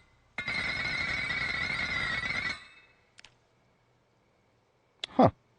I could make fingerless metal gloves. I don't know if I've ever been in a place where I could make those before. Something like bone gauntlets. I'm gonna give them a shot. That would be... I just need a steel plate, and then I need some thread. I'm gonna go get the aramid thread here. Stupid thing ran out again. Blew a lot of time on the...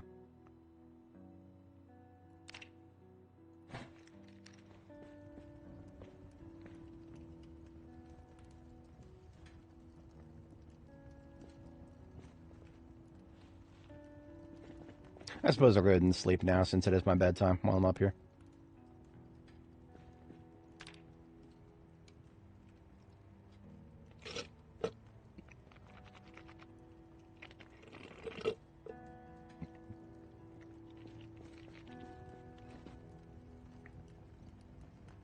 About a day and a half left on the leather up here.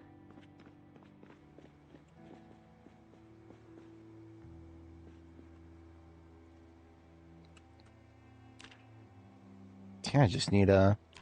well, I need leather gloves, and I'm wearing a pair. That's not happening. I need to go upstairs and get those.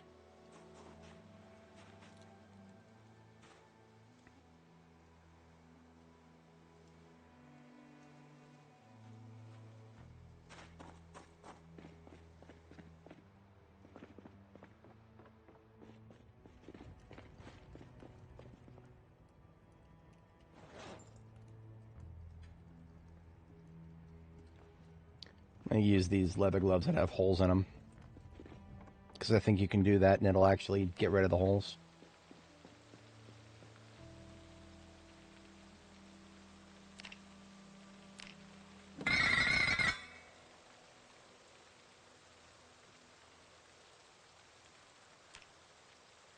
So this will get us both tailoring and metal or blacksmithing. However, if that's going to be the case, I should probably actually read the next tailoring book, because we've already leveled up tailoring past what we've read. So we're doing a little bit of reading instead here. Tailoring 3.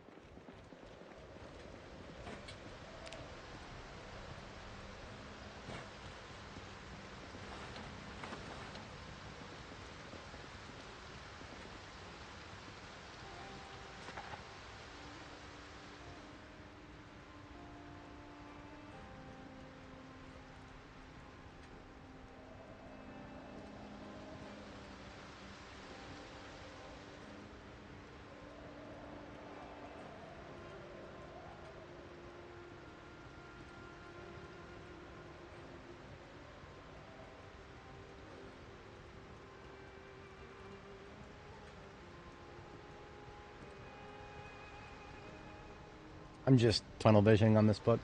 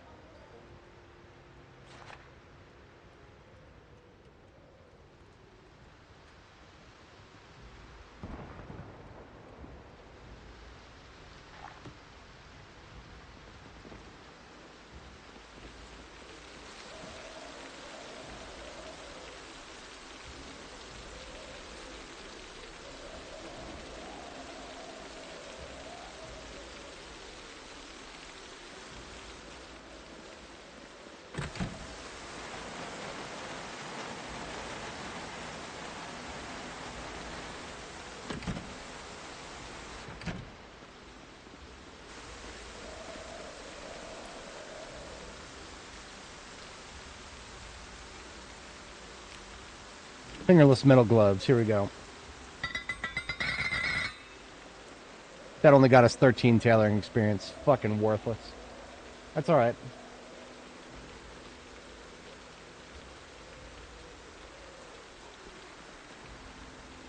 It's about the same as bone gauntlets in terms of protection to discomfort ratio. It's not bad, but I can't wear them all the time because we'll just end up uncomfortable all the time. So it's for combat only.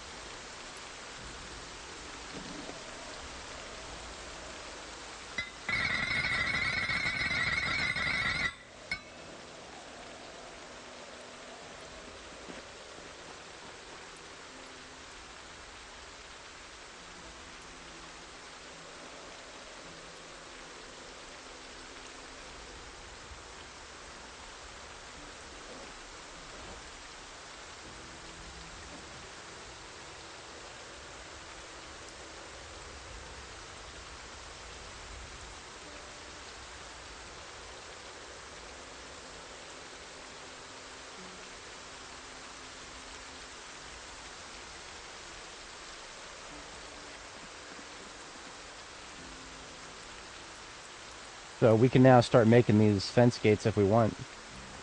I'm kind of feeling it. Yeah, I'm feeling it. We're doing it. No! Oh, I'm such a fucking idiot. I didn't read the next welding book. We missed out on a couple hundred welding experience. That's alright. That's alright. That's alright. I would have made several of those at max level anyway, so. Annoying, but not the worst thing in the world. I just need to make sure that I don't make another one. I'll prep the materials, but I'm not going to make another one until we've read the next welding book. I didn't realize until the last second there.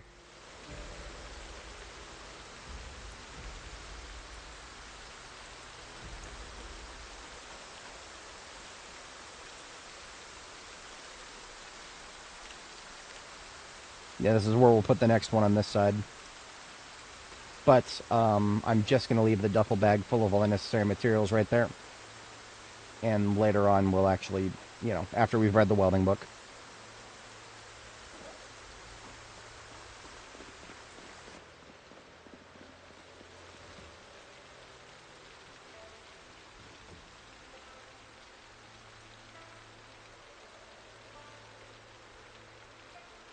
Doing another quick check on the hemp out there.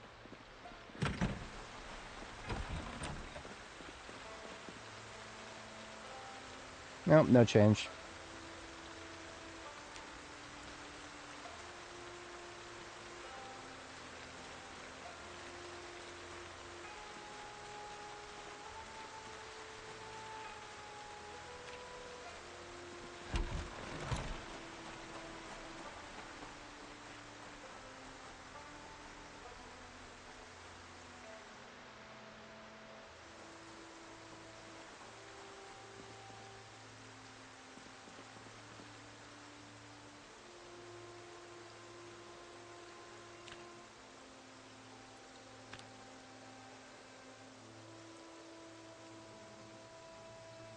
I think we're back to scissors.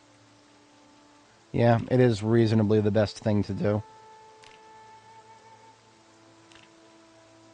Suppose I don't have a spade head yet. I'll make a spade head. I mean, I don't have an actual proper spade in the area. I don't even know if I would ever use one, but the act of making one can get me a...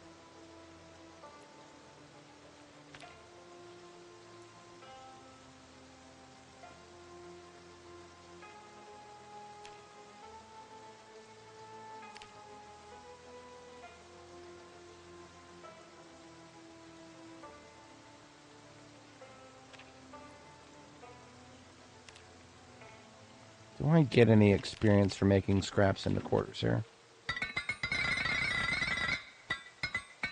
Nope. Okay. That's one of the things that doesn't give me experience, so fuck that. Ooh, I didn't know I could do that. I can turn these steel rod halves into bar quarters. That's something that is actually worth doing, because there's almost nothing I can do with those steel rod halves. And that actually gets me experience. Great.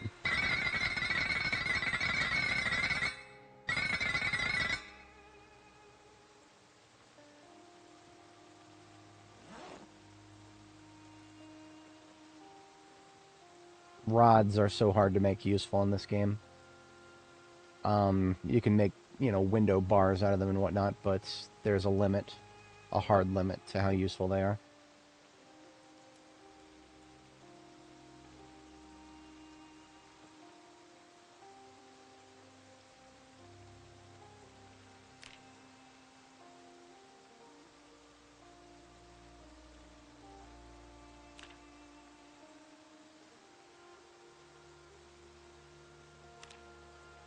A couple more hunting knives couldn't hurt.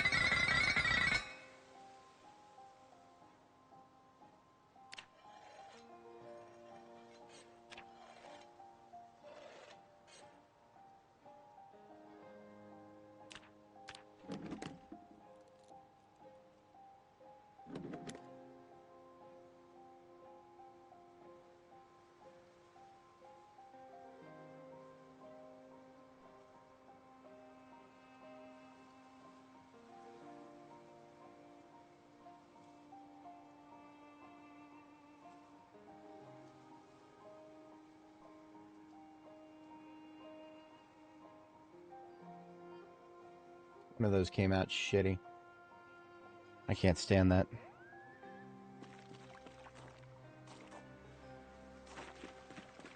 The good one is over here.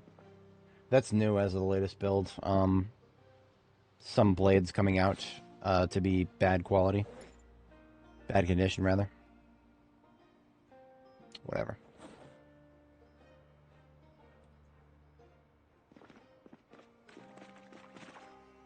Charcoal is expended completely. Okay. That means logging is in our future.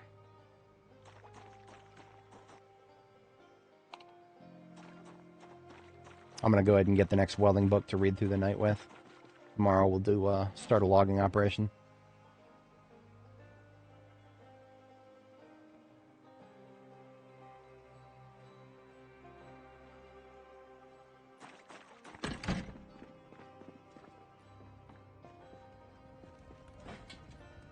not to go out, but the... You be fucking kidding me. Okay, I'll put a little bit more fuel in.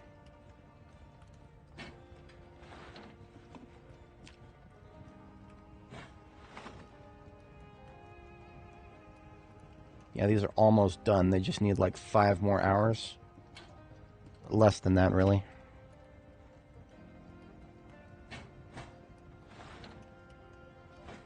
Yeah, that should be enough.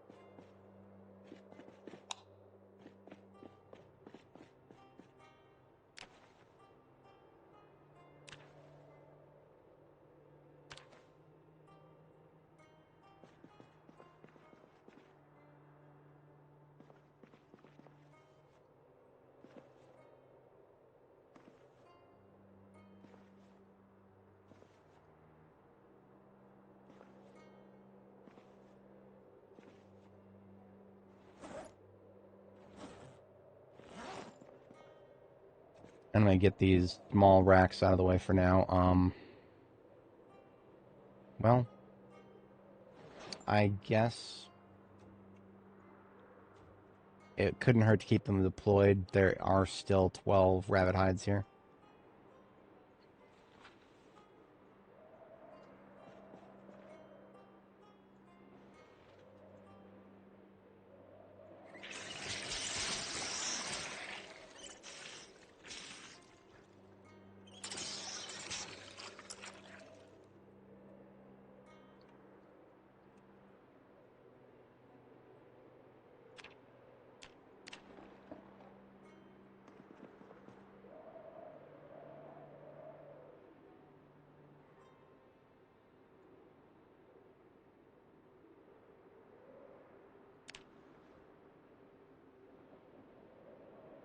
You know what? I'm going to let 4 of these remain furred. So I can see if there's anything interesting I can do with furred leather. The rest I'm going to convert to crude.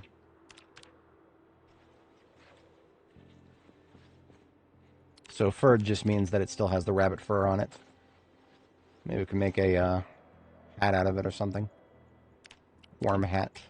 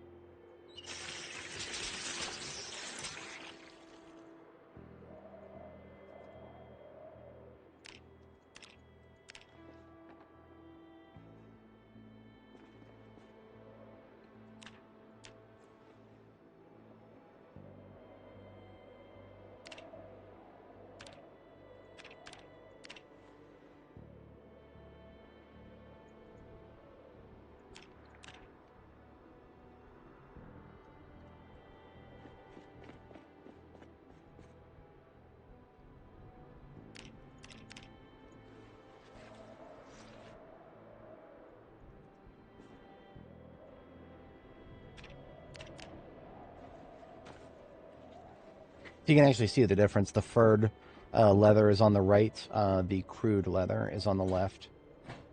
There's a visually noticeable difference between them.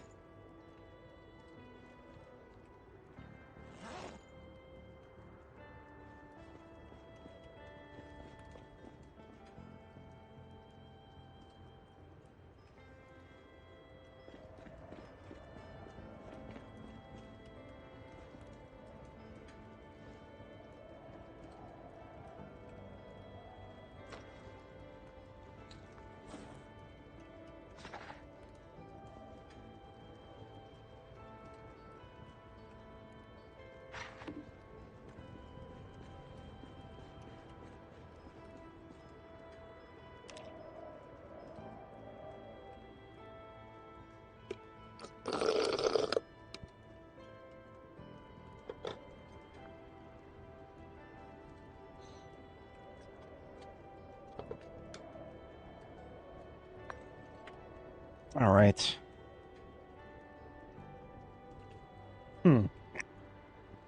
Not really, Zacto. We've been leveling. Lots and lots and lots and lots and lots and lots and lots of leveling. We're finally getting our first snowstorm, but it's getting fucking ruined by the water on the floor. So I'm actually going to quit and reload the game now so that the water is not bothering me. It really genuinely bothers me when there's water on the floor when snow should be falling everywhere. I am personally a big snow enjoyer. So to see it just get ruined like that, no, ain't got time for that. If you see water stuck on the floor when it should just be snow, close and reopen the game. That'll make that shit go away.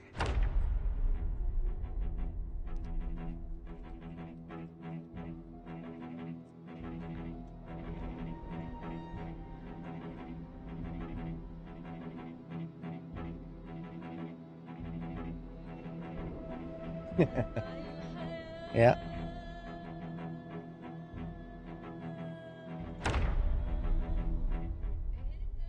Look at that. That's much prettier than that crap on the floor.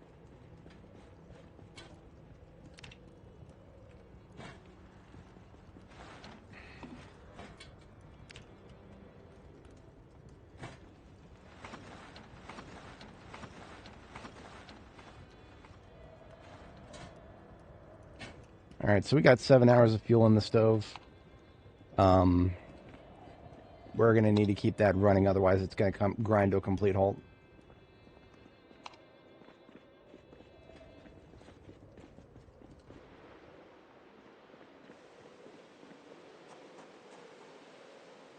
Wood axe. We're going to give that a shot.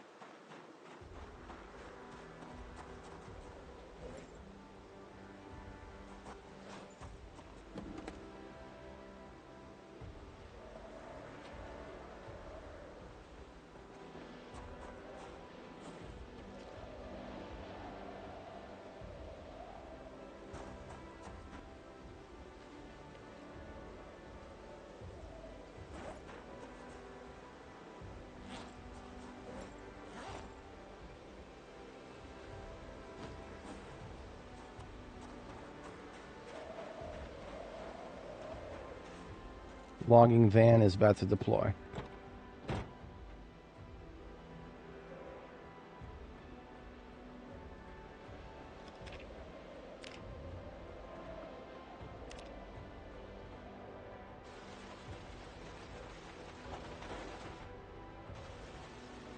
Somebody's coming through with Arabic in chat. We're not doing this. Gonna have to forgive me, but no. It's it takes you 0.5 seconds to find out what language a stream is in.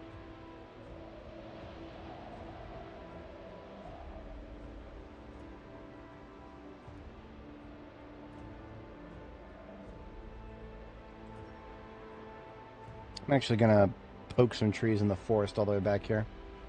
If we're gonna go this distance, we might as well go the rest of the distance.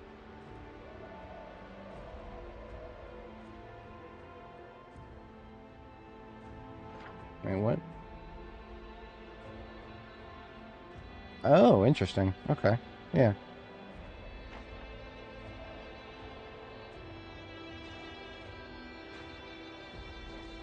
Yeah, right.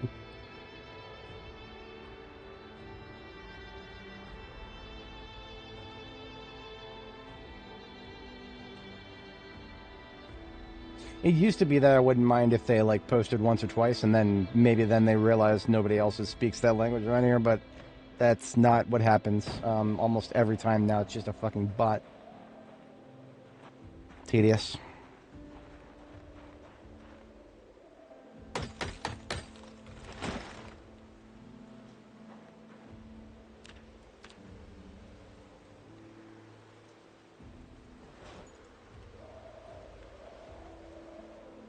Oh, I shouldn't have started yet. I should have put that rope in my backpack first.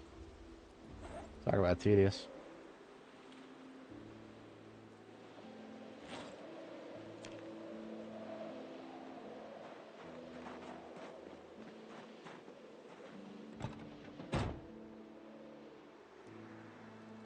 Basically, at this stage of the game, I'm using almost everything that I can get from cutting down a tree. The branches for charcoal, and the logs for firewood.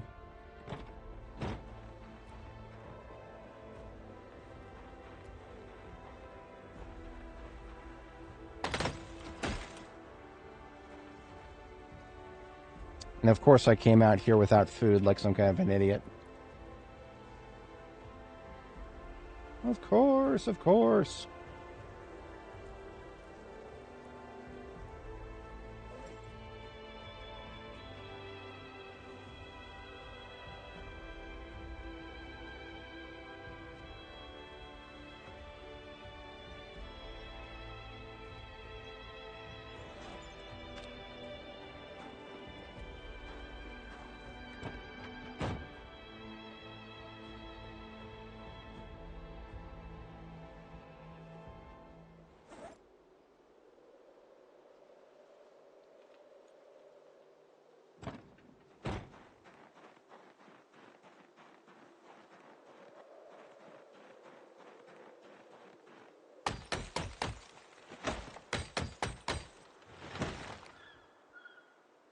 Yeah, there is no making the wood axe easier to use. We're winded already, despite being axe level 6. It will probably still be the same way even at axe level 10. It doesn't matter. Oh, great, great. The temperature got 1 degree above freezing, and now it's storming. God, man, I just want a snowstorm. They're pretty to look at. Come on. Fuck. No, that's exactly what the devs want. I don't know what I'm talking about. The devs want us to be fucking miserable all the goddamn time. So of course, this is exactly what would happen, because this kind of shit would make me miserable in real life. Watching rain or watching snow turn to slush. Yeah.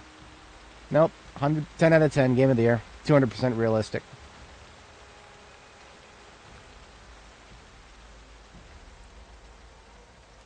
In any case, I've got to return back already to get some get some food and get the fire topped up.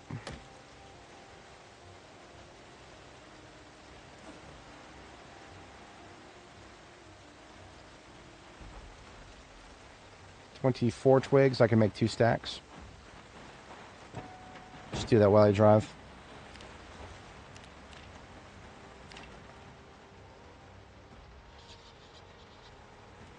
Thanks to the snow turning into rain, all of the snow will disappear momentarily. Like, it'll just fucking vanish off of the ground.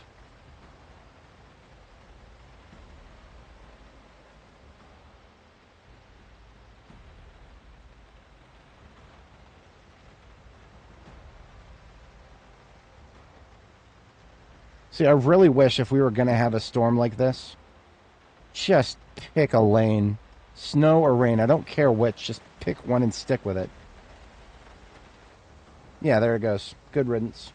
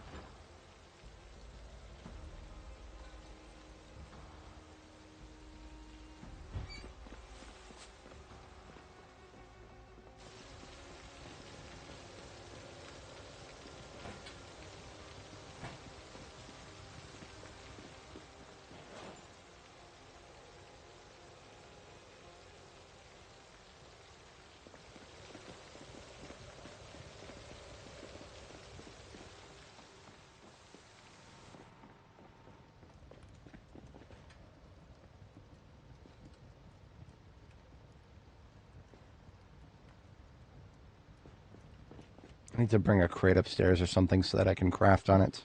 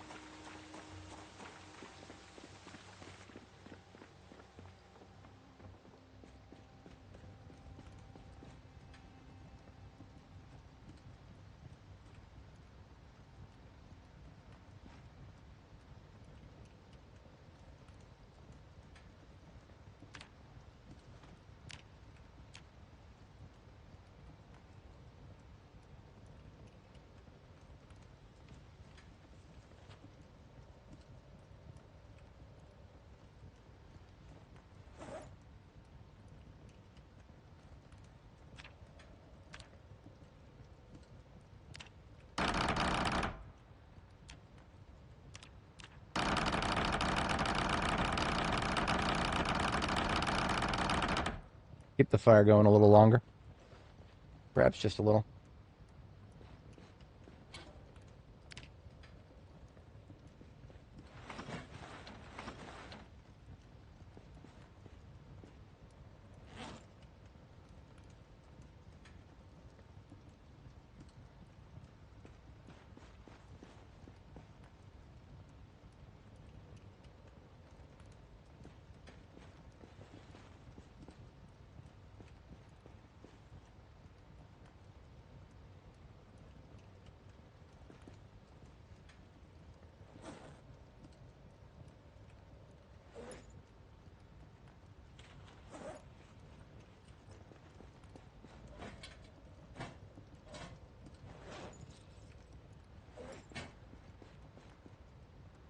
Alright, I'm going to step away briefly IRL here.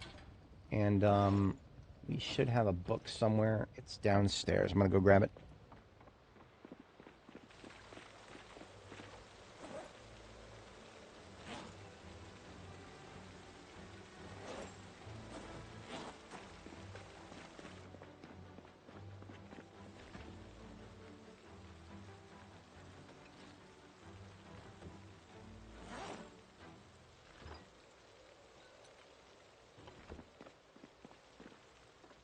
Some of that rabbit meat's gone rotten.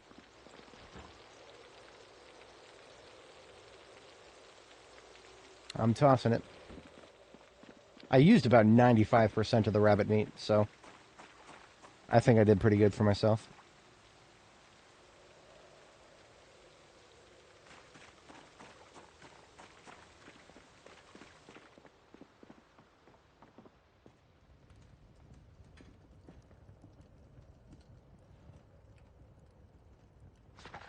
Alright, I will be right back, folks.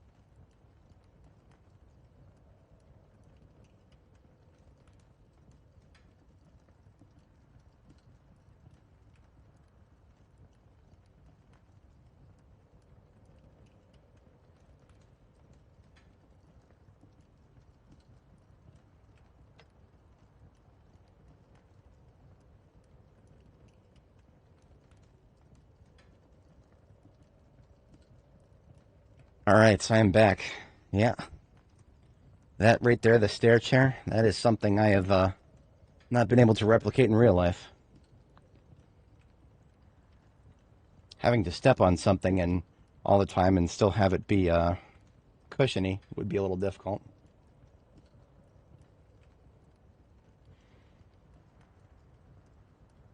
I'll wait for the water to go away before we continue. Oh no, of course not. There's no waiting for the water to go away. Not in this universe. It's fall, and it's Project Zomboid. Of course, it's going to be raining every single day that I try to go outside and do something.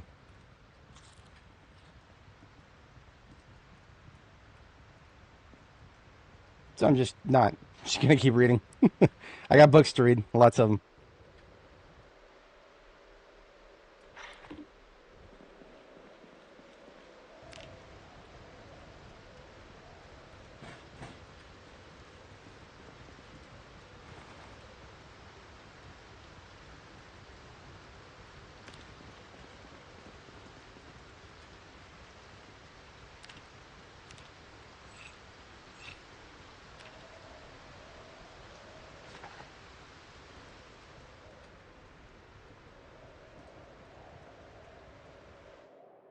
Oh, great. From rain to snow, that means it's frozen again. I'm running out of patience for that. I really am. I'm guessing that I'm probably a little more sensitive to that than normal. But just hearing my feet slosh around with like pure liquid when there should be just snow, I can't stand it. It drives me up a wall.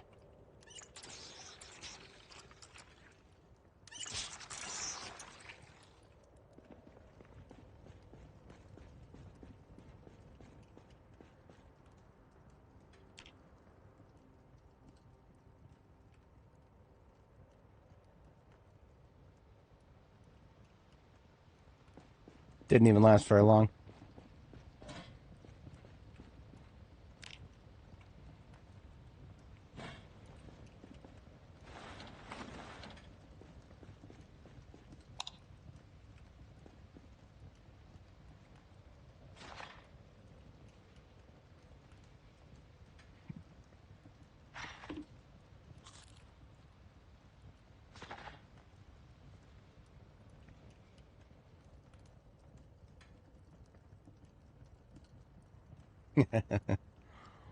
Yeah.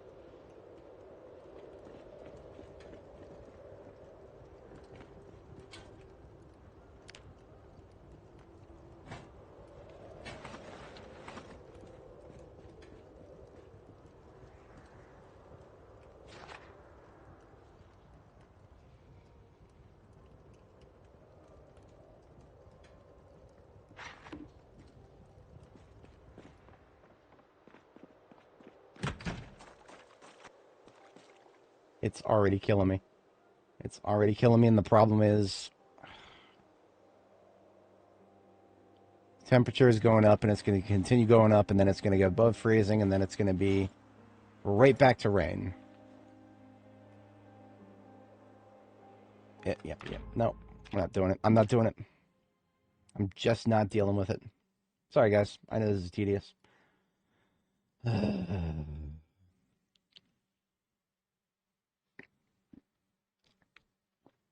I don't have to deal with it, so I won't.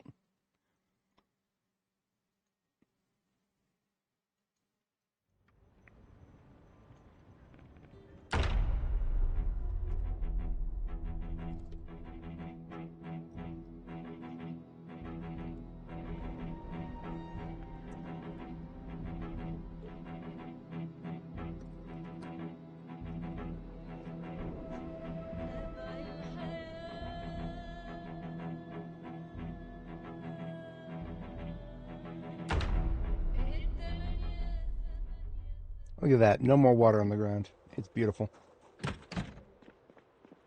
Can't wait for all that to get fucked up in the next next 15 minutes, IRL minutes.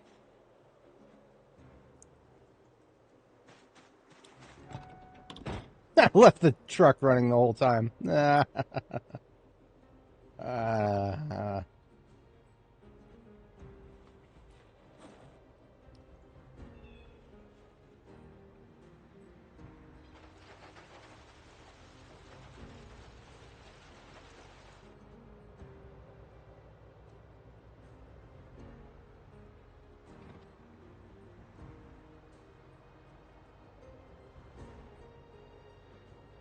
See, here's what I want to believe. I want to believe that when the snow really starts piling on like this, it'll just stay piled on.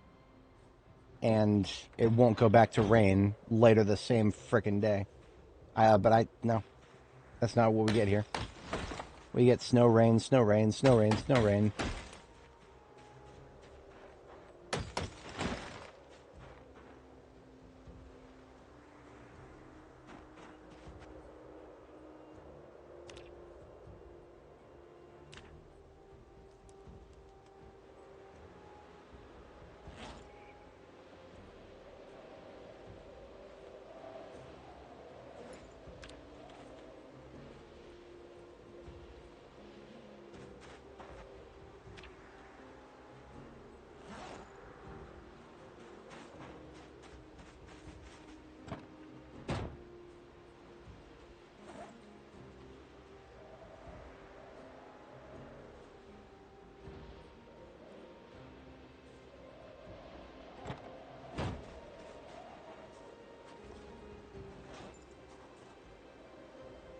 I'm too heavy.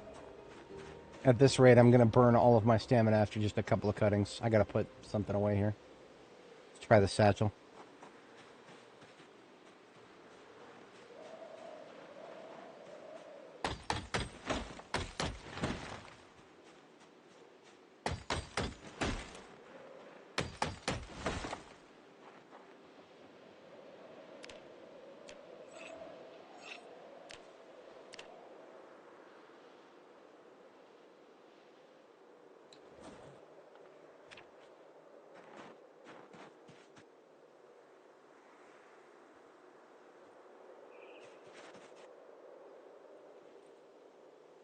Seven cartons of 9mm.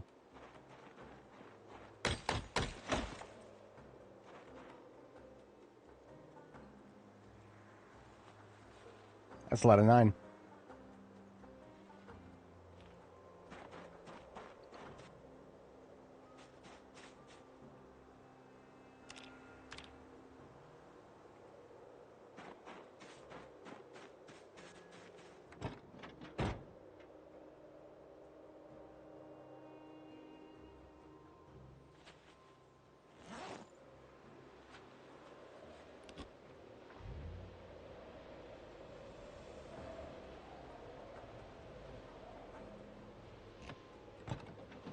Not even a little bit.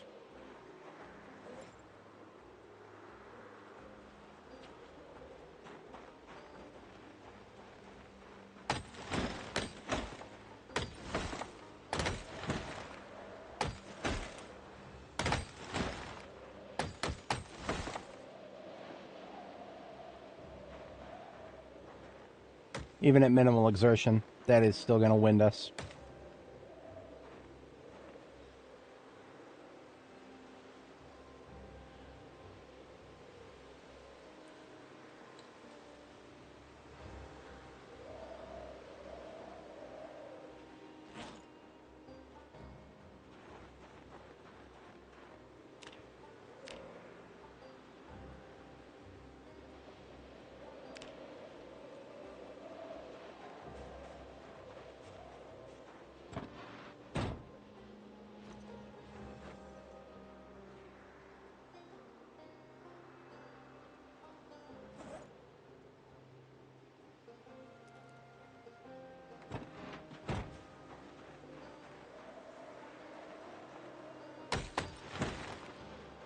On the sledge you didn't want. Nice.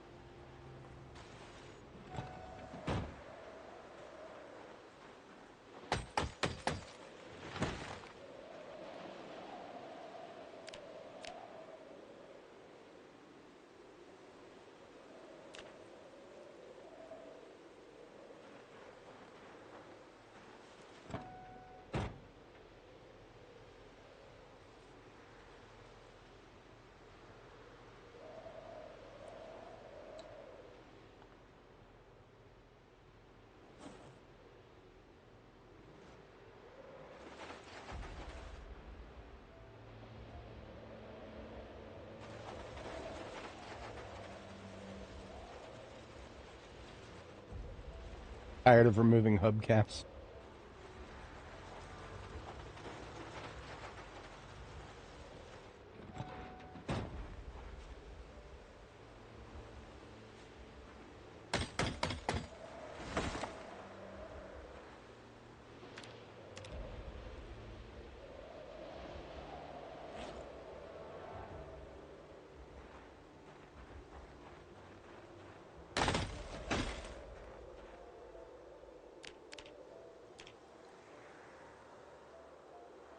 Temperature is rising. It's getting closer and closer to being above freezing. And then it's going to be above freezing, and then we're back. Shit. I'm winded. You know what? He's slow. Yeah, that's right. I'm taking a quick break before he gets to me.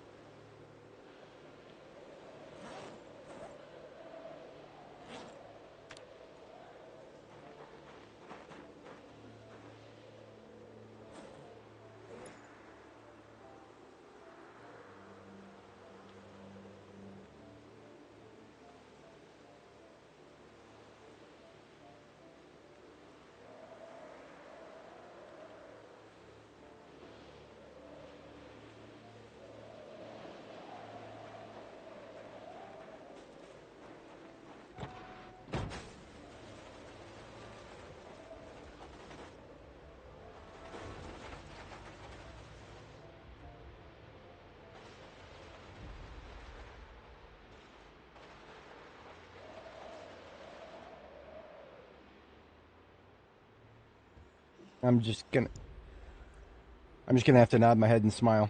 That sounds about right. I haven't touched mods in a very long time for that exact reason.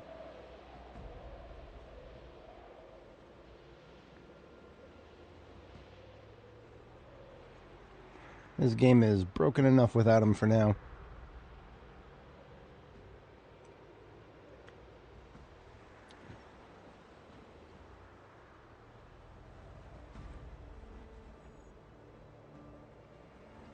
The gate is going to be a little tricksy without being able to see it very well.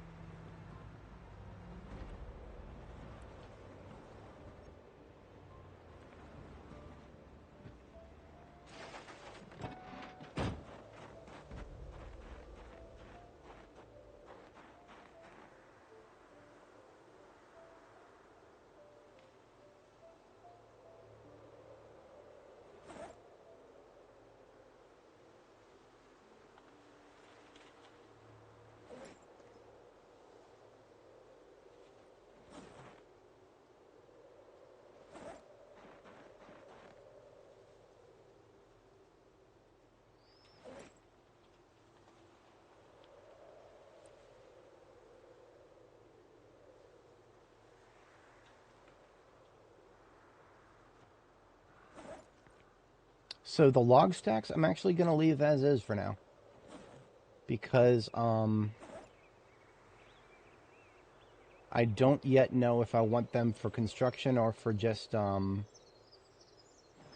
for charcoal or for firewood. I'm going to just not decide yet.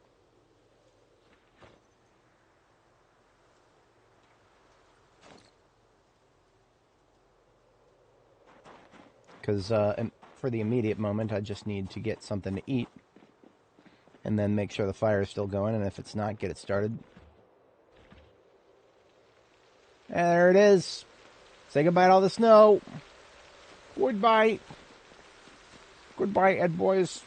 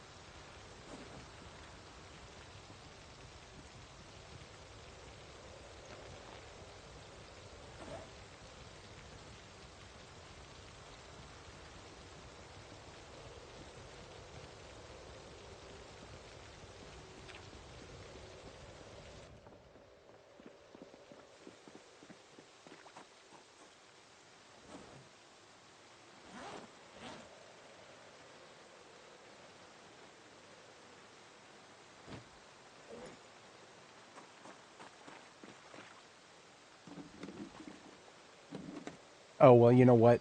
We're completely out of charcoal. Like, completely out. So I do think we're going to go ahead and allocate the logs we've acquired towards charcoal. Because the firewood seems to be okay for now.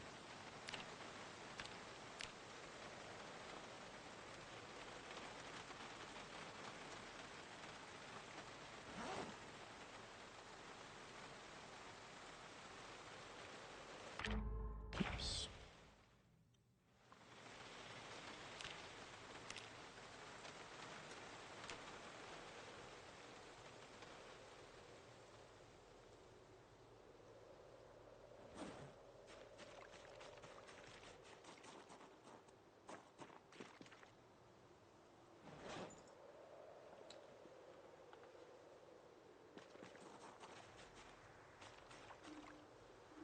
Oh, I got 207 for that. Sweet.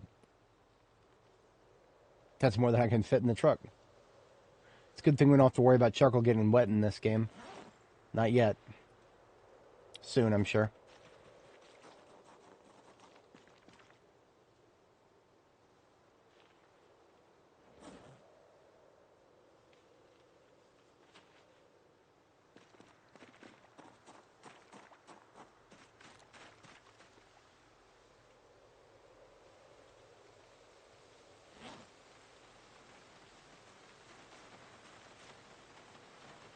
Come on, move! Never had walk 2 fail for no reason like that. It's rather irritating. There we go.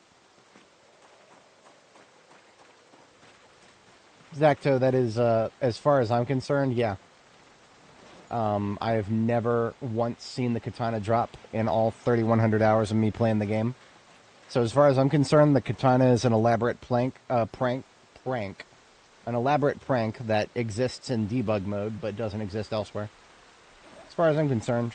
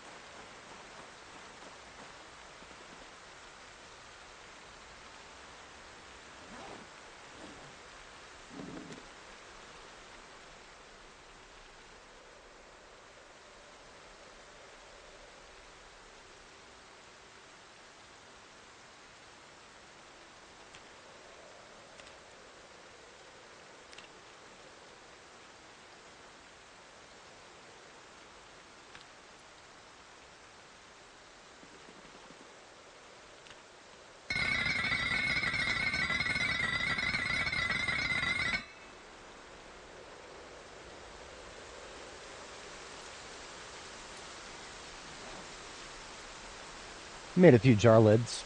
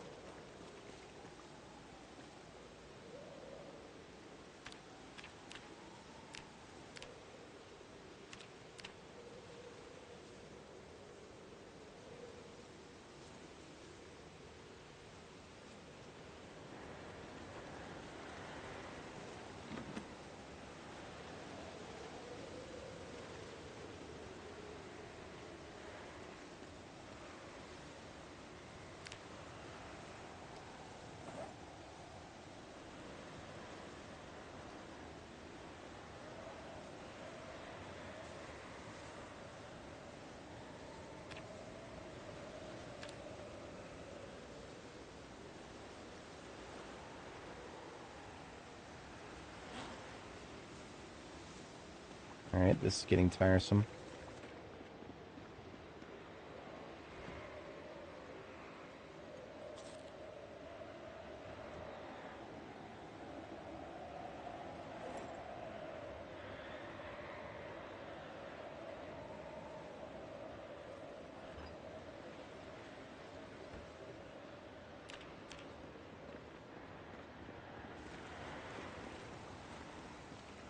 I'm going to switch jackets.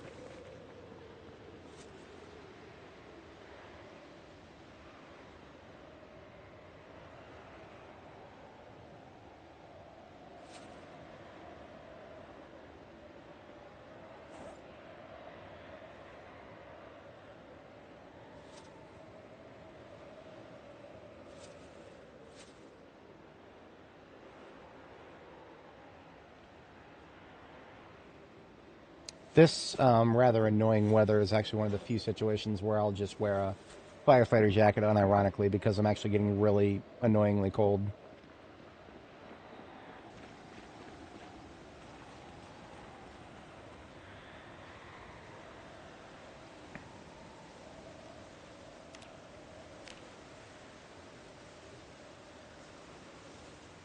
Two of these will be fine.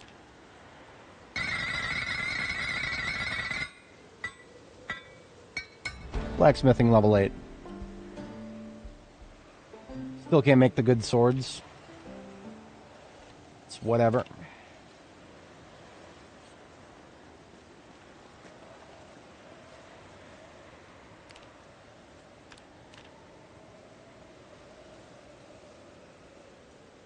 And I'm still cold.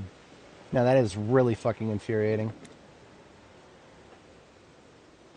These firefighter outfits are like annoyingly efficient every other time.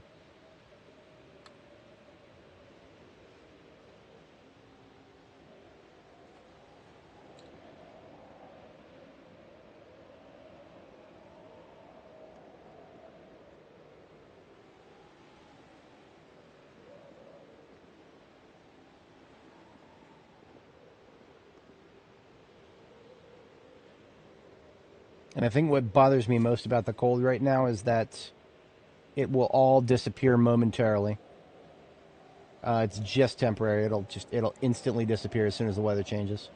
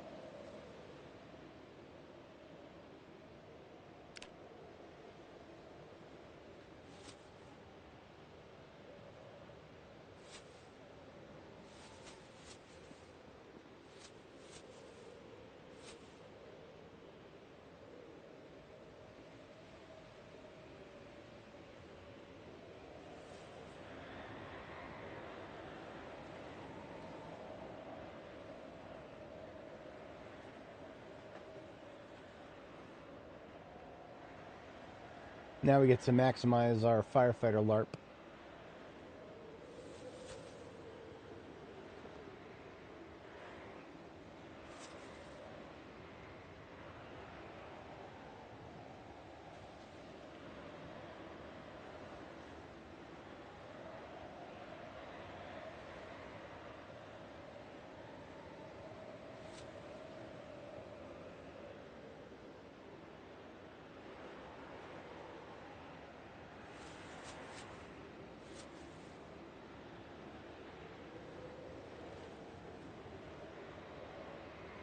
No, not quite.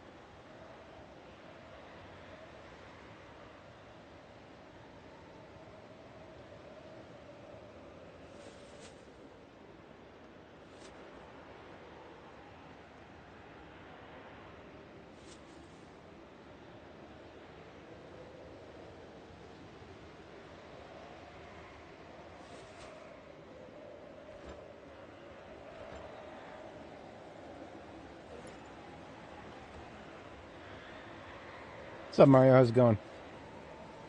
Got us in an awkward spot here. Not a lot going on. Weather has me locked down to a standstill.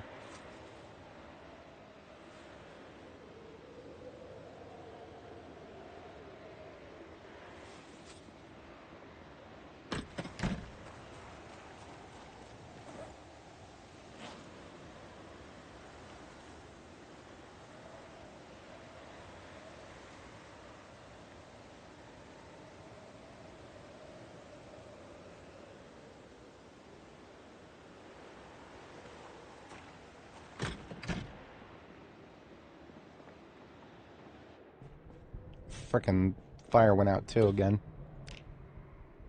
Not living up to my reputation as a fire officer here.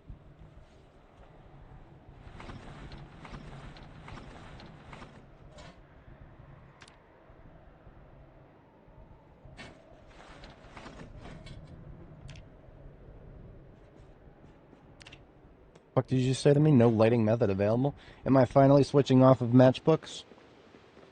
It's probably a bunch of matchbooks still, yeah. I just ran out of mine. Been turning off and on the fires too much.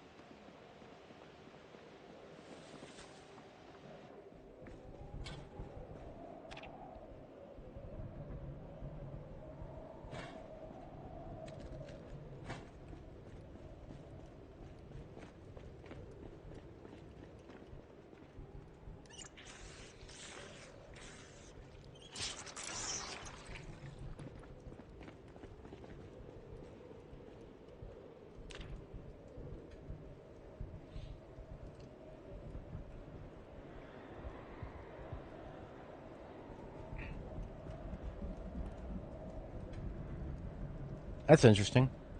Oh, thunder snow. Yeah, that would wake me up stressed too. Looks like we're reading a nice book then.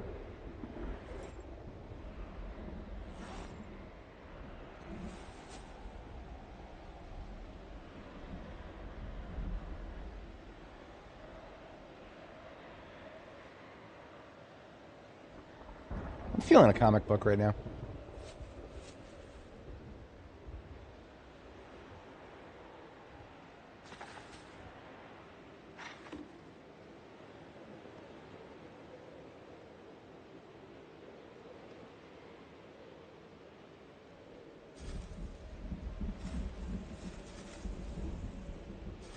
Fucking worthless.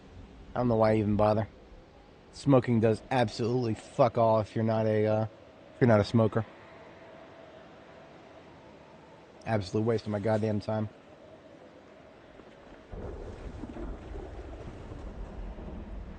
That's rather spooky looking.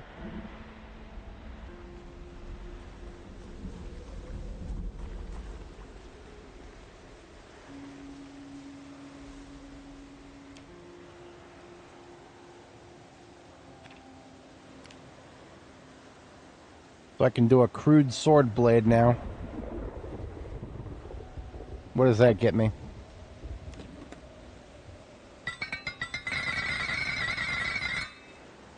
I didn't catch it. I'm gonna have to do another.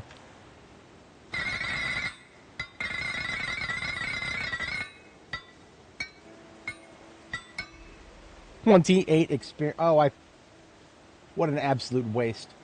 I haven't read the book yet. Absolute waste. I actually forgot to read the book. I literally went and got it, and then something in my brain meat triggered, and then, yeah, I'm an idiot. Okay. I'm gonna go read a book.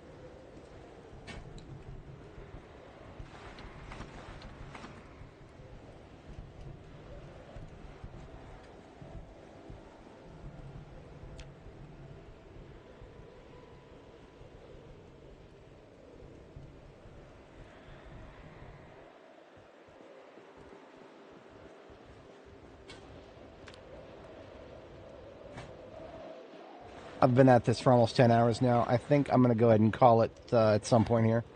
I can no longer tolerate the silly water being on the floor. We've closed and reopened the game like 10 times now. But I am going to finish blacksmithing book here.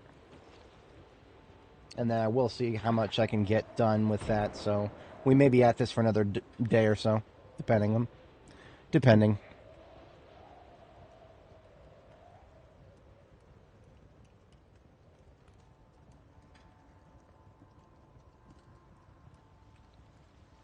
It just can't fucking pick a lane. It can't pick a lane. It's got to go snow, and then it's got to go rain, and then it's got to go snow, and then it's got to go rain.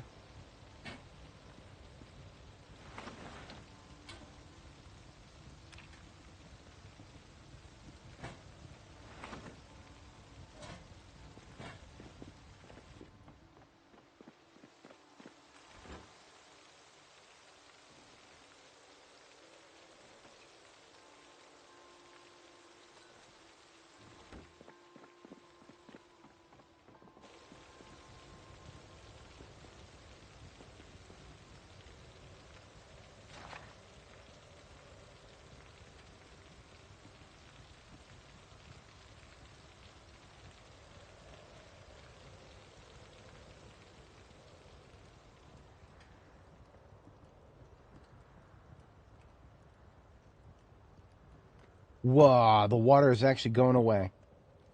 We got real lucky. We got real lucky. See, it has to go from snow to rain, and then it has to stop. Because if it goes to snow and then it stops, then the water will never trigger to dry up. I'm here for it.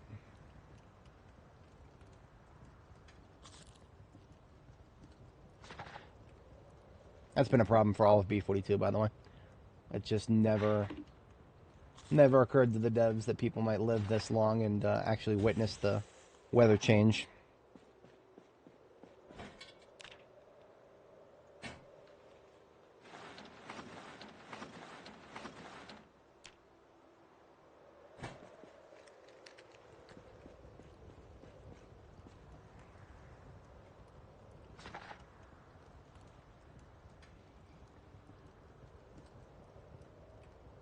Boom, blacksmithing 5 complete. First level 5 book I've read on this character.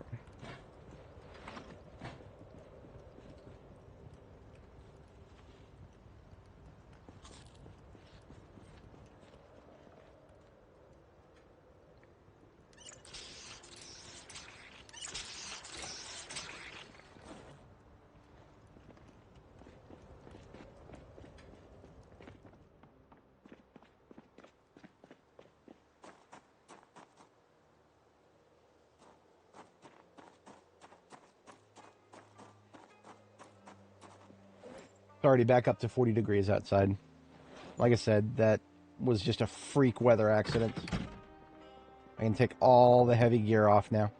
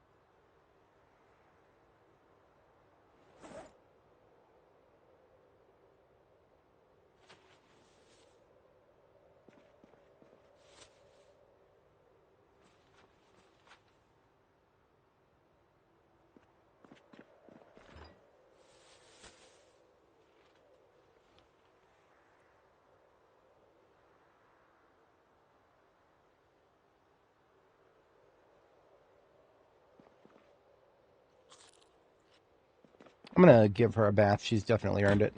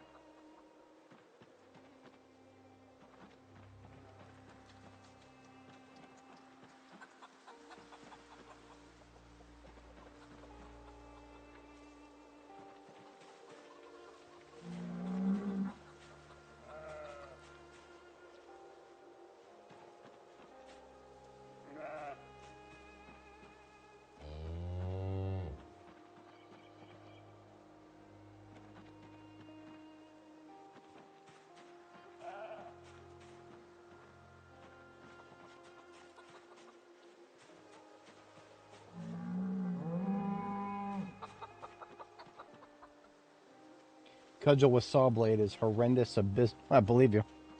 I believe you. It is an improvised weapon after all. There is a very severe upper limit to those.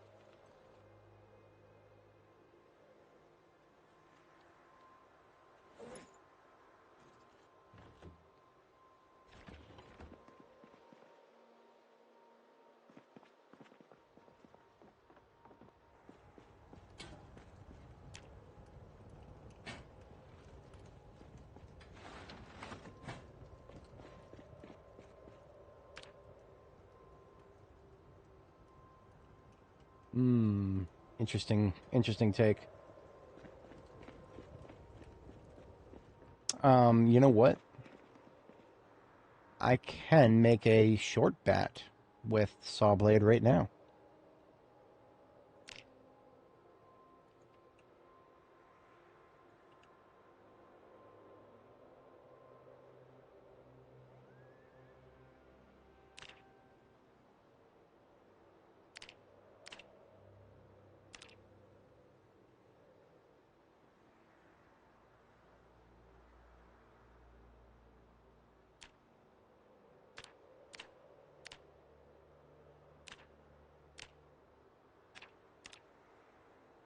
I would need a wooden mallet and my hand drill. It should have been over there anyway.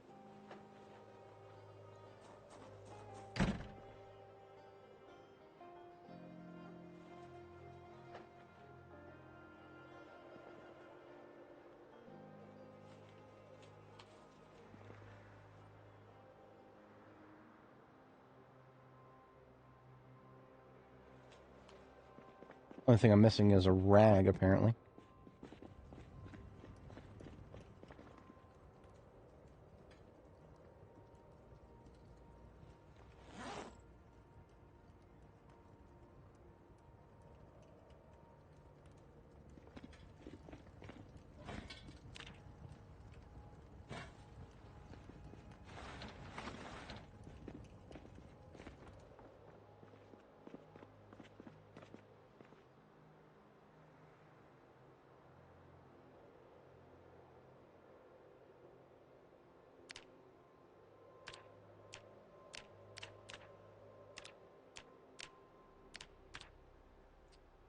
Carpentry chisel is needed over here. Well then, I know I have one somewhere. The fuck is it?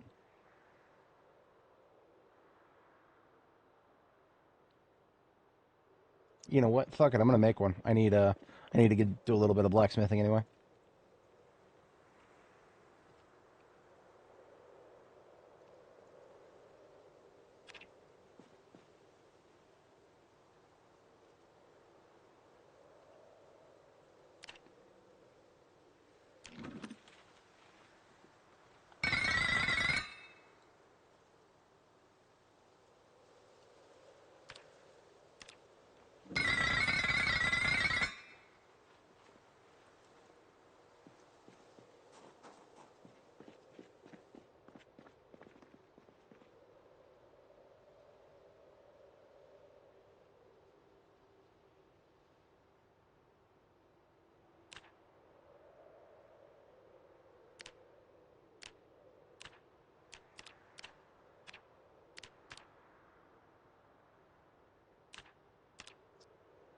Really?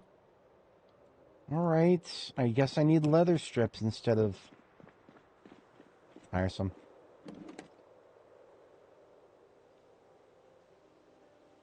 I can't wait to see what goes wrong next.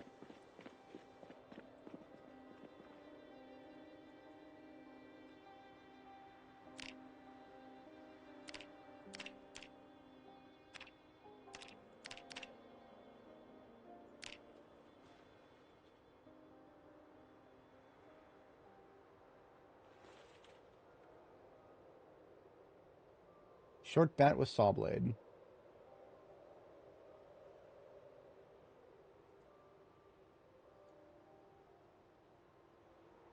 That might be dog water. But I am willing to give it a shot.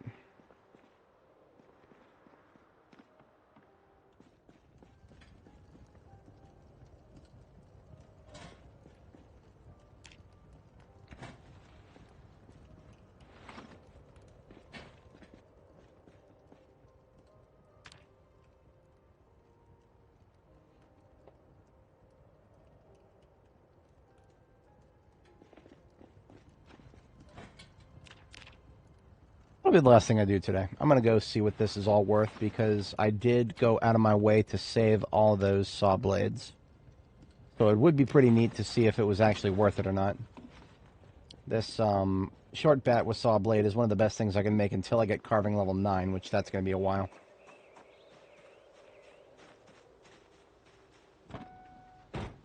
Every time. Every fucking time. I'm going to take the race car. In the fog. I'm going to take the race car in the fuck no, I'm not.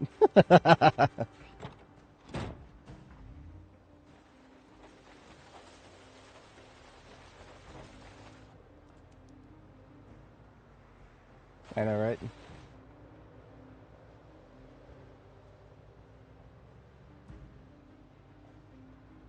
Sure I can find a zombie somewhere around here.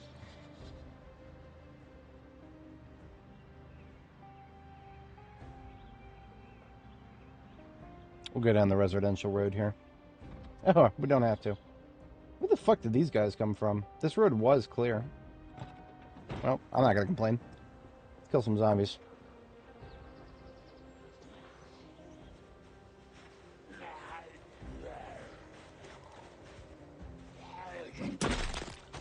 Oh. Fails to one shot, does it? Interesting.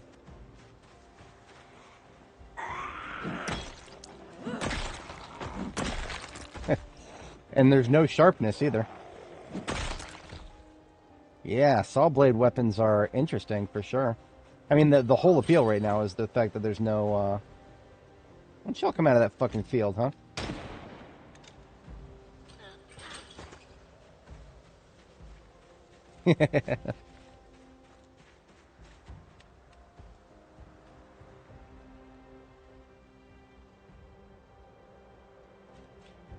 Yeah, this weapon class, I can make short bats, next level.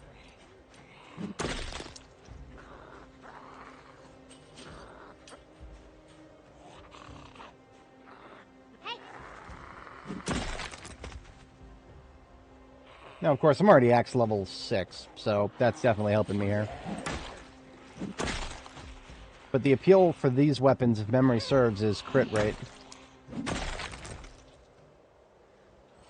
Oh, it does have sharpness. Okay, I'm an idiot. I should have checked that. It does, of course, have sharpness. Yeah, that was too good to be true. Okay, well.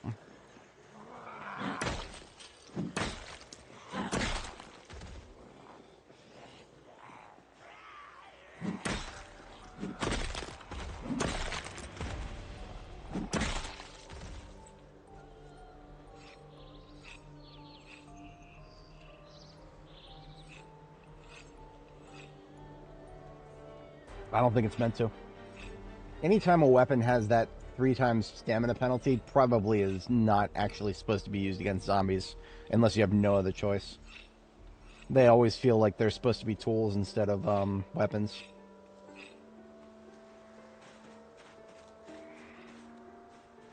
Or they're just there to fuck with you.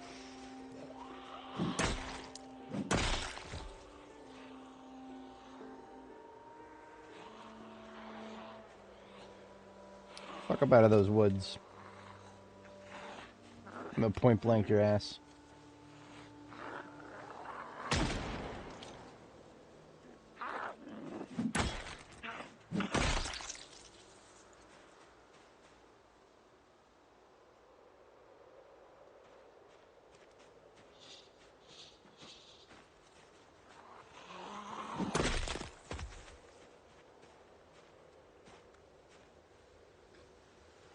Oh, if I can't chop down trees.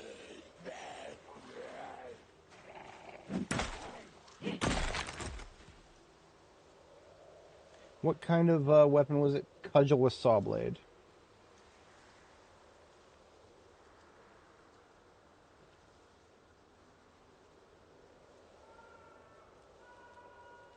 That's the sound of somebody who just tried to use this cudgel with saw blade. 6? Am I 6? No, we're good. So, axe is already at the top here. Cudgel with saw blade. 50% crit roll, 2 times crit damage. There it is right here. This right here. You get 50% crit, so every other weapon, every other swing is a crit. But, every other swing is a crit, but that crit is only 2 times 3 maximum. So that's failing to kill zombies, even on a crit. So Cudgel with Saw Blade is a meme. You do really good damage against doors. A Cudgel with a Saw Blade, you'll break through a door really quickly, even faster than a regular axe. So I suppose if you really want it hard enough, there's a small niche use case there. The only thing that does better against doors than a Cudgel with Saw Blade is an actual wood axe. Wood axes are the hardest thing to blacksmith in the game. One of them, actually. Right up there with sledgehammers.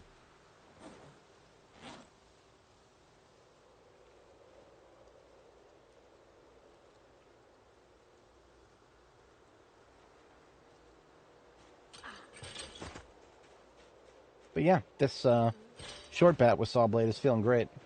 It's probably the fact that it's a short bat. Short bats are hard to make, so. Hey.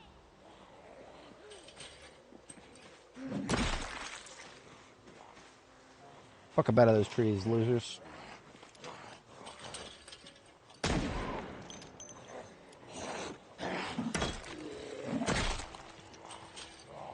Right on over here.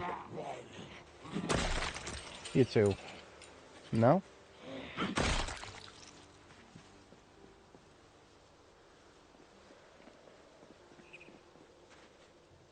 I just really enjoy how these guys came up right to the town limits and then stopped.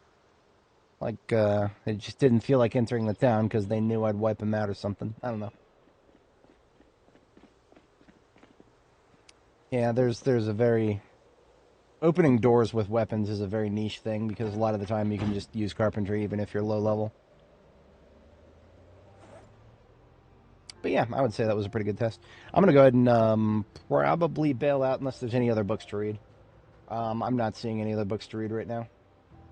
The next cooking book, actually, I could read that. I don't like leaving myself in fog like this. I usually like to leave on a morning note, but if I leave myself in fog, then I'm going to log in next time and I'm going to be like, what do I do now? Fog is always really annoying to deal with. Man, we had a clean front yard. We had a clean front yard. Look at all this shit now. That's tiresome. Take my other wood axe. I'm going to one-shot all these little trees with it.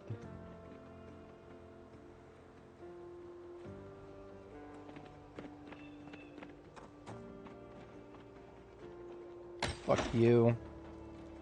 Fuck you. Fuck you. Fuck you. Fuck every single one of you. Get off of my lawn. I'm like the old man yelling at the clouds. Get off of my lawn.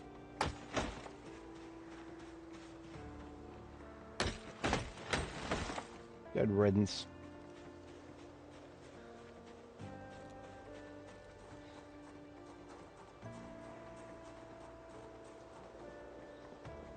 That they do. The whatchamacallit, the improvised weapons do look pretty dank.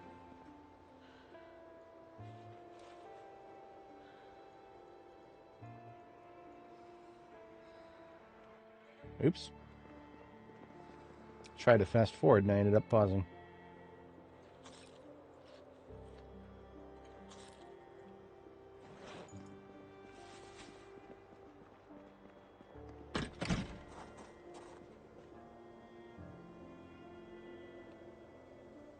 Unpacking the cooking books.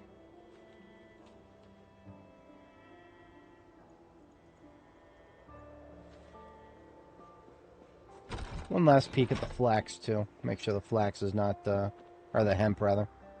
Still in the seedling phase.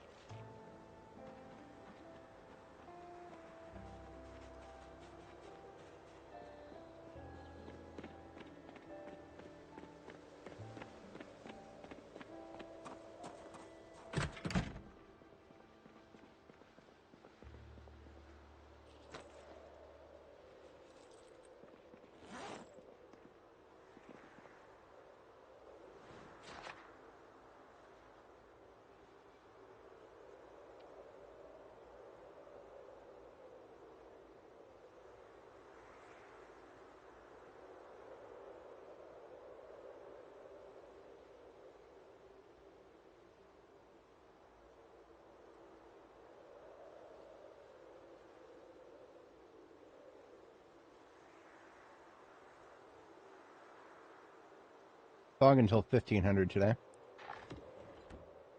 Oh, I'm an idiot. I should have checked the fire before I sat down and got too cozy there.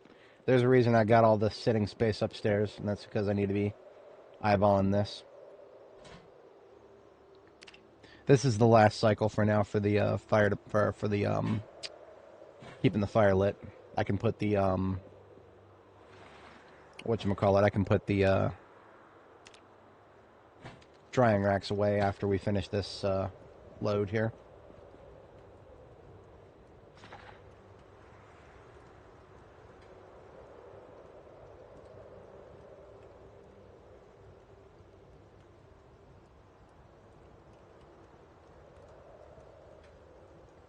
But yeah, if anybody is wondering, we are winding down here. I was a little wishy-washy there for a minute there, but yeah, we're already over 10 hours, so.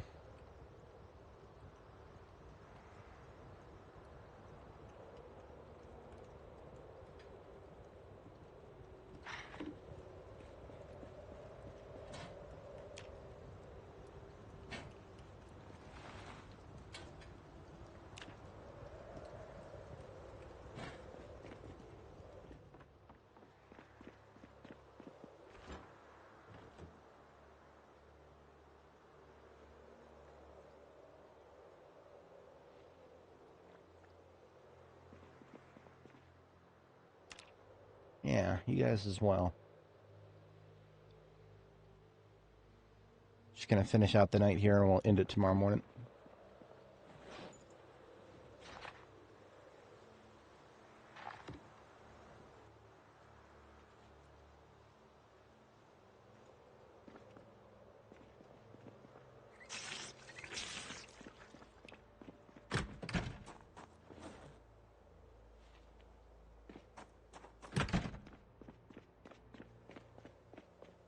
Spend the rest of the night doing a little bit of smithing.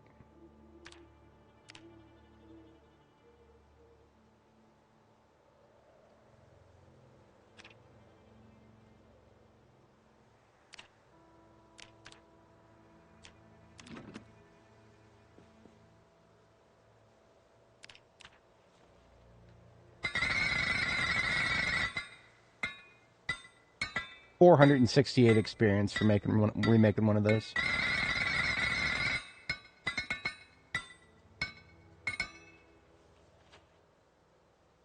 At that rate, we'll be level 9 in no time. I could probably get that just overnight here. 7,500 minus 1382. Divided by 498. Yeah, we only got to do that 13 times.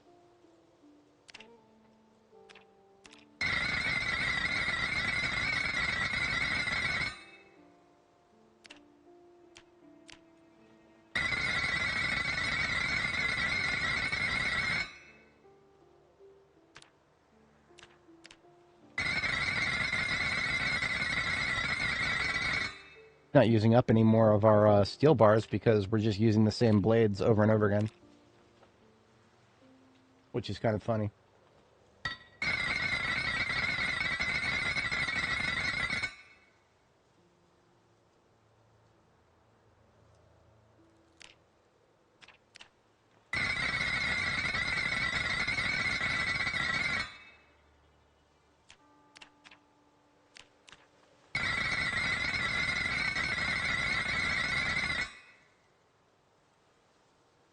Just one more of those.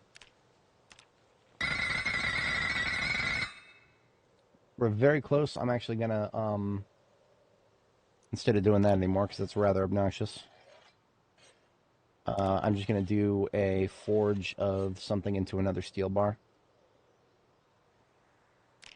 Bar from chunks here.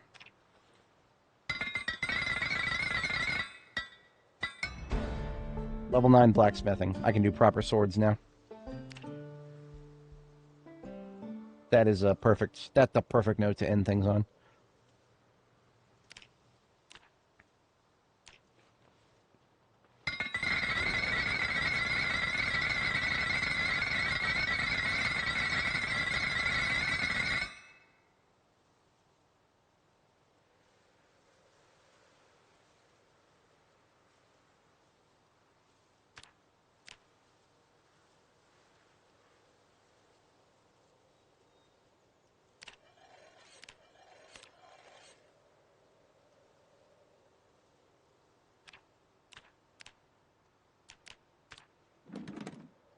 Yep, absolutely.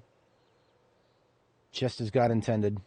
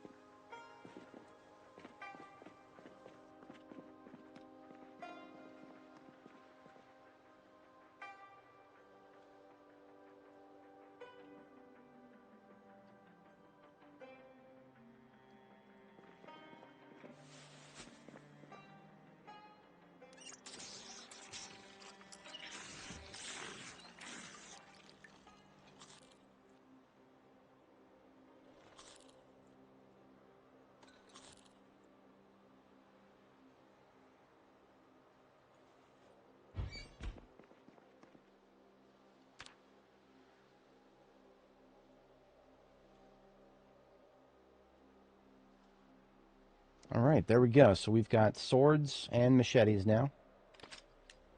And plenty of firearms. And I think that is a perfect place to leave it. I have one more bite of egg here. And then Dani shall bid us farewell for this one. And the last thing we always do here is back up our save. So go ahead and close out of the game here. And we are going to go to our saves folder. See user's username Zomboid. Under saves, Apocalypse. Here is the sorted by date modified. Here's the most recent one up here at the top. Copy that entire folder and put it wherever you want. In my case, I got a backups folder up here. And we're just putting it in the one with the same name there. This is part 10 of Dani's journey through B42. Just paste that entire folder. All right, folks, I shall catch you guys bright and early tomorrow morning. And tomorrow morning, we're going to have to get those swords wet. And they're going to be, that'll get us Longblade level 1 and 2. We don't have the book for levels 3 and 4 yet. So we'll have to strike out and see if we can find some survivor zombies or survivor homes in Muldrar or something like that. So that's on the agenda for tomorrow. I'll catch you guys then. Peace out and have a good one, folks.